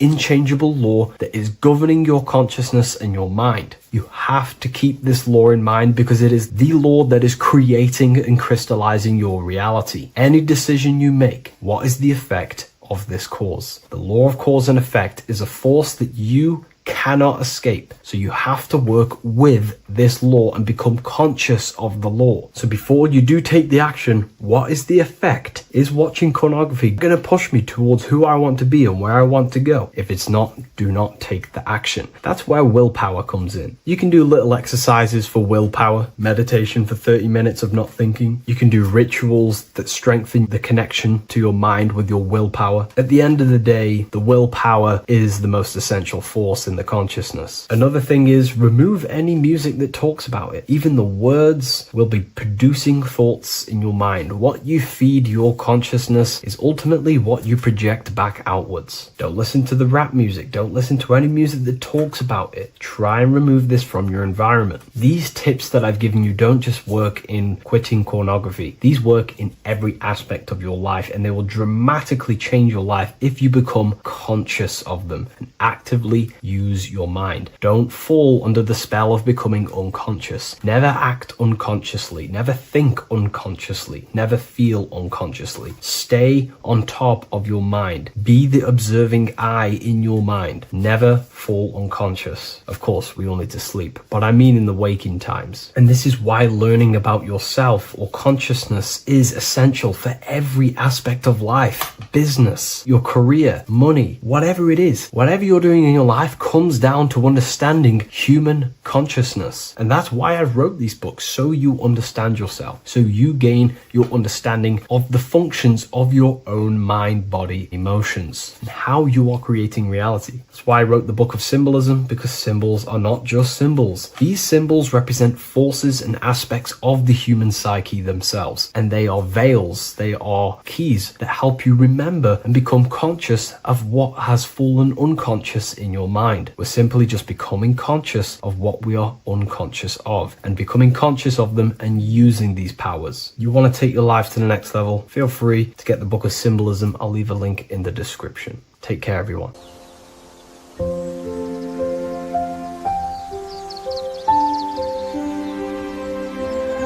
bookofwisdom.com. Visit today.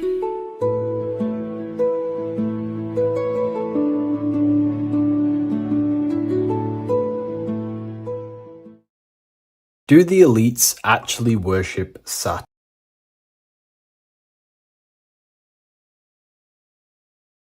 In this video, we're going to be discussing the occult and esoteric meaning of the 7 planets and the abuse of the Saturnic energy within today's world. This will help you gain a deeper understanding of reality, yourself, how you create reality, and what these 7 planetary energies actually truly are. In order to understand anything within the universe, we have to understand the law of correspondence, the law of as above, so below. There is one consciousness expressed in infinite forms. Me, you, the squirrel, everyone who possesses consciousness within this universe is an expression of the one divine consciousness, what we like to call Source, God, or the grand architect of the universe. We have to understand there is a large scale, but the large scale is mirrored in the small scale. If we look at lightning, this is a large scale. This is the macrocosm. Then we go a bit smaller to the trees. We see the same pattern. Then we look a little bit smaller into the human body. We see the same pattern of the nervous system. Then if we zoomed into the microcosm, brain cells, we still see the same pattern. This reveals the universe is a fractal universe. The large is reflected in the small. And this is the symbol of the Fibonacci sequence, which represents this as above, so below principle. The big spiral represents the macrocosm, but then this spirals into the tiny spiral. This symbol goes for eternity, never touching, never finishing. The large is mirrored in the small. With understanding this, we can realize that we are a microcosm of God. We are our own universe. We are our own world. Your body is the earth. Your mind is the mind of God, just in a smaller version. You are a drop in the ocean of the vast collective consciousness. With that being said, everything you see outside of you is inside of you. As above, so below. The 7 planetary energies on a macrocosmic scale are the 7 energies that form the physical world. The physical dimension is crystallized thought. Everything you see around you was thought made manifest. Thought imagined, then created in the physical reality. reality. Therefore, these 7 planetary energies are 7 astral forces that create and weave the material existence. For example, if we look at a tree has 7 categories of consciousness, 7 creational forces that create the tree. This is the reason why we have 7 days of creation in the Bible. This is the reason why we have 7 days of the week for the 7 planetary energies. Monday is for the moon, Mars is for Tuesday, Mercury for Wednesday, Jupiter for Thursday, which is Thor. Thor is Jupiter. Venus for Friday, Saturn day for Saturn, Sunday for the sun. This is also the reason why we have 7 major energy centers within the body, the 7 life forces that flow through the body to give physical existence to the physical form. Man is a microcosm of the universe. With that being said, if we look at a tree is nature, and nature is the macrocosm, the creation of God's mind. And if we look at the tree, we can see 7 creational categories that go into create the tree. For example, the stem of the tree, the trunk, represents the sun. The root system, the base of the tree, where the tree grows out of, is Saturn. If we look at the fruit of the tree, that represents Jupiter. The smell, the look, the colors of the tree, that's Venus. How the tree communicates with other trees through the root system is Mercury, the intellect, the intelligence, the communication. The leaves of the tree is the moon. The defense mechanism of the tree, how it defends itself from infections and other territories, is Mars. So we can see all physical matter, all physical creation demands these 7 categories of consciousness, these 7 planetary forces. But again, that is the macrocosmic scale. The macrocosm is reflected in the microcosm, which means you have access to these forces, these 7 planetary energies, and you use them to create anything in reality. You've been using them maybe unconsciously your whole life. For example, this book that I've created, the Book of Wisdom Volume 2, you can find it in the bio if you're interested in reading it. It has the 7 planetary forces that go into this tree, into this book. I used the sun, which is my passion and my drive to take actions. I used Mercury, which is my intellect, my thinking, my communication. I used Venus, the layout, the look of the book. I use Mars, my defense of my work, my trademark, my copyright. I use Saturn. Saturn is my time, my discipline, my attention. I use Jupiter, which is the why, the reason why I created it. I used the moon, which is my care. My care is the generative force. Whatever you create in your reality is because you care. You care about keeping a house above your head. Therefore, you go to work and earn money. Care is the driving force to create anything in reality. What you see right now watching this video is because you care about watching this video. If you lose care about watching the video, you will turn it off and continue to do something else. All creation demands these 7 forces, hence why we have here a midsection. Sometimes we see the symbol of the earth, which is a circle and a cross in the middle, because these 7 forces create earth. But again, this video is specifically aimed to Saturn. We're going to be discussing Saturn's Saturnic energy because there is a lot of misunderstanding in today's world, and I'm going to give my perspective and my research on the energy of Saturn and how we use it and how it's being abused in today's world. Saturn externally, because remember, we have an external world, an internal world, a macro and a micro. Saturn externally in the material plane governs the foundational and enduring aspects of existence, such as the roots of plants, the bones of our body, even the insects that dwell beneath the ground. It represents the dull, hard, unyielding forces of life, symbolizing structure, limitation, and conditioning. Under Saturn's influence, things become rigid, bound by the god of time, bound by restriction and boundaries. In Roman mythology, Saturn is revered as the god of time, ruling over the cycles, beginnings, and endings. This connection with this emphasizes Saturn's role in marking the passages of life, aging,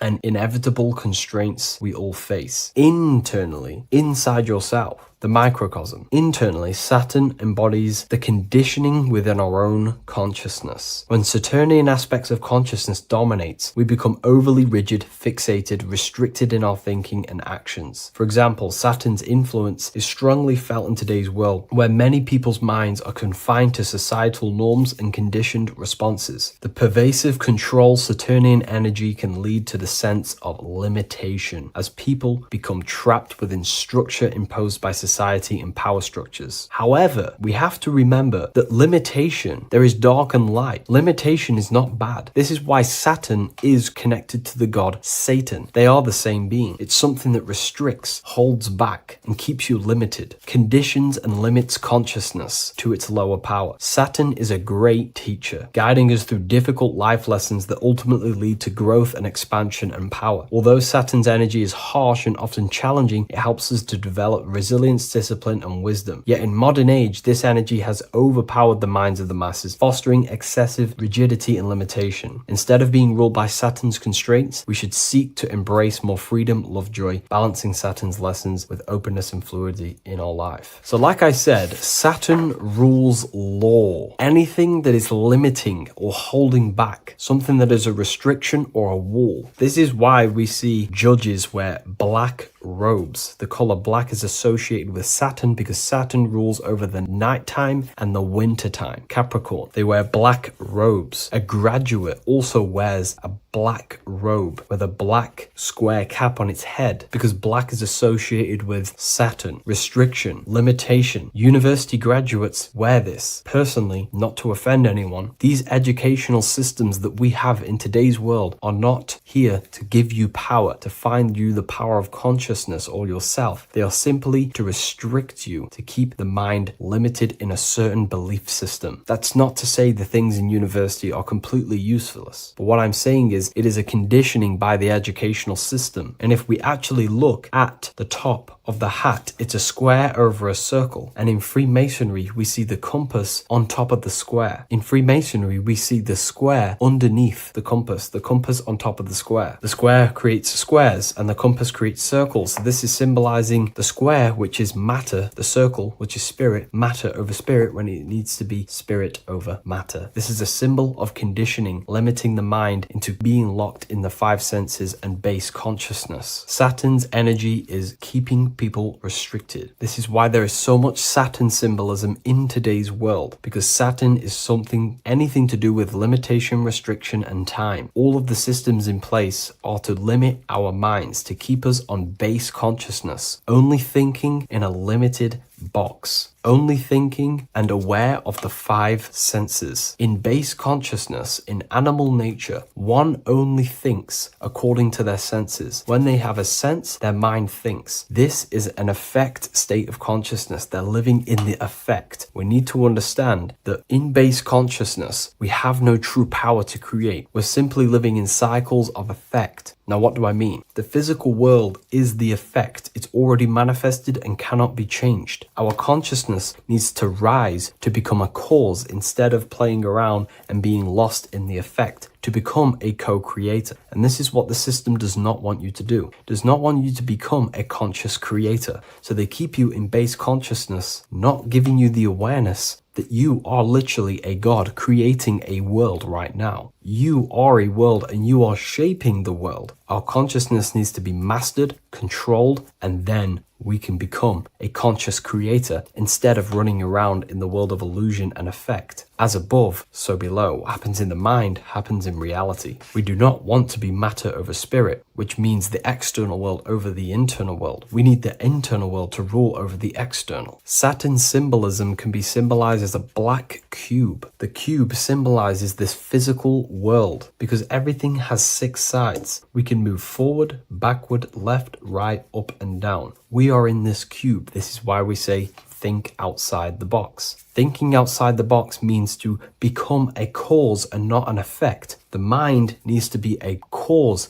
an instruction center, and not just thoughts that are reinforcing the effect and lost in the effects of the material world. Instead of reacting, we need to become a commander. This is a symbol of conditioning and the physical plane. Black is dull, lifeless. The physical world is lifeless. It has no power to create. It has no power to do anything. It is simply a projection and an effect. You, the mind, consciousness, are the cause. You can create the effect. In today's system, Saturn's energy is heavily relied on, which is just simply man-made laws, restrictions, time wasting, and keeping people in base consciousness, only aware of the physical five senses. Let's get something straight about the elites. They do not worship Saturn. There is nothing to worship. They simply use the energy of Saturn to keep people limited. They're not using the planet Saturn, but they're limiting people in their belief systems and physically where they can go, restricting boundaries, countries, restricting people's minds through mass media, which is all symbolism of limitation and restriction of Saturn. They're not worshipping it, they're using it and abusing it. Saturn could be anything in your mind that keeps you limited. If you have a limited thought that does not allow you to take action on something, that is a Saturnic energy within your own mind. Anything that is indoctrination, anything that is boundaries on you, that is a Saturnic energy. Some people say that the Saturn and the moon are working together to trap our soul. This is highly symbolic. Saturn and the moon are not forming a matrix to trap your soul and keep you reincarnated. Again, this is symbolic, and in the esoteric version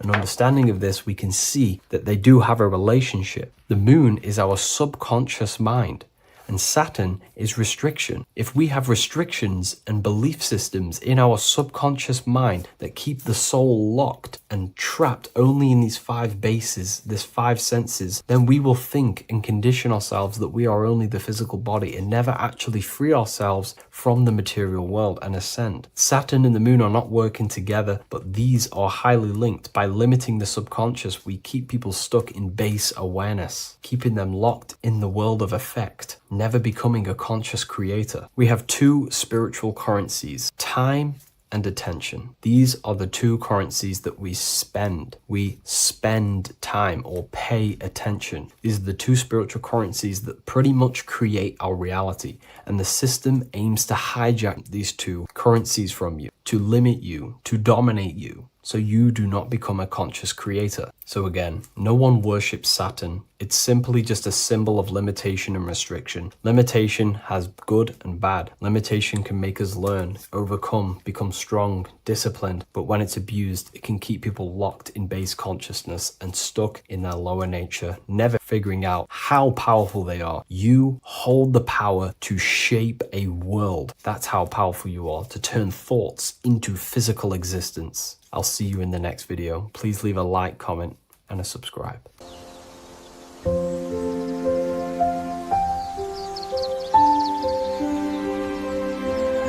bookofwisdom.com. Visit today.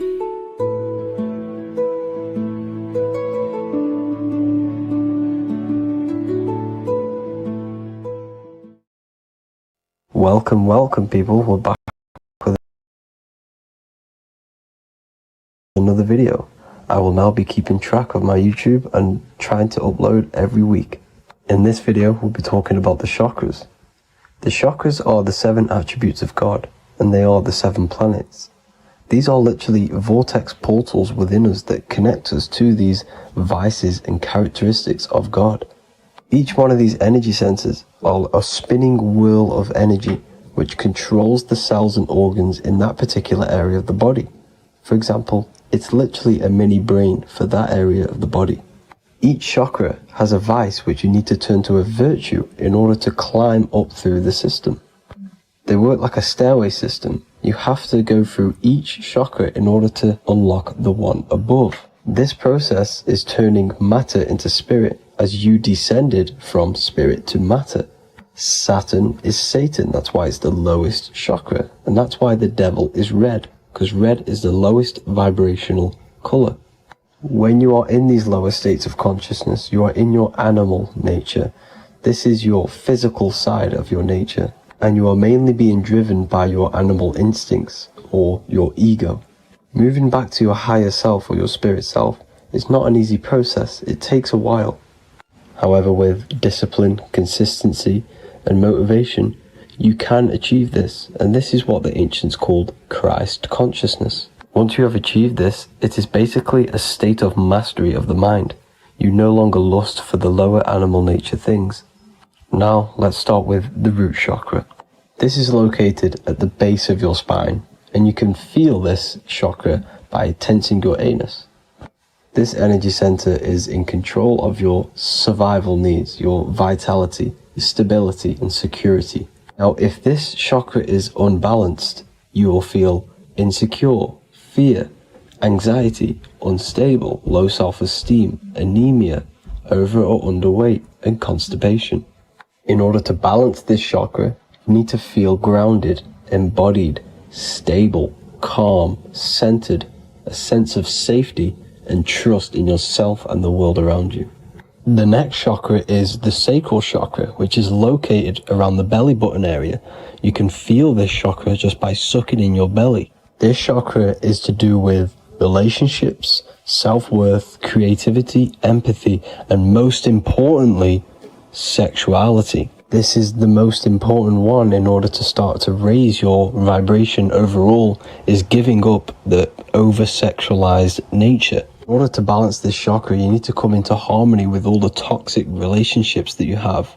Get rid of the fear, the anxiety, the isolation, and 100% get rid of the over-sexualized nature. Lust is one of the most lowest vibrations you could possibly feel. It is literally manifesting hell. In order to work on this chakra, you need to feel self-worth. You need to do creative things, empathy, healthy relationships, and 100% being confident. The next chakra is the solar plexus. This is to do with personal power, will, metabolism, eating, happiness, and your self-esteem and self-identification. You can feel this chakra just above your belly, below your ribs, and you can suck in this area. If this chakra is blocked, you will feel lack of confidence, difficulty in manifesting your desires, low self-esteem, misuse of power, misuse of dominance, weak will, and shame in yourself. Biggest one for this chakra is overeating, as it's to do with metabolism. If you are overeating, you are literally unbalancing a lot of your lower chakras, not just the solar plexus.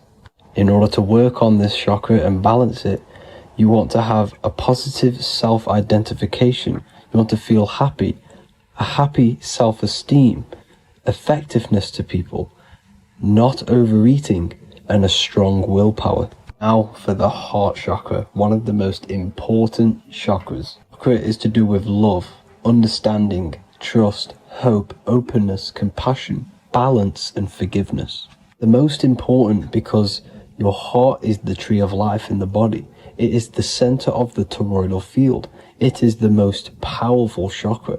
Your heart is 5,000 times stronger magnetically than your brain. Once you have hit the heart chakra and you start surpassing the heart chakra, you are now turning matter into spirit, as the lower three chakras are dense and physical, and the above the heart chakra are turning to spirit. As you can see already, this is a hard and long process of working on yourself physically and internally. The symptoms of a blocked heart chakra would be lack of love or too much love, difficulty to accepting or giving love, lack of compassion, loneliness, and lack of emotional fulfillment. Finally, a lack of connection with a divine or to nature. In order to balance this chakra, the most important thing and the most powerful thing you can do is loving people, accepting and giving lots of love. Second most important thing to balance the heart chakra is balance. You need a balanced life. You need balance in all aspects of your life. Now for the throat chakra.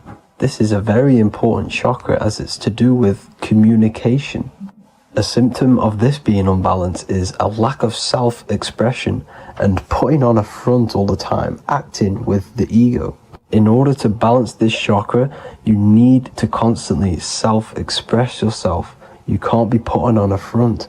That voice inside your head, you have to let it come outward. Don't just block it off with a wall. Self-expression will lead to you gaining friends who actually like you for being you, and not these fake friends that you have to put on an ego for. In order to balance this chakra, you need to express yourself, express the word that's within you. Don't be lying to people, don't deceive or be deceptive. The next chakra is the third eye chakra. This is starting to get very advanced and you are coming very close to spirit. Just before we head on, I want to announce the PDF is now available, containing all the presentations I've ever made, all into a condensed 38-page PDF. The link will be below this video for you to access.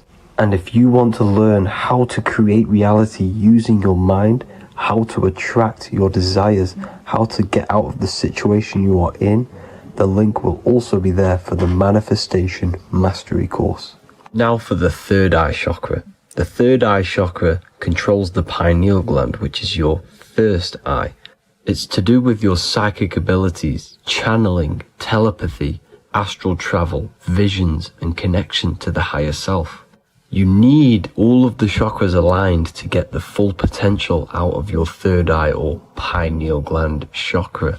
For example, if you're astral traveling and you fear something, you will be instantly shot back to your body.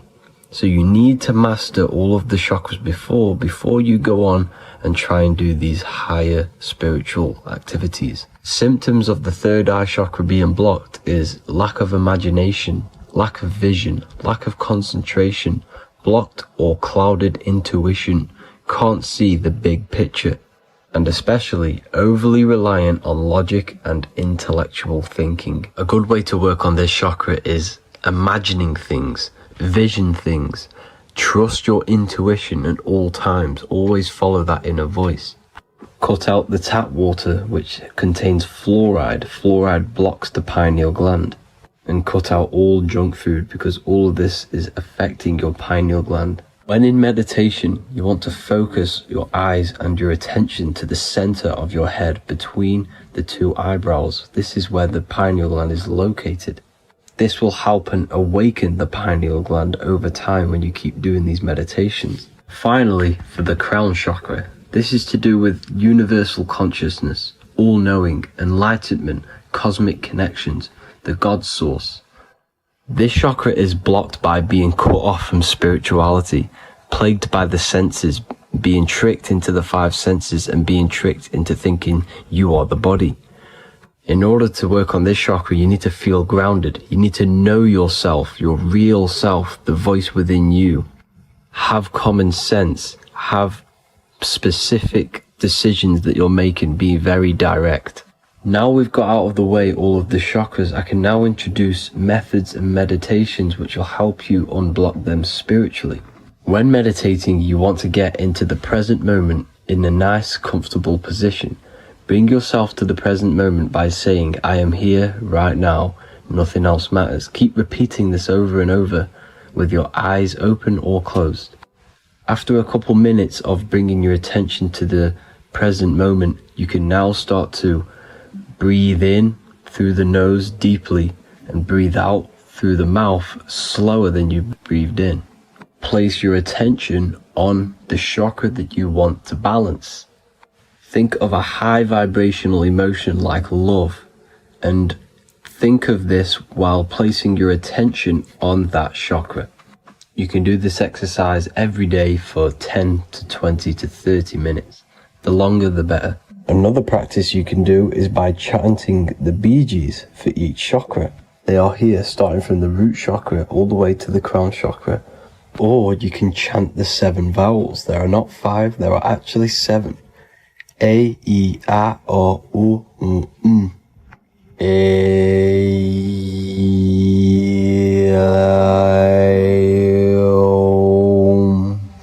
This is the proper way of pronouncing the 7 vowels. These are so powerful because these are the only things that exist. It is literally the sound of God. By pronouncing them right, you can actually create a lot of power within you and align your chakras. That's it for this video, people. I'd appreciate a comment and a like to help the algorithm. I appreciate you all. Love and light.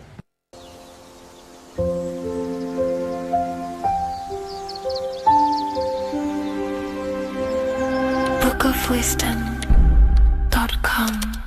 Visit today.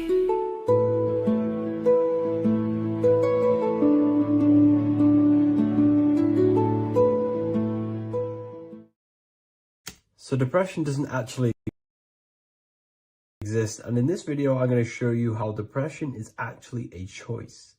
And I'm going to give you some solutions on how to deal with it. And this is probably going to change your life forever just by doing this alone. Okay, so the first thing you need to understand about depression is that it exists in your conscious mind. It exists in your thinking mind. So what is inside your thinking mind? You have your body, your name, your reputation, your trauma, your memories, your family, your worries, your interests, your bills, your passion, dislikes, goals, right? Most people identify their lives with this. They identify their lives with their thinking mind. They think they're their name, their job, their reputation, their memories. But this is not who you actually are. Who you actually are is the observer of that. What happens if you stop thinking? What is left? You're left with unconditioned consciousness. You're left with the self, which is what we refer to as I. We are the consciousness, not the thinking consciousness. You are not these labels. You are not your thoughts. You are not your job, your name, your reputation. Okay? And the reason why I'm telling you this is because it's very important, is that we are something beyond this body, beyond this name, beyond our thoughts. We are the consciousness. So depression exists inside of the thinking mind, the conscious mind. Okay? So if you want to get rid of depression, you must learn how to escape the thinking mind. And not only just escape, but that's step one. In meditation, you do meditations, right? We sit still and we have to learn how to control the mind and turn off the thoughts. And when we turn off the thoughts, depression goes out the window because there's no thought present in your mental field of consciousness to be depressed. Okay? You must understand, who is the one suffering from the negative thoughts? Who is the one suffering? Your mind is not suffering because the mind is producing the thoughts. Your body's not suffering from the negative thoughts. You are suffering. And who is you? You are a soul. You are that feeling. You are that person beyond the thoughts, beyond the feelings, beyond that. You are the one experiencing. You are that. Meditation gives us the ability to turn off the thinking mind. This allows us to escape our thoughts. Okay? And it gives us, over a long period of time after meditation, you'll be able to turn this switch. And this switch will be able to turn off your thoughts. And by doing this, we will be able to control our conscious mind directly by the hand.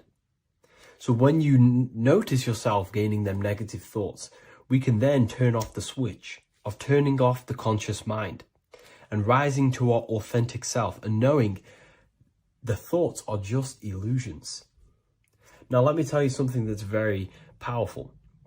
Most of your thoughts are coming from beliefs. Most of your feelings are coming from beliefs. So if you have a feeling of lack, this is coming from a belief that you don't have much. If you are feeling alone, this is coming from a belief that you are alone. So what we must do is restructure ourselves. We must restructure the subconscious mind. And we do this in many different ways. We can do this with meditation. We can do this with visualization, visualizing our desired reality as if we are living it. We can do this with affirmation. Now, a lot of people think, oh, I'm trying to speak something into existence with affirmation. No, you're not using vibration to try and change reality with what a lot of these new age people will teach you. Vibration, your words will not have much an impact on reality. That's the truth.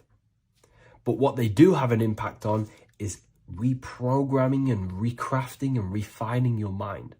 If you repeat, I am wealthy all day long, your subconscious mind, that word will be lingering inside your subconscious and you will start to mold that into your conscious. You'll start to be consciously thinking about this. Most of your thoughts are coming from your subconscious. So if you want to get rid of depression, you got to figure out the trigger. What are you depressed about? What are you feeling? What are the beliefs that are making you feeling and thinking this way? And that's what you must restructure. You must restructure your subconscious mind through visualization, meditation, and affirmation. You do these all the time. You do these every single day, and you will slowly, if not surely, restructure your subconscious mind. While by doing the practice of meditation, you'll gain the off switch as well. Sometimes depression comes from not living in your authentic self. You're not doing the things that your soul is telling you to do. We all know what we should be doing at all times. I don't care what you have on. We all know we should be doing something. We all know that we have there's a higher aspect of our mind that tells us, oh, we need to be doing this, but I'm actually sat here on my phone.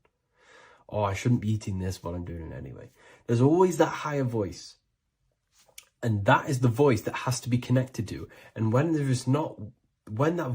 your body's not acting out the voice of the soul, then the soul becomes sadder, and suffers more and more and more. There has to be a connection between the soul, the mind, and the body. They have to work in unity. Okay? So I hope this video helps with depression, with whatever you're going through mentally.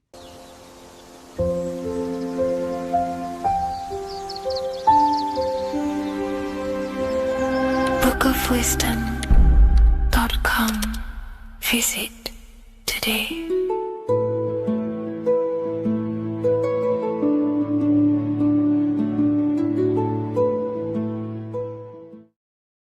The earth has become a realm in order to trap souls within so that they can harness our electricity, our energy. Even the Bible is talking about how this realm is controlled by the wicked one in John 5:19. We know that we are the children of God and that the whole world is under the control of the evil one.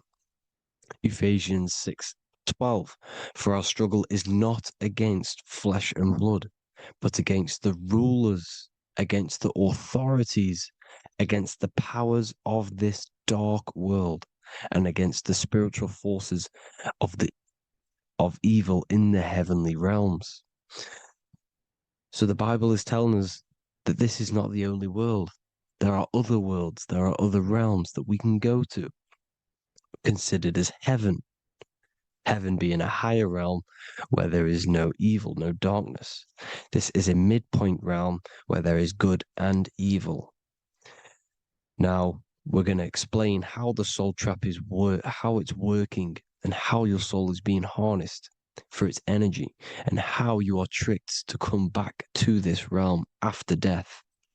What you need to understand is that you are the invisible intelligence behind the physical body. You are the mind and soul.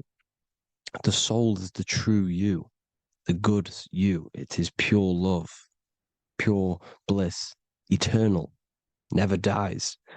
The mind can be corrupted, though. The mind is the intelligence of the soul. It is invisible. It has no true form. The intelligence inhabits the brain. The brain is the computer to control the electrical machine called the nervous system, which is choice, program, and action. You are the invisible intelligence behind the body, and this will prove it even more. You do not even see into the external world. You are seeing an image produced by the brain, because the light is being sucked through the retinas of the eyes. The image is produced in the visual cortex at the back of the brain. What does this mean? This means that we are the consciousness in the center of the brain, in the pineal gland, that is experiencing the program being ran by the central nervous system in the brain. This is the sigil of Lucifer. Lucifer in Latin is Lucy. Lucy is light in Latin. Lucifer is known as the light bearer. This is how the eyes work, people. It's not a demon or a devil. The sigil for Lucifer is how the eyes work, and how the left eye is controlled by the right brain. The right eye is controlled by the left brain. There is a crossover. It's the same with the body. The left side of the body is controlled by the right brain. The right side of the body is controlled by the left brain. There's a crossover with our hemispheres in the brain. Now, this empty chamber in the center of the brain is where this universal cosmic intelligence is held, known as the most holy place in the Bible, the throne of God. Okay? This is above the 33 vertebrae on the spine. As you can see here, you are the being in the center of this point. All of the nerves are being sent back to this one particular point, which is the seat of our invisible intelligence. You can see it's an empty chamber. Our consciousness, our intelligence is not a physical thing. This intelligence is the true voice inside of your head.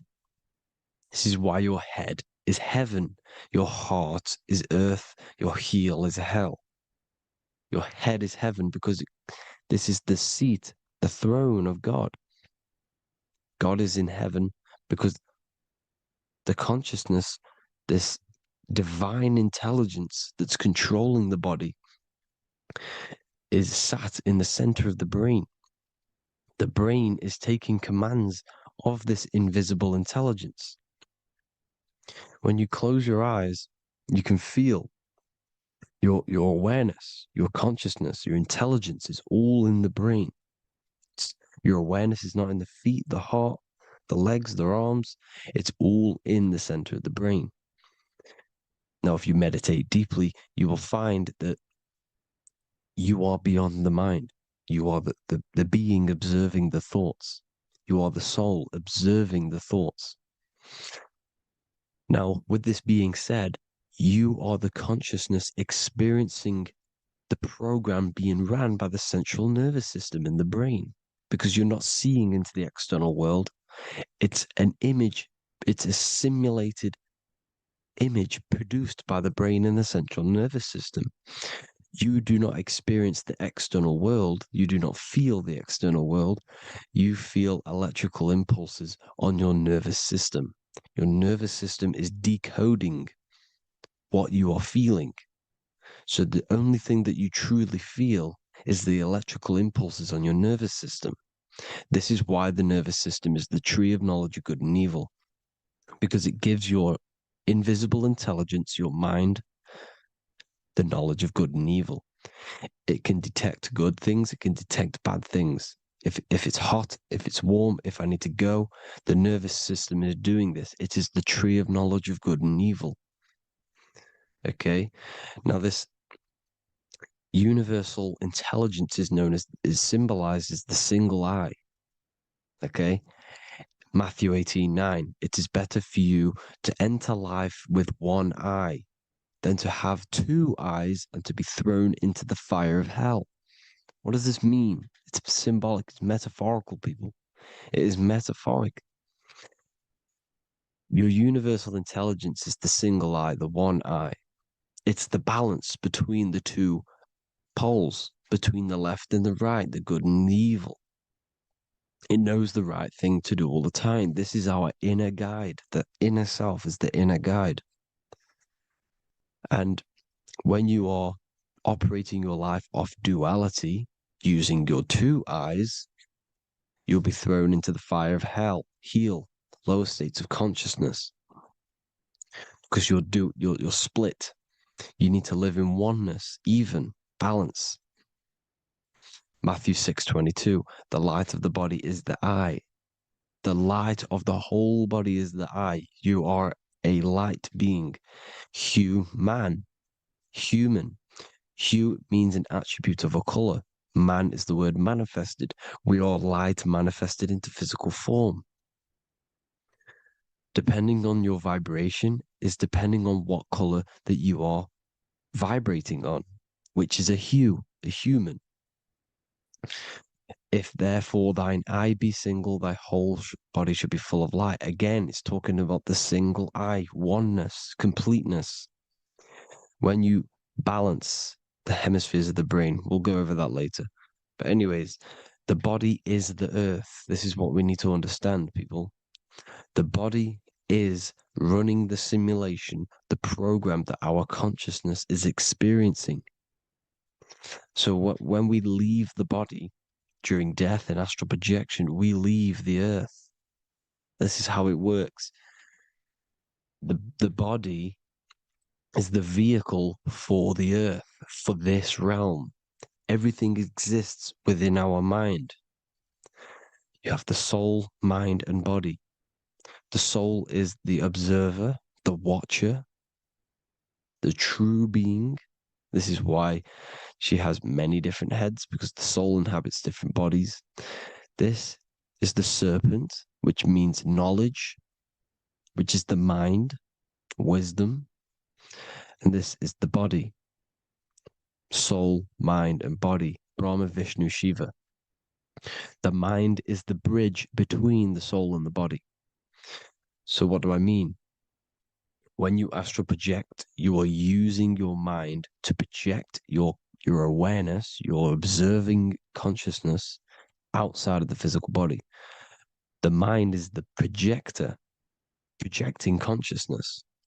By using your mind, you can project your consciousness outside of the body, which is known as the astral realms, which is known as walking on water. Jesus was never walking on physical water, people. It's metaphorical. Believing the physical body. The water is the ether, which is the veil between the physical and the astral realm. It's a fluid substance. It's on either side. It's physical and astral. The ether is the fifth element that they hide from us. Why? Because they're trapping you in the physical. They are hiding all of these realms. Etheric, astral, and mental. People think their mind is their brain. It's two separate dimensions. These are completely different dimensions. The mind is way more intelligent. The mind is formless. There is no form to the mind. You can think anything you want. You can manifest anything you want within your mind. It is not a physical object. The physical realm is being controlled by the mind. Everything's being controlled by the mind. Everything exists within the mind.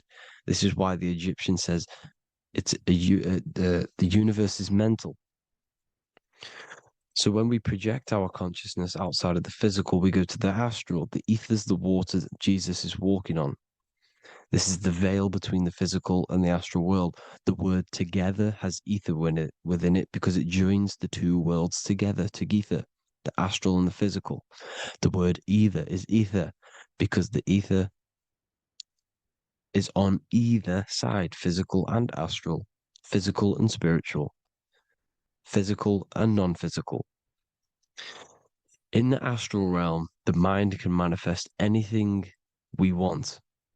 We incarnate to restrict our minds. This is why Saturn, if you go and watch my video on Saturn, how Saturn is this simulation, okay? Our minds can manifest anything we want in the astral plane in the click of a finger. However, when we incarnate in matter, we now have to labor for our manifestations. This is why Saturn's known as the great teacher in astrology, because he teaches you a lesson. When your mind incarnates into matter, it's teaching your mind a lesson, the knowledge of good and evil. This is why the Bible says you shall be gods and know the knowledge of good and evil. When you incarnate here, you have to know the knowledge. You need to know the knowledge of good and evil to become a god.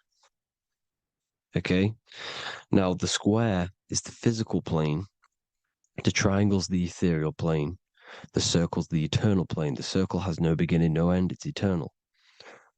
The physical plane is the square. It's limited. The square is limited. The cube is the geometric shape which gives rise to matter. Now, the term think outside the box has truth in plain sight. You have to think outside the box to project your consciousness, use your mind to project your consciousness outside of the box, the physical plane, into the astrals. The astral realm is the realm of the stars. Above us is the stars. Through the stars is the astral plane. This is why astral has the word star within it. The devil is the de-veil. When you sell your soul to the devil, quote unquote, it's metaphorical. The devil exists in the physical plane. It's the lowest state of consciousness. The deveil, you deveil yourself into the physical when you are the devil. The deveil. The ethereal plane. Now, we all know what the famous symbol of the all-seeing eye, right? The all-seeing eye with the eye in the triangle. Look at the Masonic artwork showing you the triangle above in the sky. This is symbolizing the ethereal planes. The eye in the triangle symbolizes your invisible intelligence, your mind, which has the ability to see on either side. Because the triangle's the ethereal plane. The eye is your consciousness, your intelligence. And this intelligence has the ability to see in the physical plane and to see in the ethereal planes, in the astral planes. This is why it's above the earth. It's above the ground. Because it can see here, it can see in the heavenly realms. Now, the stars are, well, this is known as heaven, the realms of the astral planes. This is some quotes from the Emerald Tablets of Thoth. Out of the darkness ye must rise upwards, one with the light and one with the stars. Man is in process of changing to forms that are not of this world. Grows he in time to the formless, a plane on the cycle above. So there's other worlds. The Bible's telling you there's other worlds, there's other realms. Know ye must become formless before ye are one with the light, the astral light above, which shining through the stars. Not of the earth are ye, earthy, but a child of the infinite cosmic light. You are the invisible intelligence controlling the physical body. The body's not you. It's the vehicle that your soul lands in when your mind projects your consciousness into that realm. Free from the body, I flashed through the night. Unlocked at last for me was the star space. Wow, that's powerful. The star space, the astral planes. This is what he's talking about. We are all a star. We descended from the astrals, which is the star. We are all a star. Look at the ancient paintings of Jesus' birth. It's the star beaming his consciousness down into the physical plane. Here's another one. Here's some Freemasonic artwork showing you, again, the ether, that invisible intelligence, the eye, manifesting itself inside of here, in the physical realm, where the people are. You see? It's the same here. This is Jesus. Here's the bird symbolizes the Holy Spirit, your invisible intelligence, descending into the waters, the ether, the ethereal, everything. The ether is the base of all physical matter. Here's Truth in Plain Sight. Mr. Bean, the famous TV program in England, in the UK. He begins the program like we all begin the program from falling from the stars. He falls down with a beam of light. And this is Truth in Plain Sight. This is false. The aliens don't exist. They're a lie, alien. But this symbolizes the star beaming our consciousness. And when we die, this star will suck us back up. Just like this UFO is doing. It's Truth in Plain Sight. So, this is some more Freemasonic artwork. Going from duality to singularity. Sun, moon, masculine, feminine. Right hemisphere, feminine, left hemisphere, masculine. The consciousness in the center, the balance point. Here's another more Freemasonic artwork. The two pillars, left and right hemispheres, and the invisible intelligence between the left and right hemispheres, the light of the body. This is why light's coming off it. Because it's light, it's pure light. The blazing star. The stairs go from the checkered board, the duality, up to oneness, in between the sun and the moon, the masculine and the feminine. This is symbolizing going into oneness. What did the Emerald Tablets say? You've got to become one with the stars, one with the one with the self, balancing the two hemispheres so that you can gain, because when the two hemispheres are balanced, you can gain a more deeper connection with your invisible intelligence. Same with the chakras. When the chakras, the 7 seals in the Bible, these are 7 seals because when you conquer the 7 chakras, when you balance the 7 chakras, you then gain a more deeper connection with your internal self because your mind is not filled, it's not being ran, it's not being dominated by these 7 deadly sins, the 7 seals, the 7 chakras. These are 7 energy centers which are concealing our true form. Balance makes us have a stronger connection with our true cosmic intelligence. Heaven is even. This is why Jesus is pointing at the heart. The even point is the heart. You got to balance the chakras and live from the heart because the heart is the earth. You're in good and evil. The body manifests the lower and the higher self. The higher self is in the higher parts of the body. Wisdom, intuition, expression. The lower self is in the lower parts of the body. Sex, food, and power. This is how they are trapping your soul, people. Like I said, the mind is the bridge between the soul and the body. So by tricking the mind, not giving it the right knowledge, and keeping the mind stuck in the lower 3 centers, thinking about power, food, and sex, this is low vibrating energy. It's going to keep your mind addicted to the physical realms. Okay, this is why you need to go even, balance, heaven. Okay, I will explain the soul trap in a second, how it fully works. But I'm telling you all the science behind it so you can understand. When you are doomed, you are domed. This is the dome, the firmament, the firmament, the mind. Ment is mind, firm is firm. A firmament is doomed under the firmament. You must have a loose mind, an open mind to expand your consciousness beyond the stars, beyond the ethereal barrier. You have to vibrate higher than this world. Your consciousness must be expanded more than the physical plane. You need to learn how to astral project. You need to learn how to leave the body, how to operate outside of the body, so that you, when you do leave the body, you will have recognition. You'll have knowledge. You'll have practice. But this is as above, so below. The woman's belly is the earth. It's as above, so below. It's a microcosm of the macrocosm. We are the children in the womb. We are the people in the earth being ready to be born into the heavenly realms. As above, so below. It's a microcosm, macrocosm. Everything is in everything on a bigger and a smaller and a larger scale.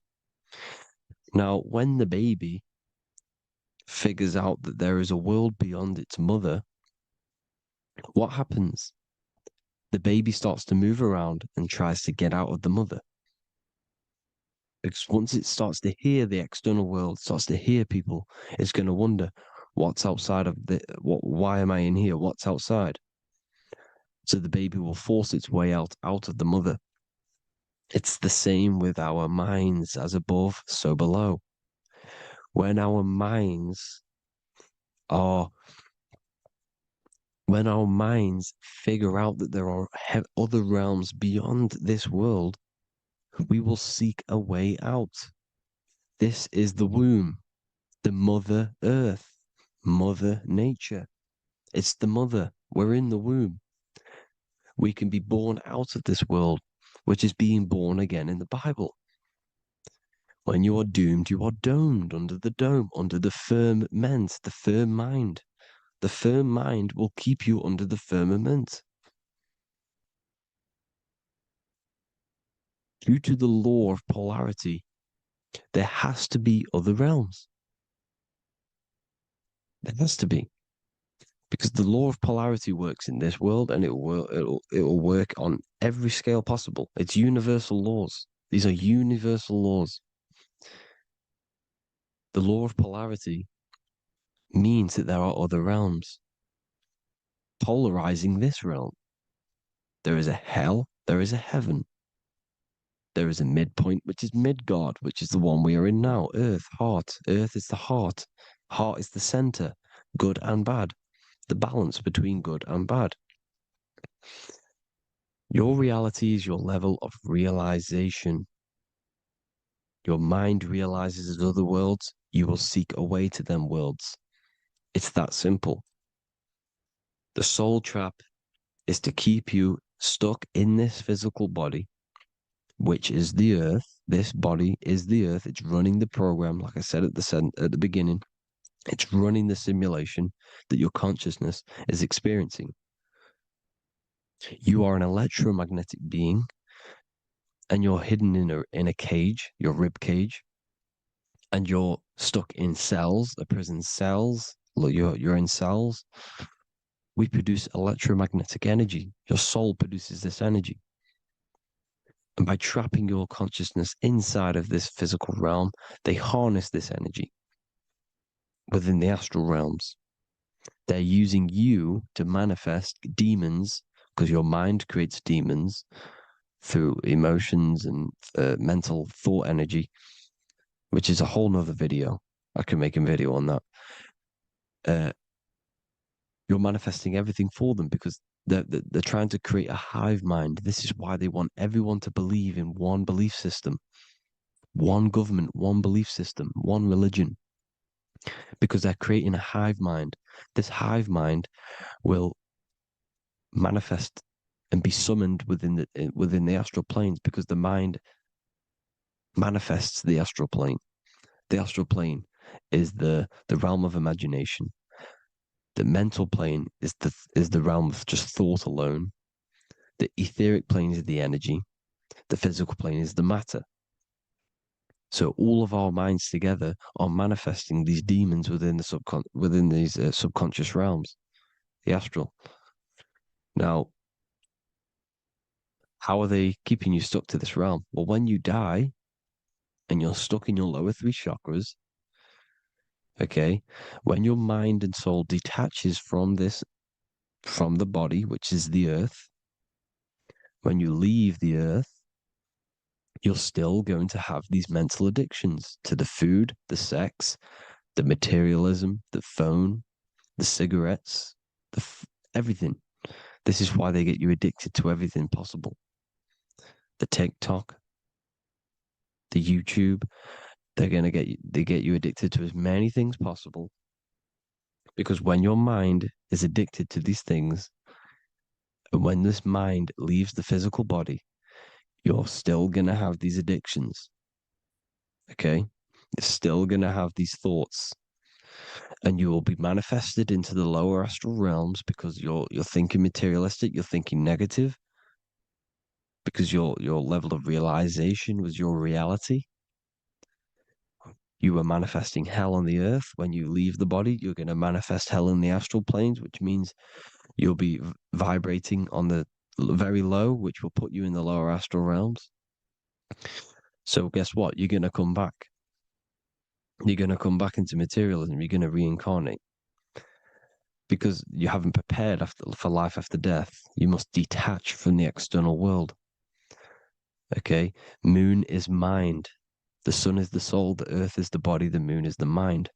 This is why we say lunatic. In your mind, you have a specific mood. Moon. Money, M-O-N, is the moon. Money exists in the mind. They get you addicted to the money. The Bible's telling you this. Do not conform to the pattern of this world, but be transformed by the renewing of your mind. It's telling you. Of this world, but be transformed by the renewing of your mind. Who knew that the Bible was this deep? Matthew 16:26, what good will it be for someone to gain the whole world yet forfeit their soul?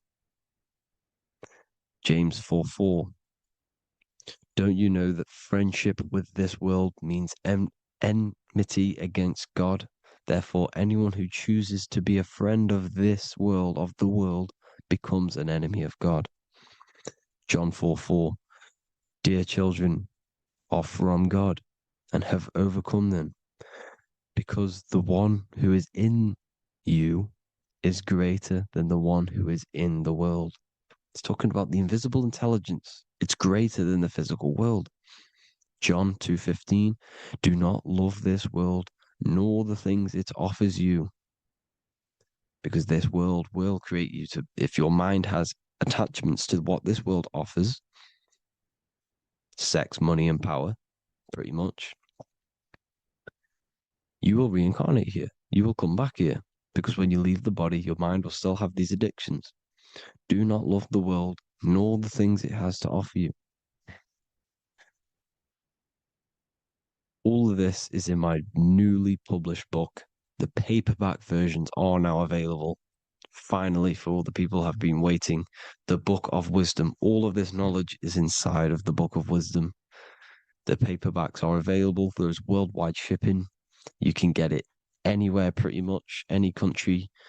My new website, it's amazing. There's going to be some amazing products coming on the new website. But I thank you all for the support. Before I leave, I need to explain what is going on with the soul trap. Like I said at the beginning, the mind's the bridge between the soul and the body. The body's the realm. By tricking your mind with false knowledge, they are keeping your soul stuck to this realm. They get you addicted to all the physical things, and that is it. As soon as you're addicted and you die, you're going to come back. So by tricking your mind, which is the bridge between the realms, they keep your mind stuck within this body. They keep you in physicality. They deveil you, the devil, the deveil. Thank you all for the support, people. If you do want to join the Academy, all the links will be posted below this video for the book, The Academy. Thank you all for the support and have an amazing day.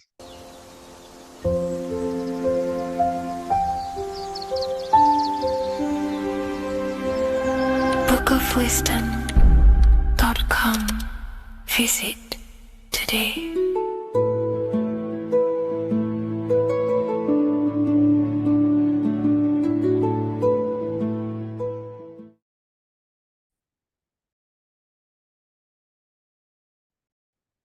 Hello, Seeker. Welcome to Revival of Symbolism, a channel devoted to the language of esoteric symbolism, guiding you to discover yourself and expand your consciousness into deeper realms of thought. I'm Harry B. Joseph, also known as Revival of Wisdom, and today we're going to be discussing this particular piece of artwork of the eye and the checkerboard together, and the esoteric teachings behind the veils of these symbols. So the first thing we must look at is, of course, the eye. The eye being a symbol of consciousness.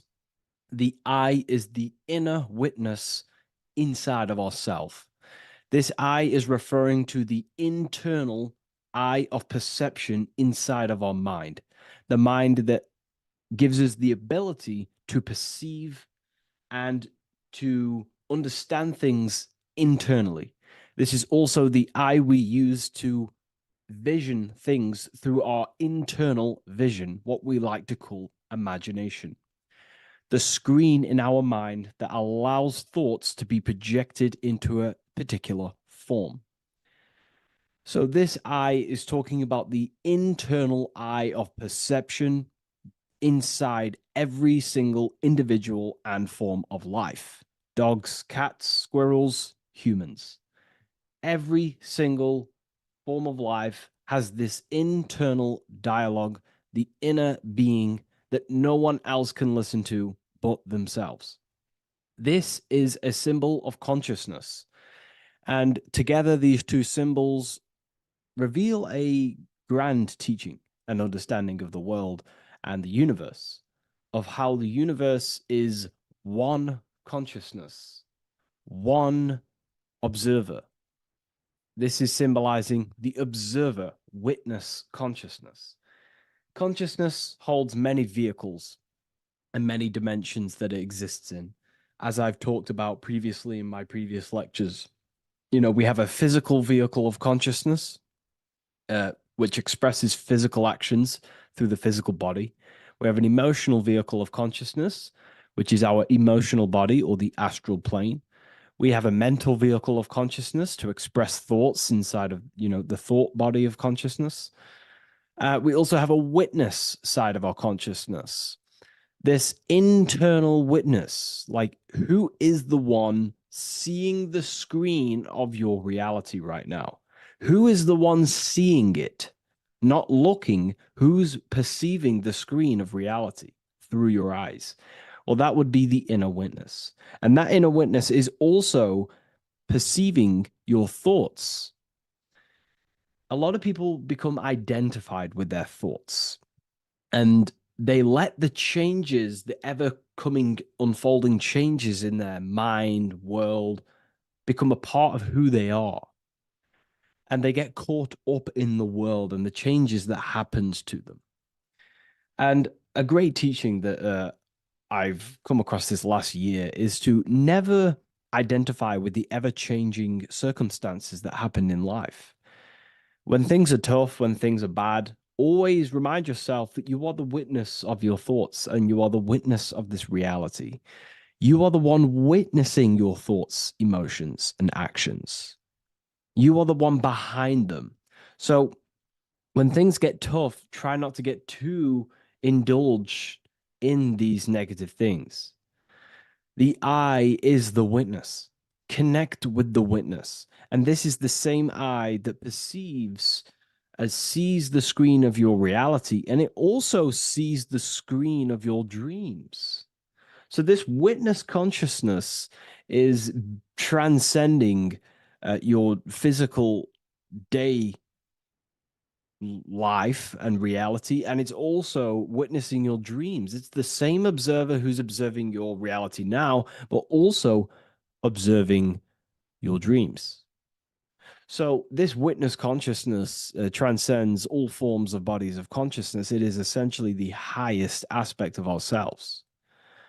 And it is literally the thought voice, the inner thinker, because you are not the external body. You are not the being outside your mind.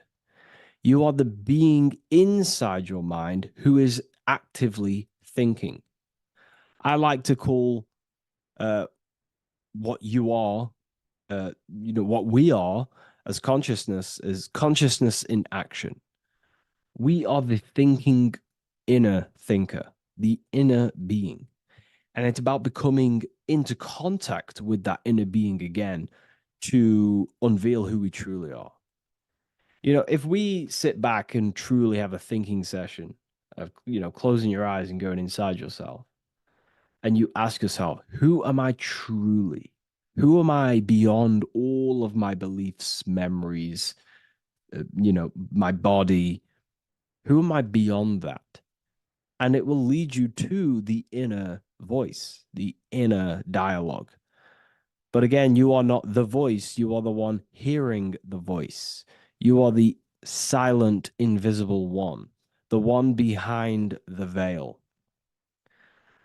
So this is ultimately what the I is representing. It is representing the inner self shining, looking down upon the earth, upon duality, right? But this also reveals a great teaching as well, is that consciousness is universal. It is not something solely given to you. It is universal. It is a part of a greater whole. Consciousness is personal and also impersonal. We have our personal sense of self. We have this inner voice. We have this sense of who we are in this world. And that is our personal sense of self. But you can also transcend the personal sense of self by turning off the mind and fading into the collective impersonal consciousness, which is ultimately what you call transcended states of consciousness, altered states of consciousness, or astral projection. When you astral project, you are simply accessing this impersonal aspect of consciousness. And this is ultimately what this symbol is representing with the checkered board floor, because the checkered board floor is duality, division. There is many, many different forms, but the I is singular. This is representing how the universe is one witness being, one consciousness expressing itself in infinite life forms and into division. But ultimately, division is an illusion. Consciousness fades into an impersonal consciousness. So the checkerboard floor and the eye above symbolizes how consciousness fractals itself and crystallizes into many different forms of personalized consciousness. The self, the sense of self, right? And this is why we always say, I am. I. If we look at the word I and the word I, so we have I, which is I am, and you also have the word I, which is like the I you see here in the sky. The I, and if you look at the beginning of some words, you have inside. You also have internal, intelligence. All things to do with the inner self. Most words begin with an I, which is, I find, is a great connection because it's referring to the inner intelligence, the inner being, the inner sense of self. So the universe is essentially one being expressed in many different forms. That's also found in the word universe, uni, coming from the root word unite, meaning oneness, unification, united, and verse being a verse of a song, because we're all playing the song of consciousness, which is an ever unfolding song, an unfolding vibration, an unfolding creation. So this is simply representing how consciousness fractals itself into many different forms. And when we identify with our self-consciousness, our sense of self, we no longer realize that we're a part of a greater whole. We're part of a unified field of consciousness. And there is only actually one true being in the universe, and that is the inner witness. And that inner witness is inside of every living form. And in order to truly process that, it takes a lot. You have to disintegrate who you truly think you were before you wake up to this universal truth. Before you understood this, you just think, I am me, you are you, and everyone is divided and everyone is their own being. When in fact, we're all not. We're all one consciousness expressing itself infinitely. And it's kind of like a social system. Consciousness is always interacting with itself. When you interact with someone else, you're interacting with yourself. It's a very mind-boggling concept to truly understand. But again, in order to truly understand this, you have to let go of who you thought you were. And when you do no longer identify with your personal consciousness and you identify with the witness consciousness, you become unified with the whole, with the greater, with the collective consciousness. And this changes the way you think, you feel, and act, because you then realize that we're all playing a part of creation on this earth. We're all contributing towards the building project of Earth. And your thoughts, emotions, and actions also hold a great impact on the building project, your contribution towards humanity and the collective.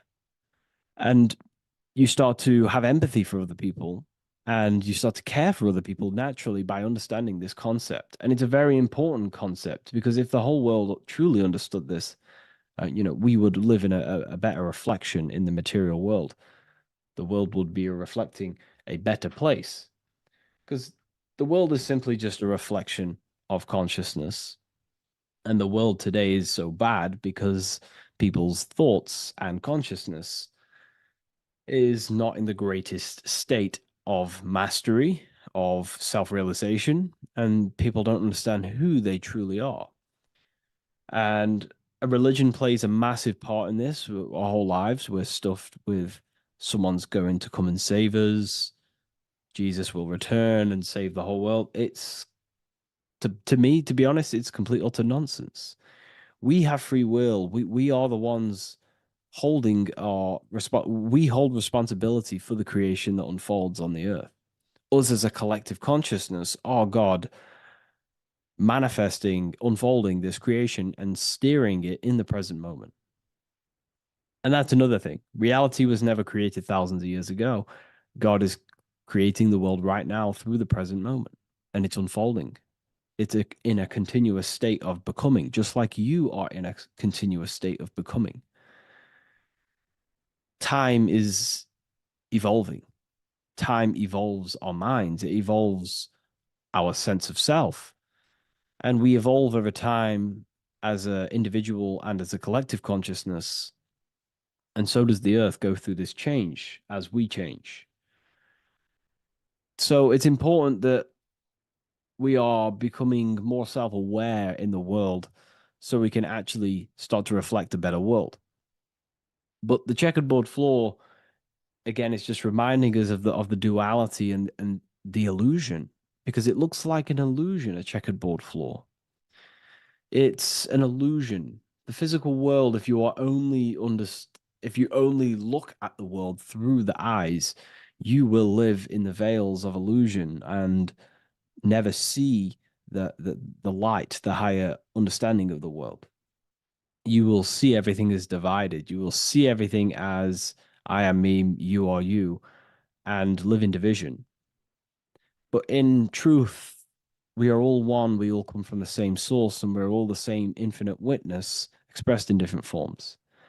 And this brings me back to the concept of love. Love is the force that unifies consciousness. It unifies yourself. It unifies your relationships with people. If you love your partner, you love your brother, your sister, whoever it is in your life, it unifies. If you have a care for someone, it brings you two together and you grow the relationship by expressing care into the other person, and it grows. So love is a very expanding, it allows things to grow, and it unifies things. And when you start to love yourself, you start to unify with yourself. And when you start to love nature, you start to unify with nature. So if we understood this, the world would be a better place. And love is the force that unifies the collective consciousness. If we truly hold love for ourselves, for others, other individuals, nature, then the world will become more unified. It unifies consciousness. This is the force of love. It's a very, very powerful, powerful force. And I do truly believe and come to understand now that love is the reason of all creation, which is the generative principle. All action is coming from a place of love or care. We only take action on what we care about. So even the sun is a symbol of love. It just expresses life, gives away all of its light, life, and energy to the earth and asks for nothing back. It is love. It is the expression of care. And that is what unifies consciousness. So, again, this is just talking about the inner witness and how consciousness expresses itself in many forms. And the checkerboard floor also transcends that idea that I've just described of how it's consciousness divided in many forms. It also represents a state of an individual's mind. The checkerboard floor is symbolic of being divided, you versus me thinking, walking down the street and thinking everyone's a threat. It also represents their thoughts, emotions, and actions not being aligned, not being unified. Their thought, emotion, action are scattered, and they're not creating things consciously. It also represents many, many different personalities in our minds, the divided personas and personalities in our mind that we have. And the I represents the unification of that. It's about unifying our mind pretty much to not have all of these different characters and sides to ourselves and actually being a whole mind, becoming conscious of the unconscious aspects of ourselves and transmuting them. And when we become conscious of something, we then hold the power to change it. If we have an unconscious part of ourselves, we never truly realize it, we don't change it, and that unconscious thing can actually seek to control our thoughts, emotions, and actions from that place of the unconscious mind. So ultimately, that's what darkness to light represents. Darkness symbolizing things we are unaware of, because when something is in dark, you cannot see it. Most people are in darkness of their imagination. They don't realize the power of their imagination. They're unconscious of it. They don't use it. And to become conscious of that is to put it into light. Shedding light on something reveals something. If I shine a torch on an object, it's going to reveal it. It's the truth. So it's about becoming conscious of the aspects of ourselves that we may be unconscious of, and actually using them and transforming them as tools. And again, we have the I with light, with white and black. This is duality. You are also the witness consciousness, as previously mentioned, and the witness consciousness thinks in duality. We think we are the hater and the lover. We are the deceiver and the truther. The truth is that consciousness thinks within duality, and within the mind, beyond the witness, there is duality in thought. But in truth, you are not either. You are neither the positive or negative thought. You are the witness of it. There's a great saying in the Gospel of John, and I can't remember exactly the words, but it goes something along the lines of, lift the wood, I am there. Lift the stone, I am there. It's basically saying that everything is the I am, everything is the same consciousness. No matter where you go in the universe, you're talking to self. You're talking to the same thing. You're seeing the same thing. It is the same consciousness that is everywhere. So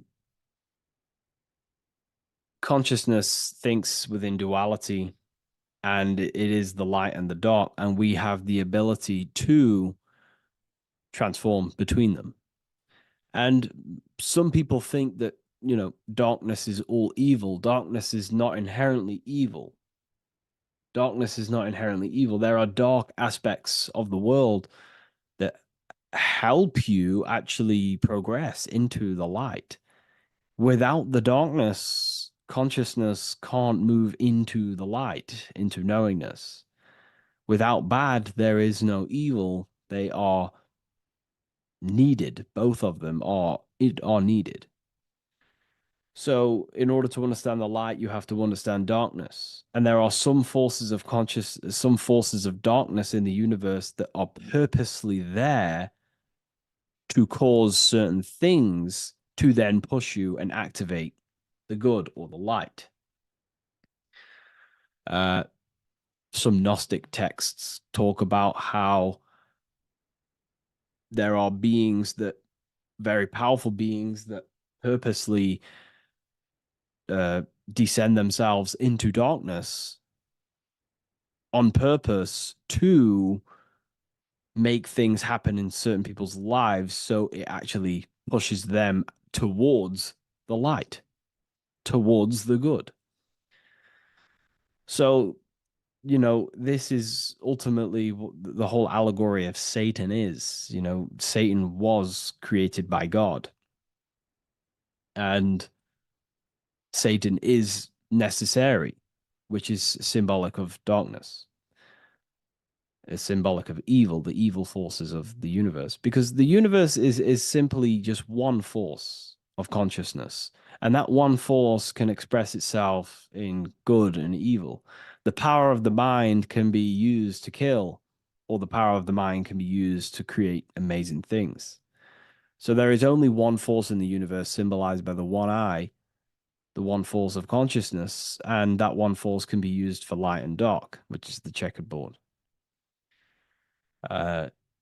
It's also symbolic of the checkered board being on the ground, symbolizing the earth, which is base awareness, duality thinking, base consciousness, stuck in division consciousness. And the one eye symbolizes unification of the mind, a balanced internal perception. We're rising from the ground to the sky, symbolizing from heavy to the light, from darkness to light. The eye is also symbolizing perception, what we perceive, and this is ultimately the end goal of all occult and esoteric research, is to gain more light, to gain a higher perception of the self, to gain a higher eye, a higher perception. That's why the eye is always raised above, symbolizing you're chasing the eye, you're chasing a higher perception of yourself and reality and the universe. It also reveals the teachings of the eye that is always watching you. There is an eye always watching you, and then that eye is the laws that governs consciousness. Consciousness, or your mind, is governed by certain laws that your mind cannot escape, such as cause and effect, vibration, mentalism, correspondence, rhythm. The 8 universal principles that pretty much crystallize consciousness into a reality. Your mind cannot escape the law of cause and effect. That force is too powerful to escape. Therefore, this is the eye watching you. This is the eye that has governance over you. It is the laws. But then again, on a negative context of the eye can then become a symbol of surveillance. Hence why certain organizations and companies in the world use the symbol of the eye, symbolizing surveillance, gaining, manipulation and surveillance over humanity and certain things and data. So there's light and dark of every symbol. It's just depending on how you use it. But ultimately, that is the teachings of the checkered board and the eye in the sky. If you wish to learn more about yourself, because that is the only thing that matters in the world, learning about yourself. The only thing you take with you after death is the knowledge that you hold in your mind. You can't take your car, you can't take your possessions, you can't take your money. The only thing you take is your consciousness, your level of mastery, and the things you know. With that being said, I'll see you inside Ethereal University if you decide to join, and I'll see you in the next video.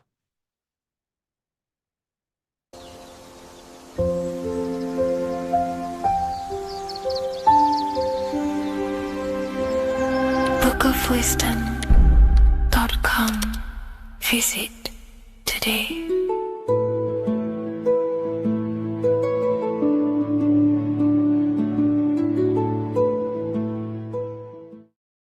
Do the elites actually worship Saturn? In this video, we're going to be discussing the occult and esoteric meaning of the 7 planets and the abuse of the Saturnic energy within today's world. This will help you gain a deeper understanding of reality, yourself, how you create reality, and what these 7 planetary energies actually truly are. In order to understand anything within the universe, we have to understand the law of correspondence, the law of as above, so below. There is one consciousness expressed in infinite forms, me, you, the square squirrel. Everyone who possesses consciousness within this universe is an expression of the one divine consciousness, what we like to call Source, God, or the grand architect of the universe. We have to understand there is a large scale, but the large scale is mirrored in the small scale. If we look at lightning, this is a large scale. This is the macrocosm. Then we go a bit smaller to the trees. We see the same pattern. Then we look a little bit smaller into the human body. We see the same pattern of the nervous system. Then if we zoomed into the microcosm, brain cells, we still see the same pattern. This reveals the universe is a fractal universe. The large is reflected in the small. And this is the symbol of the Fibonacci sequence, which represents this as above, so below principle. The big spiral represents the macrocosm, but then this spirals into the tiny spiral. This symbol goes for eternity, never touching, never finishing. The large is mirrored in the small. With understanding this, we can realize that we are a microcosm of God. We are our own universe. We are our own world. Your body is the earth. Your mind is the mind of God, just in a smaller version. You are a drop in the ocean of the vast collective consciousness. With that being said, everything you see outside of you is inside of you. As above, so below. The 7 planetary energies on a macrocosmic scale are the 7 energies that form the physical world. The physical dimension is crystallized thought. Everything you see around you was thought made manifest. Thought imagined, then created in the physical reality. Therefore, these 7 planetary energies are 7 astral forces that create and weave the material existence. For example, if we look at a tree has 7 categories of consciousness, 7 creational forces that create the tree. This is the reason why we have 7 days of creation in the Bible. This is the reason why we have 7 days of the week for the 7 planetary energies. Monday is for the moon, Mars is for Tuesday, Mercury for Wednesday, Jupiter for Thursday, which is Thor. Thor is Jupiter. Venus for Friday, Saturn day for Saturn, Sunday for the sun. This is also the reason why we have 7 major energy centers within the body. The 7 life forces that flow through the body to give physical existence to the physical form. Man is a microcosm of the universe. With that being said, if we look at a tree is nature, and nature is the macrocosm, the creation of God's mind. And if we look at the tree, we can see 7 creational categories that go into create the tree. For example, the stem of the tree, the trunk, represents the sun. The root system, the base of the tree,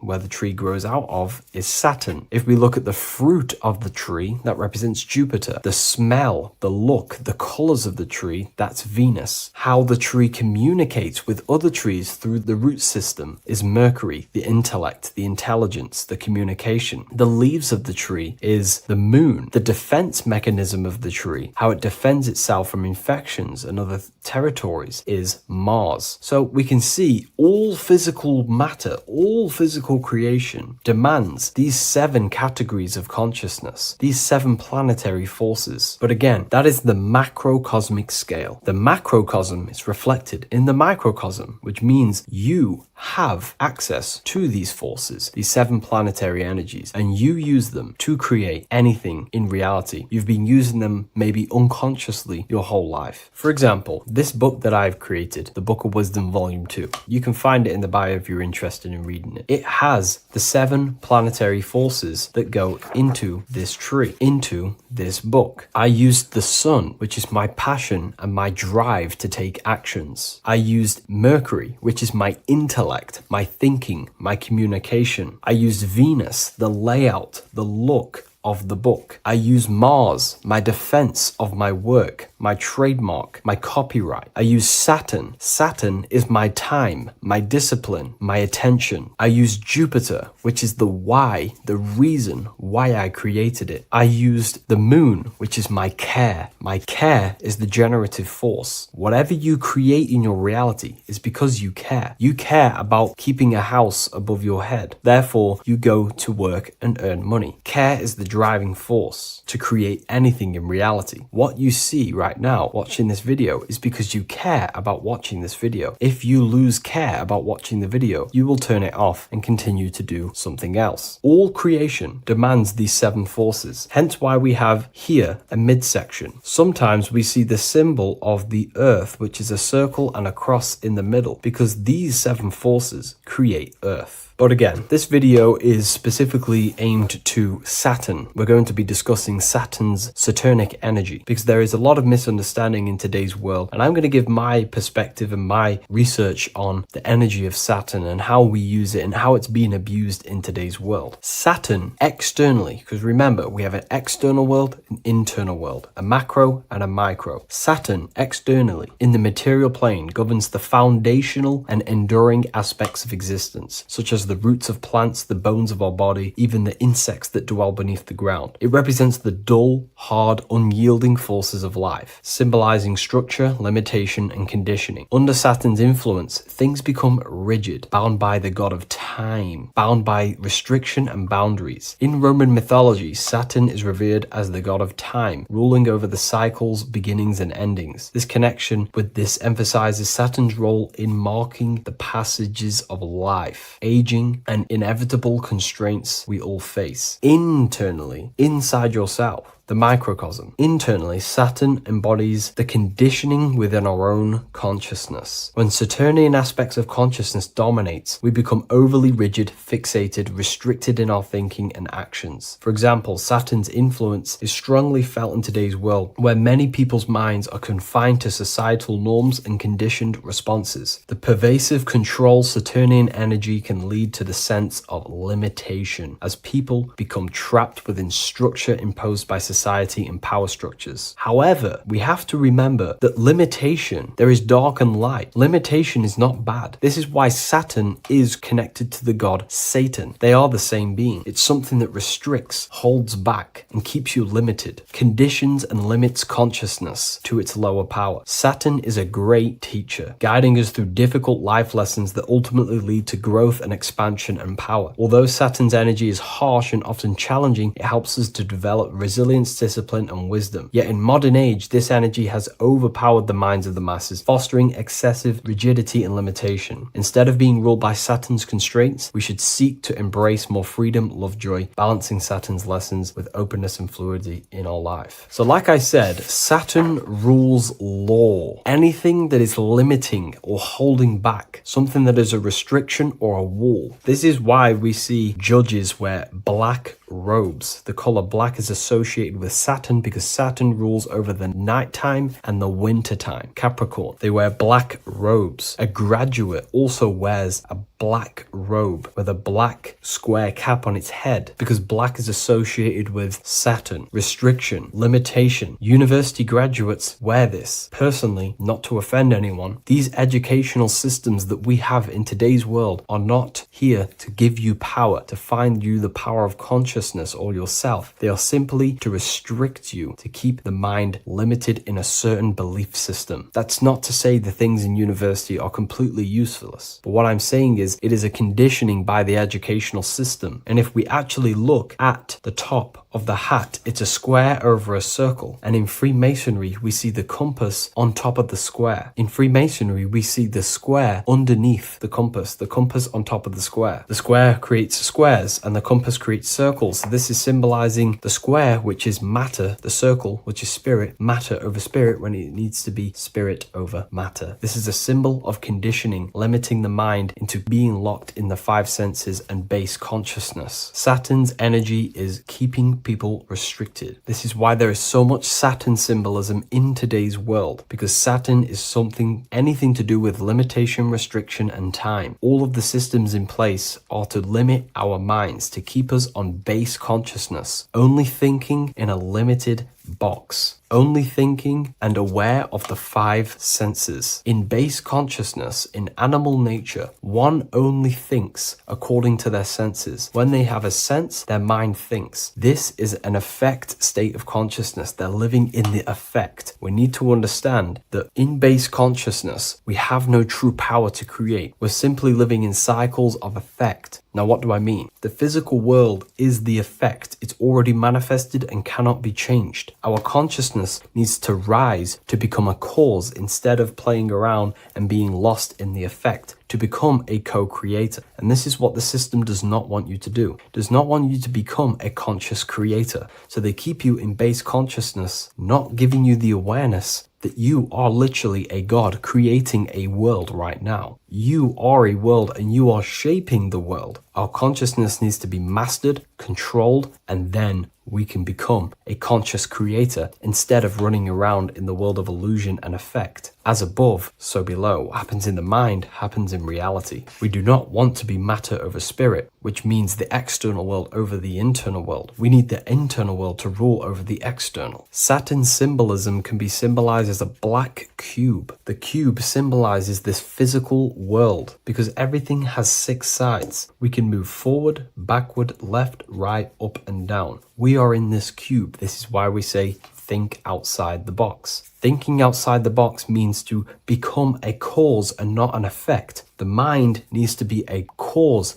an instruction center, and not just thoughts that are reinforcing the effect and lost in the effects of the material world. Instead of reacting, we need to become a commander. This is a symbol of conditioning and the physical plane. Black is dull, lifeless. The physical world is lifeless. It has no power to create. It has no power to do anything. It is simply a projection and an effect. You, the mind, consciousness, are the cause. You can create the effect. In today's system, Saturn's energy is heavily relied on, which is just simply man-made laws, restrictions, time wasting, and keeping people in base consciousness, only aware of the physical 5 senses. Let's get something straight about the elites. They do not worship Saturn. There is nothing to worship. They simply use the energy of Saturn to keep people limited. They're not using the planet Saturn, but they're limiting people in their belief systems and physically where they can go, restricting boundaries, countries, restricting people's minds through mass media, which is all symbolism of limitation and restriction of Saturn. They're not worshipping it, they're using it and abusing it. Saturn could be anything in your mind that keeps you limited. If you have a limited thought that does not allow you to take action on something, that is a Saturnic energy within your own mind. Anything that is indoctrination, anything that is boundaries on you, that is a Saturnic energy. Some people say that the Saturn and the moon are working together to trap our soul. This is highly symbolic. Saturn and the moon are not forming a matrix to trap your soul and keep you reincarnated. Again, this is symbolic, and in the esoteric version and understanding of this, we can see that they do have a relationship. The moon is our subconscious mind, and Saturn is restriction. If we have restrictions and belief systems in our subconscious mind that keep the soul locked and trapped only in these 5 bases, these 5 senses, then we will think and condition ourselves that we are only the physical body and never actually free ourselves from the material world and ascend. Saturn and the moon are not working together, but these are highly linked. By limiting the subconscious, we keep people stuck in base awareness, keeping them locked in the world of effect, never becoming a conscious creator. We have 2 spiritual currencies, time and attention. These are the 2 currencies that we spend. We spend time or pay attention. These are the 2 spiritual currencies that pretty much create our reality. And the system aims to hijack these 2 currencies from you, to limit you, to dominate you, so you do not become a conscious creator. So again, no one worships Saturn. It's simply just a symbol of limitation and restriction. Limitation has good and bad. Limitation can make us learn, overcome, become strong, disciplined. But when it's abused, it can keep people locked in base consciousness and stuck in their lower nature, never figuring out how powerful they are. You hold the power to shape a world. That's how powerful you are, to turn thoughts into physical existence. I'll see you in the next video. Please leave a like, comment, and a subscribe. What if dreams aren't random at all, but messages from a deeper part of yourself, trying to show you things? In this video, you're going to learn exactly what dreams are from an esoteric view, how to control dreams, and how to dream more frequently. Dreams are not nonsense. They are expressions of the subconscious mind. In the daytime, we're using our conscious mind, what we are aware of. This represents the daytime, the sun, the external world. We're operating in the external, outside the body in the day. But when we go to sleep, we return inward. Everything does this breath. We breathe in through the nose and out through the nose. Everything does this in and out process in the universe. We live, we die every single day. We wake up, we express things in the external. Then at nighttime, we return back to darkness, back to the internal. This is the breath of the universe. We have summer, we have winter. This is the breath of the sun and the seasons with the earth. You have an internal world and an external world. External is physical, the internal is spiritual. Like I said, when we go to sleep, we are returning back to the internal world of your own consciousness and subconscious mind. Your subconscious mind holds everything about you,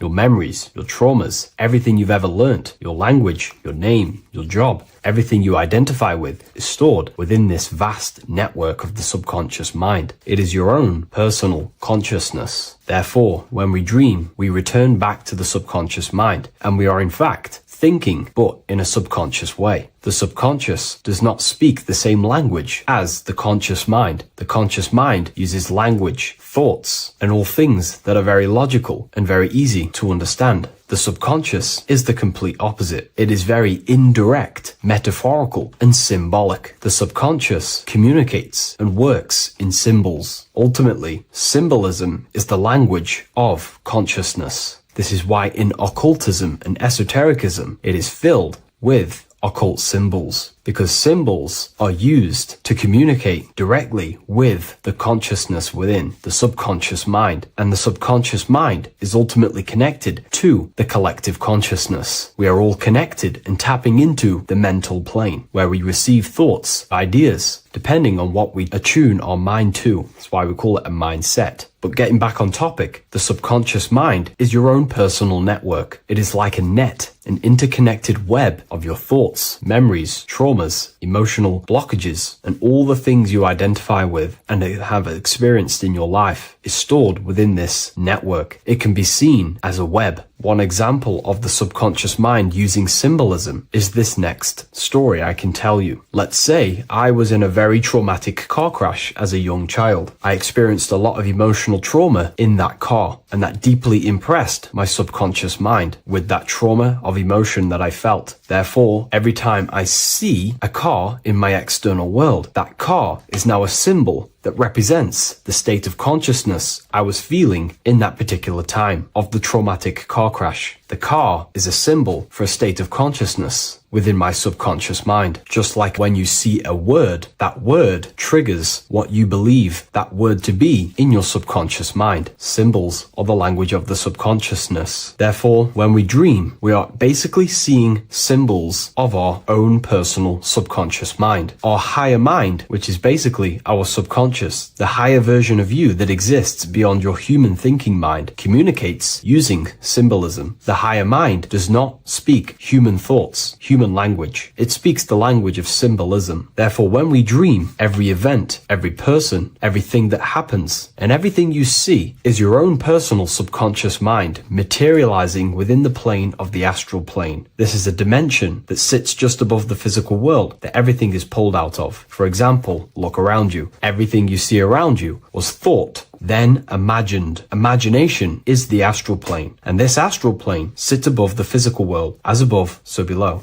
These objects were thought, imagined within someone's mind, and then pulled into a physical reality. Therefore, the imagination is what you're experiencing within a dream. It is your subconscious mind thinking and materializing within the imaginative plane. For example, let's say you are a Christian, you believe in Jesus your whole life, you have lots of emotion towards Jesus. This deeply impresses your subconscious mind. You believe in him so much, you go to sleep, you have a dream that you meet Jesus. You did not meet directly with Jesus. You met with your own belief. It was your own belief materializing within the imaginative plane and revealing itself to you. Dreams are materializations of your memories, your subconscious beliefs, traumas, and anything that could be inside the subconscious mind. It is your subconsciousness revealing itself to you in a material form. Let's say you have a nightmare. There is a big dark figure chasing you and you are running away in fear, away from this dark figure chasing you. That dark figure is not an external entity. It is not a spirit or a jinn or a demon. It is in fact an aspect of your own mind. It is a symbol that represents maybe a fear, a trauma, or something you are running away from internally, inside your subconscious mind. Something that you are not addressing, but something that is fearful, something that can be controlling you on a subconscious level. Let's say you have a fear to address something in your personal life. You want to address someone who is getting on your nerves at work. You continuously put this off and you fear doing that situation. Over a long period of time, this can slowly control you subconsciously. You start to avoid the person, avoid any contact. It is subconsciously controlling you. This is not the best example, but you can see what I mean. Hidden fears and traumas in the subconscious mind can subconsciously control your actions and ultimately lead you to low states of consciousness, keep you from reaching your higher potential, and ultimately create blockages within your own consciousness. That figure in the dream is a materialization of something that you are fearing and running away from and not addressing. This is why people always have dreams of traumas that they have experienced as a child or when they were younger, or maybe from a year ago or two. It's because that emotion is deeply impressed in the subconscious, and the subconscious is always trying to reveal things to you, communicate to you that you need to change, purify, and maybe heal within your own consciousness. This is how the higher self communicates to you through the language of symbolism. Once you understand this, dreams can become a very powerful tool, not just entertainment at night time. Your consciousness never rests. Your consciousness is eternal. It is the very spark of the divine. Your body needs rest. Your consciousness is not physical. It does not need rest. So this is a way you can identify what your dreams are trying to show you is by writing them down. A dream journal. Every single dream that you have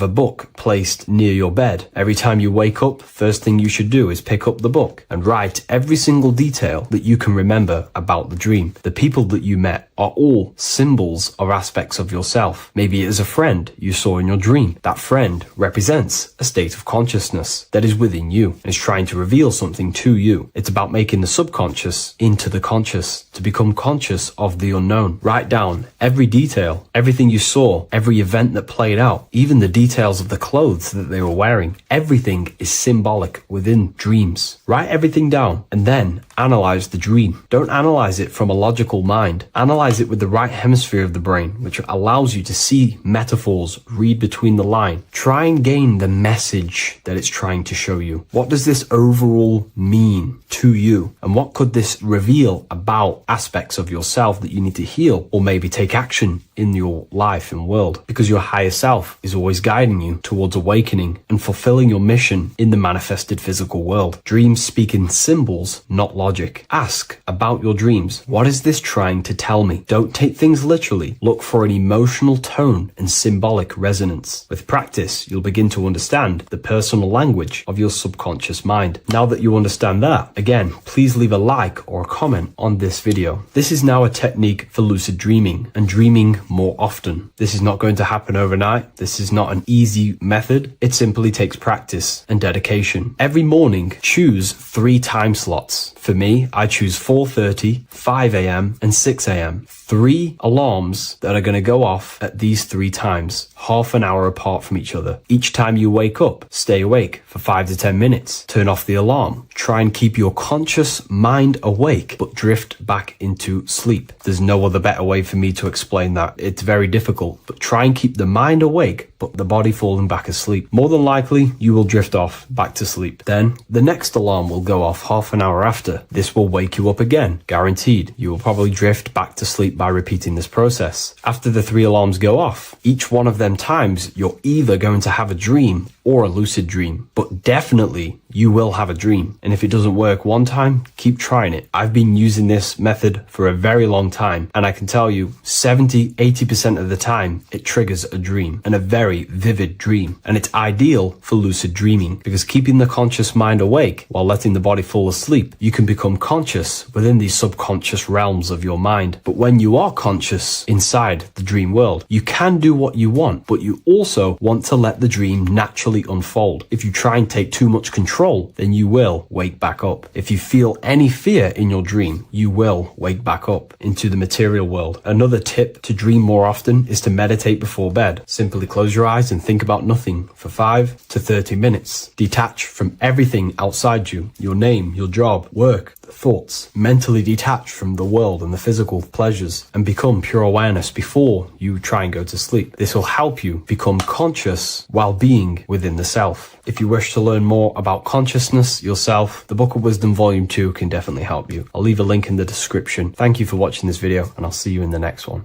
Welcome to Revival of Wisdom. Welcome people, we're back with another video. Please make sure to hit that like button, subscribe, and turn on notifications to never miss a video. The Earth is a giant torus field consisting of a positive and a negative pole. The Sun being the cathode with a positive charge and the Moon being the anode with a negative charge.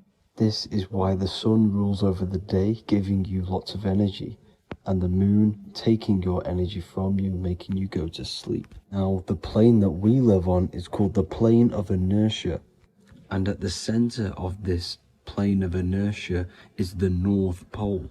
This is where the two electromagnetical energies meet. Now, this is where the most electromagnetic energy is stored. This is why all compasses will point north, because it's the most magnetic place in this reality.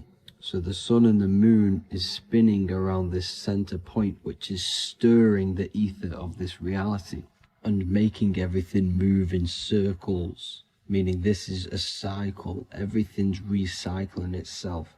It's an organic simulation. The ancients also knew about this sacred land at the center of this reality, known as the North Pole. As you can see on this map from the 1500s of the North Pole, you can see 4 islands around this center black rock.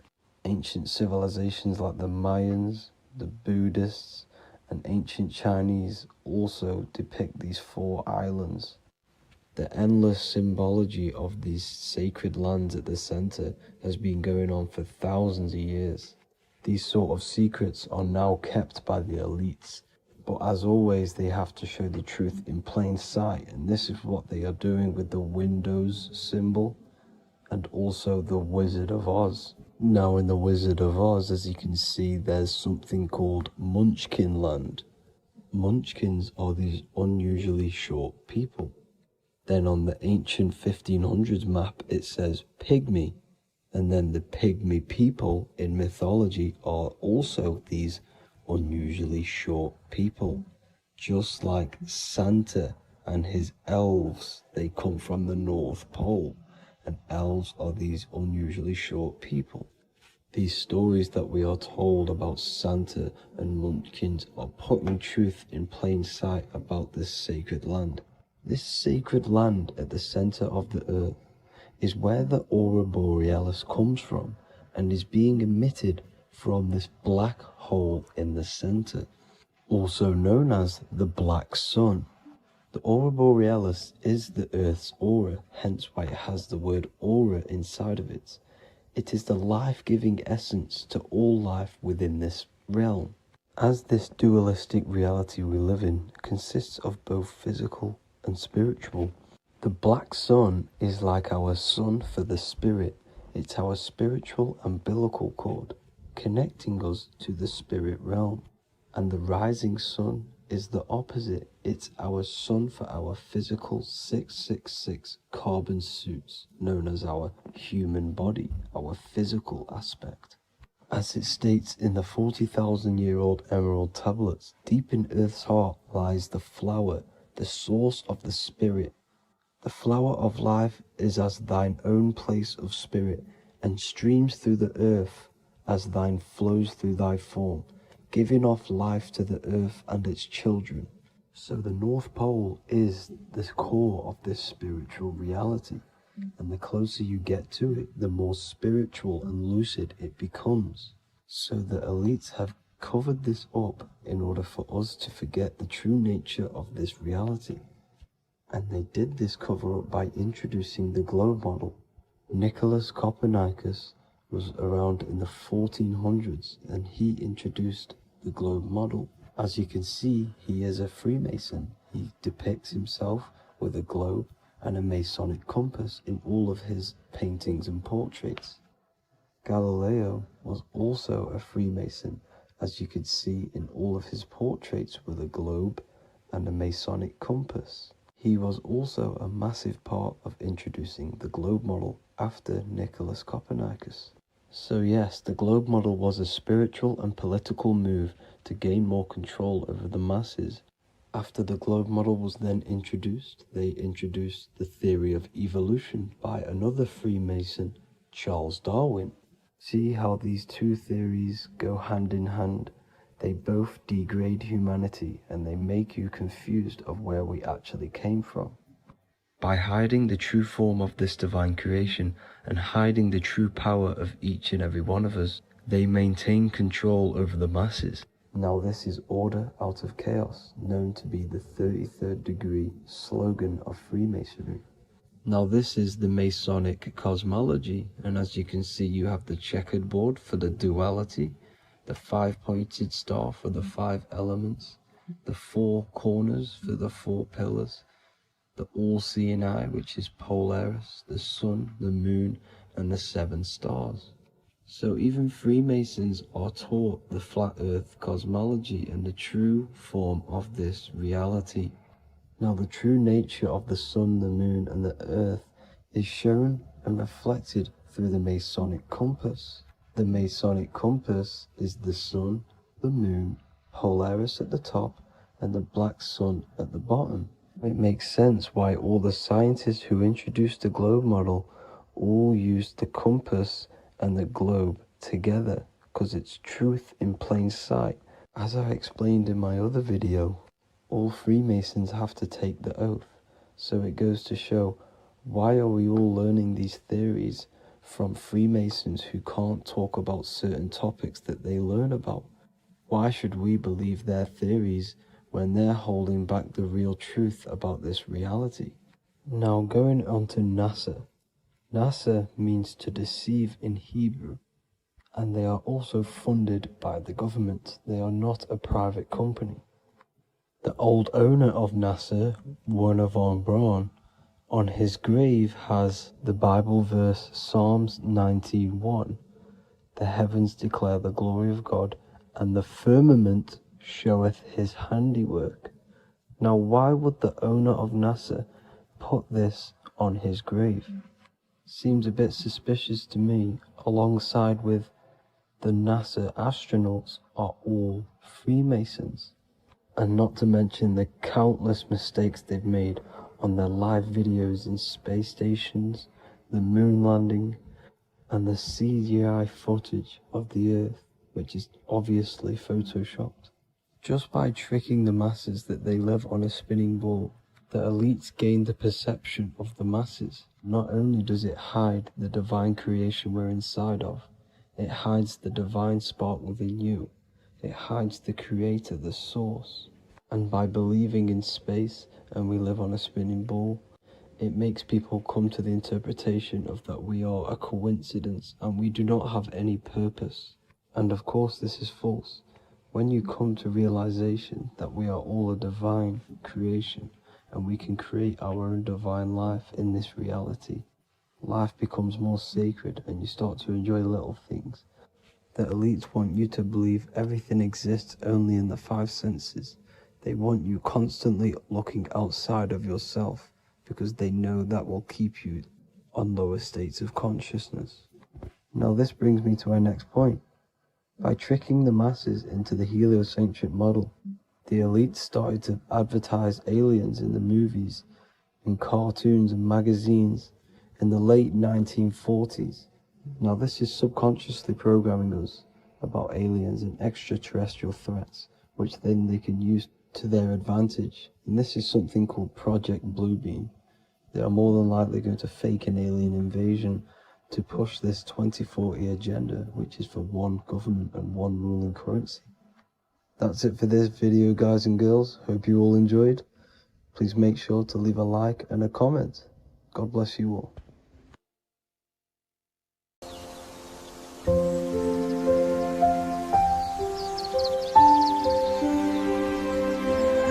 bookofwisdom.com. Visit today.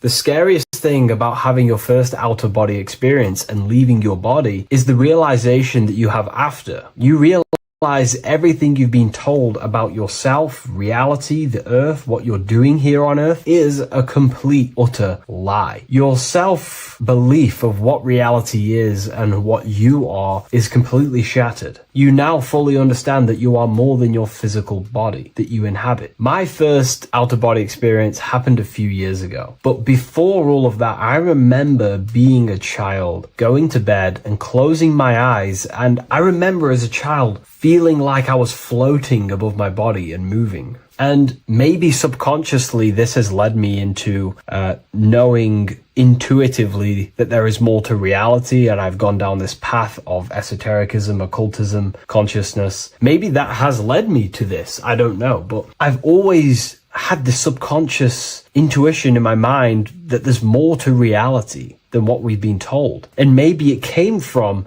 having these experiences as a child. And I'm pretty sure some people in the comments will also have that experience, feeling like you're floating when you close your eyes in bed as a child. I remember this very vividly. But a few years ago, I had my first out-of-body experience, and it completely shattered everything. And it confirmed to me that I am eternal, and there is so much more to the self, to consciousness. I then realized after my first out-of-body experience that our self is not just here in the physical dimension, it's existing in every dimension there is in the universe. However, our mind is focused primarily on this physical time space. When your mind is totally giving its attention and time to this particular time space, it locks in the mind or consciousness into that particular body of consciousness, such as the physical body, right? But for example, let's say you have a daydream and your full focus isn't in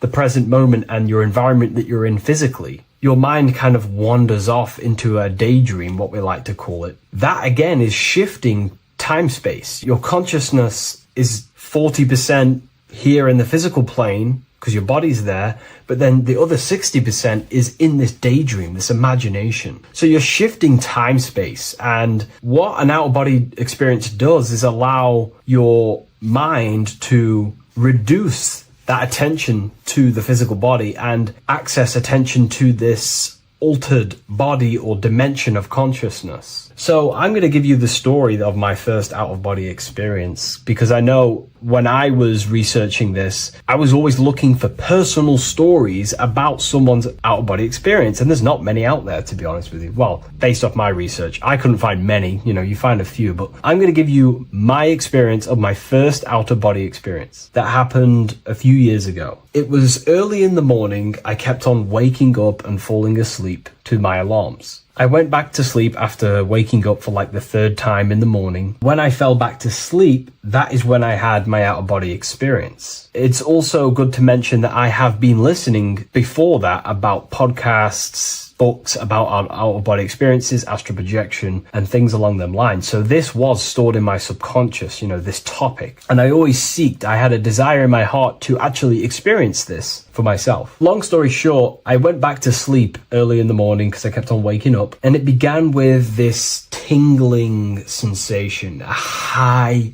energy sensation. It was like bursting, intense, high frequency energy. My attention was no longer in the time space of my body, but my attention shifted into this energy body, which I now understand. I didn't understand at the time properly, but I now understand that as my consciousness started to feel like it was being pulled upwards, right now, our time space, our attention is in our body, and you feel all the data of the senses, right? And that's what I'm feeling right now. That's what you're feeling right now. But imagine that was completely stripped. My attention was no longer feeling the sensations of my body, because my body kind of just dissolved as I fell back to sleep. So this was a natural out-of-body experience. I didn't force it. I didn't meditate. I didn't do anything. This was just a natural out-of-body experience that I had. And a lot of people get these that I've read about. So my attention started to feel like I was being pulled upwards, and I no longer felt my body, but I felt this intense energy, frequency, sensation all around my body. It felt like this, like it felt like illuminating energy that's moving very, very, very fast. So my conscious awareness was now shifting. I now understand. My whole body faded into this sensation. My whole mind faded into this energy sensation, this tingling free, and it was very, very intense. I was not feeling my normal senses anymore, only this energy. This energy was also pulling me up.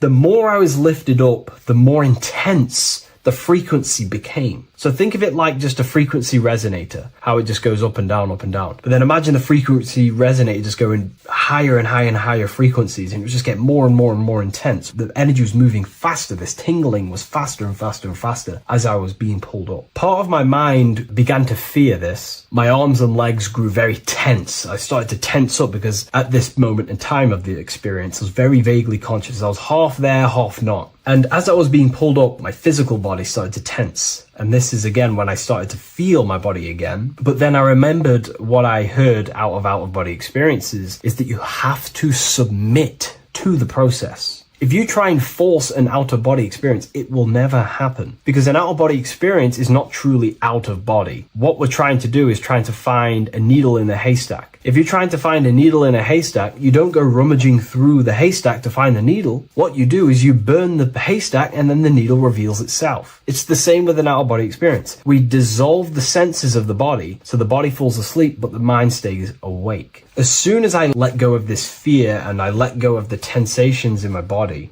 I started perceiving through another state in this energy body, but I didn't see my body. It was just like perceiving and seeing, but no body. Like a camera. When you look at a camera view, you don't see what the camera looks like. You're just seeing through the camera. It's the same as that. I had no form, but I was just seeing. I was just like a floating eyeball, seeing into this altered state of consciousness. I was just seeing. I first saw my street outside my house with lots and lots of people walking on the street, but I could not see the people directly. Everything was black and green. The background was black, but I couldn't see the people. I could just see a glow of light around people, like an egg shape. They were just walking on either side of the road, other directions. I could just see more and more people moving faster and faster and faster. I didn't realize then, but then I did start to realize later on in my journey that that was more than likely the etheric plane that I saw. The etheric plane is the plane of life force and vitality and electromagnetic auras. So that was my awareness shifting from physical into then the etheric plane, the plane of life force and energy. Now, the etheric plane is very, very, very difficult to actually access consciously. The etheric plane acts as a bridge between the physical body and the astral body. To actually access the etheric plane alone is very, very, very difficult, and only certain trained individuals can do that. The etheric plane is not really a conscious plane where you can stay there and be conscious. It acts as a bridge between the physical and the astral plane. I could see the glowing auras around people moving along the pavement. The people moved faster and faster until the scene started to just dissolve as these people were just moving faster and faster. It was not very clear at first, but I subconsciously knew that I was having an out-of-body experience. This is when I really started to realize that I'm being shot out my body. When I realized this, I submitted even more. I started to just let go. The more and more I let go, I kind of like split through a veil, and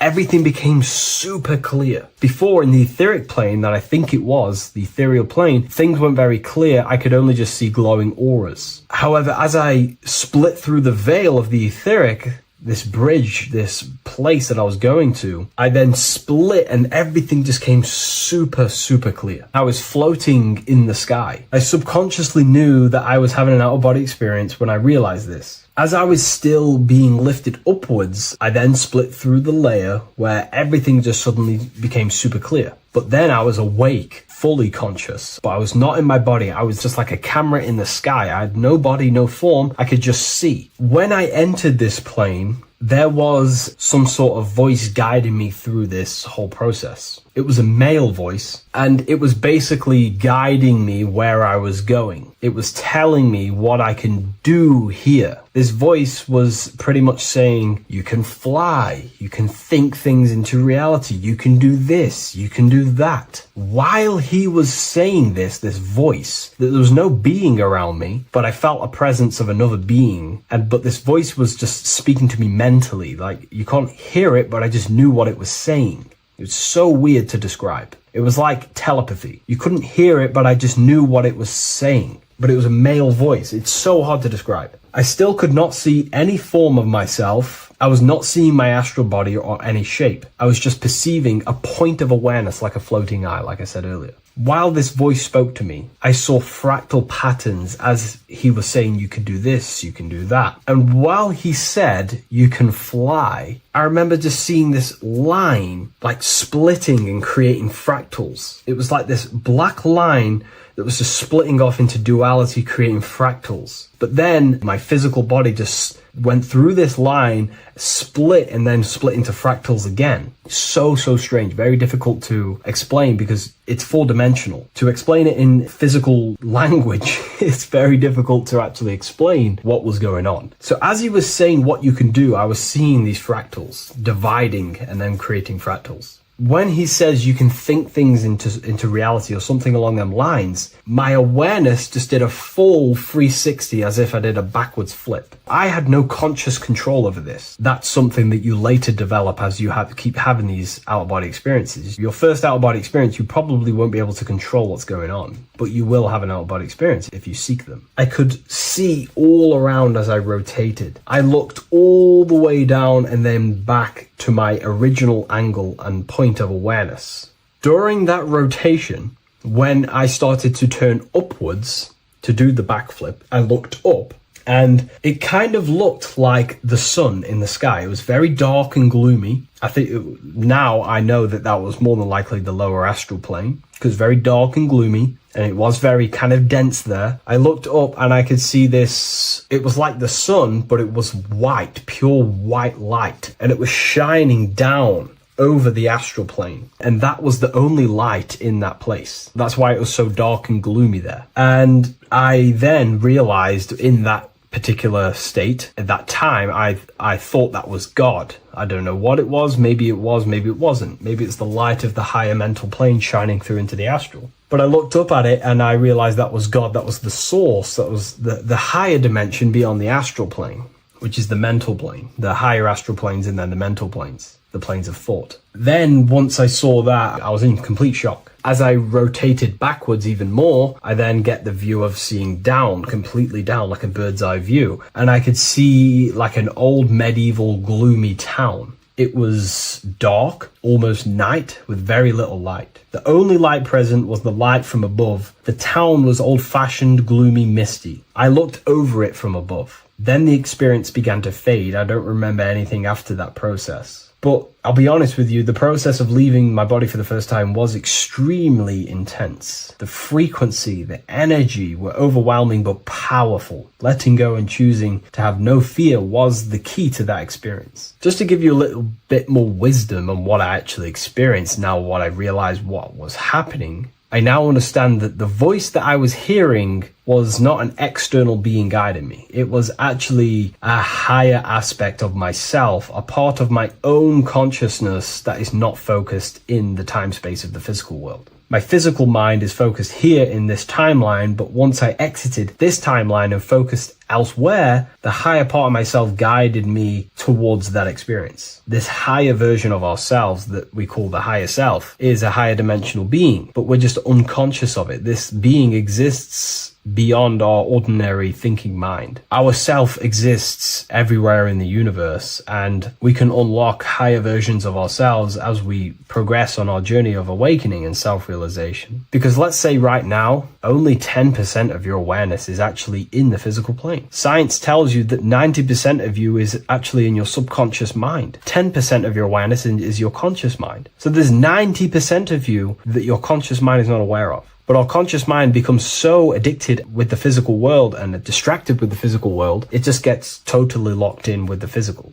And we never pay attention to the hidden aspects of ourselves, the unconscious aspects of ourselves. And that's why everyone in the esoteric and occult space talks about gnosis, seeking knowledge of self. Gnosis is not knowledge, it's knowledge of self obtained through direct experience. So gnosis is about rediscovering who you truly are. And another bit of wisdom that I could give you from this is that the observer is the same observer that is observing this video right now. You're watching this video, but who is the one seeing the screen? Who is the one seeing the screen of your reality, of what you call life? There is an inner witness consciousness within you who experiences and observes your thoughts, emotions, and actions, experiences and observes the screen you call reality. And that witness also witnesses your dreams. When you shift your awareness from your time space of this body into your dreams, that same witness is witnessing your dreams. So when you meditate, connecting with this witness aspect of our consciousness really does help to excel the process of having an out-of-body experience. Because a lot of people have out-of-body experiences, but they don't understand what's actually going on. They don't understand the nature of it. But it's all mental. You move mentally in that dimension. You create mentally in that dimension. The same that you do in this dimension, but just on a quicker scale, because things manifest in the astral plane instantly as soon as you think of it. Just like the screen in your mind, you think of something, you have a screen of an object in your imagination. That plane, it manifests instantly, but down here, it takes a longer time for things to manifest and condense. Once you understand that thought rules the universe, thought is the creative force of the universe, you start to understand,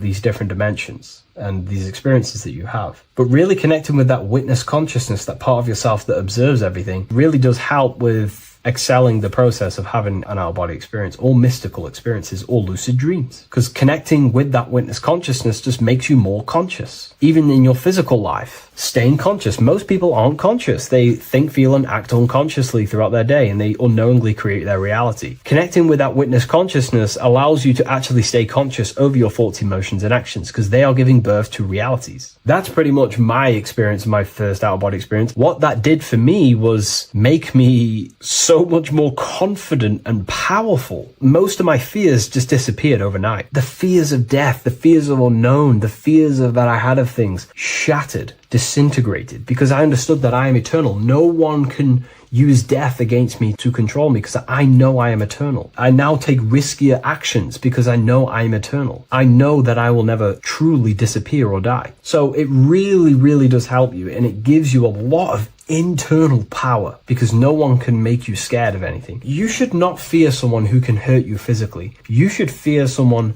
who can corrupt your soul. That is the worst thing, who can corrupt your internal world, because that is what truly matters. So I hope this helps you understand out-of-body experiences. Hopefully this can help you move along in your journey. It's good to hear other stories, because this is exactly what I was seeking when I was researching this stuff. Maybe in the future I can share some more stories about my out-of-body experiences now I'm a bit more advanced. But yeah, please leave a like, comment, and subscribe on the video, and thank you all for watching.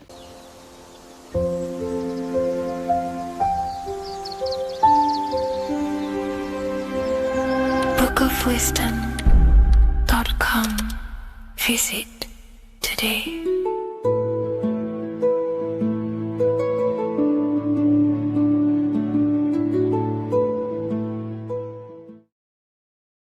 Hello, everyone, and welcome to another lecture inside Ethereal University. In this lecture, you will learn about the death process and how to prepare for it, and why that preparation is so important. So let's get straight into this. You must understand, as a spiritual creature that you are, you have a visible nature and an invisible nature. You never truly die. You are an eternal soul experiencing a temporary physical world. The inner world of thought and emotion is eternal, while the outer world of matter is mortal. Everything that is seen is mortal.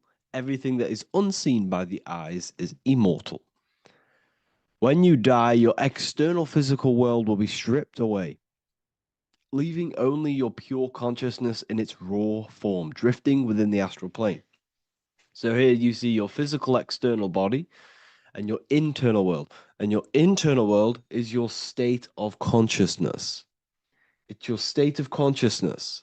Your thought and emotion is one overall state.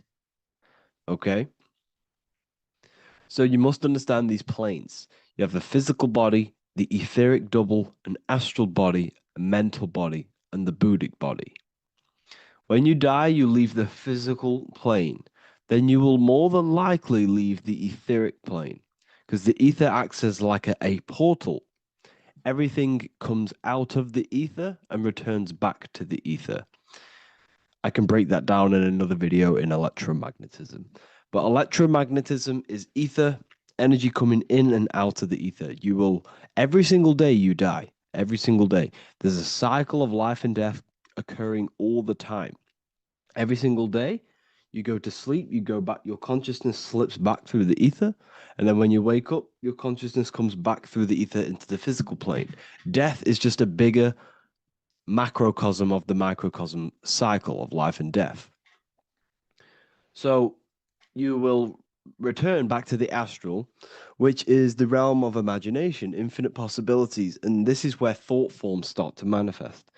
Okay. So depending on how advanced you actually are mentally and emotionally, will depend how long you stay in the astral. Now, what we must understand is that there is many different components to the astral. We have the higher astral, the middle astral, and the lower astral. These are all vibrational states. So if your mind and soul is operating in lust, lust, desire, hate, food, physical addiction, smoking addictions, then these are quite heavy. These are quite heavy attachments to your consciousness, and they're quite low level desire, which means they have a low vibration. You will manifest in the lower astral when you're stripped from your physical body. The lower astral is not inherently evil. However, there's just low vibrating things going on there. Low vibration does not mean evil. Okay? So, just like bad doesn't mean evil. Okay? In the lower astral, you are going to see lower astral beings. You're going to see spirits, souls with low level desire. Okay. People who are attached to the physical plane, people that lust, people that do these things. Technically, this is hell, but you can escape it by escaping yourself. Now we're going to break all this down. I'll break all this down properly once you understand the full context. So depending on your level of desire, you will manifest in a corresponding layer of the astral plane. If your mind is still attached to the low physical desires, you will find yourself in the lower astral realms. But if you have few desires and have detached from the worldly attachments while you are encased in a body, then you will rise into a higher or middle astral plane, mainly the middle. Okay. The higher astral plane is very formless. So as I broke down here, this is, well, the physical plane is the lowest dimension. This is the most form, the most matter. It's quite heavy. The higher you go, the lighter it becomes, the more fluid, the more formless it becomes. So you see here it says denser down and lucidic up. So this is more lucidic in these higher realms. This is more dense in the lower realms. So this is why the ancient Egyptians were always talking about, I'll show you this. This is showing you death. So first of all, we have Anubis, which represents death. Here you have the heart, which represents the soul. And here you have a feather. And this is a scale. You see how this is a balanced scale? So what this is symbolizing, this represents death. This represents your heart, and this is a feather. So when you die, your heart must be as light as a feather, which means your emotions, your soul, should have no attachments to the world. It should be light. It should be detached. This is why the word light and light are the same. Light is in heavy and light is in very bright. Because when you're less attached to the things, your soul shines. You're authentic. You're light. You're very bright soul. And you have no attachments. Your light is in not heavy. So you must detach from the worldly desires. We have to detach from the smoking, the food. This is why we should fast. Smoking, this is why we should detox. We should also meditate. We should also be able to sit with ourselves for long periods of times. Okay, I'm going to break all this down properly. But that's why the Egyptians show you the symbolism here. Okay. So you're stripped of your material body. So that state of consciousness you're in right now, your inside world, if you shut your eyes, that state you're in, that is what you're going to experience when you die. Okay. And you're going to be manifested into the astral. In the physical plane, you can mask or hide almost anything. But in the spiritual realm, you cannot. The astral body, your thoughts and emotions directly shape your spiritual body, your astral body, revealing your true inner state. So your desires that you can hide in the physical plane, your emotions, your thoughts, you can't hide any of that in the spiritual plane, in the astral plane. That will directly shape who you are, your color of your astral body, and your astral body as a whole. So here we have Kim Kardashian. If you could see this lady's astral body, you would run so far that you would be horrified for the rest of your life. If you could see their spirit, their astral form, it would be horrific because their mind is so attached to, physical things, so attached to desire, money, fame, worship, power. These people do not want to die. These billionaires and millionaires will never want to die. They will do whatever they can to stay alive because they understand when they die, they have to face themselves. They have to face their inner world. And their astral body, their true authentic self on the inside is horrible and horrific and so low vibration. So this is where it comes in. You must be as light as a feather. This is what the Egyptians are showing you in their artwork. Your soul must be as light as a feather. In order for the soul to ascend to a higher plane and not look at that physical plane and say, I want to go back or I want to desire things down there, you must detach now and prepare for death. Hell is not a place. It's your own personal suffering born from within. If your mind and soul are deeply attached to mental fixations, emotional wounds, and physical addictions tied to the material world, that pain will follow you into the astral. This is your true judgment day. You judge yourself when you die.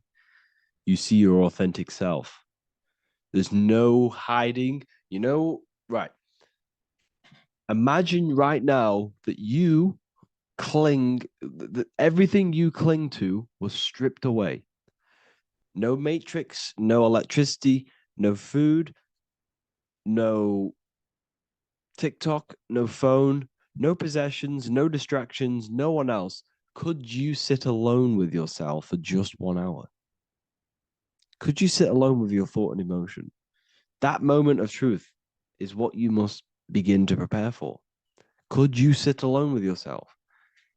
Can you sit alone for long periods of time and just think? And if you cannot, then you're running from your internal world. You're running from your thoughts. You're distracting yourself from your thoughts. This is what we must address. Now, don't feel bad if this is you. We've all have problems. We all have internal problems.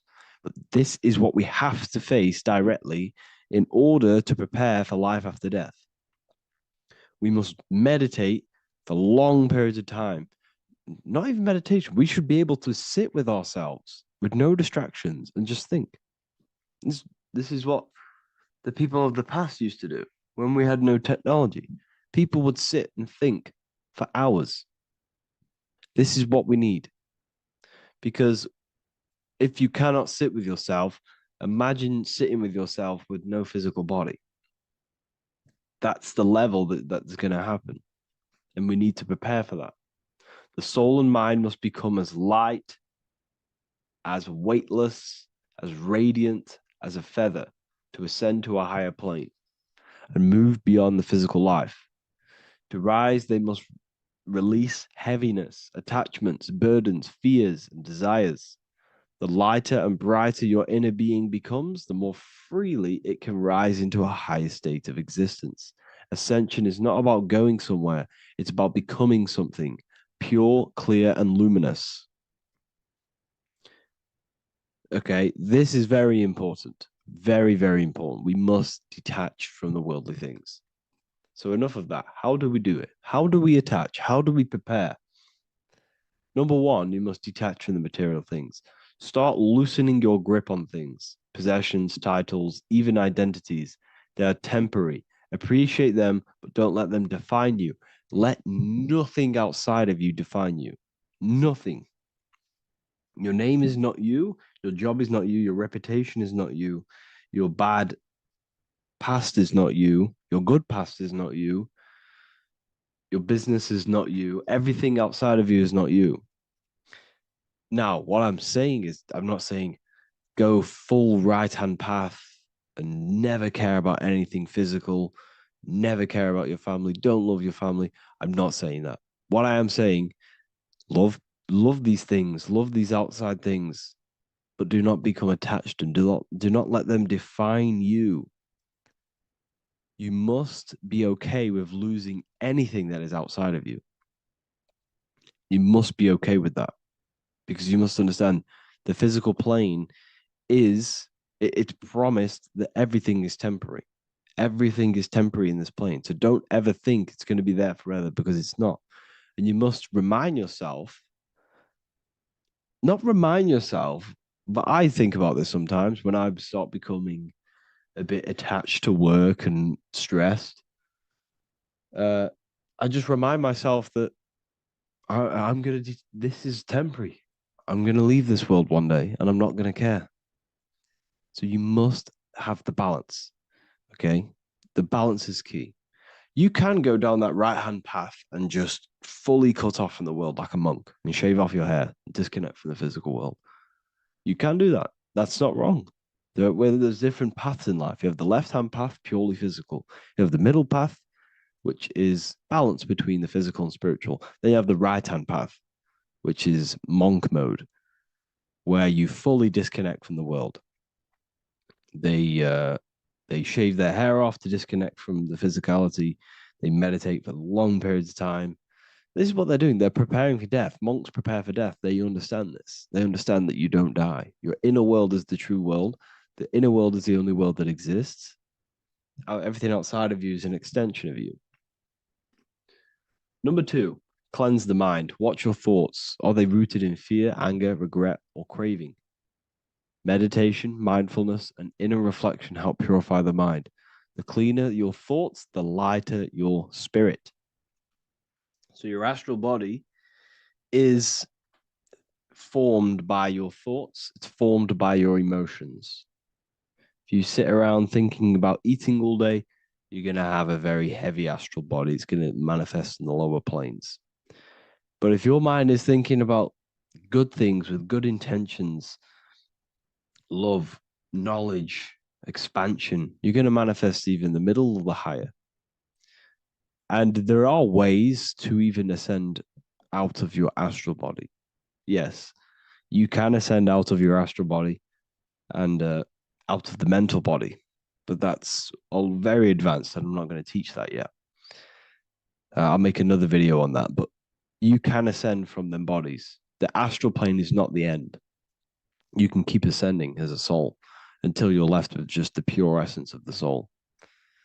But we're going to, anyways, cleanse the mind, reprogram the limiting belief systems, let go of mental attachments. And the way you do this is by getting a piece of paper and writing down every single attachment that you have. And you're going to realize, dude, there's more than you think. Okay. We have to detach from these. We have to. 4, practice presence. Can you sit in silence with yourself? The more at ease you are with your own inner being, the less you'll fear death. The afterlife is just an extension of your inner world. It's so important. This is so, so important. Can you sit with yourself? If you cannot sit with yourself, you have some inner work to do. You have some thoughts to address, some beliefs to address, and some feelings to address. Okay, so practice sitting in the present, meditation, or just literally sit there and try and be okay with yourself. And if you can't be okay with yourself, then there's something you need to address, whether it's a belief system, whether it's an emotional trauma, or something. This is what we must reshape, refine, and let go of. Live truthfully, speak and act from your soul, not from fear or ego.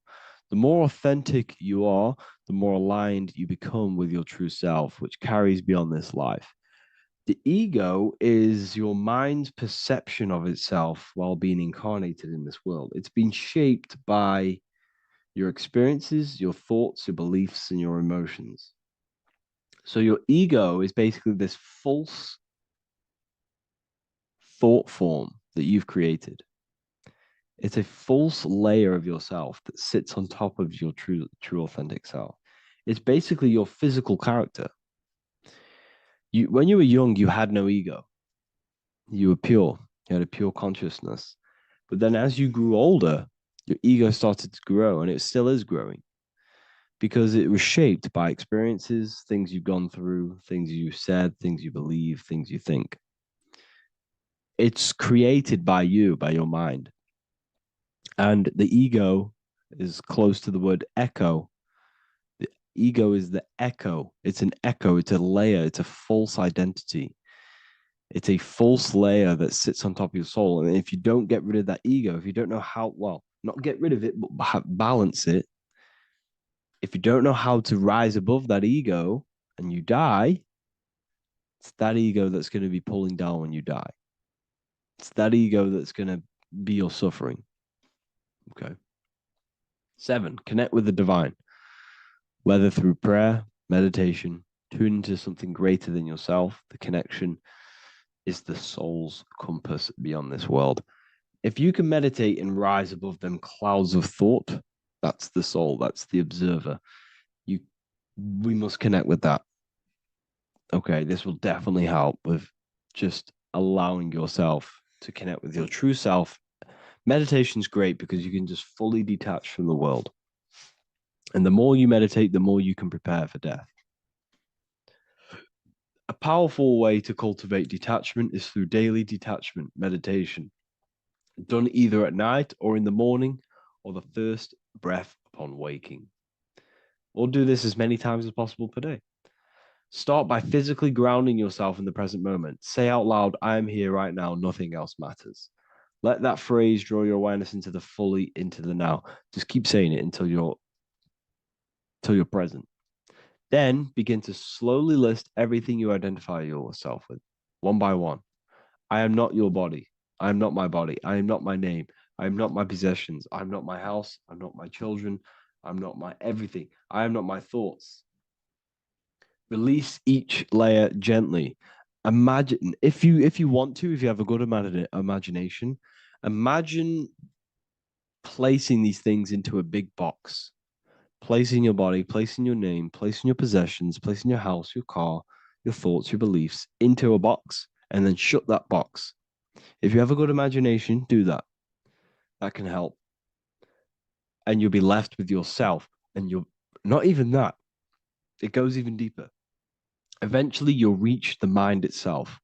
Detach from the language that the mind is even using. Now, that's very difficult. And not many people have ever thought about that, and they've ever even been there. Detach from the language that the mind is using. Think about that for a second. Your mind is not what you actually think. It goes very deeper. Your mind is not that little voice. It's that voice that the language is using. So even the language is a spell on your mind. Okay, it's an attachment. Eventually, you'll reach the mind itself, detached from the language it uses, the voice in your head, the need to define. What remains is something beyond thought and beyond words. I can't even describe what's left, because words, once the language is gone, it's purely metaphysical. All I can say is pure awareness, and it's symbolized. This is why symbols are so amazing, because they can symbolize things that are beyond words. A flame, it's just a flame, and you won't be able to understand that until you've been there. It's just a flame. It's pure cause. Words can't describe it. You'd have to experience it. Connect with this essence daily. This is truly who you are. So this is a great way to detach. We can do these detachments every single day during meditation. This will definitely help over long periods of time. Of course, you're not going to be ready tomorrow for death, but just try and prepare for these things. This is the whole reason people used to meditate. It's the whole reason why people do these spiritual practices, because they understood that this plane is temporary and your soul moves on from this plane. And you'll never truly believe in the soul until you experience it. So I can show you these things, but you must go out and experience it. The soul is real, but you won't understand unless you cast off everything else. Okay. So I hope this video helps. It's a very deep video. I'm going to be making more of these stuff, of more self-mastery. And of course, we've made the self-mastery section now. So I'm going to be start filling up this place with lectures.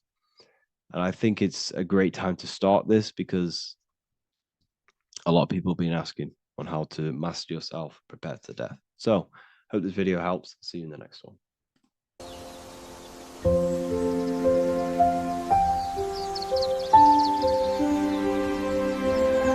bookofwisdom.com. Visit today.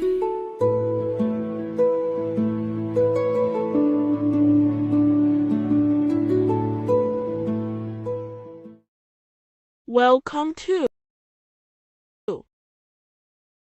Revival of Wisdom. Today, we're going to be talking about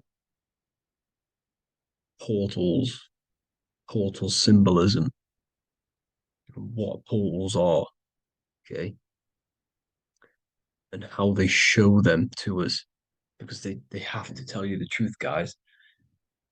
This is the thing with the universal law. They have to tell you the truth. And they tell you through symbols, they tell you through movies, and different things like that. But let's jump straight into this. So first, I want to talk about the Freemasonry symbols. Okay, so first we got, obviously this is some Freemasonry art, but notice how you've got the ladder with a key. Okay, so this is ladder symbolism with a key. So maybe this is talking about ascending. Okay, because look, because this is ascending into the heavens, because it's a ladder with humans going up it with a key. In order to ascend, you must have the key. Okay, so what else do we have with a key? Well, the Netflix show Lock and Key, which is all about portals and keys. Because what the keys do, they open doors, gateways. Okay. So what's interesting about this is that they've got this key here, which represents the Kundalini energy rising up the spine. Okay, but we'll come back to this. But it's that same portal key symbolism. We've also got the Vatican. The Vatican is in the shape of a key. Okay, So you can see the start of it here and the end. So this is key symbolisms. Keys open doors. And notice how it's got the 8-pointed star. Okay, what is the 8-pointed star? Okay, we'll come back to this. This all ties in, guys. I'll break it all down for you. But then you've also got the god Janus. Janus, okay, is known as the god of the doorways. He's an ancient god of Rome, and they worshipped him. However, he's not a god, he's more like a high-level ranked demon. Because he is the god of the doorways. And notice how he's got two faces. Because doorways always have two sides. You're going into somewhere, there's always two sides of a door. And he's always depicted with two sides of a face and a key, because he holds the key to the doorways, to the portals, to other worlds and realms. Okay, as you can see, he's always got two faces and a key. Okay, so now we have the Sumerians, the Anunnaki, and they are always depicted with the two faces. Why do they have the two faces? Because they're symbolizing doorways, and the Anunnaki come to Earth through doorways and portals.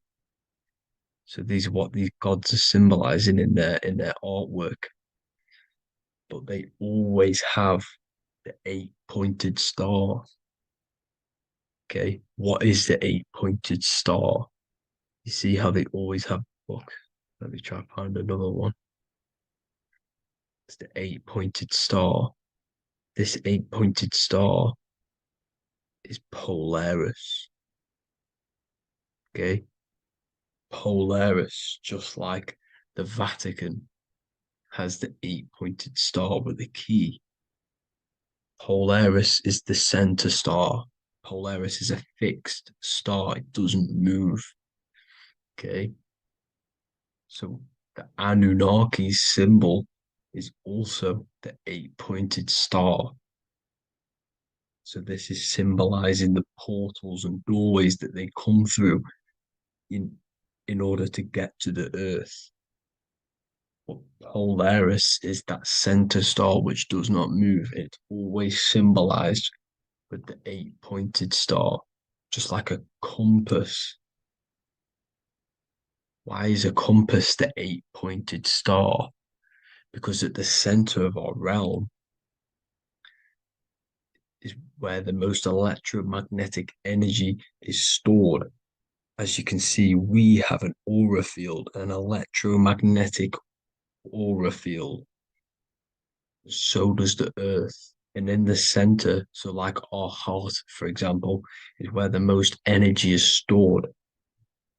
And like the center of the Earth, this is why all compasses point to the center, because this is where the most electromagnetic energy is stored. It's at the center of our realm. Okay. So like I was saying with the lock and key series, see this here? The Kundalini energy rising up the spine, just like your Kundalini energy rising up the spine. Let me try. I can't zoom in. But you know what I'm trying to say here. Let's go back to Polaris. Because at the center is where hold. Can you see the pole of electromagnetic energy? Polaris, the North Pole. It's symbolized. The truth is in the words. It's like a pole of electromagnetic energy. And this is where the aurora borealis comes from. Notice how it's got the word aura in it, because it's the Earth's aura, electromagnetic field. Just like you have an aura, also known as the northern lights, because it's coming out of this center hole in the center of our realm, where the black sun is. And this is where the electromagnetic energy is coming up from. And this is what the aurora borealis is, or the northern lights. It's just electromagnetic energy. And it's symbolized through our symbols, the original O, okay? Because it's like a hole through the middle, Polaris. So this Polaris is the sky vault. It's the portal into this realm, because this is what the Anunnaki are always talking about, always symbolize it with the 8-pointed star. And just like a compass, it's the 8-pointed star pointed to the center, to Polaris. Okay. See here on the Sumerian tablets with the 8-pointed star again. And how we know it's talking about portals with this 8-pointed star is because CERN 666 are opening up portals to the underworld, letting in demonic entities into this realm. How do we know it's a portal? Because their Hydra Collider has 8 points, just like the 8-pointed star. So they are creating synthetic portals to the underworld to let these demonic entities into our realm. But what is the key? Because if we're talking about ascending through Polaris, notice how here on the masonry art, this luminary here, so this is the sun, that's the moon. This is Polaris because it's a luminary with what? 1, 2, 3, 4, 5, 6, 7, 8 beams coming off the luminary, just like the 8-pointed star. So you see the ladder with the key going up to Polaris. It's symbolizing ascending out of Earth. So what is this key that they're keeping from us? Because it's a human holding a key going up the ladder to Polaris. Well, chakras. We have 7 chakras. Okay, so this is what they are telling us in the lock and key symbolism. The Kundalini energy rising up the spine. Okay, just like they have 33 vertebrae on the back of your spine. Okay, this represents the Kundalini energy going up your 33 vertebrae, just like in masonry has 33rd degrees. Okay, so what is the key? Your chakras. Your chakras have to be unlocked. Okay, you have to unlock your chakras, and you can't unlock this one without going through this one. You have to go through them all. It's like a ladder, just like Jacob's ladder. You can't go from the bottom to the top. You have to unlock each one. Okay, just like you have 7 chakras, you have 7 layers of your aura. Okay, you have to unlock your chakras to the highest point in order to reach Christ consciousness. And this is the key that they're talking about. They're symbolizing the organic portal within each and every one of us to ascend out of this realm. Okay, so this is the key that they're talking about, and they're holding back this knowledge to keep us trapped in this 3D realm. Okay, so like I was saying with the 33 vertebrae and the Kundalini energy coming up the spine, 33 vertebrae, you can see this sort of symbolism going up to the light, because it's the light.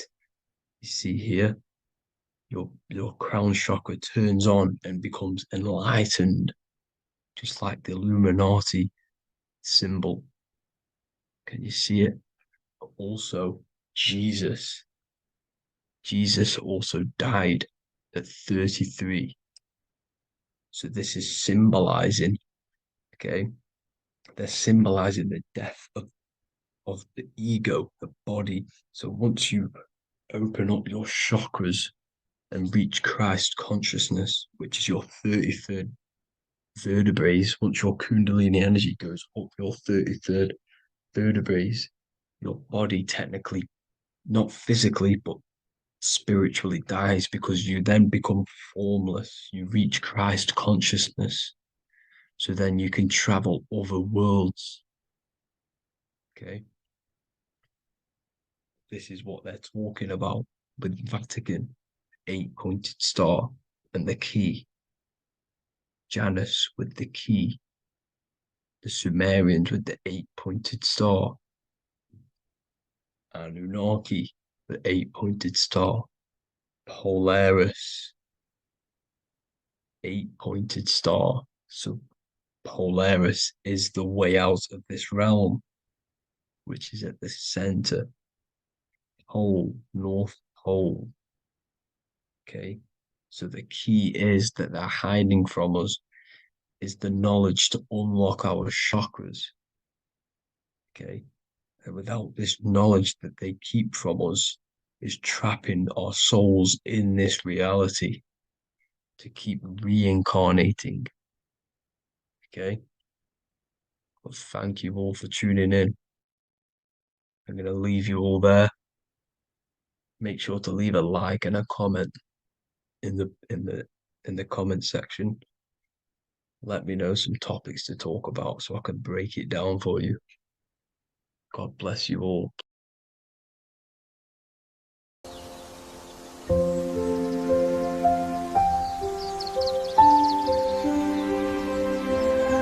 bookofwisdom.com.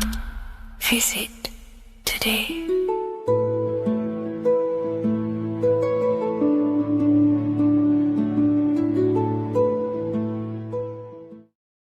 Welcome to Revival of Wisdom.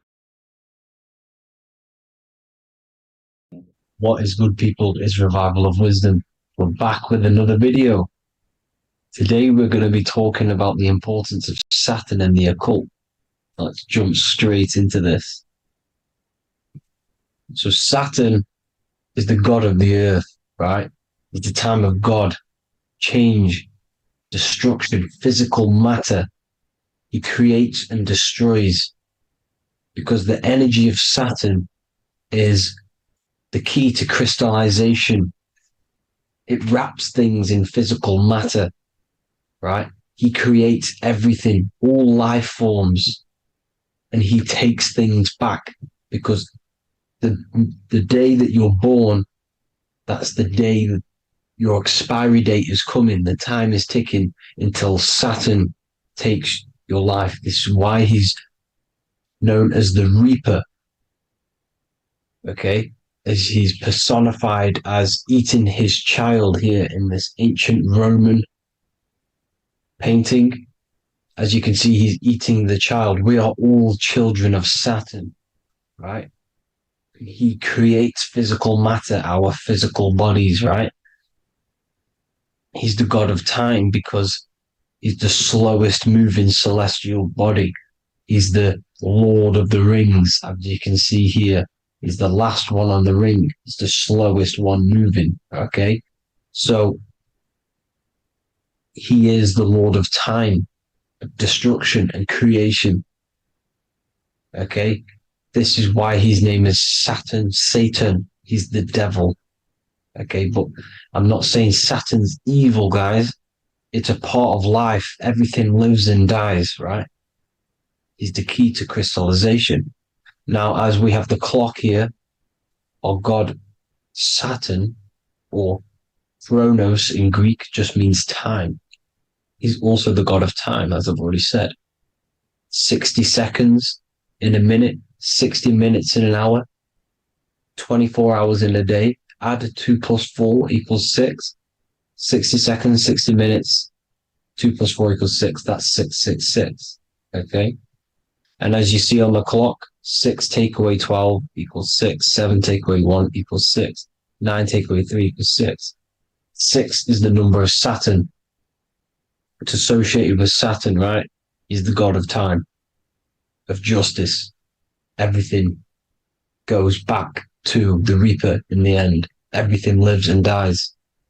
Now, the artwork of him, he's always got the Reaper staff. You see, it's personifying death. Now, when you see this, the Romans were not saying Saturn was a real person, a real god in human form. No, this is personification. This is what the ancients always did. They personified, just like the Bible. It's all personification. So the personifying Saturn eating its children because it eats, it's the Reaper. No one can escape the Reaper. No one can escape death. Now, Saturn is 666, which is in the Bible, the number of the beast, right? The number of the beast, Satan, 666, right? So on the North Pole of Saturn, you have a hexagon which makes a cube, right? Now this hexagon, when you join up all the corners, creates the six-pointed star known as the Star of David, right? In the Jewish religion. Now, as you can see, the six-pointed star has 6 points, 6 mini triangles, and a six-sided hexagon. That makes 666. And also, your Saturday is named after Saturn, the 6th planet, the 6th day of the week, and has a six-sided polygon on its north pole. That's also 666. Now, this Star of David, this symbol goes back thousands of years, and it originates from Saturn. It's not the Star of David, right? It originates from Saturn. It symbolizes the physical and spiritual aspect combined into one, which makes us humans, right? Also symbolizes the male and female combined into one. These two sacred energies create the human. We consist of both male and female energy, also known as the Seal of Solomon. And we all know if Solomon was a real person, he talks about communicating with 72 demons. He could apparently, in the text, he could communicate with 72 demons, and this is sorcery. This is black magic. Now, this symbol is associated with hexing people. When you place a hex on someone, that is a form of witchcraft, which a hex is just a curse. When you're cursing someone, this is black magic. Now, the black magician would stand in the middle of the symbol and cast his spells onto other people. Now, this symbol is obviously on the $1 bill, twice on the $1 bill. And it's very, very ancient symbol. And it originates from Saturn. And let's keep going. So the cube. So I've just said how you see the cube on the North Pole of Saturn, right? The cube is limited. It's a 3D shape. It symbolizes limitations to the physical 3D dimension, the third dimension, the physical realm which we are in. Now, as you can see, the color associated with Saturn is black, right? Black is infinite potential. Black is the creation of all things before there was light. Light is born out of blackness, darkness, okay? Now, black is physical matter. And as you can see, the black cube, black symbolizing physical matter, the cube being limited, as the physical realm that we are in is limited. It's not like the fourth dimension where everything can exist in a thought. The third dimension is limited, right? And this is what Saturn is. It limits you to the 3D 666. Your body limits you to your physical body. Now, these black cubes are placed everywhere. As you can see, Australia, Denmark, Manhattan. There's one in New York. As you can see, the Apple have a cube. The Nintendo GameCube, Trump Tower is a black cube. This is worshipping the energy of Saturn, the god Saturn. Okay, it's not a god, it's a celestial energy. However, it rules over Earth because it pretty much created the physical realm. Now, as you see, when you go to a funeral, you wear black, a black suit symbolizing Saturn, which is the color associated, black. And as you see in Mecca, they walk around the black cube in rings. As you can see here, they're stood around in rings, like the Saturn, the rings of Saturn. The Mercedes symbol. You probably wouldn't notice that, but yes, it's Saturn. And when you graduate from university, you wear a black cube on your head. This is all symbolizing Saturn. Okay. Now, as you can see, the Jews here have a black cube on their third eye whilst they pray. Notice how he's shutting his eyes into blackness, darkness, and he's wrapped around a black strap around his arm. This is symbolizing the wrapping of physical matter, of how physical matter wraps things into existence. And as we all know, the Star of David is a Jewish symbol. So he has the black cube and the Star of David, right? So all of these religions are secretly worshipping Saturn. Okay, this is all Saturn worship, Kronos, the god of time and destruction, the physical reality. Now, as you can see, it's symbolized everywhere in all major corporations. Pepsi, internet, that's obvious. NASA, of course, NASA. NASA means to deceive in Hebrew. Universal, Walkers, that one's so obvious. Nike, Toyota. So many different ways they symbolize it. You either see the rings of Saturn or the black cube, as I just showed you here, the Nintendo and the Mercedes, right? It's absolutely everywhere. Now, they also use 666 to symbolize it, as I've just broken it down to you. 666, the World Economic Forum. We all know how they're trying to enslave us into this new world agenda. Google Chrome, CERN, Disney, Coca-Cola, Cadbury's, all of these have 666. Now, every UPS barcode has 666. And even www. Is Hebrew for 666, as you can see here. Monster. It's the same Hebrew letter that means 666. Drake, 6 God. That's his God, Saturn. Why? Because they love physical realm. They love the physical dimension, the third dimension. Because they can rule here through riches. They can build an empire here. It's not like the fourth dimension. They don't want to ascend. They want to stay down here in the physical realm. Okay? Now, this is why they're cloning. They can move their consciousness into other clones to live forever.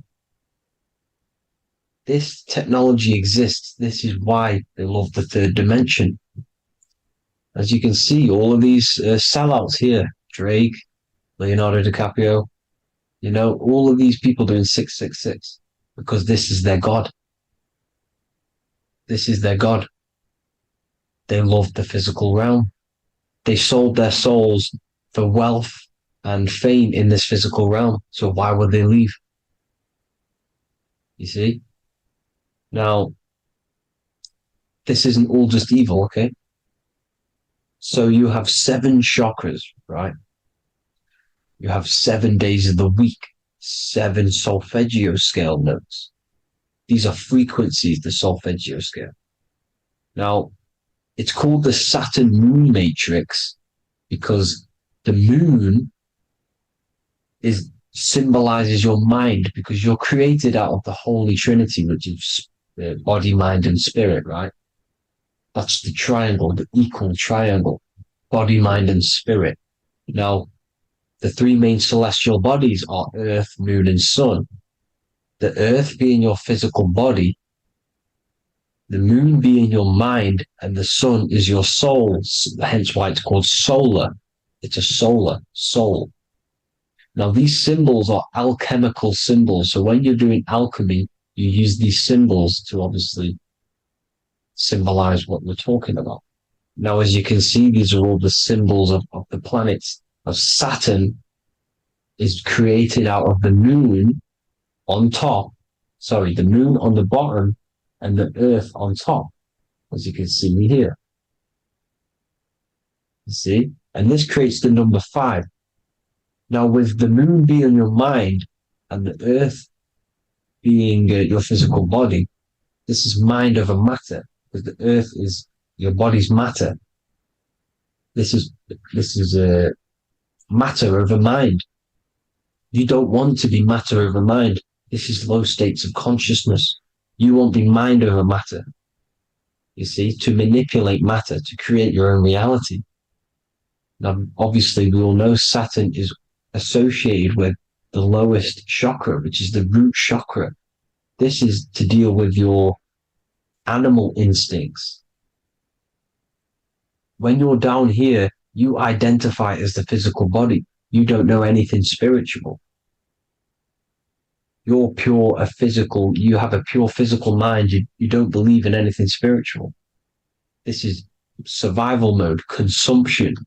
They want you trapped down here, which is matter over mind. They don't want you to create your own reality, which is mind over matter. You see? Now, that's what Jupiter is. Saturn is the moon on the bottom and the earth on top. But Jupiter is the moon on top with the earth on the bottom. That's mind over matter, you see? So, these chakras are an ascension process from matter, physical matter to spiritual. This is the ascension.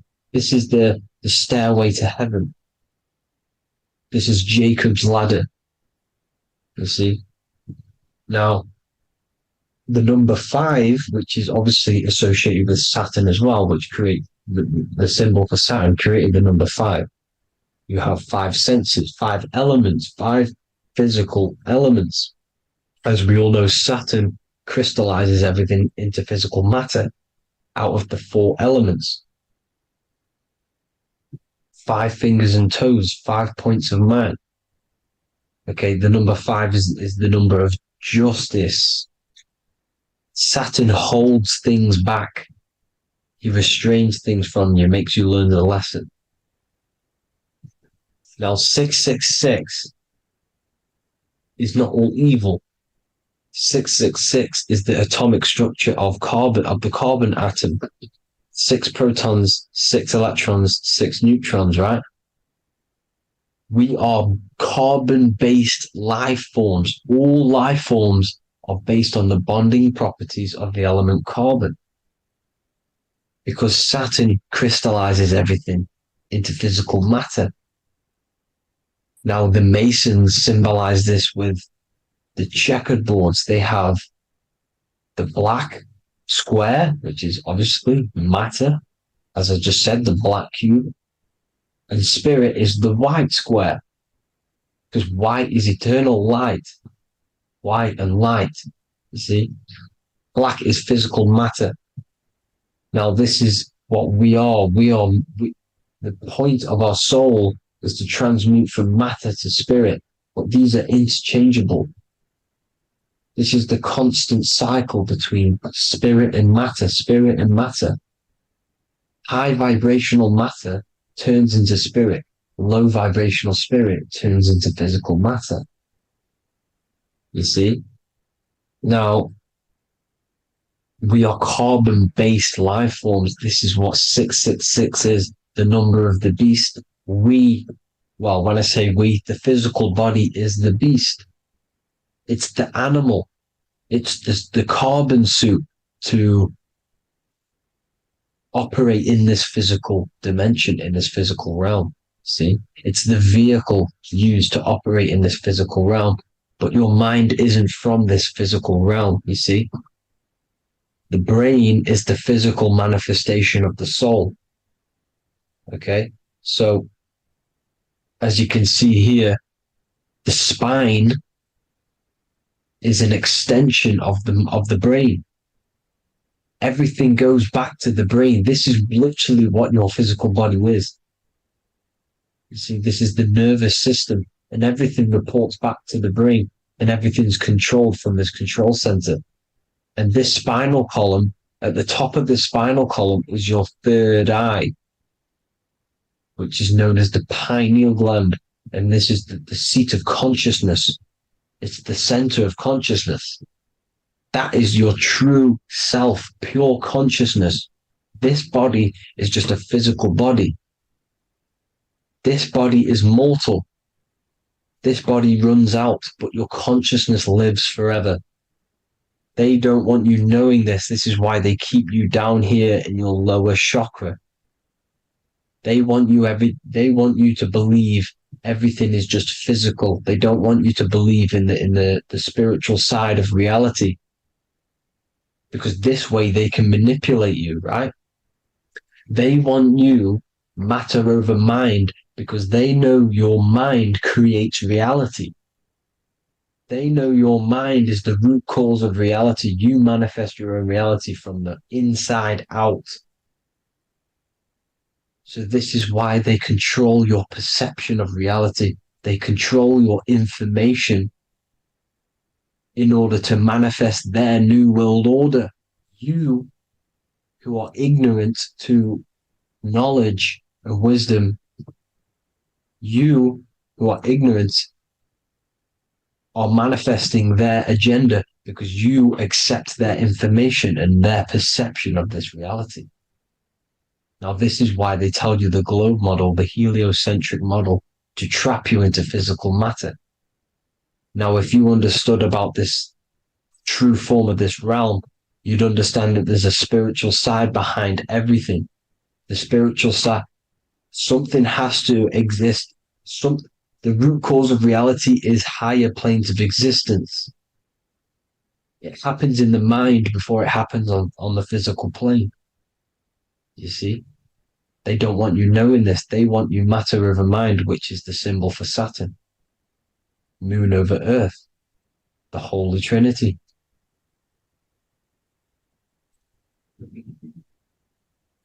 Now, as you can see, the cube also makes IXXI. This is Roman numerals. This is Roman numerals, and when it's translated from 9/11. Yes, 9/11. This is the secret code of the One World Order. The two twin towers, when the two become one. Okay, when the two become one, this is how you reach the higher states of consciousness, the physical and spiritual. Now, as you can see, the 9/11 memorial are two black cubes. It's two black cubes. This is all Saturn worship. Now, I'm not saying that Saturn is an evil celestial body, right? No, everything has a good side and a bad side, right? It's duality. The spirits of Saturn on the dark side are the most evil demonic spirits. Now, these are the spirits that these are invoking through these rituals, right? Yes, 9/11 was a massive ritual. It's a satanic ritual, okay? Now, we all know Elon Musk. Elon Musk is coming with the mark of the beast. And English gematria, this equals 666, right? 666, as I said, is the number of the beast. You are the beast, your physical body.